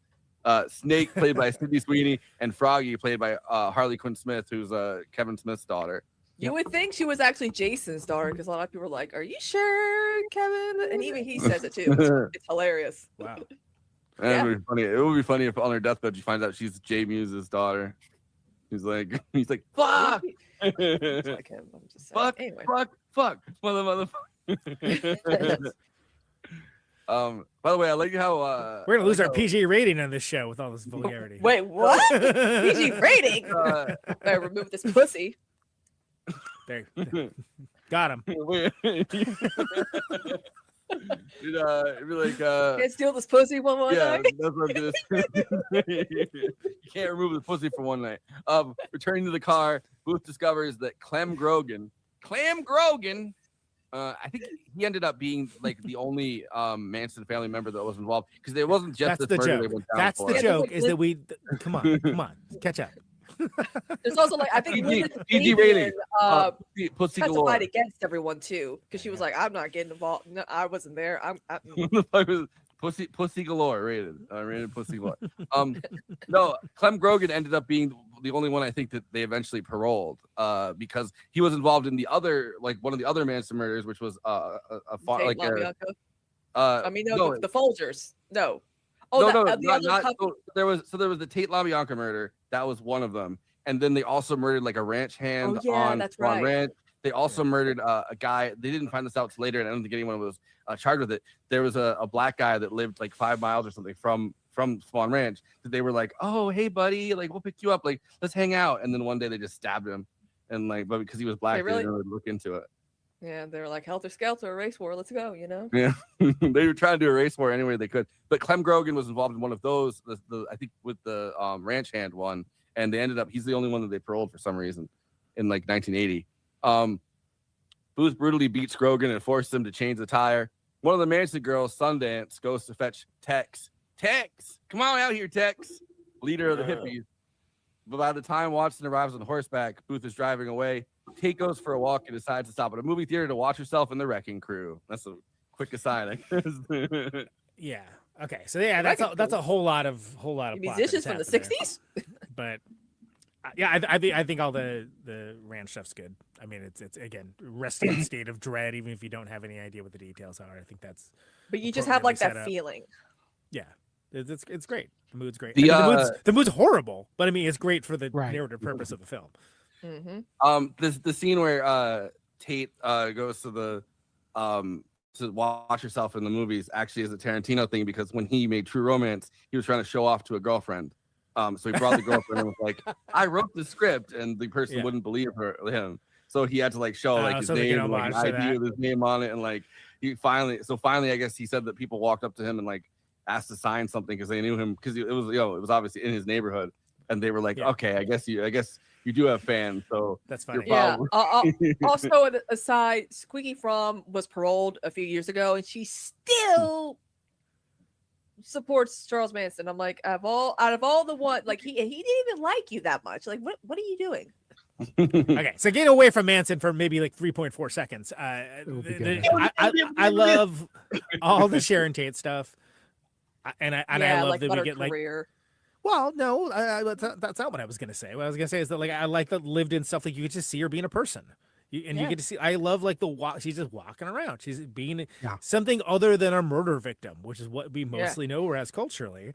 And I think it's interesting that the whole movie theater experience is based at least somewhat in Quentin Tarantino's own reality, because it is kind of like, it's funny where it's like, okay, why are you giving her the business about this? Like it's some like, like second tier, like D. Martin comedy. and they're like, okay, just let her in, man. It's fine. Clearly like but it's funny that it works well. It works well in that very Quentin Tarantino way. Right. It's the girl from Sorry to Bother You too. That's the just horrible person working for the company that's like right above Keith Stanfield and Sorry to Bother You. That's right. And there's the whole thing with it. Well, Beyond the Valley of the Dolls. Oh, is this one? No, that was someone else. Oh, this one? No, that was someone else. It's just that whole like, oh my god, that just like secondhand embarrassment of just. She's like, I'm the one that did porn in the end. Right. Yeah. It's not exactly. Yeah. There's a quote. You're true. You're right about that, Conan. Because we never, when we think of Sharon Tate, we think of, oh my God, tragic victim. her death. That's we it. don't see like any portrayal of her before, like because everyone's like, well, she was married to Roman Polanski. We all know what happened to him. So it's like, what do we do? But this is where Tarantino was smart to do. To make I think it's one of the coolest things about the movie person. because you get to see her as a person. She puts on those goofy looking glasses. I and know. She's watching everyone like laugh at certain parts of the movie. And she's like enjoying, Yeah, and you get to see her as a person, and that's it's fascinating to me because I was thinking about it. I was like, culturally, we just didn't have that before this movie, which is crazy. Because people go, oh yeah, Sharon Tate was so important. But it's like, it is one of those things where when someone's murder is so salacious, that becomes the only thing that they're known for. And Black it's Dahlia. terrible. Yeah, absolutely. Well, the flip side of that coin, right? That I didn't really process that much until I read that Tom O'Neill book. But like it really hammers it home. The Roman Polanski thing is that he obviously got kind of the status of for a small time before his other scandals broke. He kind of had the status almost of a saint in this friend group because his wife had gotten murdered so brutally, right? And his house had gotten defaced. So for a while there, he was kind of treated like almost like an angel that has never done anything wrong. And they actually started covering up a lot of the egregious crimes and misdeeds that he had, like including pimping Sharon Tate out, like, and making people like coercing her into doing porn with various friends of his that he had around, and like the police, the police gave him back the porn that they had made or whatever. Like because he was married to Sharon Tate was considered like a goddess. Like she had this very soft, sweet, hot, feminine voice. She was very articulate of what she wanted. Like even there's a clip on TikTok of her discussing like the beauty of doing like nudity in film and how empowering it could be. Blah blah blah blah. Like so like. Everyone's like, she's with him, so again, it felt bad for him because he lost something beautiful. What we did know is that it wasn't a fairy tale behind the scenes. It really wasn't. Pendulous Dragon says, don't believe I met Kev. Hey, Kev, I'm Pendulous Dragon. Hello. All right. Good to meet you. Much love. Dalton lands the. Well, hold on. Kev, what do you think about this whole thing with the Sharon Tate? I think. Do you agree? Very controversial portrayal of Sharon Tate in this movie from people, including her family. Oh, yeah, true. But I think that he's going for something here that if you got to take a step back. I love the idea of Sharon as this symbol of like the beauty and potential of the future, right? Of the present. She's kind of the sun around which all of this orbits, and she doesn't have input into the plot, right? Like Charlie Manson, who this movie is very much not about. But she is kind of the bright center of it. Everything revolves around her. And I think that there's beauty to that. And I think that people underrate Margot Robbie's performance and they underrate the vision on the character. Listen, I can't talk about what the family didn't say, and I understand and appreciate that. But for Kev, the guy who loves movies, I think it's perfect. And this scene is fantastic, even if the foot fetishism is a little indulgent. But also, like, you bought the ticket. You bought the ticket. You bought the ticket. Also, we made an hour 14 without that foot reference. I was going to say something. Yeah, I'm like, that was so intentional. With all love and respect, I am shocked. But the Charlie Manson, I mean, we got to. Yeah, exactly. I made a commitment. I made a commitment not to make foot jokes. Yeah, you did. Which I appreciate. No, there's a lot of feet in this one too. There's no foot double in this one. A la Timothy. Never mind. I don't think the family.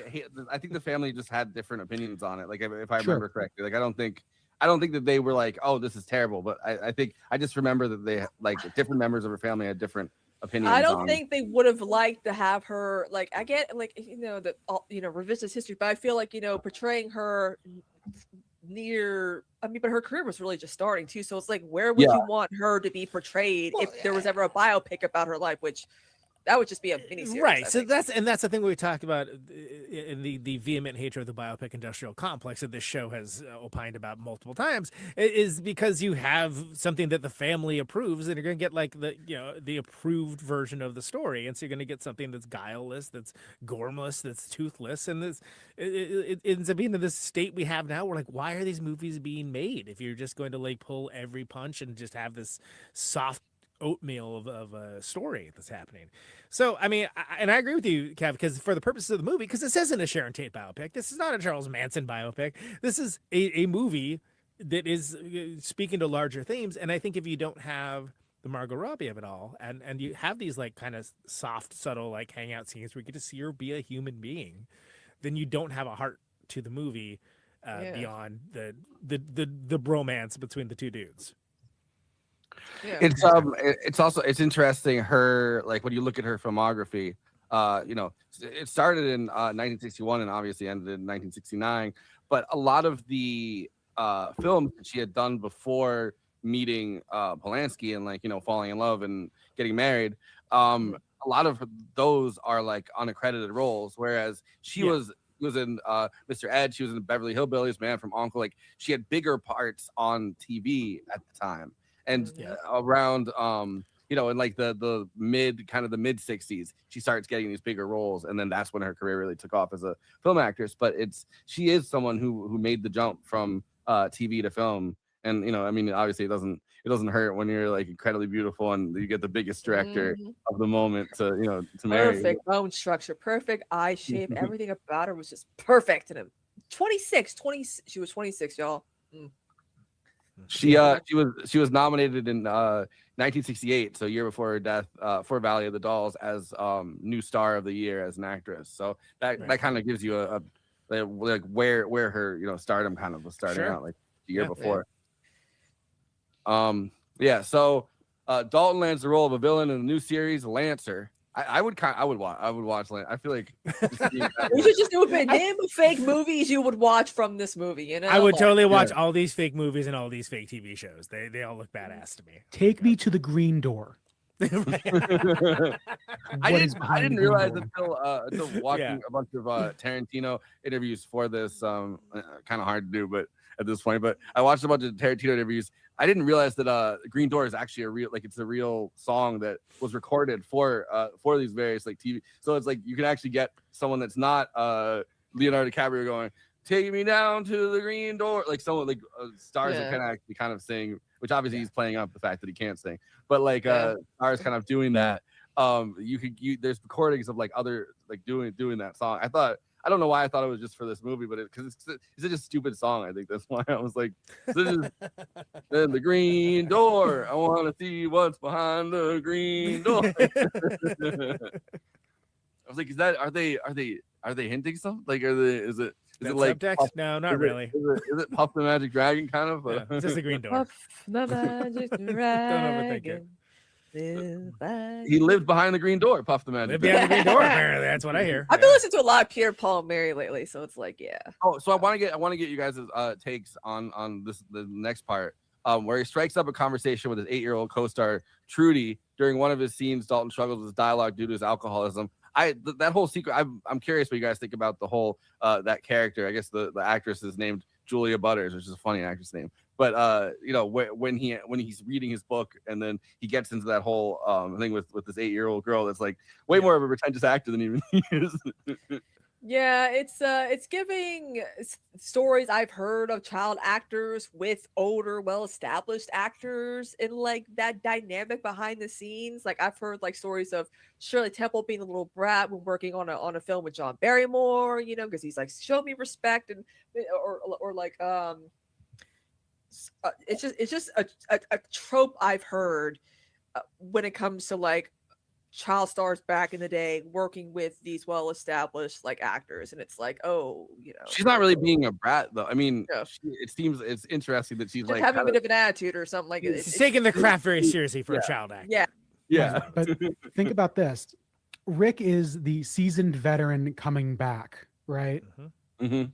And Ms. Butters, right, is the kid who's a complete professional and has her shit together. Yeah. Dalton looks ridiculous. She's like coaching him. I think that's like another hit on the core themes of this movie. Yeah. And I love the because he kind of just shows up. He's obviously hungover as fuck. Like he hates himself for it, and like I really like the whole the trailer scene where he's like beating the fuck out of himself, because I relate to that a lot, like as someone that like I'm very hard on myself when I like feel like I've embarrassed myself in front of people. I'm I get very intense about that sometimes. And so like seeing a scene where and I think DiCaprio actually improv a lot of it, like that whole sequence where he's just throwing shit and he's like, "Oh, you fucking idiot! You couldn't have 8 drinks, or you couldn't have 4 drinks. You had to have Racers 8." counting them. Yeah, that's right. Yeah, but well, it's like, yeah. I was gonna say it makes the turnaround all the more interesting too, right? Where he's again is coming out from this perspective of just being so in his head and stuff that he can't do the craft of it to his own liking, which sends him down spiraling. And then you see him, it's an overused term and it's a hacky thing usually, but he uses it, and he uses it in a way to kind of take things a different direction that everyone loves. And it goes from being, we're watching something and we're like, what are we watching? What is this? Because we don't know the story. All we see is like these interactions. Yeah. Like, this looks terrible. Like, what is this? And then you see a piece of it come together in a way where he shows he has the goods. And he does it in such a way because of the lessons he learned from this little girl, but also because he gets out of his head enough to actually do the work which he already knows how to do. So it's not that he's just an also-ran. It's not that he's like a has-been. It's something that he just has to get it out of his own way to be able to do the thing that he's doing right there. And you see it come together, and even though we still don't have the full context, you're like, I know that's a good scene. I know that. Yeah. Well, and you see Cliff Booth understand, like, inherently, because he has spent so much time with Rick Dalton, right? Like, as he walks away, he's like, remember, you're Rick fucking Dalton. Like, he's imbuing him with this confidence, and it almost reminds me of like the Cowardly Lion in The Wizard of Oz, right? Sure. Where it's like it's not necessarily courage that he's lacking, but it's self-confidence that he's lacking throughout this entire thing. And the more he gets beaten down, obviously, like, that doesn't get better. Like, like, I mean, as someone that struggles, it's being a belief engine, right? The more you kind of embarrass yourself in front of people, or like have that in front of people, it continues to spiral. It doesn't get better. Yeah. So and there's also the idea of, switching the professionalism on, like when you have your cue, Yeah. And I noticed that too, like when I years when Mackenzie Phillips had her memoir about her drug addiction, the relationship with her father, and she talked about like how she would come to set the day at a time very high, very drunk, but then they're like, okay, Mackenzie, once if the camera was not on her, she was just out of it, but when the camera was on her, boom, she was there. Yeah, she was there. Flick the switch, right? Yeah. And he's not a guy that's forgotten how to flick the switch on, right? But he's so in his head about others. He's even the book he's reading. He's reading the book about the freaking what's the character's name? I can't remember. It's a funny character name.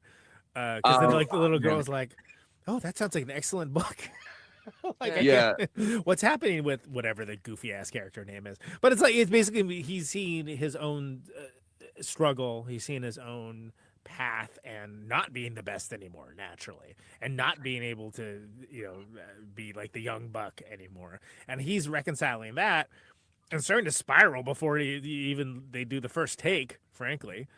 And it's such a good it like that is actually one of the centers of the movie. I feel Easy Breezy is Easy Breezy. Okay, thank you. Yeah, I was gonna say I remember it was something really goofy. Cover girl. I love when she goes, it sounds like a great book. Poor Easy Breezy. Poor Easy Breezy. Yeah. That's so great. And again, that comes back to like just having these like very naturalistic conversations between these, characters that are very comfortable in their own reality.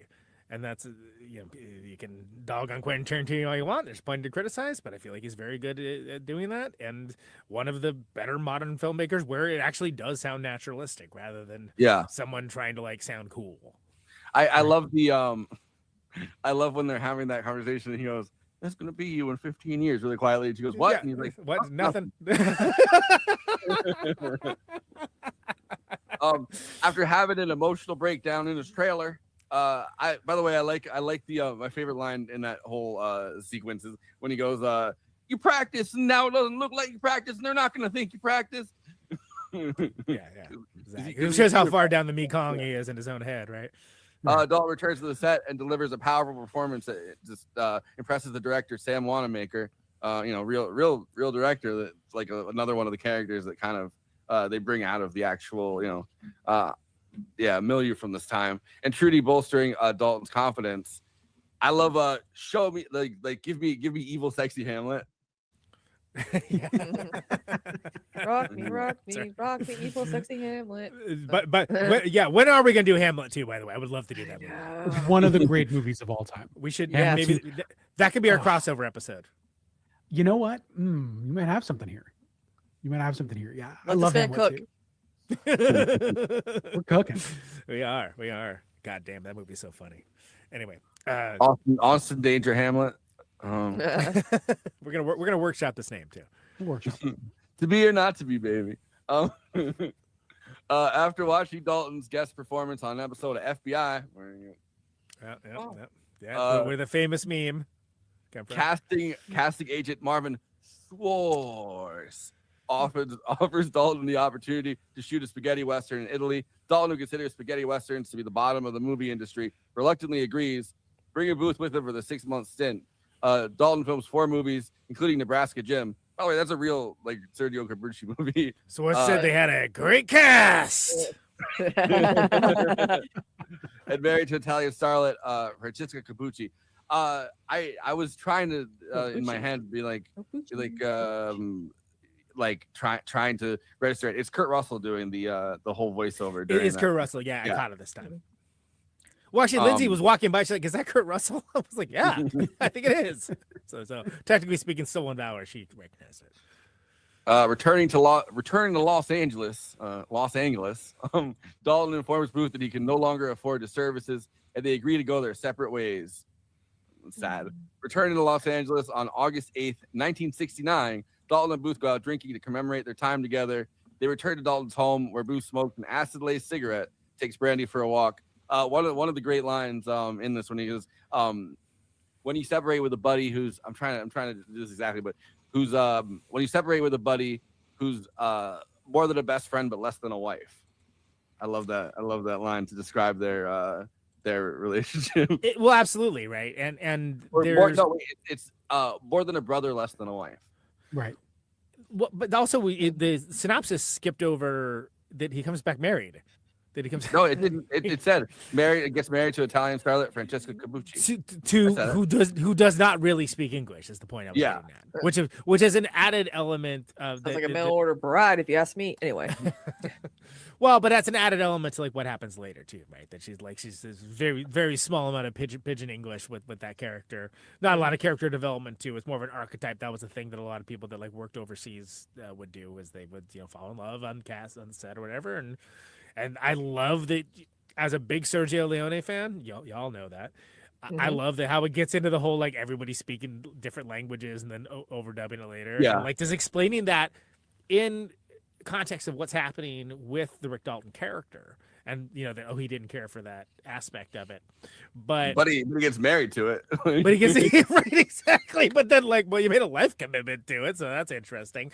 But I love those spaghetti western movies. I think they exist in a sort of interesting genre that you have to kind of judge them on their own, not as the rest of cinema, because objectively some of them are pretty freaking bad. But then there's things like Good, Man, the Ugly, where it's you can have dudes just staring at each other for 5 minutes and it's the most intense thing you've ever seen in your life, right? And that's amazing. It's another one of those wait, that's All Quiet on the Western Front. No.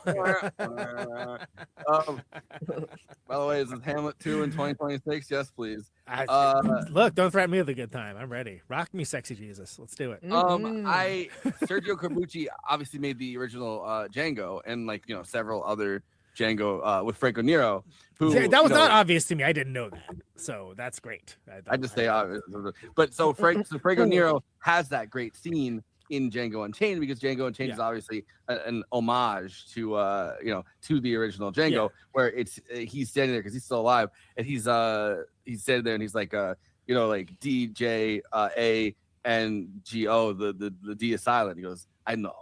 And I love that. And I remember that scene, but I remember going why is this Italian guy questioning him? When I first saw it, right? Well, and that's a small little thing. I mean, I feel like there's some things that he only puts in just for the deepest nerds, right? Of which he is one as well. Mm-hmm. When I watched Breakfast at Tiffany's last night, Audrey Hepburn, George Part, love Audrey and everything. I named my dog after Audrey Hepburn. Yeah, that's right. Yeah. Wait, have we done an Audrey Hepburn movie at all? We haven't. What the fuck are we doing here? Really? No, that can't be true. All right, we got top researchers on it right now. I don't think we have. Roman Yeah, Holiday. Yeah, I'd be down. Funny face. No. Meanwhile, we should do charade. Charade's awesome. Oh yes, all timer. My Fair Lady would be fun to talk because it's dynamic about Mary Poppins. We have a bunch on the to-do list, but we have never done them. I have charade. I think somewhere in my shed where I have all the VHS tapes. I have the VHS of charade. Nice. Meanwhile, Tex Watson, Susan Atkins, Linda Casbian, and Patricia Krenwinkel park outside in their loud 1959 Ford Galaxy, as you do, in preparation to murder everyone in Tate's house. Their cult leader, Charles Manson, apparently told Tex Watson, go to Terry's old house, where Tate now stays, and kill everyone inside. Dalton hears the car, comes out, and angrily orders them to leave, which is where you get the great thing where he's like, oh, is that well, he's got, first of all, he's got the mixer full of margarita that he just like, yeah, and then he like takes a sip from it and he's still glowering, takes another sip, like, which is such great visual humor. Yeah, but yeah, that is where like after the fact they're like, was that Rick Dalton? Which is hilarious. But it's also they say even funnier. They go, is that Jake Cahill? Because the whole movie you're getting his roundabout character is Jake Cahill, is obviously like this iconic figure. And I love the detail that Tex is like, out of all the lunchboxes, my bounty law lunchbox, that was my favorite lunchbox. Yeah. Because it also sets it up for the fact that like these are like middle class kids that got sucked into this, right? Like it's not the equivalent of like Bonanza or something, right? Yeah. So it's like one of those things where it's like, yeah, it works at multiple levels. And then also like, the NIMBY of it all. Have you heard like a loud ass car like that? If you're gonna like loiter in someone's driveway, at least fix your muffler or something. I can't remember exactly what it says, but yeah, I hate that. That's relatable. Sorry. It's a cul-de-sac in the Hollywood Hills, right? Like it's a cul-de-sac. It's a private road. Right? Yeah, it's a private road. you go into a private road because you don't want like the whole. But he's so proud of, and he's obviously about to sell it because he can't afford it anymore. Because even because he spent too much money, he blew too much money on drinking in his nice Roman apartment or whatever. At least he came back with a wife that's probably gonna leave him when she realizes like moving to Lake Tahoe or whatever it is in a condo. He's moving to like an area like that, but he has that whole speech where he's so proud of his home because he's like, I always say, it's something that I learned like early on. You don't rent, you buy a house, and then you're not visiting, passing through. Yeah, you're here, you live here, and it's like because he's like from Missouri or whatever. He's like, I'm going back to Missouri, I guess. Well, yeah, and so that's important. As like a 40-year-old man, like, or you know what I mean, like, because that's the motivation, like his motivations, yeah, right? And like where he's coming at from things where it's it's like, let's just like whatever, okay, sure, man, yeah, all right, sounds good, where it's like it's just me and my dog, and those like hilarious old beers that look like they're in like tomato soup cans. Yeah, a few small beers. So they drive off, but Atkins hatches a plan to return and kill Dalton instead. Casby deserts the group, and the remaining three proceed with Atkins' plan. By the way, I know I'm not making a joke when I say this. All right, so you can't penalize me. Maya Hawke said the one thing that Uma Thurman told her is don't let Tarantino see your feet. Yeah. They all knew. They all fucking wow. knew. There you go. First thing I ever saw Maya Hawke in, by the way, was so. And her character's got the right idea. Get the hell out! Oh, I think I left something in the car. Oh yeah, you need the keys. Oh, I think I left something in the car. By the way, I'm wearing shoes of steel, so don't even think about it. Why is she wearing winter boots? It's weird. Okay. And they go all the way up to her thighs. Yeah, it's like crazy. Thigh-high boots. Seems unseasonable. They break into Dalton's house and confront Booth, who recognizes them from the Spawn Ranch.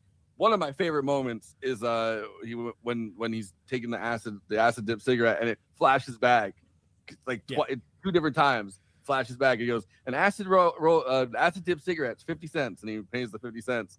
And then he's like, what do I even do with this? And she's like, just smoke the cigarette.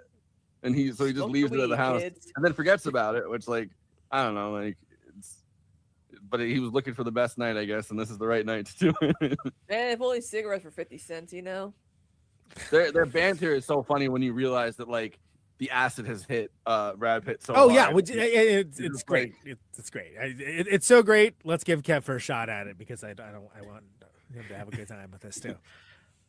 I love the thing I felt sitting there opening night in the theater was catharsis during that whole scene with the bands. This we're now talking about the finale, right? The Manson kids, right? I felt so much joy. This is so weird, but I felt so much joy in seeing. But they were hypnotized, and man, maybe it's a little more conflicted than I expected. But like, these people did these horrible things, and now they are being punished. And that I think there is a beauty to that.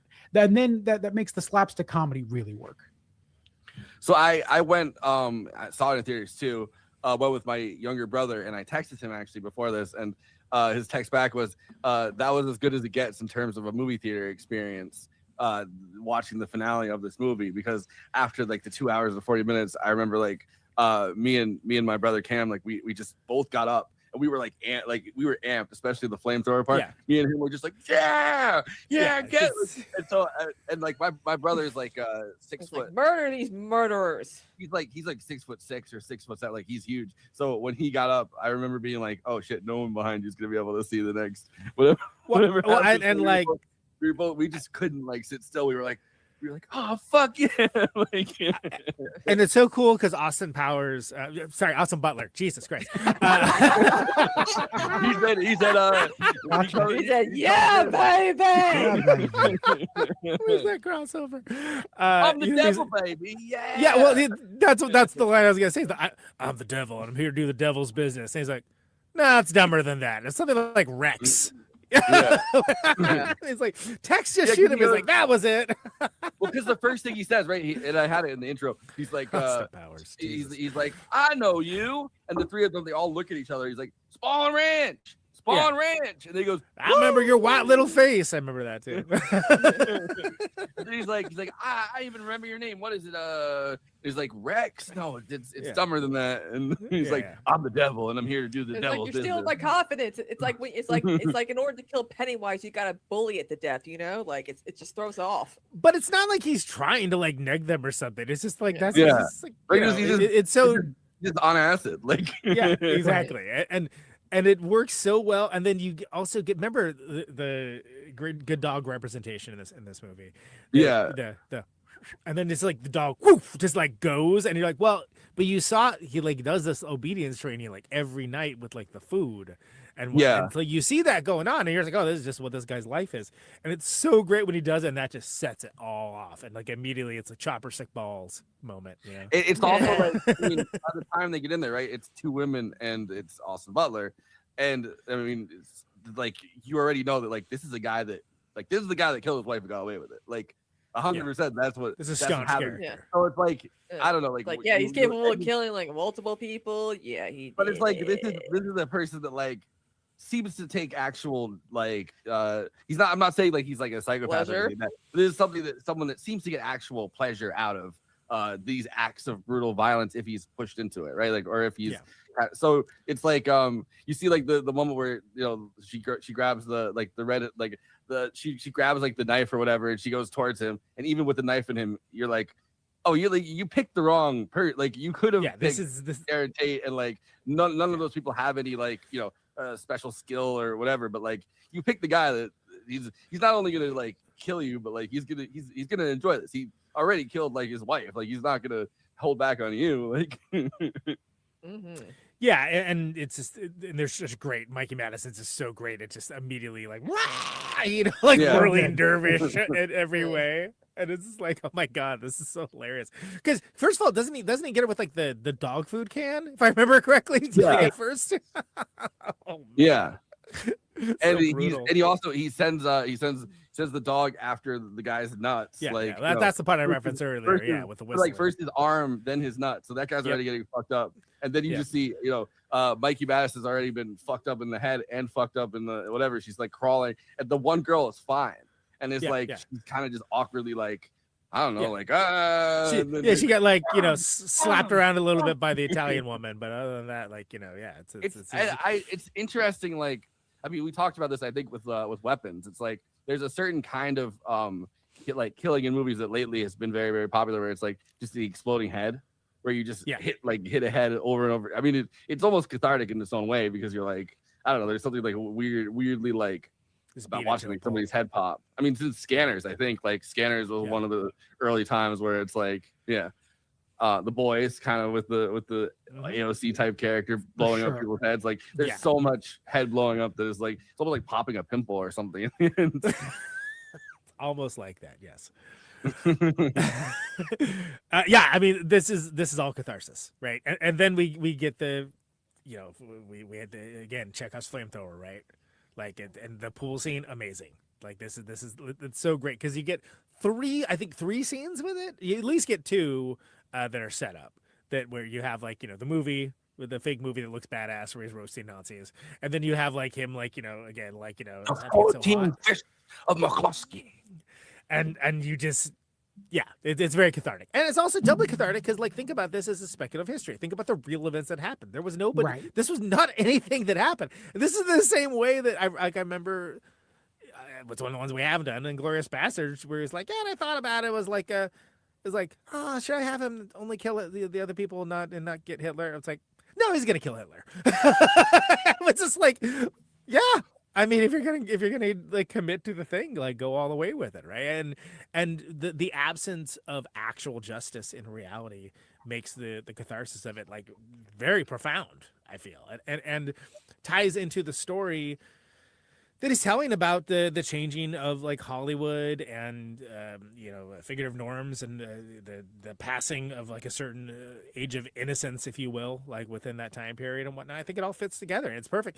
And the people that were getting mad at it, it's like, first of all, who the hell did you think you were watching? Kelly Reichardt? Yeah. Come on. What are we doing here?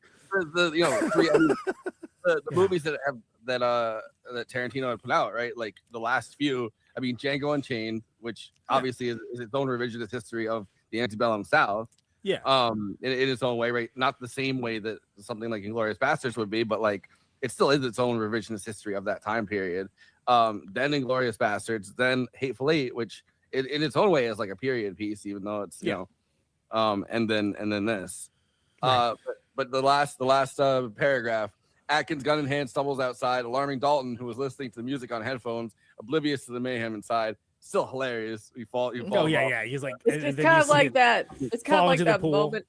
Yeah, it's kind of like that moment from like Brooklyn Nine-Nine where Gina's just listening to music and there's like all this chaos in the background. I'm like, yeah, because she can't hear a damn thing. What's going on behind her? It's always I feel like that's a bit in a lot of things now, where it's like somebody's listening to music and they can't hear whatever, they turn around and Stan Lee in the one Spider-Man movie. Yeah, sure. Dalton retrieves a flamethrower he had kept from a film shoot and incinerates Atkins. By the way, the 14 Fits of McCluskey thing, they reference it again. I like that it's the bonding moment between Timothy Olyphant's, his character, who's like the hero of the show, and then they like that whole period. We didn't talk about when Rick Dalton kind of almost like a Steve McQueen stand-in, and he's daydreaming and he puts himself in The Great Escape. That's great. Apparently I know the feeling. I would put myself in Wicked for Good if I could, But maybe you could save that picture. Apparently that took months to perfectly replicate the texture and like the film stock of that moment.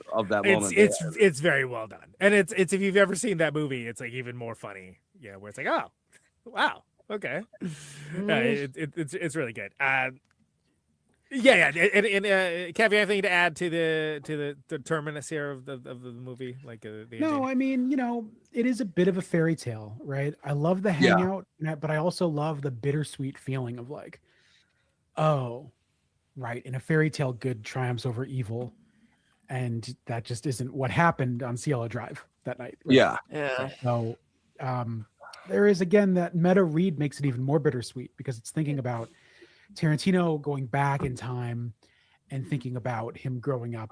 If he was able, he could have stopped. Mark Wahlberg thinks he could stop that. He's probably like, you know what? I probably could have stopped those murders from happening.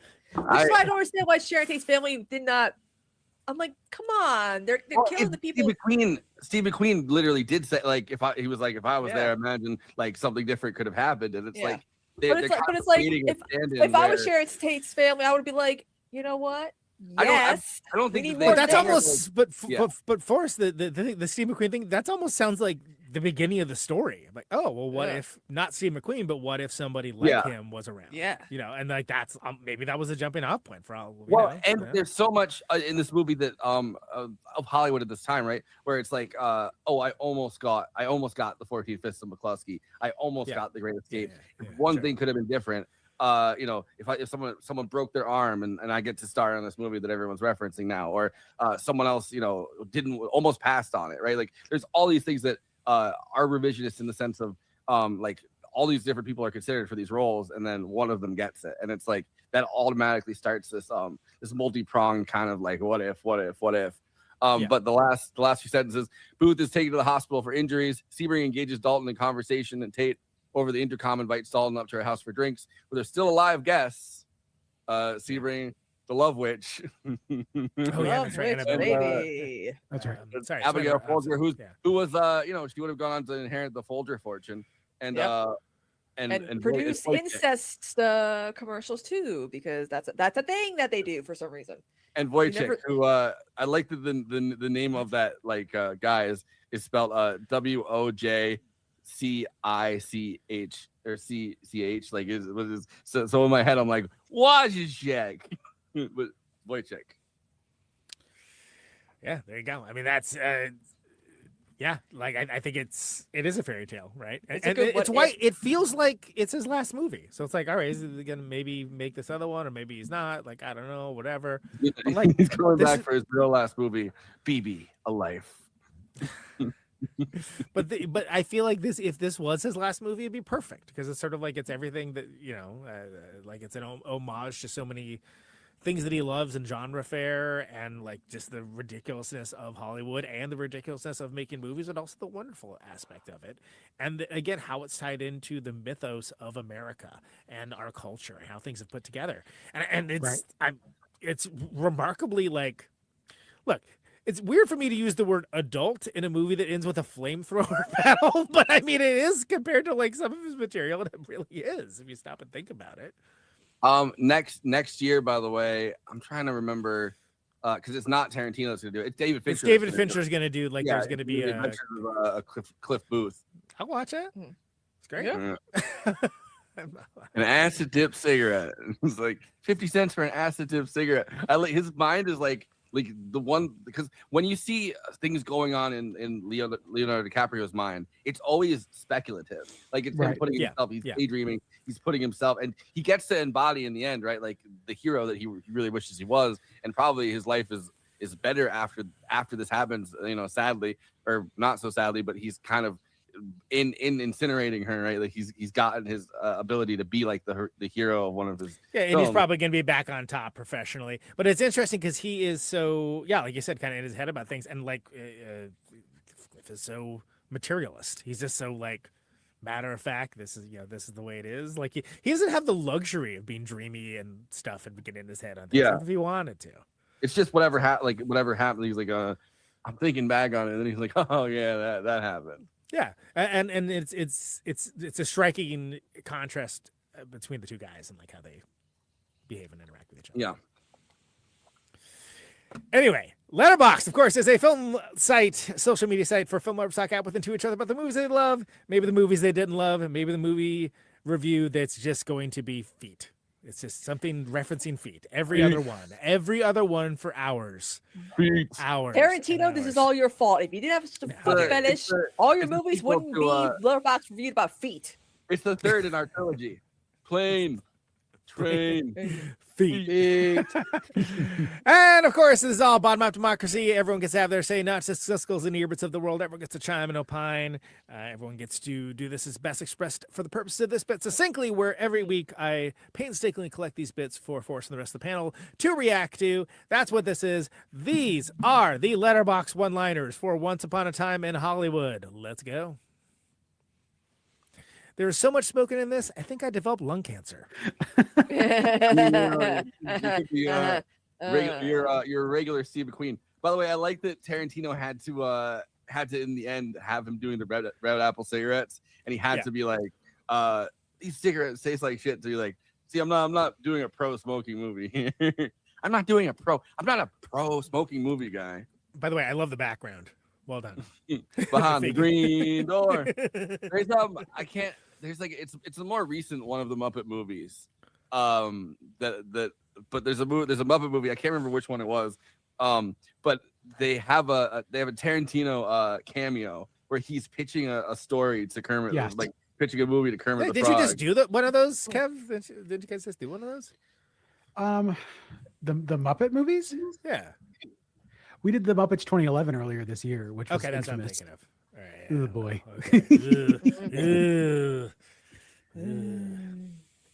Oh, it's the Muppets Wizard of Oz, and Yeah. And then Tarantino, he's like, so this is what's gonna happen, and he's like, then they run in, and he's like, yeah, and he's like the sword, he's like having like this Dorothy and like fight the witch with like a samurai sword, and Kermit's like, oh, I don't think so. Yeah, everyone remembers that great classic scene from The Wizard of Oz when Quentin Tarantino is pitched a movie. Yes. Really makes you think of that classic story from Frank L. Baum. Yeah. The Wicked Witch comes out, and Dorothy's just like whoosh, takes out a samurai sword. I think it was the Foot Wizard of Oz. There you go. It's kind of fucked up. They went through. I heard they went through 5 different witches in the original Wizard of Oz because they kept getting sliced. They had to use a real sword. They didn't have a prop sword. Maybe every film should have Leonardo DiCaprio using a flamethrower and torching a hippie alive. They really hate hippies too the whole time, and like, hey, that kind of bummed me out a little bit because I'm like, I could think of one movie that would be improved: The Muppets Wizard of Oz. Yeah. Okay. We're off to see the wizard, good buddy. By the way, tag Torrentino on this one too. Oh, jeez. That's what I'm saying. Sometimes my job is harder than others. Accidentally got too invested in this and literally pulled out my phone halfway through to look up Rick Dalton's Wikipedia page. Oh, so Tarantino actually released I think it was a novel in the end, but he wrote these novels where one of them was just explaining to Leonardo DiCaprio. Like, I don't think he ended up publishing one of them that's like a Once Upon a Time in Hollywood like novelization or whatever, and it's read by what's her name? Well, whatever, but it's read by what's her name from good old what's her name? Hateful Eight. Yeah, good old. All right, so we can circle back to this later. Yeah, but it's a novelization that they have of the actual story. Yeah, Jennifer Jason Leigh. I don't know why I couldn't think of Jennifer Jason Leigh. I know Jason Leigh, the Zionist. But she read the audiobook version of this for people that I guess wanted to read the novelization. But he wrote one that's just the entire film career of Rick Dalton. Like, he wrote like it out as if it's like a biography of him. Nice. That's it, we lived in. This movie reminds me of when Mark Wahlberg was like, I would have stopped 9/11. There we go. Which is it's the Steve McQueen. Yeah, it's the same. We've talked about that like 7 times. It's clever now. Aaron Tate might have made her Great Escape. Dudes rock. Dudes rock, good buddy. Yep. Was on for Nashville? Was that what he was on? He was on for Nashville, right? Yeah, I think so. So he's yeah. He was on for Nashville, and then he was like, "What's he been doing?" He runs like a movie studio. I think he's making movies. Yeah.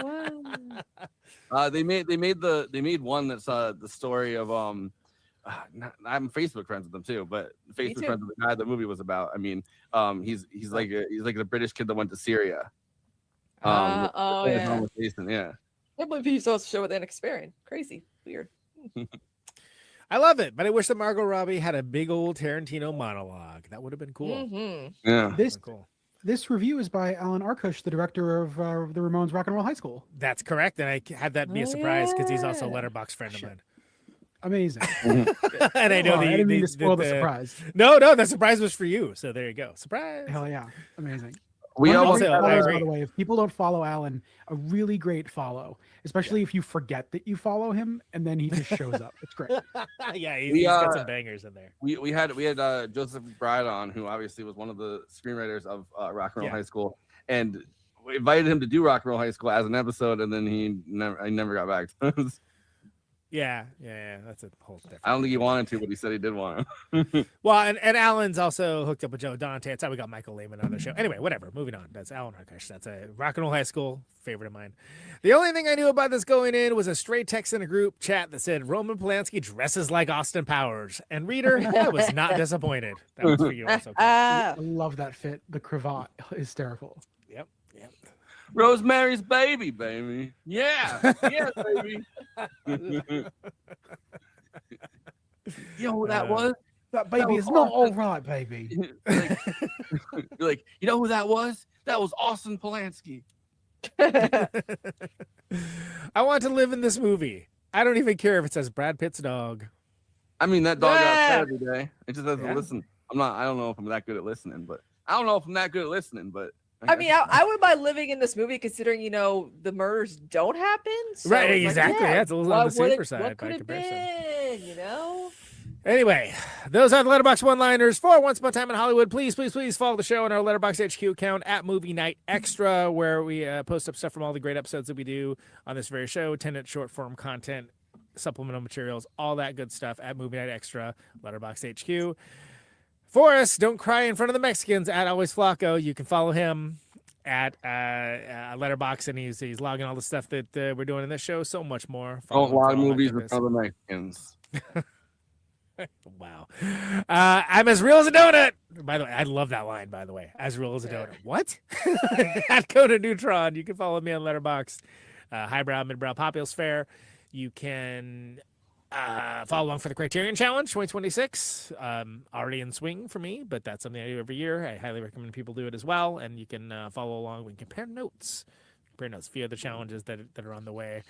Big Five, that was a Pat Healy joint. I decided to go in on that, where you just complete a filmography of somebody that you like, at least one movie of. Somebody at Satoshi Kon, Mike Mills, Lynn Ramsey. I can't remember the other two, but it's looking forward to it. That's great. Should be good. Yeah. And I guess I could have looked that up beforehand, but that's not how this bit works. Gonna make me say it now. All right, Kristina, I love pussy down there. Adam, Kristina. I do. Okay. Sure. My sister doesn't think, apparently. There's got a lot of pussy behind the green door. Exactly. You can find her behind the green door and a letterbox at Kristina. You can follow along for all the stuff that she's logging coming up. Kev is on Letterboxd as well. Shoeless at the movies. Kev Forever or something along those lines? No, I am Kev. I am just Kev. Just Kev? Wow. He's just Kev. I'm just Kev. We do this every off. time. He somehow got the Kev username. Like somehow. Yeah. Yes. Crazy. He's just Kev. In any other world, he'd be at 12. Anyway. Let's hit with the plugs, please. So we get the final. If you're watching us on YouTube, please like and subscribe, and then hit the bell to get notified whenever we're streaming. And we'd humbly request that you watch the video to the end, because it helps us with the algorithm and helps more film fans to discover the show.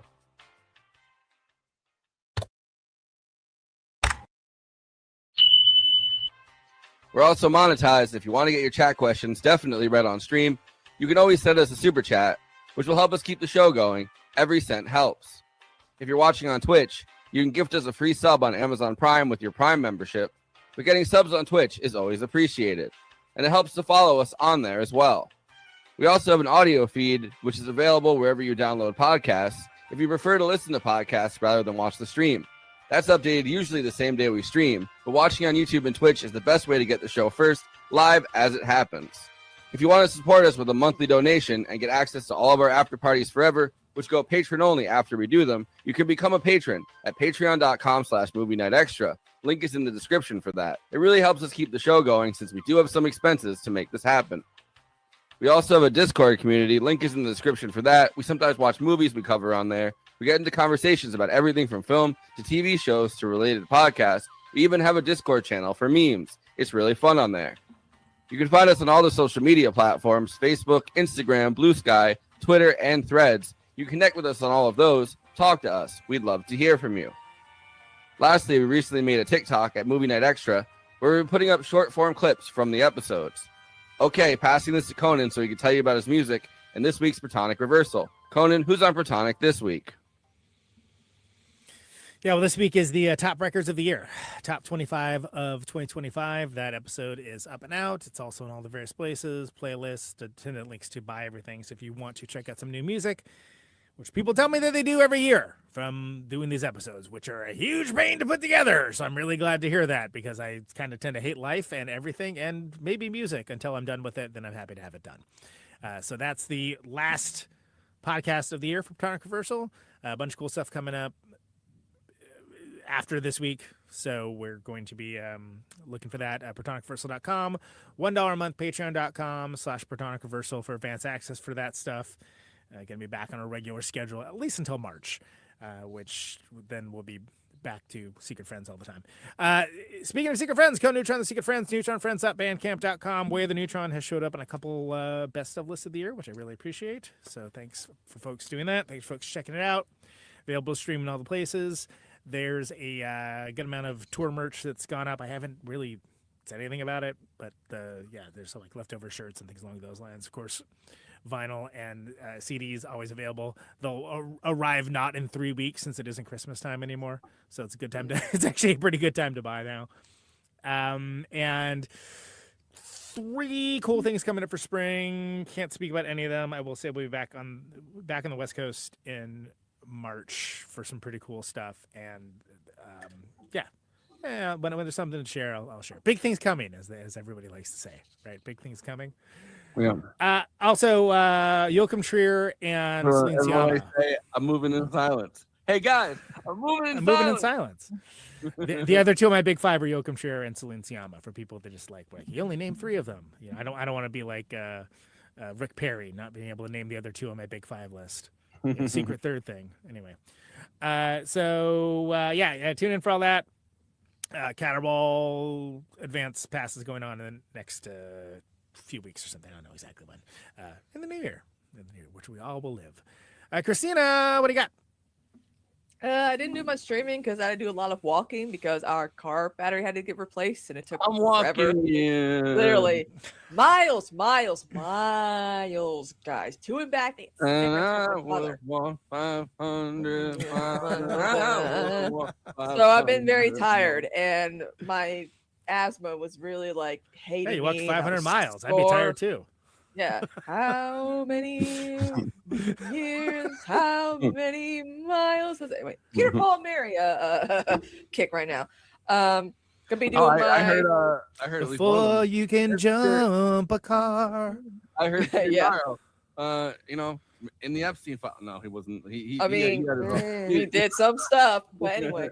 So I really haven't been streaming. Wicked for Good's out on digital, so I've only watched it 3 times so far since midnight yesterday. Is that it? Okay. Yeah, today technically.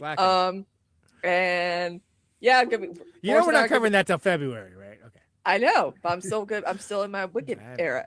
But also Forrest and Conan's gonna be coming on tomorrow on Absurdity Space. Oh, that's right. I'm gonna be best of the best. So your new show, Absurdity Space. I'm gonna be on as a guest. So it's basically just going to be this show. Yeah. And that's my New Year's stream afterwards. I'm going to get hammered because I got 2 bottles of Tito's vodka that are waiting for me. Oh, wow. You should. Really? Yikes. Wait, about Tito's that you got on deck? Mm-hmm. I have. Oh my God, that's the smoothest vodka I've ever had. I have Tito's waiting for me actually downstairs. Tito's and Gatorade waiting for me downstairs to do the after party tonight. So I think we're gonna kind of advance some of our lists for best performances, best picture, records. We get like lists, I guess. So yeah, we're gonna do like a couple lists. Probably best director. We should probably do that one too. And do some lists and like review the year in pictures, kid. And after this, we're gonna be doing an after party. Kev, you're welcome to join the after party for it's gonna be an hour. We're gonna just in case this is too strictly structured for you. We're gonna talk about. I mean, we all saw Marty Supreme, which I know you have too. I let Nicole, Timothy's mom, know that I enjoyed it. She appreciated it. Waiting for your opinion. You walked to go see it. No, we actually finally got the car battery fixed. I mean, it was the thing is, it could have been free, but the warranty had gone up. They're like, yeah, this is a battery from Walmart. It was so as soon as the car battery got fixed, you went. I'm going to see Mark Supreme. I could have walked there because the movie theater. Yeah, but we also saw Blue Moon. Well, Forrest and I did anyway, and if I lazy kick you, so we're gonna talk about that, and one can imagine so much more. As we... if I lazy kick you, otherwise known as the 14 legs of McCluskey.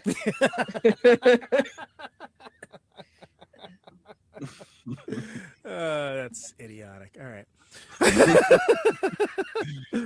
Anything else, Kristina? Gonna try to keep streaming more, and that's pretty much about it. Got nothing else really. Oh, Alpha. Oh, I'm gonna be working on my Alphaba cosplay. The outfit came. We got thanks again for making me smile during 2025, and I'm gonna screenshot this one, and for helping me check out some amazing movies. Take care, everyone. Yeah. Yeah. So, Kev, do you have anything going on? Anything you want to plug? Do I ever? Well, folks probably know about Austin Danger Podcast, now and forever the only randomly curated Austin Powers podcast on the internet. We are currently on the Honda Day hiatus, which is our kind of Christmas break. We will be returning, January 12th with Avatar: Fire and Ash. So very excited. What's the connection? Wait, what's the Austin Powers Avatar connection? I fucking love Avatar. That is the connection. Okay.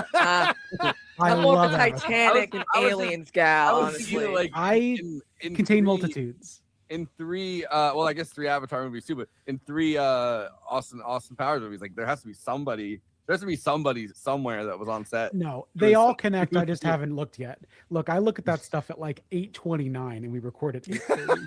So we'll find out on January 12th. You and I can find out together. Like the music's starting to play. Like I better look up the connection. The French Connection. So that's EDP. We're back January 12th, but also this Friday, the first episode of my new podcast, Laurie Strode Trap House, which I do with my friend Anna Gould. And it is a podcast ostensibly about the 21st century horror films. Nice. So go through the horror movies of the 21st century, like from The Asylum to Blumhouse to A24 and back, and everything in between. Things I have discovered movies that would like melt your brain if you knew half of them, and they all star Eric Roberts. So, well, yeah. I mean, hey, tied it back. It's amazing. I was gonna ask if Human Centipede's on the list of. Yeah, he was in like the third one where he's like the president or something. Or I'm like, what the fuck is this? Well, wow. I'm looking forward to seeing that. Anna Gould is a treasure, so I'm sure that's gonna be great. One of the best. Right. $5 Thanks, Stevie. super chat. Great movie, great live stream. Appreciate you. Great movie, great live stream, great 14 Fists of McCluskey. There you go. Yeah. Super chats of McCluskey. That's it, I think. ADP and Laurie Strode Trap House and Substack.com/KevForever. Who knows? Maybe that'll be updated this week. Who could say? I'm trying. Yeah. Do you log besides on Letterboxd? Do you log on Substack like whatever you want? Not yet. All right, yeah, because I've thought about that. I have a movie night extravaganza Substack and then it's completely blank. Yeah, we got a lot of things that we don't update. Yeah, Save my life. For as busy as we are. I didn't even end up doing the basic where you go, oh, update it once. I didn't even. I just made one and kept it blank, and forgot about it till right now. There you go. But Kev, do you have final thoughts on whatever movie we covered? I don't know. This was the episode apparently about the crimes of Charles Manson. Charles Manson? Yeah, it can't be right. His biggest crime was going. Exactly. Scott Chili Peppers, but Charles Manson in the Anthony Kiedis role. I think it go a little something like this. Exactly. Scatman John. Now that's a hell of a story. Let me tell you. I'm the Manson. We'll get into it in the after party. All right. Tell us your final thoughts on this film, please, Kev. Once Upon a Time in Hollywood. What can I say? I absolutely love it. In my opinion, Tarantino, one of my problematic faves, hasn't missed once, in my opinion. And this is up there for me. I absolutely love it. I think it's incredible. Fantastic. Mancinikitis. Oh, right. Mancinikitis. That's what I was laughing at. It's good. What's good at Stevie? I mean, Flea kind of sounds like it could be a Manson get Flea in there. Yeah. Get him. He'll sort right out. Kristina, final thoughts. This is my favorite Tarantino movie. I mean, this movie has everything, a true crime that kind of stuck with me as a child. Margot Robbie. And yeah, that's about it. I love it. I mean, Margot Robbie, send sweet. Yeah, exactly. I mean, that's it. I mean, if there was, I don't think there could have been an actress more perfect to portray her. I agree. And also the new era of Hollywood is here, and they were the Manson family in this movie. So it's a trip. Fucking, it's so crazy. It's like 50 Manson people. family. I'm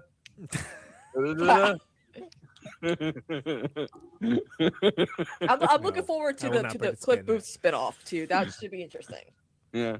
I had something that I wanted to say. No, I don't remember. I had a. Oh, well, I thought when you said this movie is everything. You're into the Bill Hader on SNL, and he's like, this club is everything. This movie is everything. Okay. Yeah. Okay. Charles Manson. Stefan. Yeah. Keep me for your nose. This film has everything. Manson family, feet.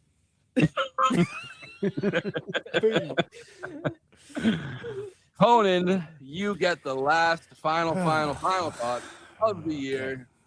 That's right, of the year. That's right. Yeah. Well. Yeah. This make it good. Yeah, make it good. All right. Yeah. Don't choke. Very enjoyable, very rewarding rewatch. I think this is a love letter to Los Angeles in a classic era of filmmaking that has long since passed. As I said earlier, it's a good reminder that Sharon Tate had a life, vitality, and career beyond just being a murder victim. Mm-hmm. And I think it's really cool to see that portrayed. It all works at several different levels. I think there's a lot of good stuff in here about peaking in a career and also being an also ran or never was. I think anybody that's creative can identify with that. A lot of melancholic reflection on legacy, career, and purpose. Wait, what?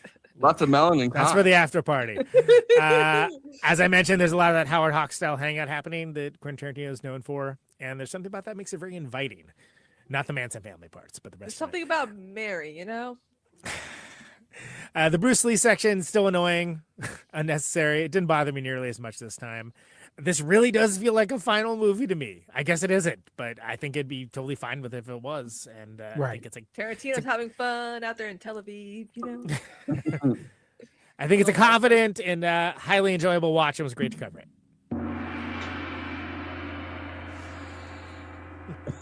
Are we gonging out the show? Is that what we're doing? Yeah. Gong. Because I get it. Hey, without Eleanor Rigby, the thong song would not have existed. This podcast does everything. A gong. Cisco said so. bits about the 14 Fifths of McCluskey. It's the violin. It's the strings that got. We are going. Kev, thank you for entering the Terror Dome once again. I always appreciate you. This was a wild one, I'll say. Thank you. It is always. I will say it is always a pleasure. This one, man, the energy in here was crazy. Yeah. Well, it's the last of the energy in the after party. I mean, join the after. Turn that up to 10. Sedate and studious by comparison. It's the end. It's the end of the year. School's about to be out. Senioritis. School's about to be out for summer. So join us on the. Did you say what we're gonna start off next year with? Did we say that yet? A little indie movie. I'm gonna say it. I'm gonna say it. They don't want me to say it. I'm gonna say it. They don't want me to say it. It's like this really niche small indie film. We really want to give it a lot of attention. Should I say it? No. Should I say it? Okay.